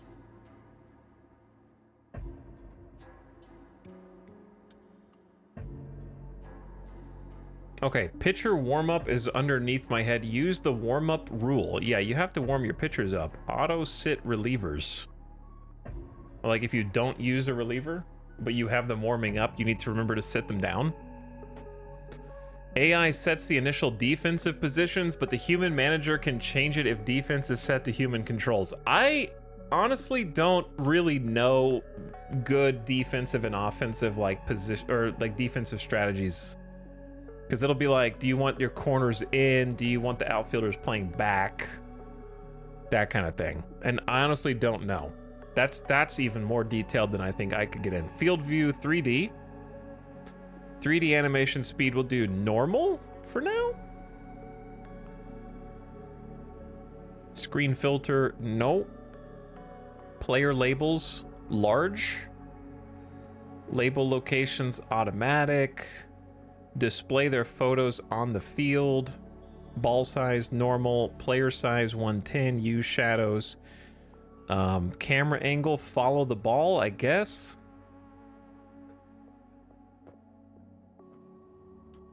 I have no idea what any of this is gonna do.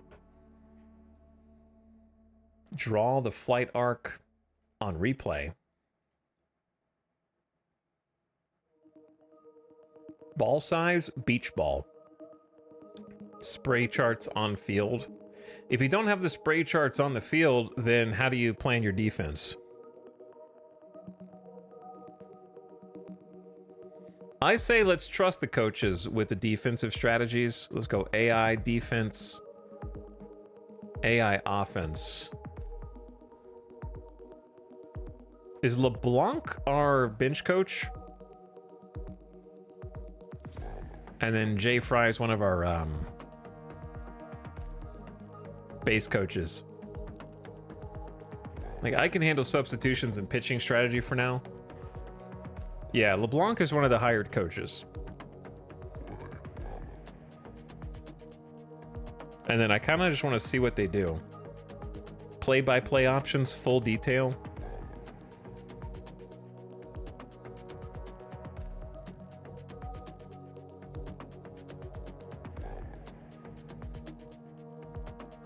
And if you don't like what they're doing, you can adjust. Yeah, I think so. I don't know if you'll be able to adjust in there. Simulate world in background. Okay. I think. Here's the issue. I need to figure out my strat for who's going in after my starting pitcher. You know what I'm saying? Like, who do I want to bring in? Like, ideally, let's assume our starting pitcher goes 6 innings of 3-run or lower baseball. Who's my plan to bring in next?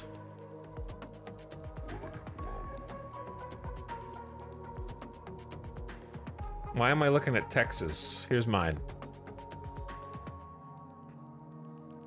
Who do we want to bring in afterward? In the best case scenario.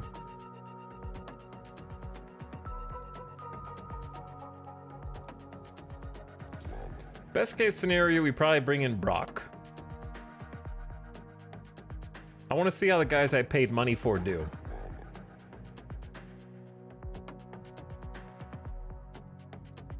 You can play matchups? Yes, but playing matchups requires me to have memorized what hand every single one of my pitchers pitches with. I guess it says it right here, left or right.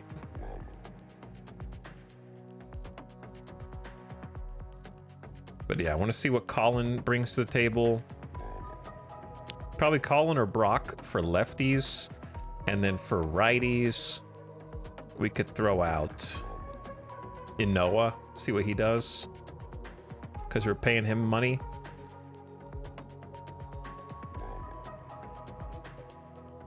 Okay, well, let's give it a try. Start the game. Oh, God. It's happening! Okay, there's a lot on the screen right now. Hold on. What do I do with all of this? Tacos! No bleachers. This is the spring training park. Different park. Where do I want to be?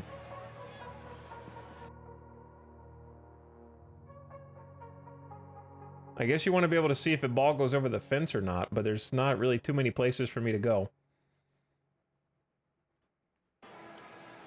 Okay, what is all of this? We got the scoreboard at the top left, sure. There's a game log, keep up with it. 9, yeah, I know how a scoreboard looks. Pitch to batter. Las Vegas Vultures controls pitch around. Pitch to contact. Intentional walk. Hit the batter. Just keep pushing that one until we get ejected. And we can go out and argue with the ump when they warn us. Just hit him, man. Just hit him. Plunk him.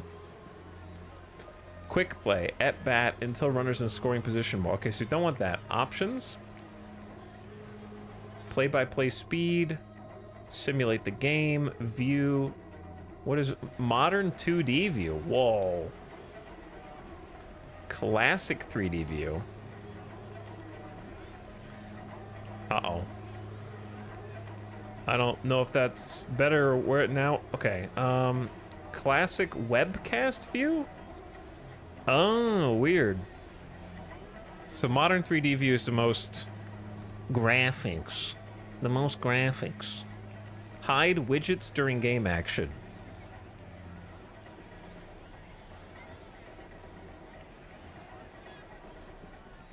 So you can like change all this stuff. Like default cam, first base. So it starts wide and then the pitch is also wide. Can you do like a over the shoulder of the pitcher to see where the pitch is going? HP action. What's HP? Not Harry Potter. Pitch clock expired. Oh, home plate action cam. Okay. The blimp cam. Batter standing in the box while the coaches figure out what the symbols are going to be. Yeah, so here's okay. So we're on defense first. Right? So we're home. Texas is away. It's Wade Miley, that's our starting pitcher, pitching against Leody Taveras,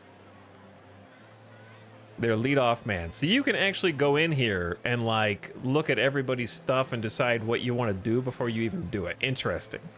So their leadoff guy had 13 homers last year, is hitting .284. So if I just say pitch to batter, what the hell is the camera doing? Leody Taveras digs in. Oh, they said, let's play ball. Fly ball center field. Nice. Nice. One pitch, 1 out. It's that easy, dude. It's that easy. Pache makes the catch. Hit any key to continue. Perfect game incoming. Yeah, no, it's easy, dude. We're ready for the no-hitter. It skips to the pitch that determines what happened. That was a 2-2 count. Oh, was it? It skips to the outcome? I want to see the whole game, you cowards. We're just watching the highlights. That was 5 pitches. There's a toggle on top. Oh, there's a pitch-by-pitch toggle. Oh, sick. Show hide the visiting team widget. Show hide the home team lineup widget. Show hide the visiting team. Chad, how much of this information do you want to see? I never thought I'd see the Vultures take the field. This is the happiest day of my life. Probably all of it? Yeah. All right, so the last at bat was actually a called strike, a ball, a swinging strike. So he's inducing a swinging strike. Nice, Miley. Nice. A ball. Foul ball. And culminated with a fly out, 98-mile-an-hour exit velo. Okay. Chat, how much of baseball do I need to explain? Let's just do pitch to batter and see what the graphics are. All right, Miley peers in, gets a sign he likes, winds up and delivers a first pitch strike. There's no umpire in this game.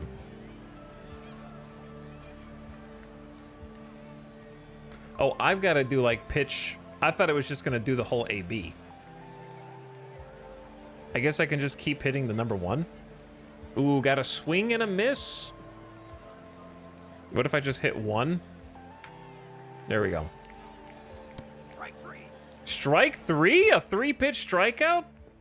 Caratini stole a strike for his pitcher. Framing. So it was actually a ball, but Caratini made it look like a strike, and the ump checked him with his bat on his shoulder. Easy, chat. Easy. Okay, we should change the camera view during the pitch, though. Can I change that? Pitch camera. Let's actually use the initial camera to find out what... Okay, there's the kind of the home plate. That's better. Center field, right field, first base. What about second base? There's no second base camera. What is HP Action Cam? Nothing. That was low. That was a ball. All right, we're going to work on the view here. Behind infield, right, left side, the wall, the blimp, the dugout. Center field close is what you're looking for.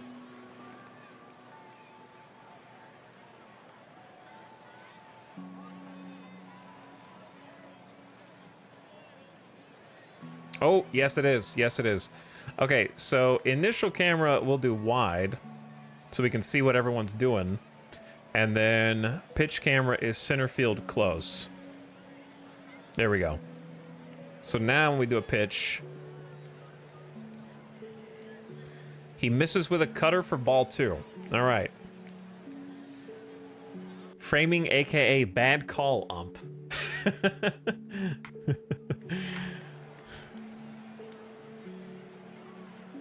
Miley toes the rubber into the windup. He kicks and fires. Ball low.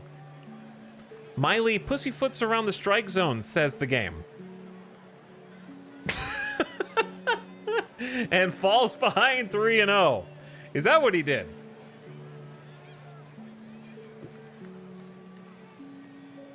I guess that's what he did. Time to warm up the bullpen. There goes your perfect game. That's a strike. That's a strike. Right down the middle. Okay, bring it back, Miley. Bring it back. We're not going to give him an easy free pass. Oop. Oop. Into center. Yeah. Easy out.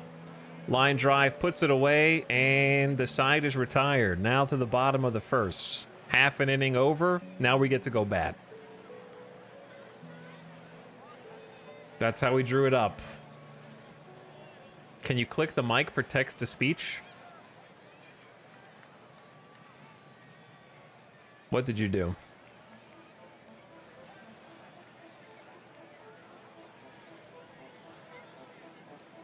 I don't think so. Okay, 0-1 on the outside corner with a changeup, so 1 strike. We're the boys in pink. Fastball inside, misses. So counts 1-1. Low and away. 2 balls, 1 strike. That's got to be a ball too. Low with the curveball, making it 3-1. All right, Nick. We got our boy Nick Madrigal up at leadoff spot. What we're trying to do is leverage his ability to avoid strikeouts and his good contact and try and put up some decent numbers. We're paying this dude $3.3 million for this. He hit pretty well, like decently. His OPS was not very good in the MLB last year, but I think he's got the ability to get on base and steal a few bases in the process. So I want him to get on base. He's also the team captain, so he's batting leadoff. You know, carry that captain spirit. He's got good leadership, good work ethic, good intelligence. He's a good guy. He's a nice dude. He's got heart. He's got spirit. Okay, and we're gonna follow him up with our new prospect, Jacob Amaya, and see how that goes. That's got to be a ball. It's a walk. No, that was a strike. A called strike. Do they have like a batter's box somewhere, or nah? You just gotta take their word for it. I'm not a batter's box. A strike zone. You just gotta take their word for it. A K zone. Yeah, you know what I'm talking about. Oh, too much air. Too much air. That's gonna be an out. It hung up there. All right, swung at the 3-2. What I want to know is he's swinging at a strike or a ball when he makes that. All right, 1 out. Jacob Amaya, do better. The 6th widget icon is the K-zone. Dude, we got a lot. There's a lot of stuff on the screen right now. There's a lot.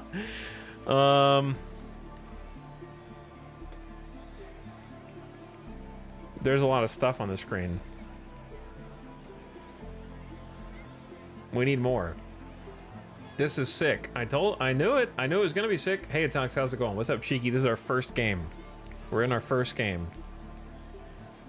Can you hide the defensive player labels? Oh, I mean, it tells you who's at what base.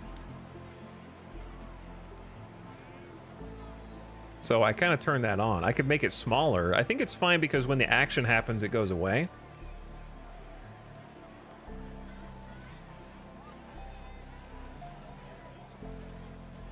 Also, somebody in chat said...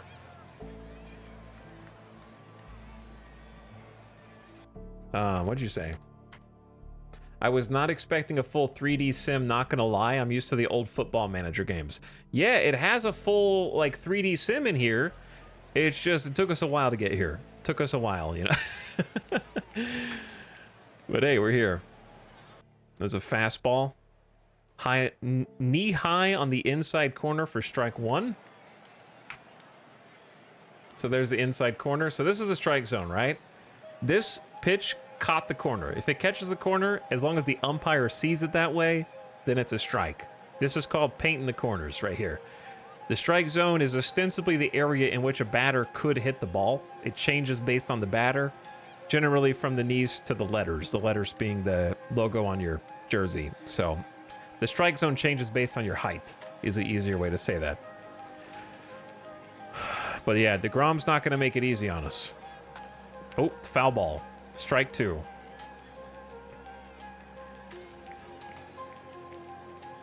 See, he's getting over. He's right on the I guess it'd be the outside because this is wait. That'd be on the inside because this is a righty. Jacob Amaya is a righty. Okay, I gotta pay attention to which side's which here. He is painting the corners. That's a ball. Low, ball 1. Put the ball in play, but should be an easy out at first. All right, but we're not striking out. You just got to keep putting the ball in play. We'll get there eventually. 2 outs for Alexander Canario, who we're paying $5 million to try and knock in some homers. He had 47 homers in AAA last year. He's got great power, decent contact, and he's playing left field pretty well for us. So let's see what he can do. Strike, looking at it. Kind of down the middle low. He just wants to get a feel for what he's throwing. 91 mile an hour slider. That was a slider in there. Didn't really look like a slider in the simulation, but that's okay. Kind of have to see what it is. It's a fastball for strike 2. You got to take the bat off your shoulder, Alexander. Takes a slider low. All right, that's a ball. You can see the balls and strikes up here. So 2 strikes, 3rd strike, you're out. We've already got 2 outs. 3 balls, and the 4th ball would be a walk. So that's kind of how you can keep up with the current count. Ball 2. Okay, got to work the count back. Come on, man. Give us our first hit. Yes, our first hit. I knew I was right to trust you. See, if the first 2 dudes could have got on, that could have been a run. All right, let's work some 2-out magic. Quality single. The Vulture's first hit. So now we got Alexander Canario on first. The game is just blown wide open. This is a preseason game, Boyardee. This is the first spring training game. We're testing all of our dudes out to see what they've got. We're getting to put some people in, kind of see if they rise to the occasion. DeGrom sets, checks on Canario, kicks and deals, a ball. In soccer terms, this is a friendly. Yeah, this is where all the teams get to kind of test all their talent and see who's got what it takes to stay in for the full season. I love watching everyone start at 0 on the stats. Yeah, so like Madrigal didn't get a hit, Amaya didn't get a hit, so they got a 0 average. But Canario is 1 for 1, so he has 100%. He's got a 1, which means he has hit everything. He's batting 1,000 right now. Yep. And Caratini, one of the best catchers in the MLB for on-base percentage with Houston last year in 2024 in the simulation. He did really good in 2023 as well. He gets on base, and he's pretty good at framing. Let's see if he can knock us over. Oop, pop up. Probably an easy out. Yeah. Drop it. Drop it. All right, Caratini popping up. The side is retired. This is going to be a fast game, chat. All right, Wade Miley's back out here.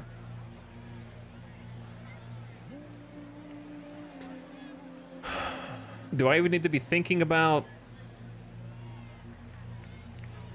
I feel like if I just keep letting him pitch, do I really need to, like, worry about pitching around? Or, like, I guess you could do your own mound visits?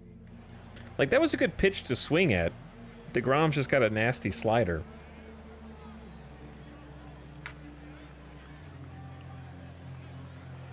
Sinker low and away, ball 1. Wade Miley, our star lefty. He's going to earn that $10.5 million this year. Fouled off behind, strike 1.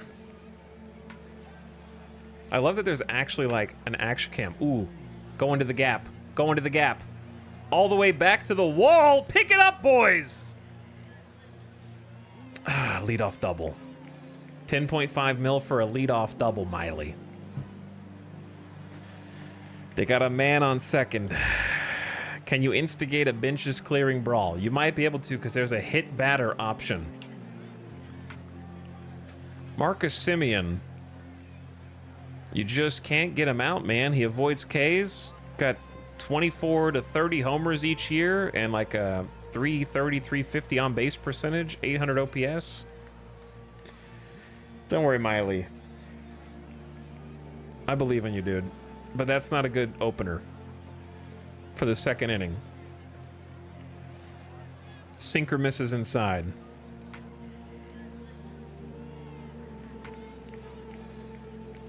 Cutter misses outside. 2 balls. Miley, you got to bring it back. We don't want to issue any free passes when we already got a man on second. I know you want the double play, so you think it's okay, but I disagree. Make him hit. Pitch to him. He's only got 2 balls. Ball 3. Okay. See, now we got a problem. Do we want to just issue the free pass, or do we want to try and make a competitive pitch?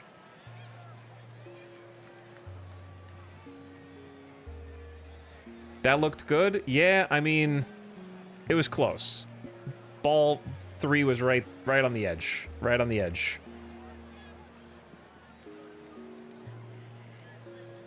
Walk him and go for the triple play. All right, give him a pitch. Chat, you gave him a meatball. You gave him a meatball. He got a base hit. Now we got a man on first and third with nobody out.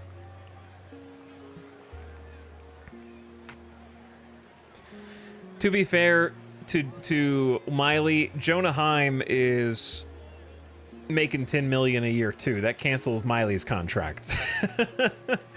He's slashing .505 slugging last year with 22 homers. I'll never forget that one. Well, listen, it's not over yet. It's not over yet. Miley, is it time to... How many mound visits do you get? How many mound visits are you allowed? I'm not used to play-by-play, just naming salaries. Yeah, but that would be so much funny. That would be so much funnier, dude.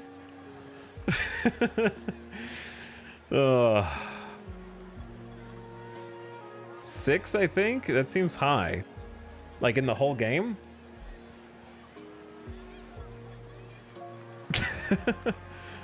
Let's see. How many mound visits are allowed? MLB 2024. Every team will have 4 per game with their pitchers down from 5. It's 4 per game.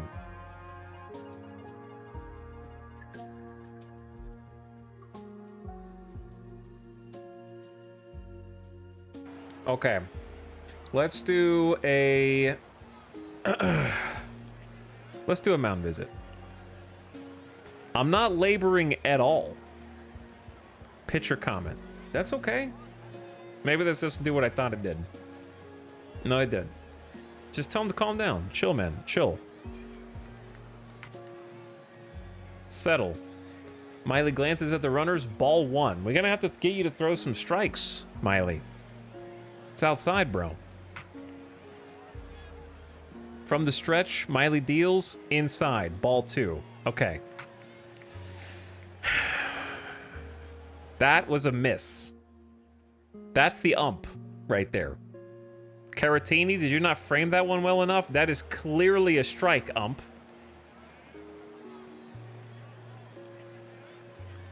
Pitch to contact, try to get that double play. I mean, Wade Miley is already an extreme ground ball pitcher. We'll do pitch to contact. That's a foul, thank God, because we were not going to catch that down the line. All right, 1 strike. Let's just do a regular pitch. Angel Hernandez is still active in this sim, apparently. Is that low too? Dude, 3 balls. That's a strike though, dude. That's on the corner, ump. You're squeezing him. The second pitch was a strike and the 4th pitch was a strike. Can you complain to the ump? It said that he took a long look at the ump. This ump scorecard is gonna be so bad. Uh-oh. Out. Play at home. Play at the plate. No play at the plate. No, he tagged up. We didn't even try and make a throw. That was deep enough to score Simeon without a throw. That didn't look like we could have at least challenged it. I don't think that was that deep. All right, they scored. Texas is up 1-0. But hey, we are 1 double play ball from getting out of this inning. Your pitchers, you know, it's to put baseball in context, chat. If like baseball's a 9-inning sport, if your starter can go 6 innings and only give up 3 runs, that's considered a quality start. So we don't expect him to shut out the other team. We just need him to pace himself, right? Don't blow up. 1 run, you can't win with 0 anyways. So 1's acceptable because we can't win with 0, right? We got to score 2. So let's get in there. You got to stop missing though. The slider down. They're not going to swing because they don't think you're throwing strikes. That's a double play ball that you missed. The ball slips from Jackson's grip, no throw. That's an infield hit. They didn't score it an error. They scored it an infield hit. That was the one, though.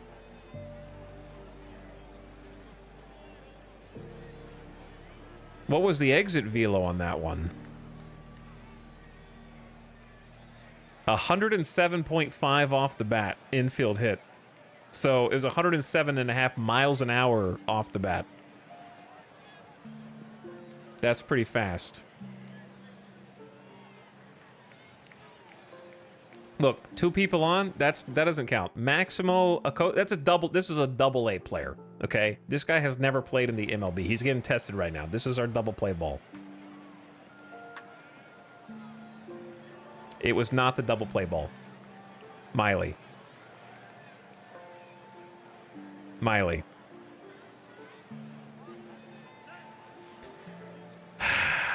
Acosta slides. He's safe into third. Chat, we're losing 3-0. That was a triple all day. That double A player just hit a triple. 2 RBI triple Pull. I can't pull him. He's got to stay out there now. You just got to lock it in, man. Circle change up in the zone, 78 miles an hour.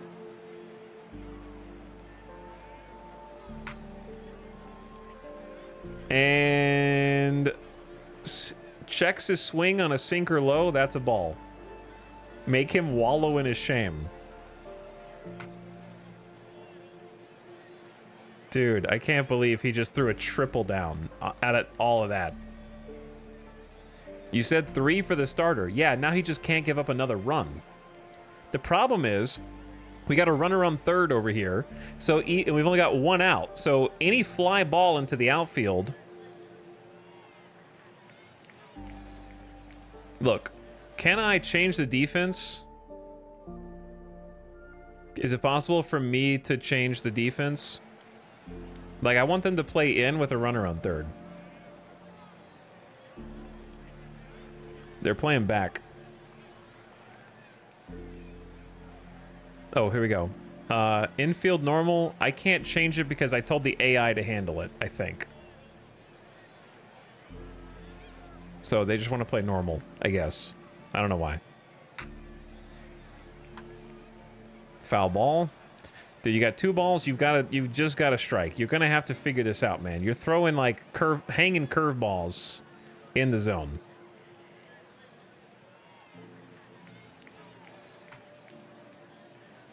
That's got to be a strike. On the inside corner. All right, strike 2. Come on. Just finish the job. Cameron Cawley. He's a single A. He's a high A player. Strike 3. Thank you, Miley. Thank you. We got to get 1 more of those. Miley is fan 2. He's 1 away from getting out of the inning. 3 runs given up on 4 hits. There's 2 outs, a runner on third for Texas. Miley in position. He glances at Acosta, kicks and deals. Inside corner at the knees. Strike 1. All right, called strike on the corner. So the ump gave us that one. That was a strike, though. Inside, ball 1. Try to go a little further outside, see if he'll swing. I appreciate that. They're hitting the curve.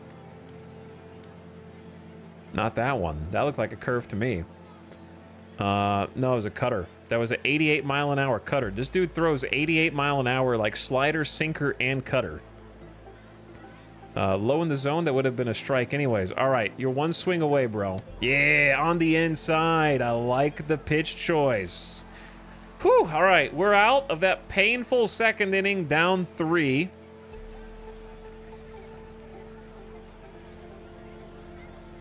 He went inside again to see if he get him to chase on the circle change. Got him to chase on the circle change. All right, let's just wake up, man. Who's up? Jason Vosler. Jason Vosler is our DH.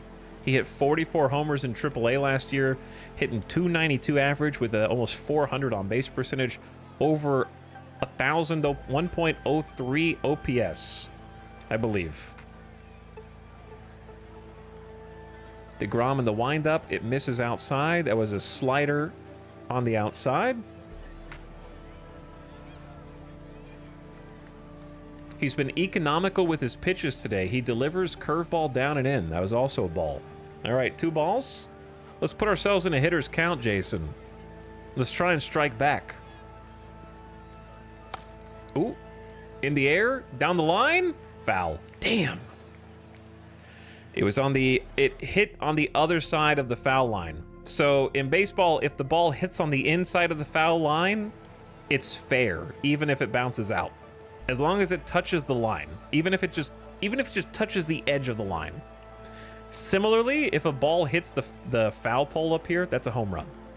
Anything inside the foul pole is also a homer. Outside is not a homer, that's a foul ball. So if it had hit just right there, hit. Hit right there, foul. That was close. It was hooking fast, it was. But that was a good attempt. Oh! Deep! We're back, baby! Carrying deep right, it finds the seats, and we got a solo shot. All right, we're back on the board, baby, let's go. He's doing exactly what we're paying him for. He's cooking. Jason Vosler, was that our Rule 5 draft pick?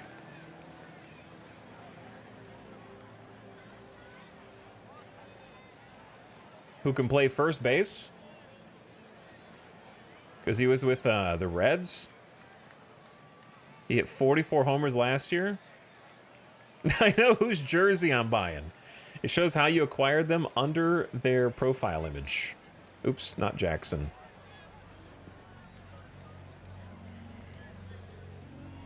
Rule 5 draft pick, yeah. Sick. Sick. Dude, that was a meatball too. That was a curveball, hanging curveball that's supposed to be down here, and it went right down the middle. Right there. Hell yeah. All right. We're testing out Jeremiah Jackson. This is going to be his first time even attempting the MLB. He did pretty good. 29 homers in AAA with a 368 on base percentage. Great OPS. Has the potential for great numbers. I love that you can access all this during the game and take this game at your own pace. All right, this is our 6th batter. And we got no outs right now. So let's see if he can get on base. DeGrom is on the rubber, sends it in for a strike. Called strike, fastball, 96 right there. Jackson did an error. It was ruled a base hit. He just couldn't come up with it. It was too hot to handle. 107.5 off the bat. All right, he's in an 0-2 count, so 1 strike away from striking out. But if you foul, you can foul indefinitely. So if he keeps hitting fouls and never gets a base hit, he can stay up there forever. Now that was a ball, but since he swung at it and made contact, count stays 0-2. Okay, that one's in the dirt, so DeGrom's just throwing the ball down in the dirt, see if he can get a swing and miss for strike 3. Fastball just missed.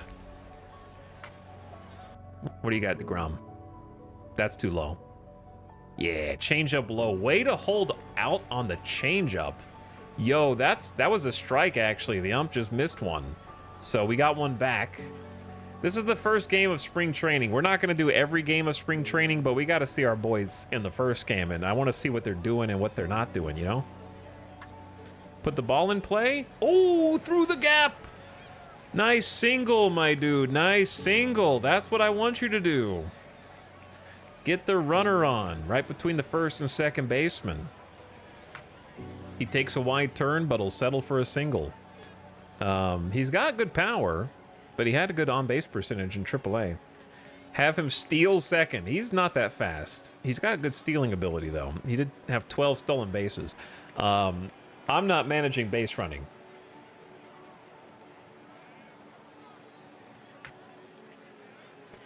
All right, DeGrom checks on Jackson at first. Ball 1. Who's batting right now? We got Weston Wilson, our first baseman, who's kind of a utility player, but also he hits a lot of homers, 43 homers in AAA last year. He had a little bit of MLB time, but not much, 16 at-bats, where he did well. And he also has done really well in AAA, so we're going to see if he can manifest that. That looked like a strike to me. Yeah. 1-1. Called strike. Called strike just means the ump called it. He didn't swing. If he swings, then it's a strike regardless, right? Ooh, that's a swinging strike. Strike 2. Weston, you know, you're swinging at good pitches, though. He hit you with the slider and then changed the speed back up on you to the fastball. Got you to chase through it. Look low. Fastball misses low. Ball 2. Yeah, next game, maybe I'll try all player control. I just didn't want to get too overwhelmed in the very first game. That was like a strike to me. That was a ball? I would make a bad ump. You know what? I'd make a good ump. It was a strike. Robo ump win, man. The ump is squeezing the zone. This is a tiny zone in the corners. That was not wide. It's right there.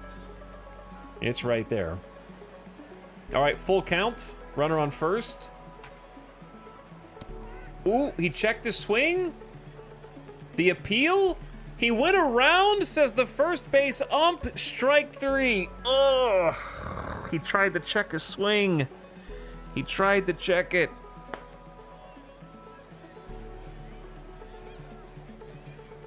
That was a strike anyway. This ump is... Robo umps win. This is the worst ump ever? All right, Meisner up with 1 out, runner on first with Jeremiah Jackson. Meisner has not very much MLB experience at all, like 1 game ever. Spring training for the umps too. Why wasn't that guy running with the full count? I didn't mean full count, I just meant like the count is full. There wasn't 2 outs. He wasn't running because we only had 1 out. So if he ran, he might have got out too. He might have got to strike him out, throw him out. But yeah, he's hitting 294 in AAA, 389 on base percentage. We're gonna put him to the test. He hit 33 homers in AAA. Fouled it off for strike 1. Usually 3 balls, 2 strikes, runners go. Yeah, with 2 outs. With 2 outs, that's correct. With 1 out, only if you want to steal. But that, yeah, that's not usual, I wouldn't say. DeGrom comes set. Here's the pitch. Changeup taken for strike 2. Yeah, that was a strike. All right, he's down in the count 0-2. Ooh, check the swing. He went around. That's strike 3. We're gonna have to work on you guys check swings here, bro. Got you with the slider. Down and away. Actually, no, down and in, because you were lefty. All right, we're in the 9 hole. We got 2 outs. Runner on first. Our worst hitter is up. Christian Pache. He did pretty great in AAA. To be honest, he just hasn't performed well in the MLB with a lot of at-bats last year. But he's our elite center fielder. That looked low. Nope, strike 1, fastball, right there at the bottom of the zone. Okay, okay. I got you, ump. That was definitely a ball. Yeah, way off the plate. Fastball. Come on, man. That was definitely a ball. Change up low. They're working us low in the zone here. Not many high heaters. Just work. DeGrom, what's your pitch rotation? You got a amazing fastball slider and then a curveball changeup. Yep, fair enough. Strike. Knee high on the inside corner with the fastball. Yeah, strike 2. Barely caught the zone, just kissed the edge of the strike zone. And then the... Oh, all right. Take the bat off your shoulders. That was a good one to swing at. Curveball, caught way too much elevation. The leg kick goes crazy. I like how that ball just stopped there. Also, Firefox, what that dude? Firefox has been like a piece of garbage lately. Keep fouling him off, dude. Ball. Easy ball. All right, now it's a full count, so the runner will be off with the next pitch because there's 2 outs. 3 balls, 2 strikes. The runner from first will be off with the pitch, regardless of what happens, Greg. Send it. Ooh, he put it in play. A little too much air. Yeah, too much elevation. And he's out. All right, well, we scored 1. We lost 3 in the top of the second, but we got 1 back. So at least we're putting something up on the board.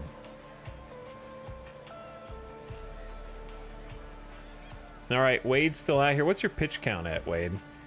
His stamina still seems good. He's at 39 pitches overall. We need to bring that down, bro. We're gonna have to get somebody warming up for you in like a couple innings if you keep this up.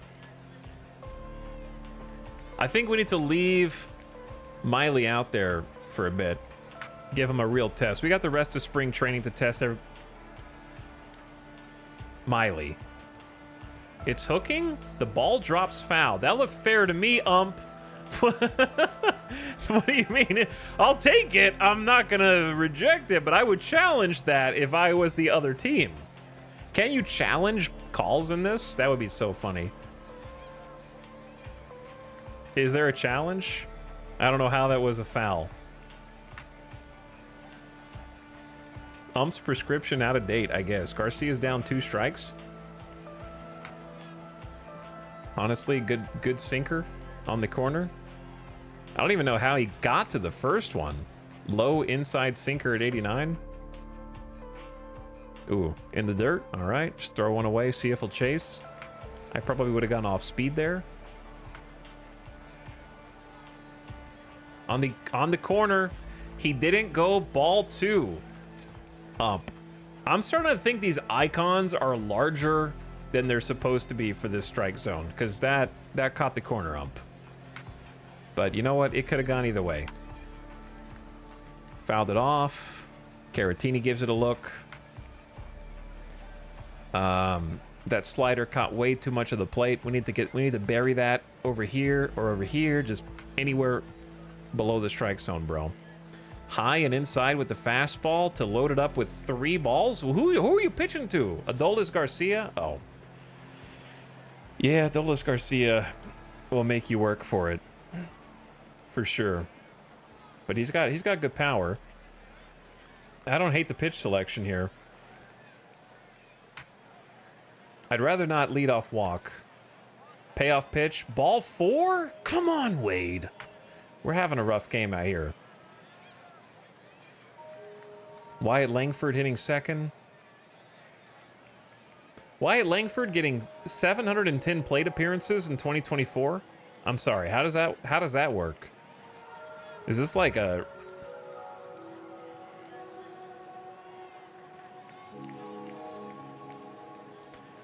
I'm pretty sure that 174 hits and 656 at-bats, does that add up to 265?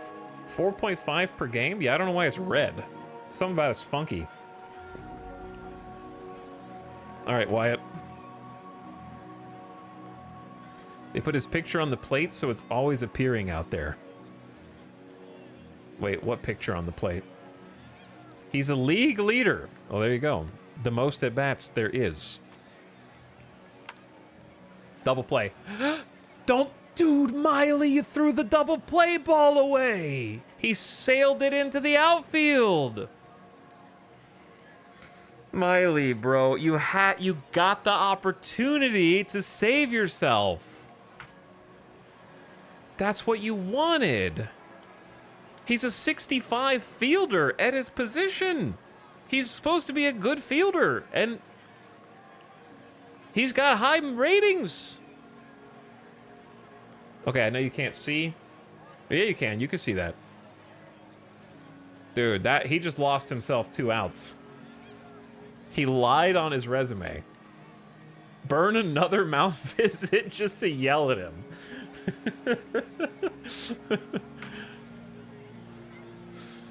Miley out of the stretch, ball 1 away. That was a strike. Ump caught the corner. He's beginning squeezed by the umps, but when he has a chance to dig himself out of it, he throws it away. I'm tossing my Miley jersey. How Caratini caught that pitch, turned a ball into a strike. That, wow. Called fastball on the corner. Okay, called strike on the corner. Barely held on to the pitch. Nice frame job there. Okay, come on. 2 strikes. Put him away. Ooh. Why are they all running? Oh, well, yeah, I don't know why they're all running, but that was a foul. Meisner races hard, but it lands foul. Right down the middle, bro. Come on, Miley!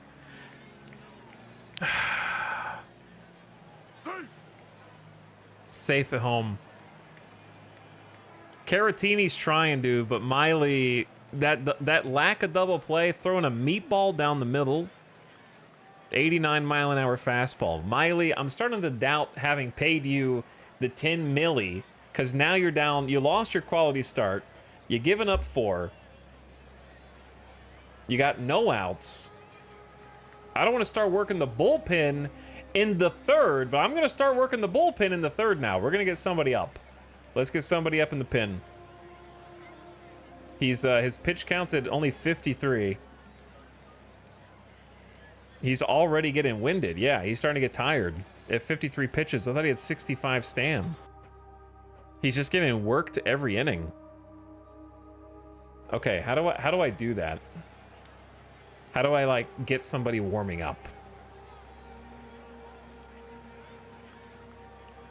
Is it right here? Drag and drop a pitcher to warm up. All right, let's get somebody who can carry some innings for us.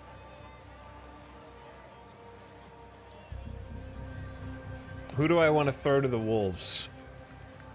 I would say this is a good chance for either Seth Martinez or Inoa.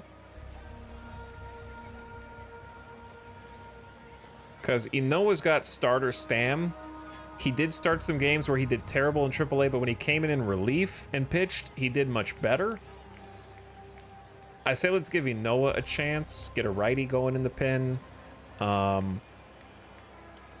It's either that or like Yoanadon. We get Yoanadon warming up. He's got the stam also.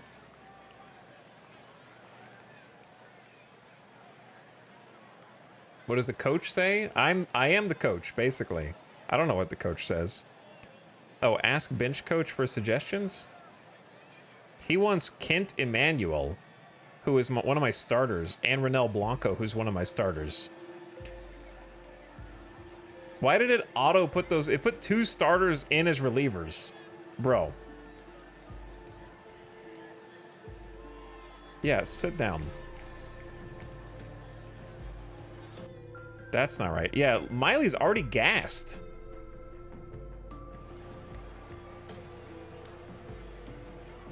Let's get Seth Martinez in.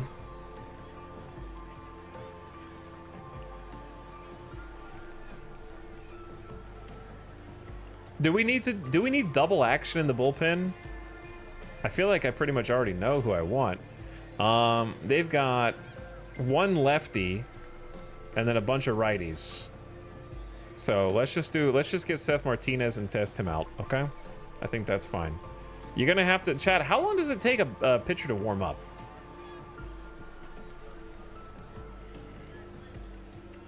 Like, I'm not really sure. This is my first time really managing that. Like, I understand. I would think like half to a full inning. It depends. Honestly, seeing Coach Etel in full baseball kit with hat, chewing on gum, raging at his team would be great content. Isn't 100 pitches the norm? No, for like the super stamina guys. 100 is like the maximum. I would say like 80 is more like it, like 80-ish. I would think 100 is like the exception for sure. But yeah, not in spring training. We'll get Seth Martinez up.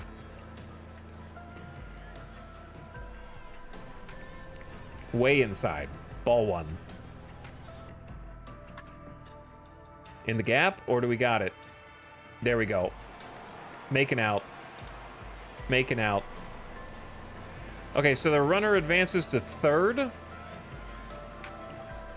So chat, if you don't know baseball, this is a difficult rule to explain.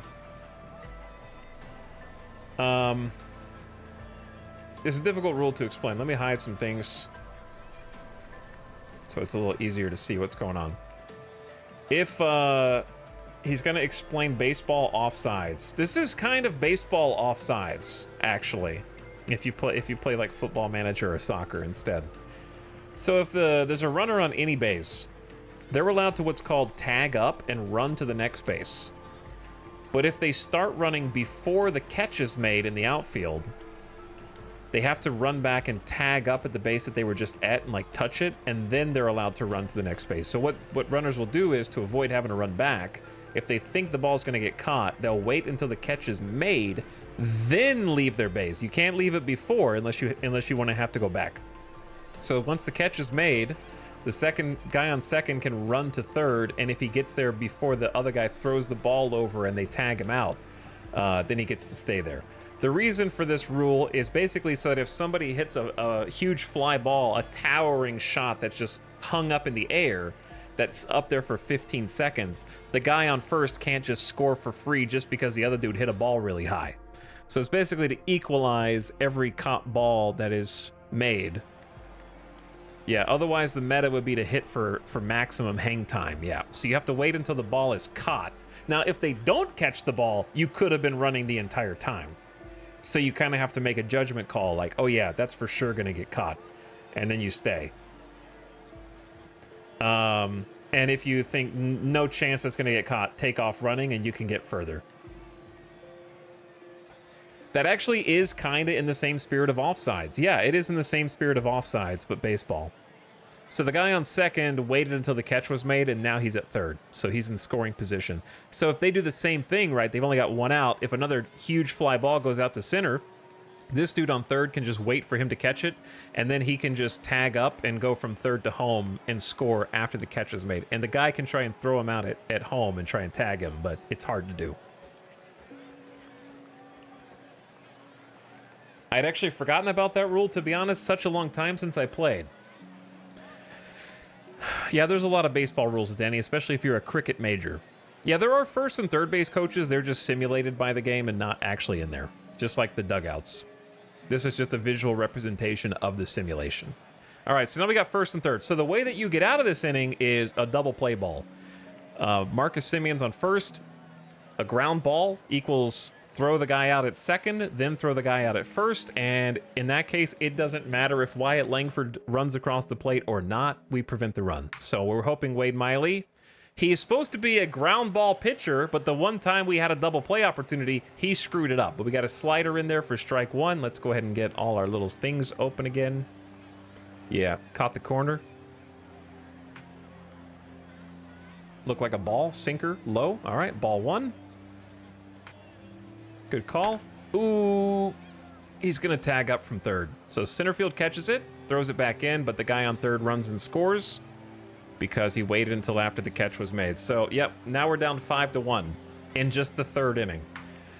How much longer until I can make that substitution? Seth Martinez is still warming up. How do you know when he's warm? Will it say he's warm?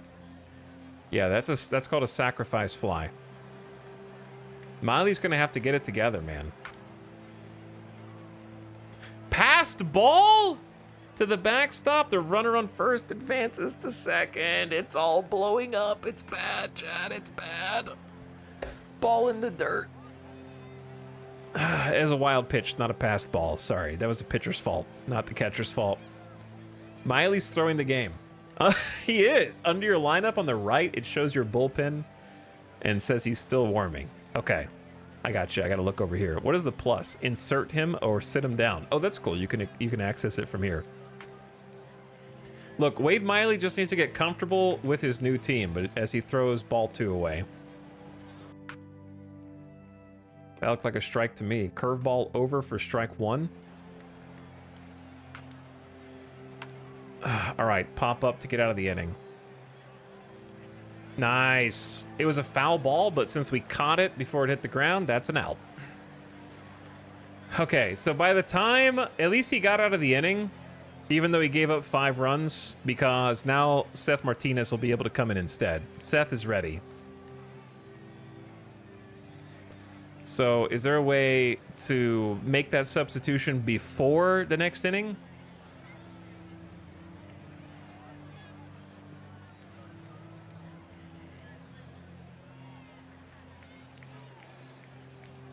Cannot replace the pitcher while you're at bat. Do you have to? Okay, you have to wait to make a defensive substitution.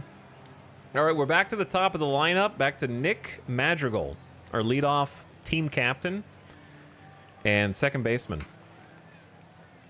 Summon from the Texas bullpen, Chase Lee. All right, so we got a new pitcher for Texas also. Chase Lee is up.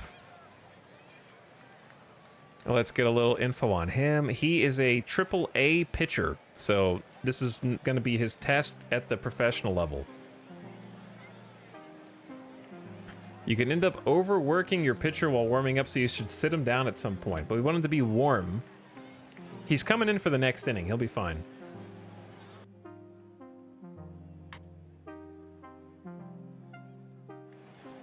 Oh, 1. Madrigal lays off. It's a ball. Sinker on the inside. All right, we're going to bring it back here, chat. He wraps it foul. All right, 0-2. 2 strikes. That was a ball. Inside. Inside with the slider. Ito planning on a 3-up, 3-down for Martinez's sake. We got this. Oh. Fouled it off to the left. Staying alive. Still 2 strikes. Foul it off as many times as you want. Okay, that's not the one. That's not the play. That looked like a ball to me. Indeed it was. High and outside. All right, Amaya. Testing out our shortstop. Looks low. Ball 1. Caught a little bit. Just a little bit. Chat, we can bring it back, dude. It's baseball. I've been told that there is a quesadilla that might help us. It is going to be a rally quesadilla that's going to help us win this game. Ready for me. Jacob Amaya, 1-1, 1 ball, 1 strike. Fouling it off. Puts him down in the count. He's got 2 strikes. He's put it in play down the right field line. I don't know if he can turn that into a double. The dude is inside the wall, sliding into second. We got a 1-out double. The rally quesadilla is already working. Amaya slides, and he's safe. And he picks up a double. Hell yeah. All right, I'm going to go get the rally quesadilla, because clearly it's already working. And I'll be right back. Hold on. It'll be very fast.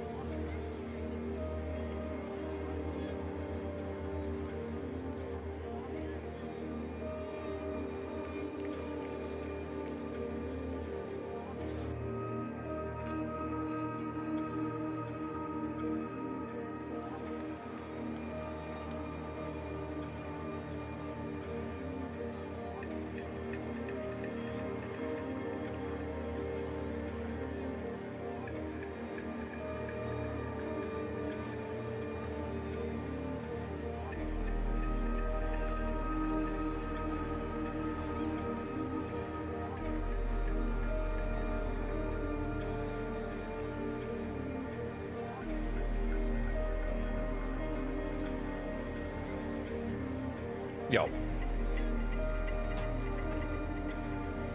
All right, we good? We back.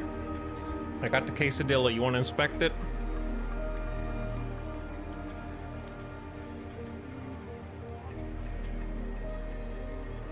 Got the guac. Got some sour cream, some salsa.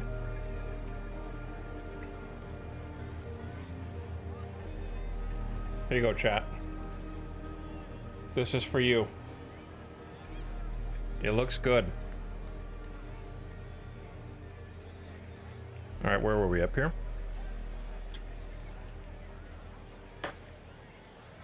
All right, we got a man on second with 1 out. Alexander Canario already hit a homer, didn't he? Canario's earning it. Let's see if he can do it again. Double him up. They're doing the rally song.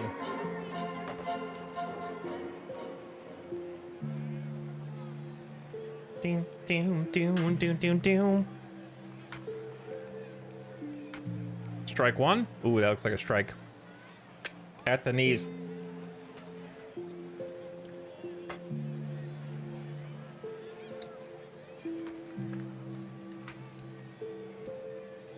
This music, this is not rally music, this is sad music. Yeah, strike 2, that was probably strike 3. I don't know if this is accurate. I'm starting to doubt the strike zone here. Are you really gonna get struck out by like a AAA pitcher, man?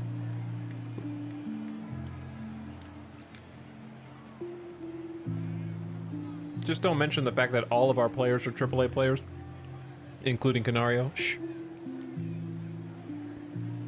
All right, Victor Caratini, time to earn that 6 mil, dude.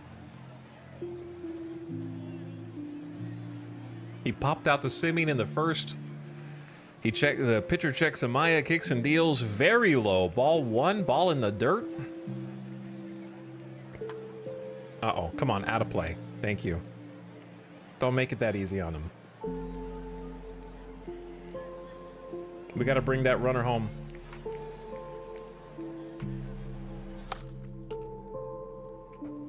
Caratini wants it too bad. No, he's swinging at tough pitches. That probably would have been called strikes anyways. Oh, dude, you guys are getting sat down. You just gonna leave our runner stranded on second? There was a rally quesadilla. Does that mean nothing? Okay, how do I replace him? Yes, Martinez is the new pitcher. There we go. All right, we brought out Seth Martinez.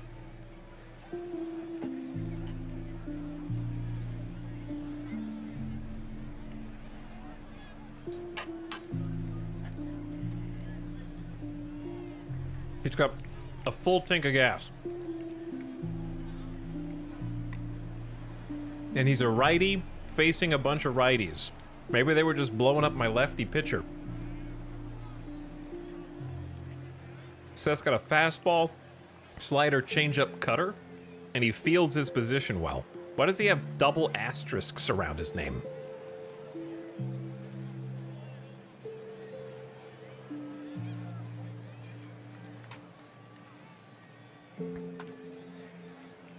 Easy, 1 pitch, 1 out. He's gaming. Amaya at short makes a nice play. Takes an out. Okay. That was a 91 mile an hour fastball. Low and inside. Come on, Seth. 2 pitches, 2 outs. Ball 1. Fastball outside. All right, that one got called over for a strike. A little closer, chat. You gotta listen to a different song. Let's listen to something a little bit more.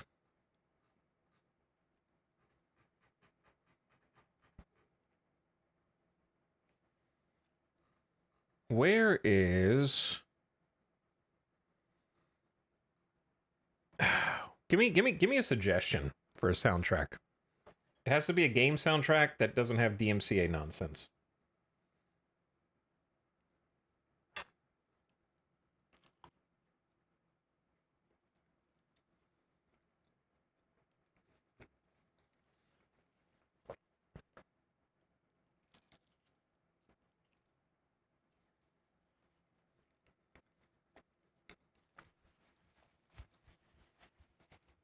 Backyard baseball?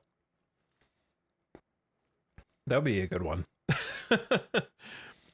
Journey's good. Have we listened to Loop Heroes before?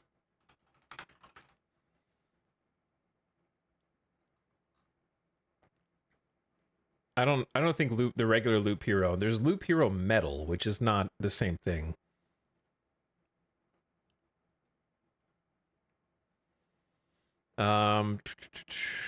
What about instead of Risky Rain? We haven't done that other soundtrack in a while. It goes a little too crazy though. It gets a little distracting. The Deadbolt. Deadbolt's a good soundtrack, but it goes a little distractingly crazy.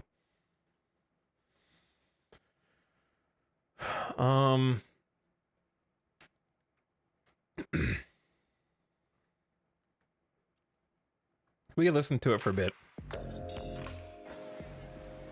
I'll just turn it down. He does that from time to time. He does that from time to time, yeah. All right, the third pitch of this at bat, right down the middle. Easy strike 2. Seth pumping him in. Not falling behind in the count like Wade was. Okay, 2 and 2. It's fine. Just throw it in the dirt, see if he'll swing. Puts it in play. Barely foul. Chat, should I be making some offensive substitutions soon? Get some other people in here?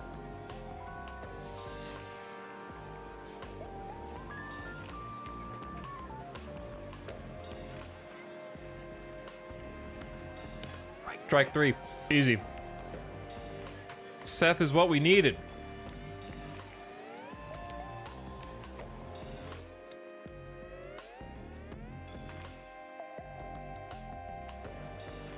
All right, fastball taken for a strike at the knees. He's attacking the hitters. Ooh, a swing and a miss at a ball very low. Strike 2, got him down in the count. Nice slider, Seth. Fouled it off. That slider caught way too much of the plate. Got to give everybody 2 appearances. Yeah, I think 2 appearances is good. Almost caught that one.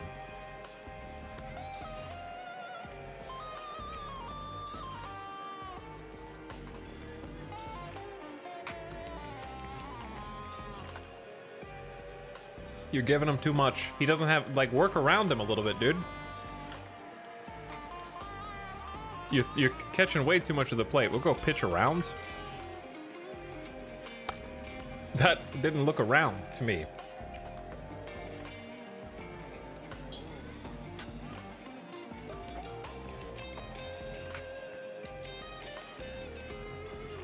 You haven't missed. Just throw it outside, man. You're throwing it right down the middle. Shortstop. Good play. Third out.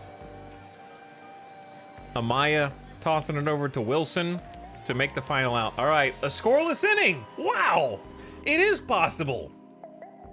All right, Jason Vosler. Or no, Vosler is the one that homered, not Canario. This is his second AB. But Canario did get a hit earlier. It was like off the pitching mound, it looked like. All right, we're up against Chase Lee still. He's high A and triple A. Base is empty. He hit a solo homer in the second, puts the ball in play again, deep onto the warning track, but it's not quite far enough. He went for it. What OST is this again? Deadbolt from the Risky Rain person. All right, Jeremiah Jackson had a hit in the first. We're 4 runs down, bottom of the 4th, ball hooking foul. Tragic. The sim makes all the spreadsheets worth it. It kind of does, though. Inside corner with a sinker, 0-2. The catcher Heim did a nice job framing the pitch. Dude, how do you frame this? Put that one on the fridge, ump. Why are you putting my... We're already down by 4 runs. We don't need to be down by 4 out of 20/20 vision, man. That's way outside, dude. Now we got to protect the plate. Ump's trying to go home, like, right now. He doesn't even want to go home early. He just wants to cancel the entire rest of the game. That one's on the ump. That's on the ump.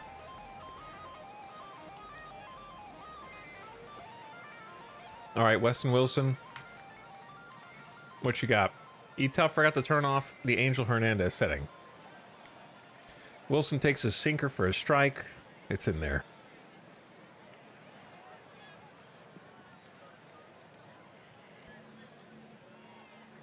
The yellow post on the pitch count is the batter. That's not possible, though. Oh, wait, yeah, it is. Yeah, it is. You're right.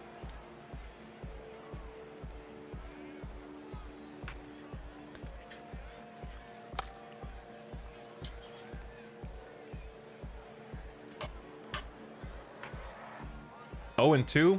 Getting a lot of 0-2 counts here. You guys got to work it. You guys are better than this, man. No runs, hits, or errors. Nobody on base. That was a sad inning.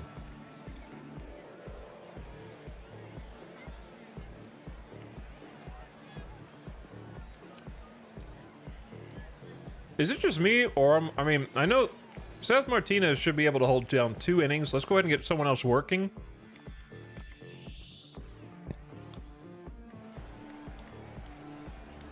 Let's pass it off to...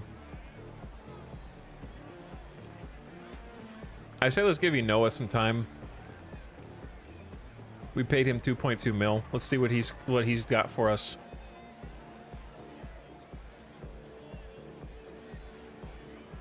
All right, we're gonna warm up. Noah came to us from Atlanta, the championship team. They won the World Series in my 2024 simulation. It's got a great fastball, great slider, and a changeup with pretty good stuff. All right, we'll get him warming up for Seth Martinez here.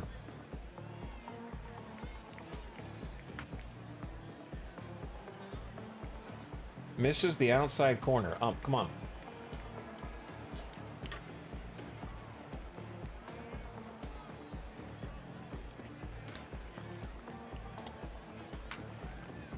Ball low. Right down the middle. All right. We're back in there, Seth. He's not taking the bat off his shoulder. There it is. Easy pop out. Call it. Don't bump into each other. I like that the pitcher actually covers, too.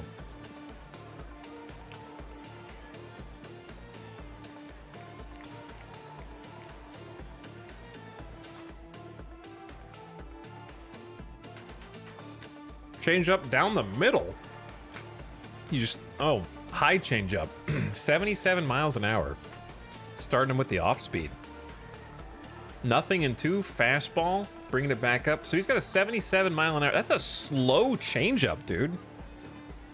A 14 mile an hour speed difference between his fastball and his changeup. Throwing them both for strikes. Now throw something in the dirt.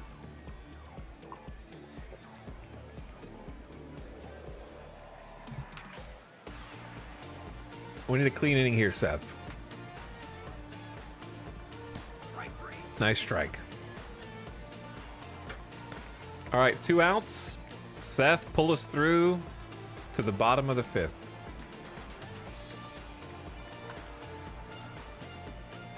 So, chat, for the first opening day game, we're going to do a massive channel point bet on whether we're going to win or lose the first game. I kind of forgot to do it for this one. It's too late. I'm not letting you bet when we're down 5-1.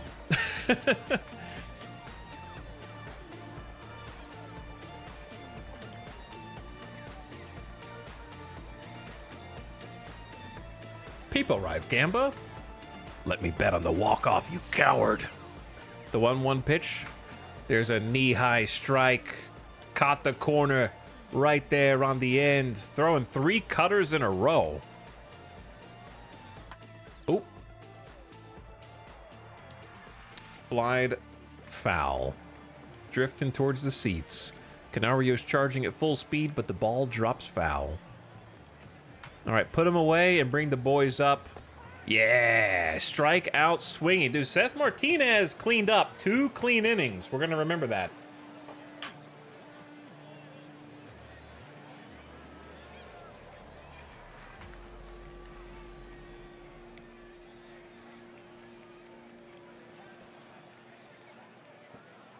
All right, so that's Seth's last inning. We got Inoa warm in the bullpen now. We got our right fielder, Meisner. We're trying to see if he can get 33 homers just like he did in AAA last year. He's pretty good defensively also. He could be both. He could be... How old is Cameron Meisner? He's 27, so he's still pretty young. All right, they got Jake Latz in the bullpen, a lefty. Lefty, they're playing matchups against my lefty, and it didn't work. The ball squirts by second base, and we got a leadoff runner.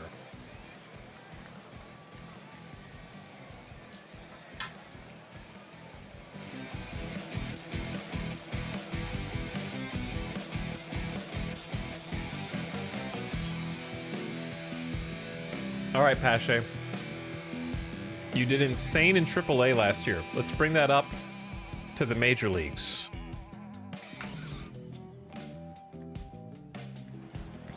At the letters for a strike. Strike one. High and inside. 90-mile-an-hour fastball. Changeup taken outside. Ball one. All right, Jake Latz, who are you? Actual MLB pitcher with about a 4.2 ERA, 1.49 WHIP. We can take him. What do you got? Fastball, slider, curveball, changeup. Nice little mix. 4 pitches.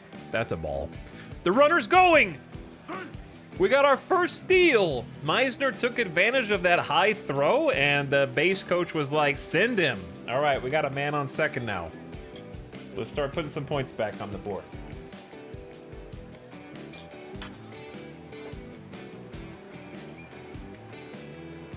His speed's only 45, but his stealing ability, he just recognizes the best opportunity to steal.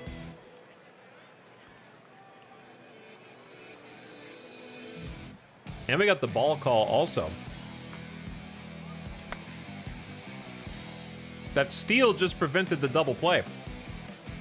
Move the runner over to third. Small ball would be great if we weren't down 5-1. So yeah, that steal actually just stopped an out from happening.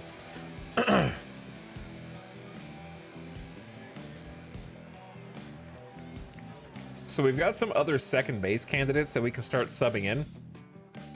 I don't know if now's the time to do it.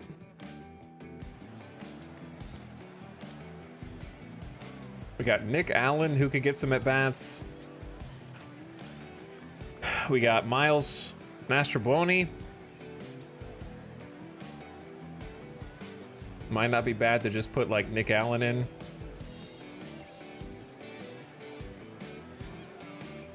Get a pinch hit.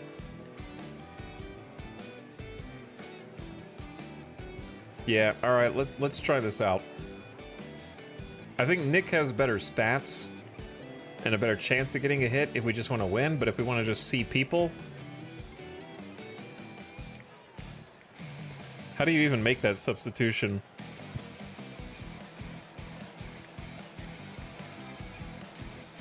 I don't know how to do this.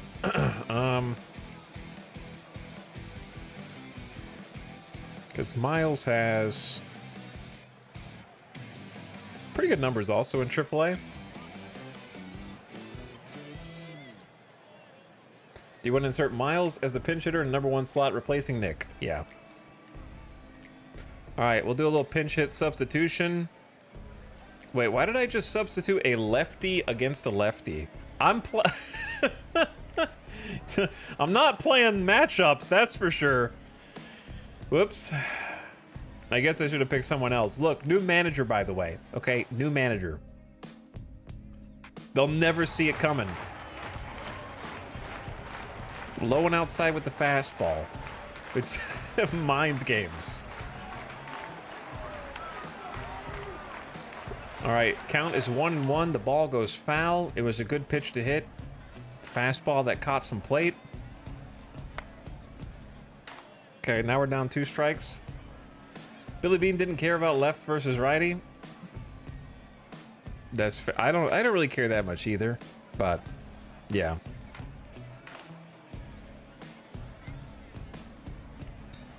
He checks his swing. He did not go around ball 2. That was a close pitch. That was right there on the corner. 2 people in the crowd have been killed so far. Ball in play? I mean, we scored a run off of it, so he did what we wanted him to do. They get the out, but it's only out the second out. So Meisner comes home with a run. So we put another one. We just got to climb back up. If we get 1 run an inning for the next 5 innings, we win. It's easy. Now the bases are clear for Jacob Amaya. We'll give him another hit because he's got a hit. He earned another one.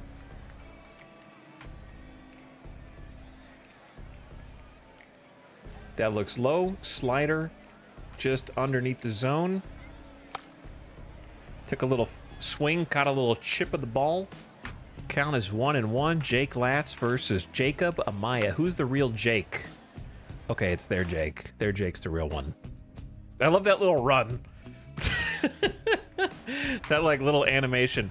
You now have an incomplete lineup or a defensive position missing. I don't. I just have to tell Miles to take second. And we're good. Simple as. All right, we need to sub Seth out for Inoa. Bring our righty with the amazing fastball slider changeup. Try to carry us through maybe a couple innings, because Inoa has 50 stam. Let's see what he's got. 97-mile-an-hour fastball way up and in, trying to dust him off the plate, make him take a couple steps back. Down the middle with the fastball to even up the count at 1-1. Inoa versus left-handed bat Josh Smith. Josh Smith hitting 245 last season with Texas. High and outside. 3 fastballs in a row. Caratini wanted it down, but Inoa got that pitch up. Too high up. So Inoa was going to be one of our starters, but we thought he might be better in relief. So we're giving him a test now. And he's down in the count, 3 balls and a strike. Nice pop-up. All right, you brought it back. You brought it back. Easy out. Good catch. All right, Amaya has the ball for out number 1. Changed the speed up on him, went slider back to the fastball. Inoa into the windup, low with the fastball, ball 1, just missed the corner. That had to be a strike. Ball 2? I like those pitches. I like the location of them. It just didn't catch the corner. I love how this is a new game, but the way they move over the pitch is janky. Seems great fun. Yeah, because it's like, the simulation's a simulation. This is just some window dressing on top of the simulation. Most people don't even watch the games who play this game. They just simulate, do the stats, and make the moves, and just fast forward. Seeger found plate discipline. Simulator jank must exist. Yeah, no, I think it's perfect for what it is. Ball 3. He really wants that fastball low and inside, and he's just not catching the corner.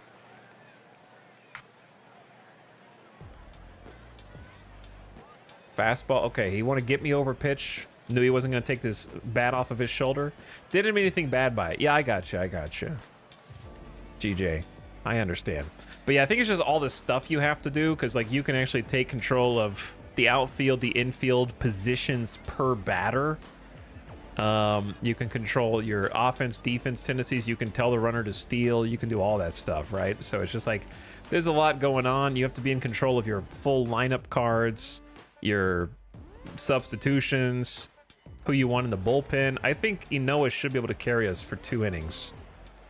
All right, he doesn't want to give up. I don't want him to give up either. Down for a hit. Don't let him turn it into a double. All right, a 1-out single. Not the end of the world. Inoa just needs to turn a double play. Inoa is a ground ball pitcher, so let's see if he can induce a ground ball. From Josh Jung, who was hitting 273 with Texas last year. Ball in the dirt. Very low fastball. All right, we're 1 double play ball out of this. Almost swung. Did he swing? He held. 2 balls. All right, we're going to have to find the zone, Inoa. That's in there for a strike. 3 fastballs in a row. Well, how is this fastball 0-1 miles per hour? 1 mile an hour?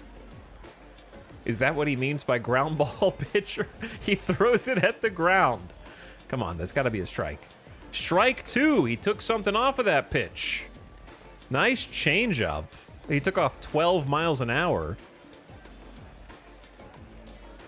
It's 100 and... There's no way... He doesn't throw 101. That's just 0-1. You know what throws 96 to 98? He didn't just speed up 3 miles an hour. I think it's because it hit the dirt and then bounced in, so I don't know. Oh, we're cooking. Oh, we're cooking. 1. Safe! Wilson! How did we not turn a double play on that? I'll take the out at second, but how did we not turn the double play? It's right to you.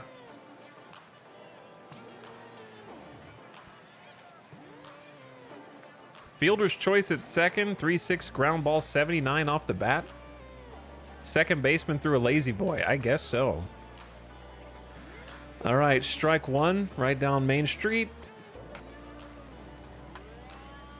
I don't like these right down Main Street. You threw two pitches and two sliders really high. You know, you're only 17 pitches in, my boy. All right, I don't have anybody warming up for you. Because you says you have 50 stams, so I figured you could take 2 innings. Chad, don't you have somebody warming up for him? He's going to get the next out. All right, 1 and 2, strike 3. Caught looking. He's got it. All right, the bottom of the 6th. We got Canario up to bat in left. Do we want to substitute since he's actually 1 for 2? We do have some other left fielders, though. We got David Dahl, I'd like to get in. David Dahl could also sub out in right. We got Cameron Meisner in right.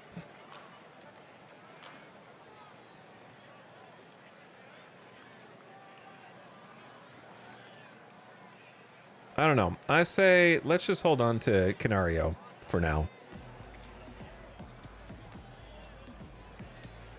Wait, is Canario's a righty? David Dahl's a lefty. Let's play matchups. Let's play matchups. David Dahl had 25 homers last season also. 361 on base percentage.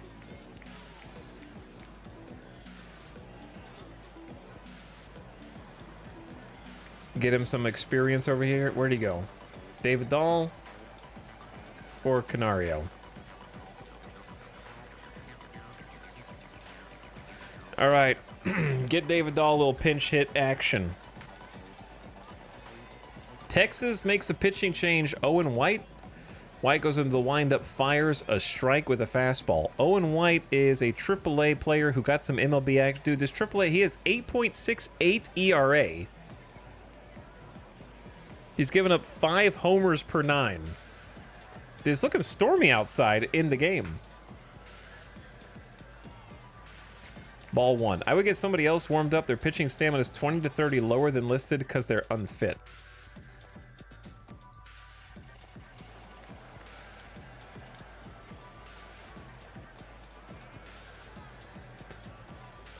What do you see? What do you mean they're unfit? Like they're just not used to pitching yet because it's the beginning of the season? Define pinch hitter. It's basically a substitution. It's like a hitter who can come in for you in a pinch. It's a substitution. If that makes sense. So once we sub out the other guy, the new guy comes in to hit, hence pinch hitter, but the other guy has to stay out of the game for the rest of the game. So you can substitute as many times as you want, but once you come out, you can't come back in until the next game. So you have to choose your timing. So in this case, I decided to get a different guy who plays outfield playing time, and we're gonna, you know, just give him some, let him see some pitches and take some swings. And also, a lot of people like left-handers are better against right-handed pitchers than right-handed batters are against right-handed pitchers. So it's kind of like playing matchups. We have a left-handed substitution just to give ourselves a little extra chance of getting a hit there to lead off. Because then we have Caratini and Vosler bats left also, and Caratini bats switch, so he can bat lefty or righty. Anyway, yeah, I guess I'll get somebody else warming up. I can't use my whole pin today though.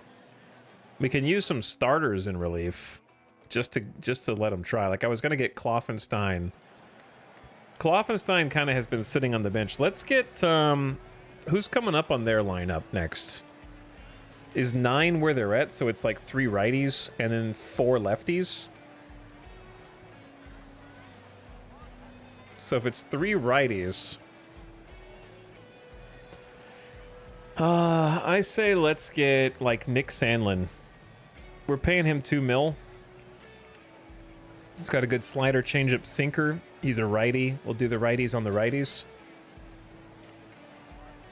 But yeah, this has kind of turned into a bullpen game for us. Unfortunately.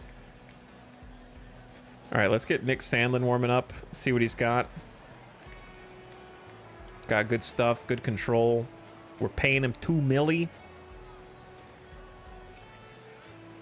What's the game cadence in spring training? Yeah, I don't think that they're too slow. I don't know why there's not a Football Manager match fitness equivalent. Guys that should last 6 to 7 innings are only managing 3. Yeah, they're just, I guess they're just tired from coming off of the break. All right, anyway, we got Sandlin warming up, so let's just go from there. The rookie right-hander rocks, fires a curveball. Ball 2. Come on, David Dahl. Let's get the leadoff man on. Nice shot down the line and left all the way to the wall. That looks like a leadoff double. That's a pinch hit, baby. Coming in with a stand-up leadoff double to give us a chance to get back on the board. Yeah, everyone uses designated hitter, Mary Skipper. It doesn't matter if it's American League or not, actually, if you haven't watched baseball in a bit. American and National League is all designated hitter now in the majors. A lot of rules have changed over the last few years. What is this noise?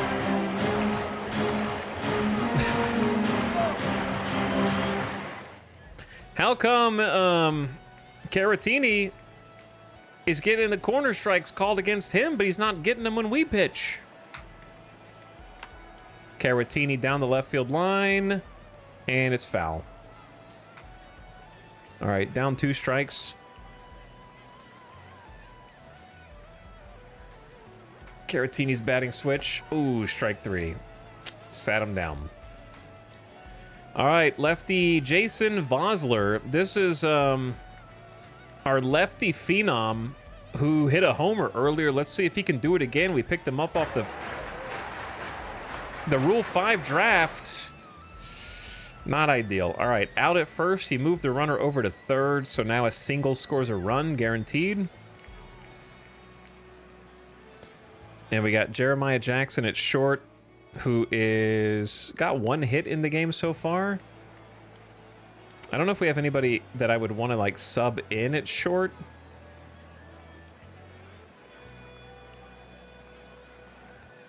Who did I pick? Texas. Wrong button.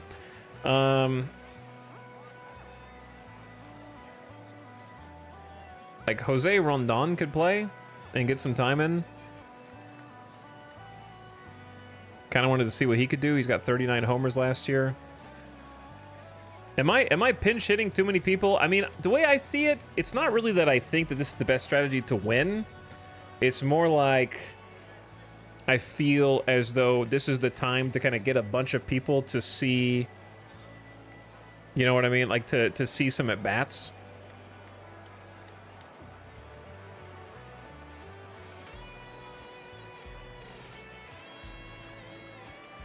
And just get some experience. Cody Clemens, can you play short? Not at all. You can play first, though. And then Weston could move over to this. Yeah, this is not a good play. Let's just leave him in. I don't feel like making this sub. Let Jeremiah Jackson go.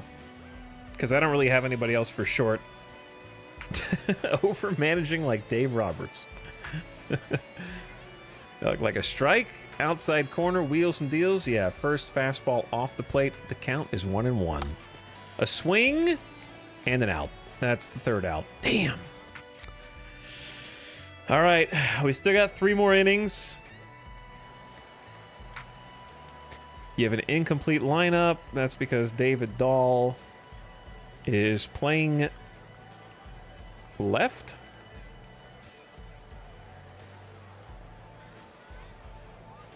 Okay, so we got Inoa is still out there. We got Sandlin is ready to go. I don't feel like this is gassed yet. Do we just want to let Inoa pitch a little bit more? Or do we want Sandlin to come in for a clean inning? Elite outfield defense, kinda. He's only pitched 19 pitches. He's also supposed to be like a starter. Is his suggested role, so he should be good to carry on. Let's see. The windup takes it low. That dude, see, they're getting that pitch called for them, but not for us. That's a strike. Okay, fouled it off.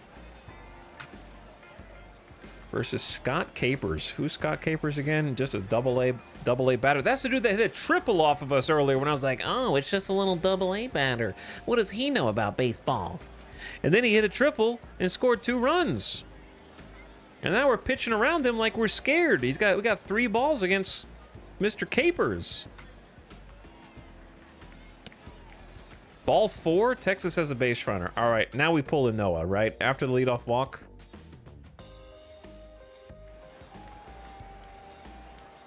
Now we pull in Noah. Short leash.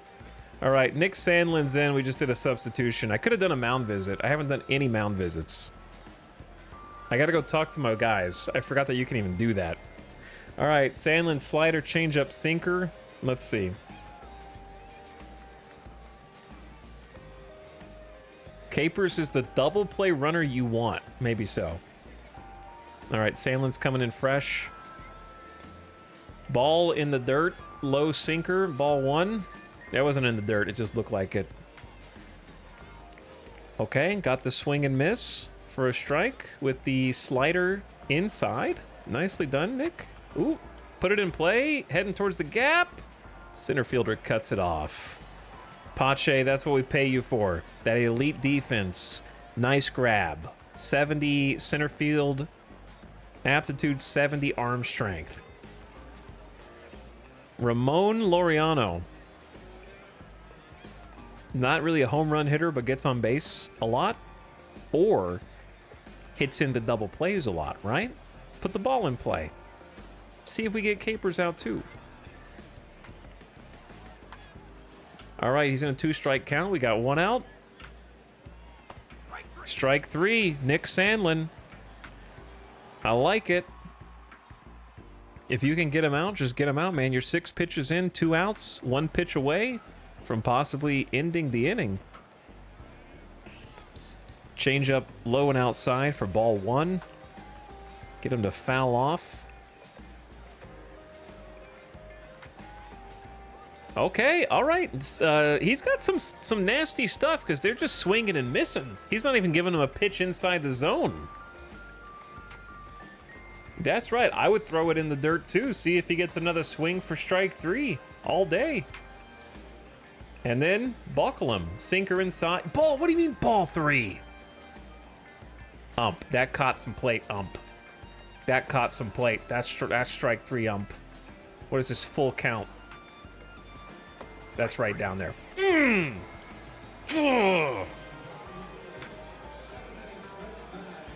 All right. We're going to bring our man out for the next one. Weston Wilson at first is not doing so good. We got another first baseman. We're gonna overmanage this game. Derek Hall can come in at first, or we can get Cody Clemens in. Let's get Clemens in. He's got a good arm, not great range, but he can maybe hit if he gets a little bit more time in the majors. All right, Weston. We're bringing Cody in for you. Cody's a lefty. Let me check their pitcher first. They have a righty. This is a good substitution anyway. All right, let's use our whole lineup here. Everybody gets a turn to play. That's right. He's going to be first. Okay. I believe in you, Cody. That's a fastball at the knees. Just trying to see what Owen White's got.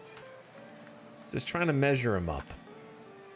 Put it down the line, hook and foul. Dude, we've had so many down the line that just barely hook foul.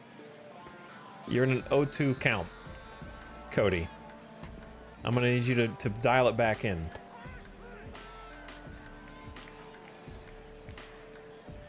Okay, you can go dial it in at home. Go dial it in at home.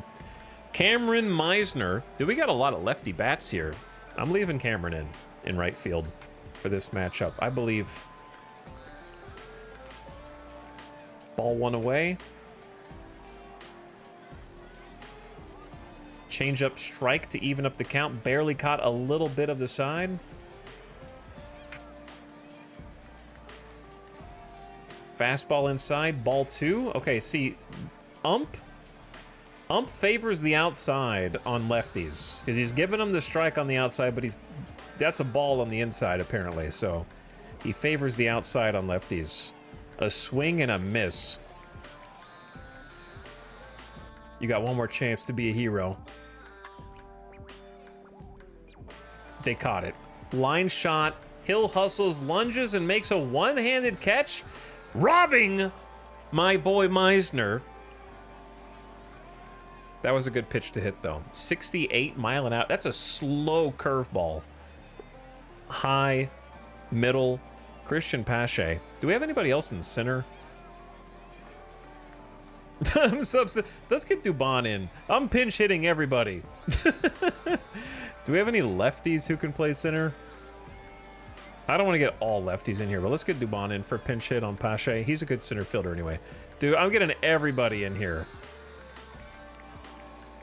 We need offense. Dubon's got better offense than Pache. We're losing already. Defenses are going to help us win. All right, fastball low, ball one. Come on, Dubon. That looked like a strike to me, but it was a ball. Just missed the plate.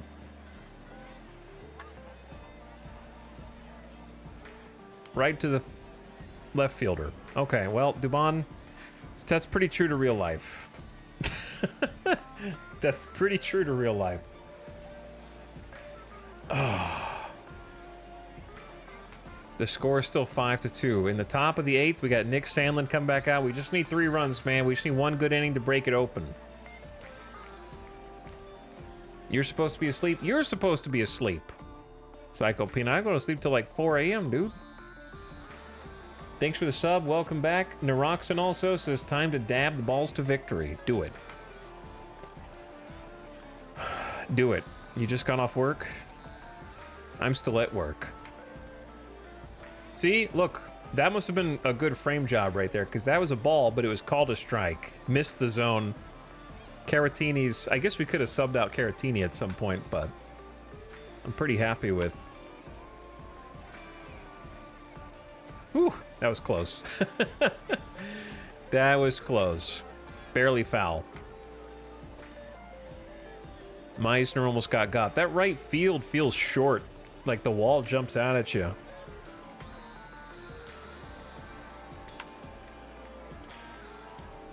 But thank you for 28 months, Psycho Peanut. Much appreciated. Strike 3. All right, Sandlin's got it right now. He's tired. He does not got it. We need to have somebody else warming up. It is the 8th inning.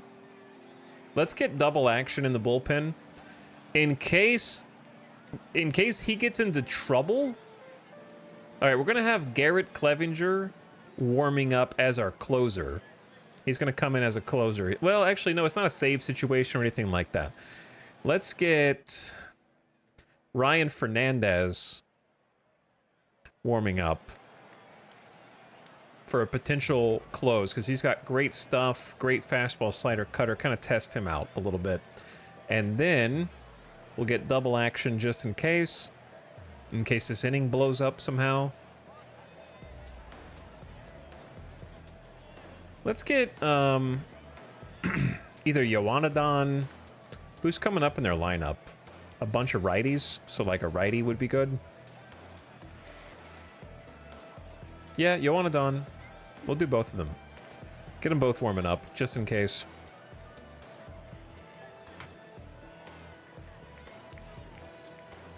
Breaking pitch, strike 1, dropped in, got the call on the outside. No sleep until after midnight snacky, that's right. Inside with a changeup. Ball 1. Ooh, got the swing and miss, strike 2. Change up on the outside. Got him to bite. He wants to change up. Throw the change up in the dirt. Low. See if he swings. Or the slider. He didn't swing. 2-2. Come on, Sandlin. Carry us through to the ninth. Give our boys a chance to bring it back. Keep the game within a grand... Look, one grand slam, and we win. It's easy, chat. Playoffs? We're coming for the playoffs. We're on the way. All right, 2-2. Don't give him something to hit here. Okay, you didn't give him anything to hit. Low and outside, ball 3. The count is full. 3 balls, 2 strikes. Swing and miss. Sandlin. A bright spot in this dreary day. Dude, our bullpen is actually holding it down. Wade dug us into a hole. The bullpen is keeping it... Oh, he's gassed. We're overworking Sandlin. He only has 25 stam. That's my bad. I'm going to end up injuring one of my relievers in the first... Oh, yeah, I could do a mound visit. Sandlin looks at Caratini, gets a sign he likes, fires a strike with a changeup. Yeah, let's do a mound visit. My arm has had it. Okay, that mound visit bought us some time so the other dudes could be warming up. So, I'd say let's get Yoanadon in here. My arm has had it. And I want Fernandez to close the 9th.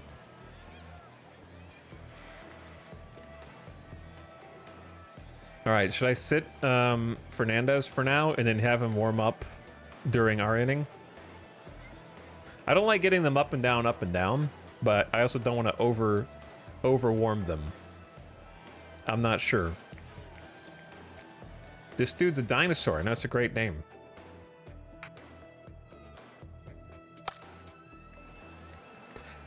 Taking a pitcher out with a 1-strike count is unfortunate. Like, I don't like doing that. I did it wrong. I should have done the mound visit first, but this is a spring training game for me too, to learn how to do anything. Fastball misses outside, ball 1. Yoanadon is like good fastball, good slider, decent changeup, kind of okay stuff, movement and control. He's got a little bit of everything. He did pitch in the MLB, did pretty well. Mostly in relief. He started some games, but he did much better when he was in relief, so we're kind of testing him out here for that. Nice swing and a miss. Got us the final out. He came in, did what he needed to do. All right. Let's get Fernandez warming up again. Wait, how do I do this? Plus. There we go. He's already ready, but I just want to make sure he's still warm. I don't know how long... They have a stat called stuff? Yeah, it's a baseball term. It's basically how unhittable the pitch is. Like, if you've ever seen a crazy pitch with a lot of spin, like, make a crazy curve, or it's just like, describes how unhittable their pitches are. How nasty their pitches are. This is the best way to describe it. I think soccer has a similar term that's like flare or something like that. How do you measure that? You just look at it. Your scout decides. Jose Suarez. Slinging a ball in. Almost caught the side. Misses again for ball 2. Okay. Miles... I'm going to let you stay out there for another AB. That was a mistake. Out 1. You didn't have to swing at that, dude. You swung it up and in fastball. Rolled it out there. All right, we got Amaya at short. Do we have anybody that we want to come in for the night? This is the 8th inning. Let's let Amaya stay out there. I don't really have many people at short that I want to... Hey! Instantly rewarded. Get it, Amaya. You got another double? Is that his second double of the game? He reaches, barely misses. The ball falls in, bounces off the wall. Amaya with the hustle turn. That's his second double. Okay. We only got one out.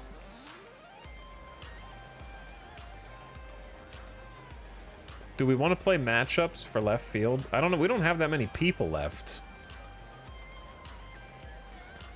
Albert Amore doesn't know how to play it. Yeah, I don't think we really have anybody for left. All right, we'll just let it play.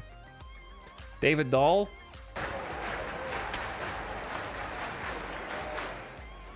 Off the wall. That's not an out because it hit the wall. And we got a sliding double to score. Amaya from second. Huge.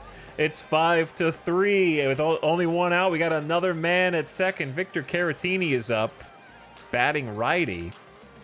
David Dahl coming in with the pinch hit from last bat. 2 doubles back to back. Oh, little pop up.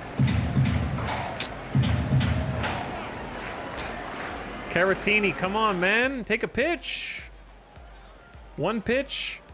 That was a good fastball to hit, too. Yeah, that's unfortunate. Okay, Jason Vosler at DH, batting lefty on lefty. We could take this DH any way we want.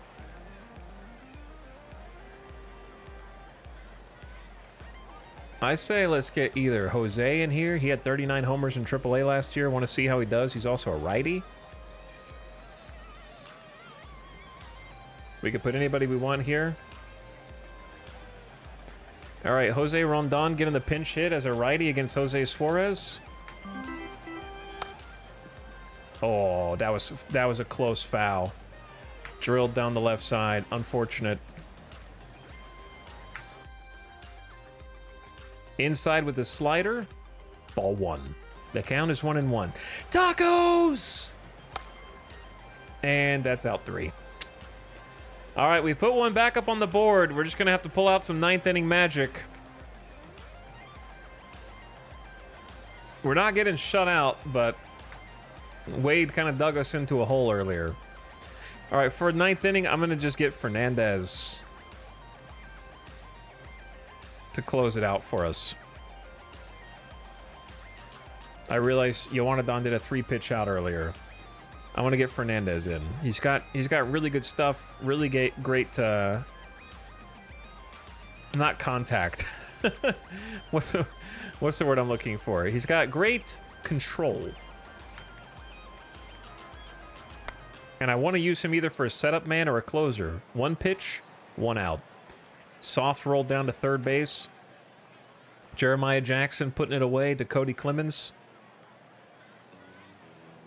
Fernandez starts, taken way outside, ball 1. 98-mile-an-hour heater going down. That looked down the pipe. A cutter for a strike. Caught the corner on the inside. There's still time to walk it off. We can be the heroes. Misses with the fastball, falling the count 2-1. Putting the ball in play. It looks like an easy fly out for center field. Dubon hustles toward it and extends to make the catch. All right, 2 outs. Fernandez is shutting him down, dude. Fouled off. That's a clean feeling. I still remember that. I was the first base guy.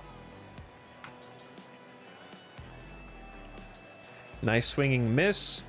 2 strikes. Ryan Fernandez kind of dominant out there right now. Oh, dominant Fernandez closed it. Our bullpen was top. Now we got 3 outs to try and make a miracle happen. They're bringing out Brock Burke, a left-hander who was pretty shut down in the MLB last year. 2.56 ERA, 1.16 WHIP. Didn't do as good in the minors, but did pretty damn well for Texas last year. He's got a fastball, slider, changeup, cutter. Good control pitcher. And we got Jeremiah Jackson at third. Come on, crowd, get into it. Burke kicks and fires, knee high on the inside corner for a strike. Okay. Come on, Jeremiah Jackson. Strike 2 called. Those are tough pitches, man. He is painting the corners. A slider, he's probably sitting fastball. He's probably sitting on the fastball, gets 2 off speed to start him up. And then somehow gets contact on the third pitch, but it wasn't good contact. Felt like he had to swing. That was, I don't even know how he put the bat on the ball. That looks like it was in the dirt. Classic, no swing at the strike changeup and swing at the changeup in the dirt. Went golfing. All right, we got Cody Clemens, lefty on lefty. Do we have any substitutions left in the tank?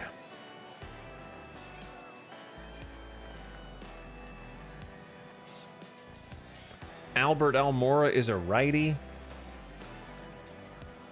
Cody Clemens did 30 homers last year. Let me see his... How do I see his splits? I don't know if I can see Cody's splits. Probably what you expect, though. Cody does have potential. We could also get Lorenzo Cedrola. He didn't have many homers, but he might be able to get us on base.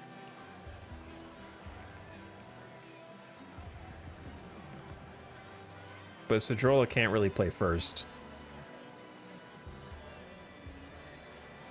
Jose Rondon can play second, third, and short, though. Batting stats, top bar.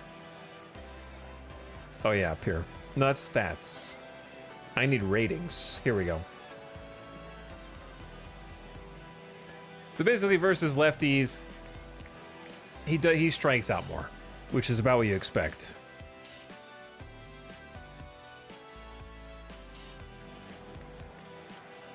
All right, Cody has potential. I'm gonna let him hit.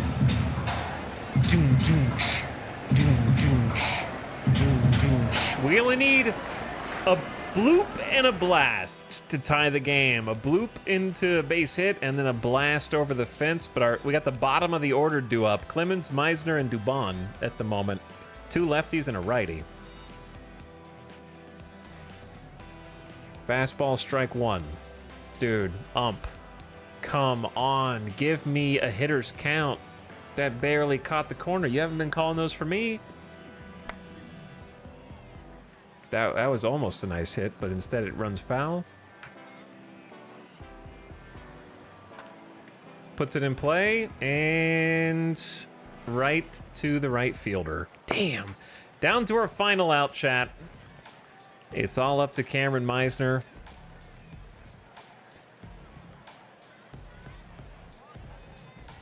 Unless I sub in Lorenzo.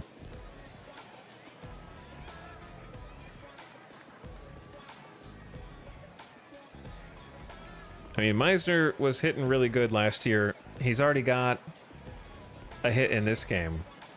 We're cooked, I'm afraid. Let's go for a substitution. Let's go for a desperate substitution here. It's all or nothing. Lorenzo, get in there, pinch hit, help us out. Come on, crowd!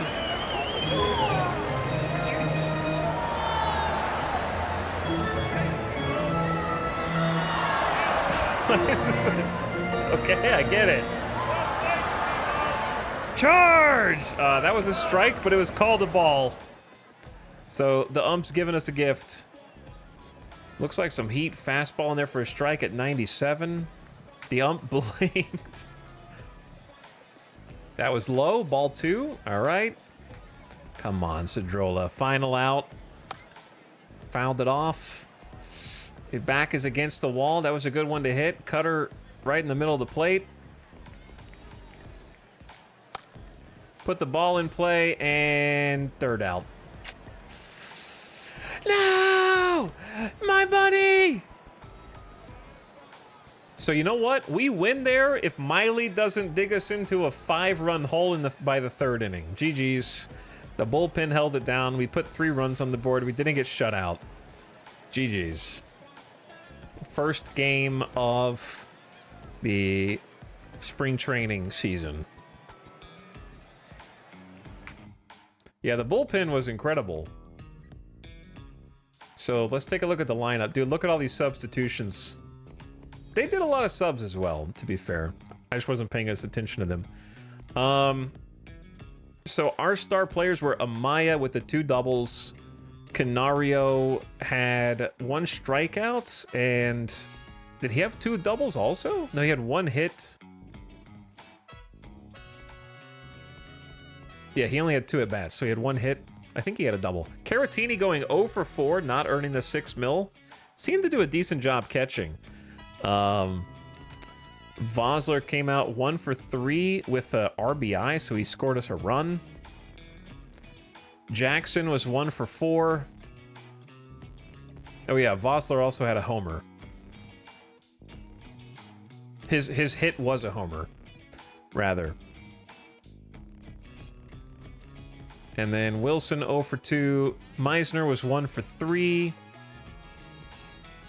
So yeah, I feel like we left a lot of men on. How many left on base?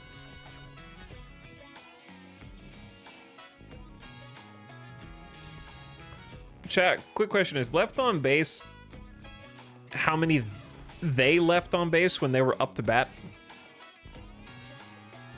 So we had 12 total.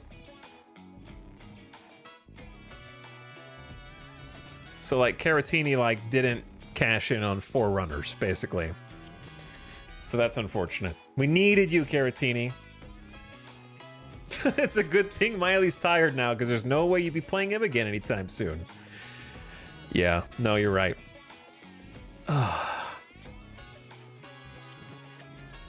GG's.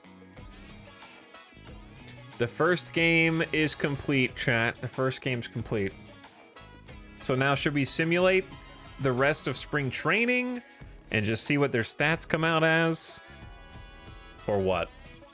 Tutorial complete.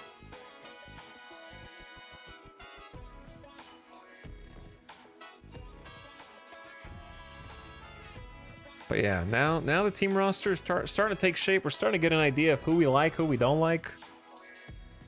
Can change some strategies up as we go. So like if it says review depth charts here, what does it want me to review?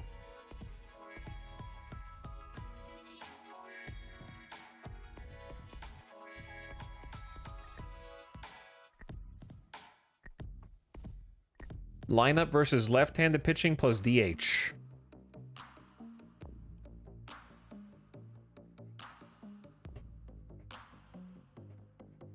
Some spreadsheets for your consideration, my lord. Okay, lineups versus left-handed pitching.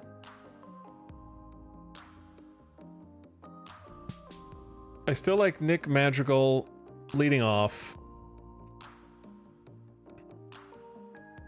I liked her top 3 here. I think that had potential.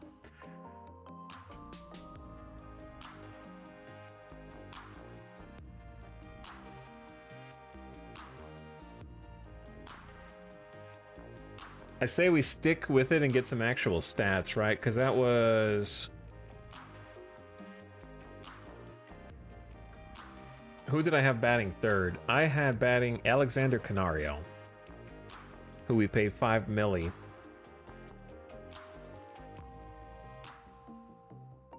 Okay, so let's put Canario back in the 3 spot. Yeah, Caratini might not be best for cleanup. I say let's go back to... Let's get a lefty in there. I think Caratini's still great, but we'll move him... We'll bump him down 1. Wait, Canario... Yeah, Canario's a righty, so who's batting lefty? That we also start. Meisner? Or Jason Vosler? We could honestly just have Vosler come in right afterward, because he has a 392 OBP in AAA. Canario and Vosler back to back. They both get on base a fair amount, hit homers. Yeah, let's have Vosler at cleanup, then Caratini, because Caratini does get on base. He has a Major League 375 OBP. And then Meisner hits homers. Also, Caratini's a switch hitter, so he can do righty if he needs to. And then Meisner comes in lefty.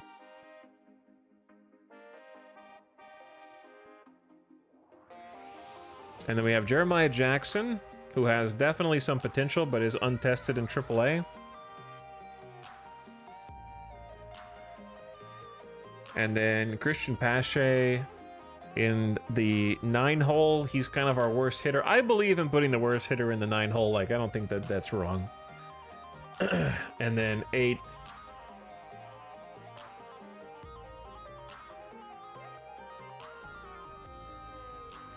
Is Weston Wilson, who probably should be higher up if he starts hitting good, because he's our first baseman with pop, 43 homers. I don't know if I like putting that at the bottom of the order. But Jeremiah Jackson will probably get on base more. He hits some dingers too.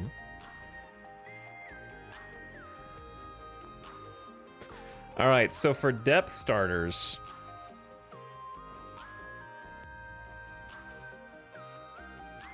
Utility 1 starts, Utility 2 starts, defense subs. Do I not already have... Okay, this is just versus left-handers specifically. I guess maybe I should have thought about that. Maybe swap Caratini with Wilson. Why I like Caratini here is because I like strategies where you get a couple people on base, then the dude who hits the homer comes up, and you kind of alternate that. But Canario and Vossler are already there to hit dingers. So I like Victor Caratini there because he can get on base. And then Meisner can hit dingers. He hit 33 last season and had a 389 OBP in AAA. Wilson had a 370 OBP and hit a bunch of dingers. So I want Jeremiah Jackson to get on base or hit a homer. He can do both. 368 OBP, 29 homers. Actually, it might make more sense then. 368 on base percentage, 984 OPS. He's 368, 616. Okay, Jeremiah Jackson is slugging more than Weston Wilson is. So maybe we put Weston Wilson up 1, Jeremiah Jackson down here. Shortstop in the 8 hole. Okay. So when... we might want to swap some people around, because this is batting against lefties, right? Do we have any more lefty bats? Like, we might want to put Cody Clemens in against lefties instead of Weston Wilson, because he has pop also, 30 homers last year, but a 418 on base percentage. Wait, he bats left. No, we want righties. The other way around. Yeah, we want righties, not lefties.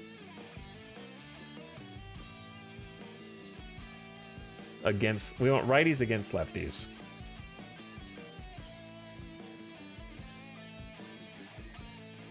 I wish it told you where they bat left or right here, but it doesn't say anything.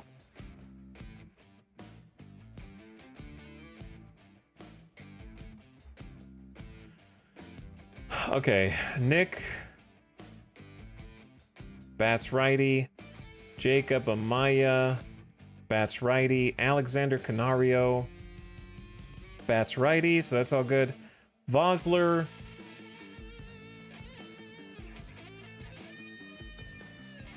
bats lefty. Do we want to sub out Vossler here as our DH? Get a right-handed DH in against lefties. Derek Hall also bats lefty. Who else do we have that's like a righty? Jose Rondon could be the DH for that.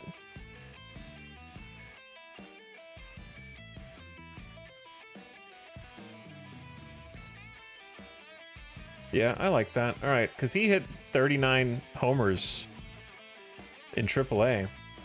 All right, Jose Rondon instead of Canario against lefties. But then who's playing left field? No, sorry, instead of Vossler. My bad, my bad. Names are hard. I still gotta learn all my players' names. There we go. All right, Caratini switch hitter. Meisner bats lefty and is in right field. Maybe this is when we get Lorenzo Cedrola out. He has good OBP in AAA. He plays right. Or we get Dahl. Either one. Dahl bats lefty. Okay, let's get Lorenzo in right field against lefties. We can always make substitutions as necessary, right? And then keep the rest. So we have basically an all-righty lineup against left-handed pitching.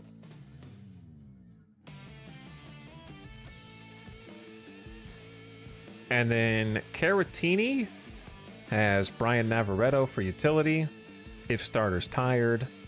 Okay, Wilson has Cody Clemens if tired. Second base has Nick Allen if tired.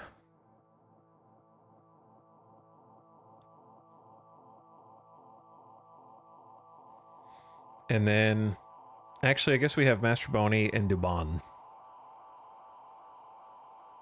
He's the defense sub.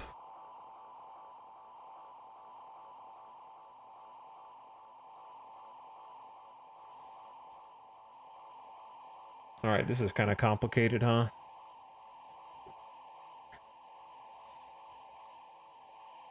This is a little complicated. Who do we have for third base? I think Navarretto was the second guy. I get confused because this isn't just our active roster, it's also the, like, other roster.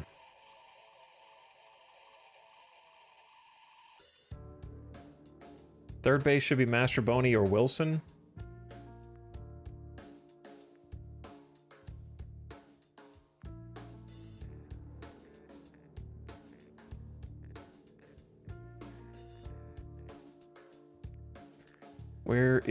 There's Wilson. Okay, shortstop should be Dubon or Jackson. Can just move people over if necessary. Left field should be Dahl and Pache.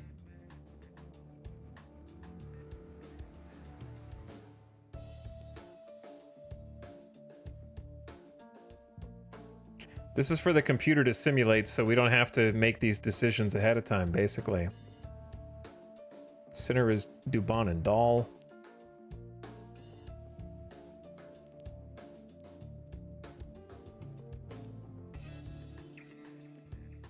Okay, right field is Meisner and Clemens, or Meisner and Dahl.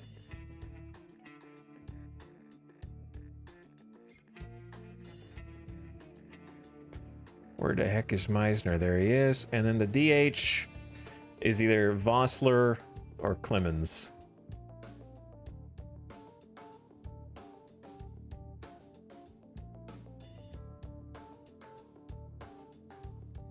There we go. Pinch hitters and pinch runners. Pinch hitters, we have Dahl, Dubon, Cody Clemens.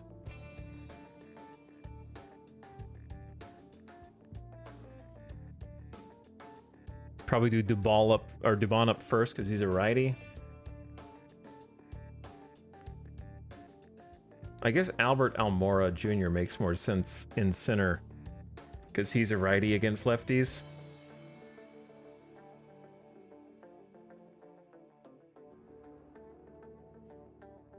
Wait, Christian, yeah. Dubon is a decent choice,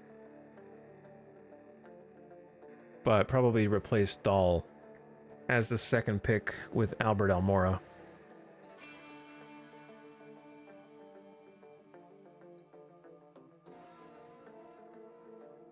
Okay, my brain is hurting. My brain is hurting.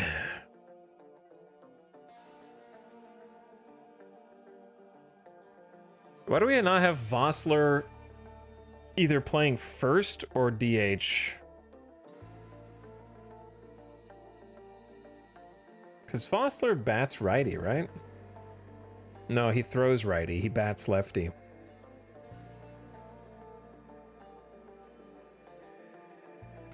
Okay, sorry chat. My brain hurts. Dubon is the first pinch hitter, then Dahl, then Albert Almora Jr., and then whoever I like.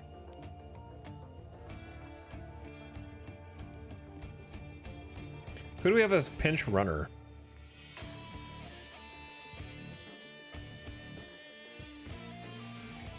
Cody Clemens.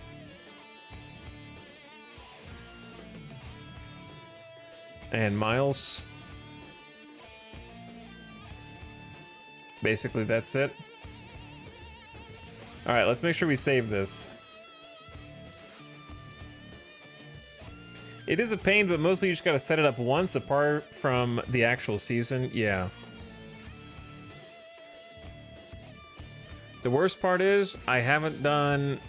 Well, actually, no, I have done versus right-handed pitching, but I might need to tweak it a little bit. I assume this is the depth chart versus right. Did we have this the way we like it?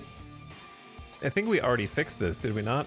We just have extra players that I haven't moved yet. Because I haven't accounted for all the extra dudes.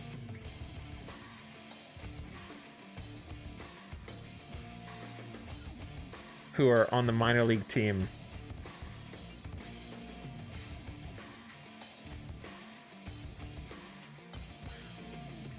I do have 3 catchers. That's what I was just saying, Whistling Spirit. I haven't added the people from the minor league teams who aren't supposed to be on the active roster. That's why I'm checking this.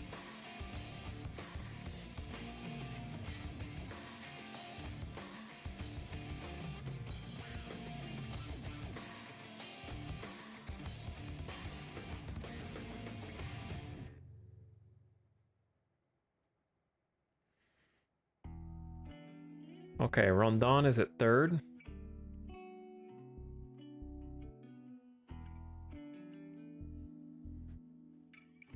It's got good infield range. Have I given everyone at least a spot here? Yeah, it's all good, Whistling Spirit. I think I gave everyone a spot.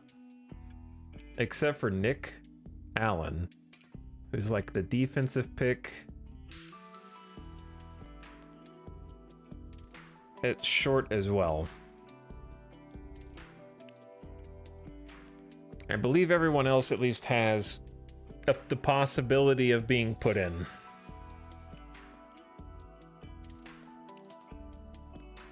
Okay, cool. Sorry about that, Chai. I know that was just dreary, but had to fix it up so the AI knew who we wanted to substitute. Review the ST roster. The ST?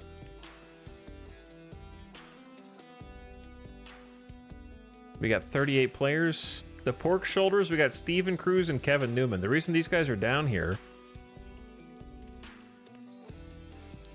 is because if I call them up, they automatically get paid. Yeah, it becomes a major league contract if I call them up. Should I just call them up and give them a chance? 25 years old, even for spring training? I would assume so. But I don't know.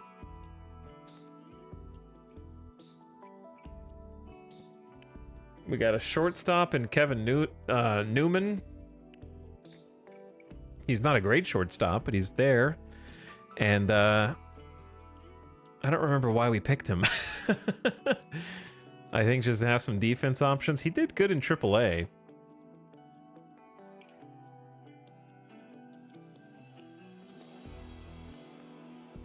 I say let's just test out the guys we got first. But if I don't call them up before 30 days into the season, they can leave. That's the catch. If they're not promoted within 30 days, they can leave. Both of them, yeah. They may opt to free agency if they don't like what they see. Spend another couple mil. I feel like Cruz has the best chance here. His control's not as high as I want. But he's got a great fastball slider. He's getting kind of lit up. I don't know. I'd say I'm fine with where they're at, but I do think that Kevin Newman deserves a shot as a contact guy. Let's work with who we've got first. All right, finish today. Continue play game versus the Angels. Do we want to simulate this one and just see what happens?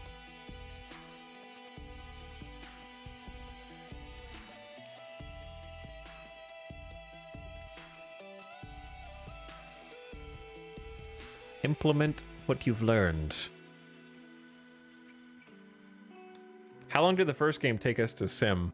I mean, to watch. I could go faster if I wasn't eating, obviously. All right, it's spring training. Let's...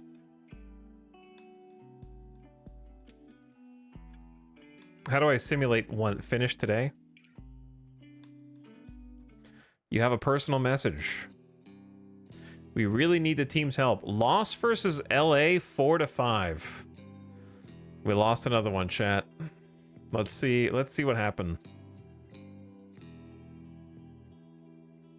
We gave up 5 runs in the first 2 innings. Who was our starting pitcher? Anderson. I knew, that's why I sent Anderson down to AAA. So he's not representative. He got through 1.1 innings, 4 hits, 2 earned runs, 13.5 ERA. Where are the rest of the earned runs? How'd they score 5? Did they score 3 runs on errors?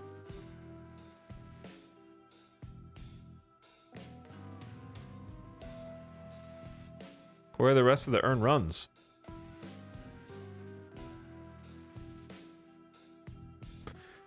Ronel Blanco was injured while pitching.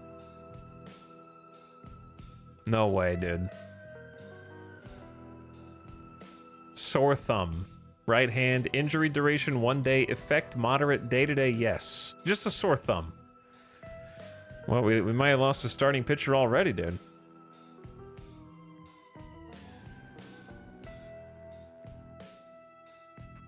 Where's like, Oh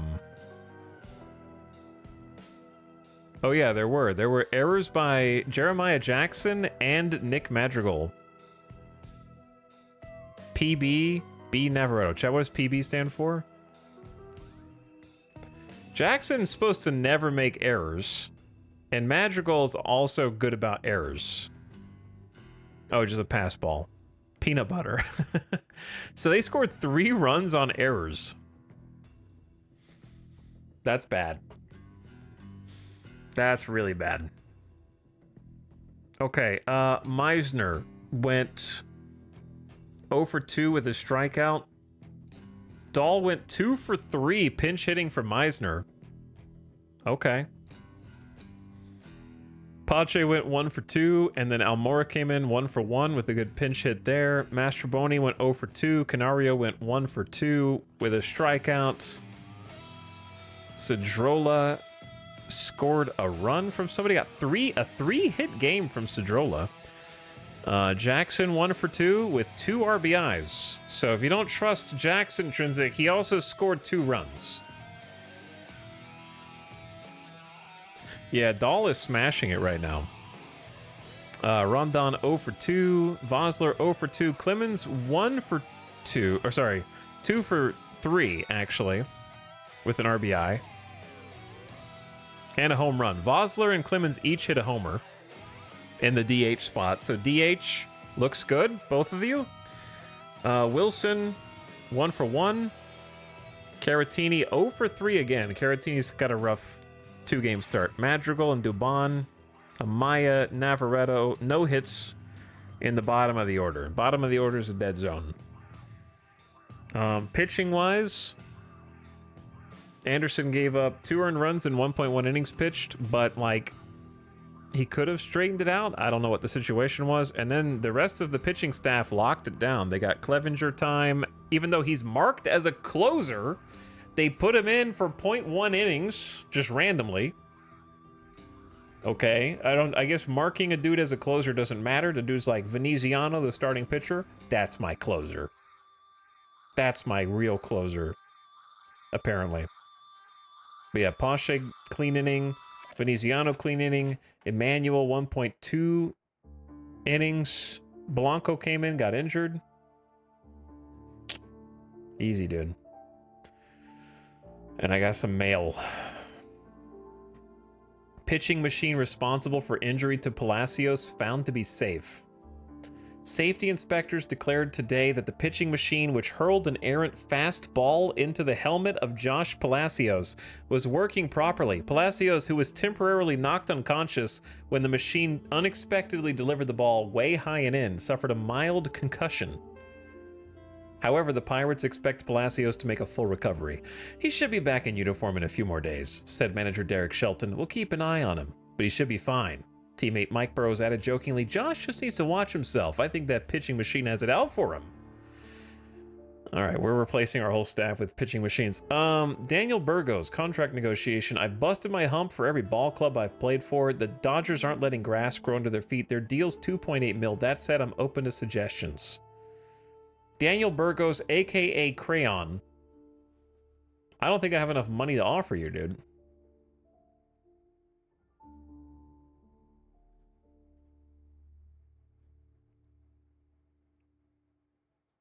I only have 1.6 million available cash. My owner cut my budget for the amateur. Oh wait, no, I do have enough money.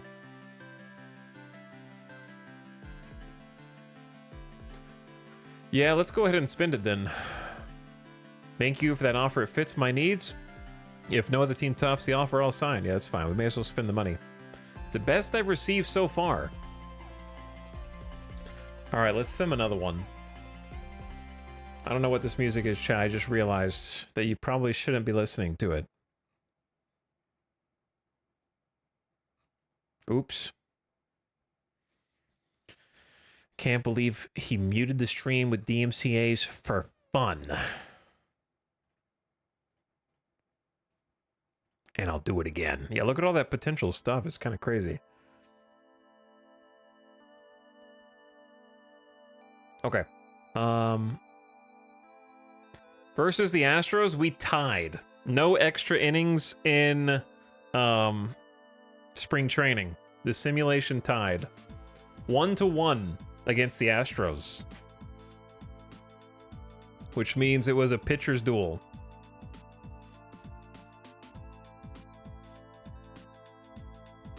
Progress. That's not a loss. I don't know what's going on. All right, 1-1. So it was kind of dreary for most people. Dahl is the one with an RBI. So basically, David Dahl's on fire. He should be starting right now, is what you're saying. He's burning up. Cracking another RBI for Canario. Why? Hang on. How is it? It's 1-1. How do they have 2 RBIs between them? Oh wait, no, that's is that their totals for the year? Never mind, I'm dumb. My bad. They had no RBIs. How did we score?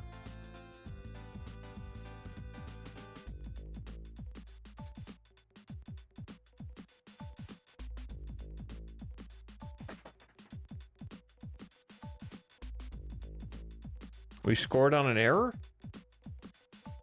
Jose Altuve allowed us to score. Of all the people, Altuve made an error. And we scored. Okay, that's funny. So yeah, our pitching, Veneziano gave up a run, I guess, presumably in the first. And then Belloc came in for 1.1 innings, Kloffenstein, then Adon, then Grove, then Hernandez, then Blanco, then Sandlin, then Paul Schaaf, and gave up no runs. So our bullpen is crazy. Some of those dudes are starters also. I don't know why my AI is just pitching everyone for 1 inning. It's just like warm everybody up, I guess. And the other AI is pitching Valdez for 3 innings. 5,000 people attended. Well, we didn't lose. Jesus Contreras signs with Houston. Did we send him an offer? I think we did. He didn't even send us a option. He just wanted to sign with Houston, I guess. All right, chat. I think that's where we call it. We're gonna come back and do this tomorrow. Okay. It's been a long day. It's almost 2 a.m.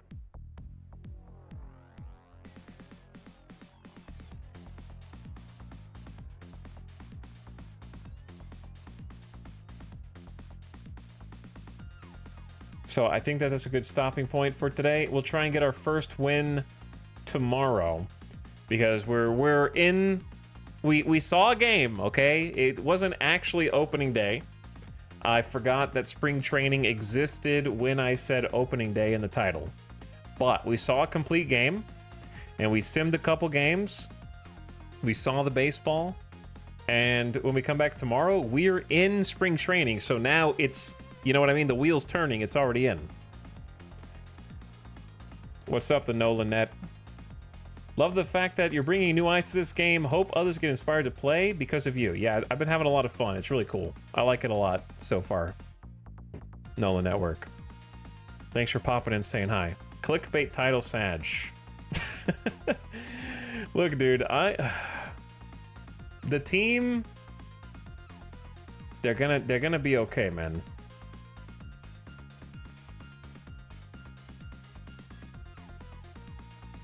Who are we paying the most here? Victor Caratini? He'll catch up. He'll catch up. Let me see our roster.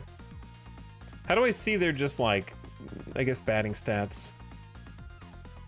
I don't think it does batting stats in spring training right now for the roster. Well, it does here. So Jeremiah Jackson's doing pretty great, and so is David Dahl, I think. I'm really tempted to get this when it's on sale and when I got an extra 40 hours to get things set up. Oh yeah, it's a good time, dude. It's been worth the setup because now we get to see if something blossoms out of this, right? We get to see if something blossoms once spring training is over and the real season begins. My plan is to kind of simulate most of spring training, since the AI is kind of playing every single pitcher in every single spot anyways, just to get them warm, then go for it. You know what I mean? That's less risk to our starters, and then we'll just have to kind of see.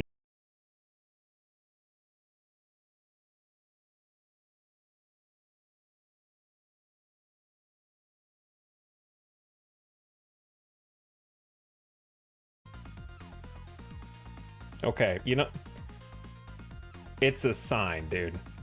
It's a sign. Okay, I'm going to the void now. I don't know what the last thing you heard me say was, but it's a sign. Cox hates this game. They might do it again tomorrow for all I know. Either way, thanks for watching, everybody. I'll see you again tomorrow around the same time, like 2 p.m. Pacific. Maybe 3 p.m., somewhere in there. 2 to 3 p.m. Pacific. That's in about 12 to 13 hours. And we'll continue the season. Sorry for all the outages. It might happen again tomorrow because suddenly John Cox hates this stream and this game. But thanks Adam and Psycho Peanut for the in-stream subs a little bit ago. Appreciate you all watching. Thanks for hanging out, and thanks for your patience. All right, good night. I'm gonna say call it quits before they cut me off again. I'm gonna go feed the dog, catch some sleep, and we'll do it again tomorrow. All right, good night. Catch you for the next one. Bye.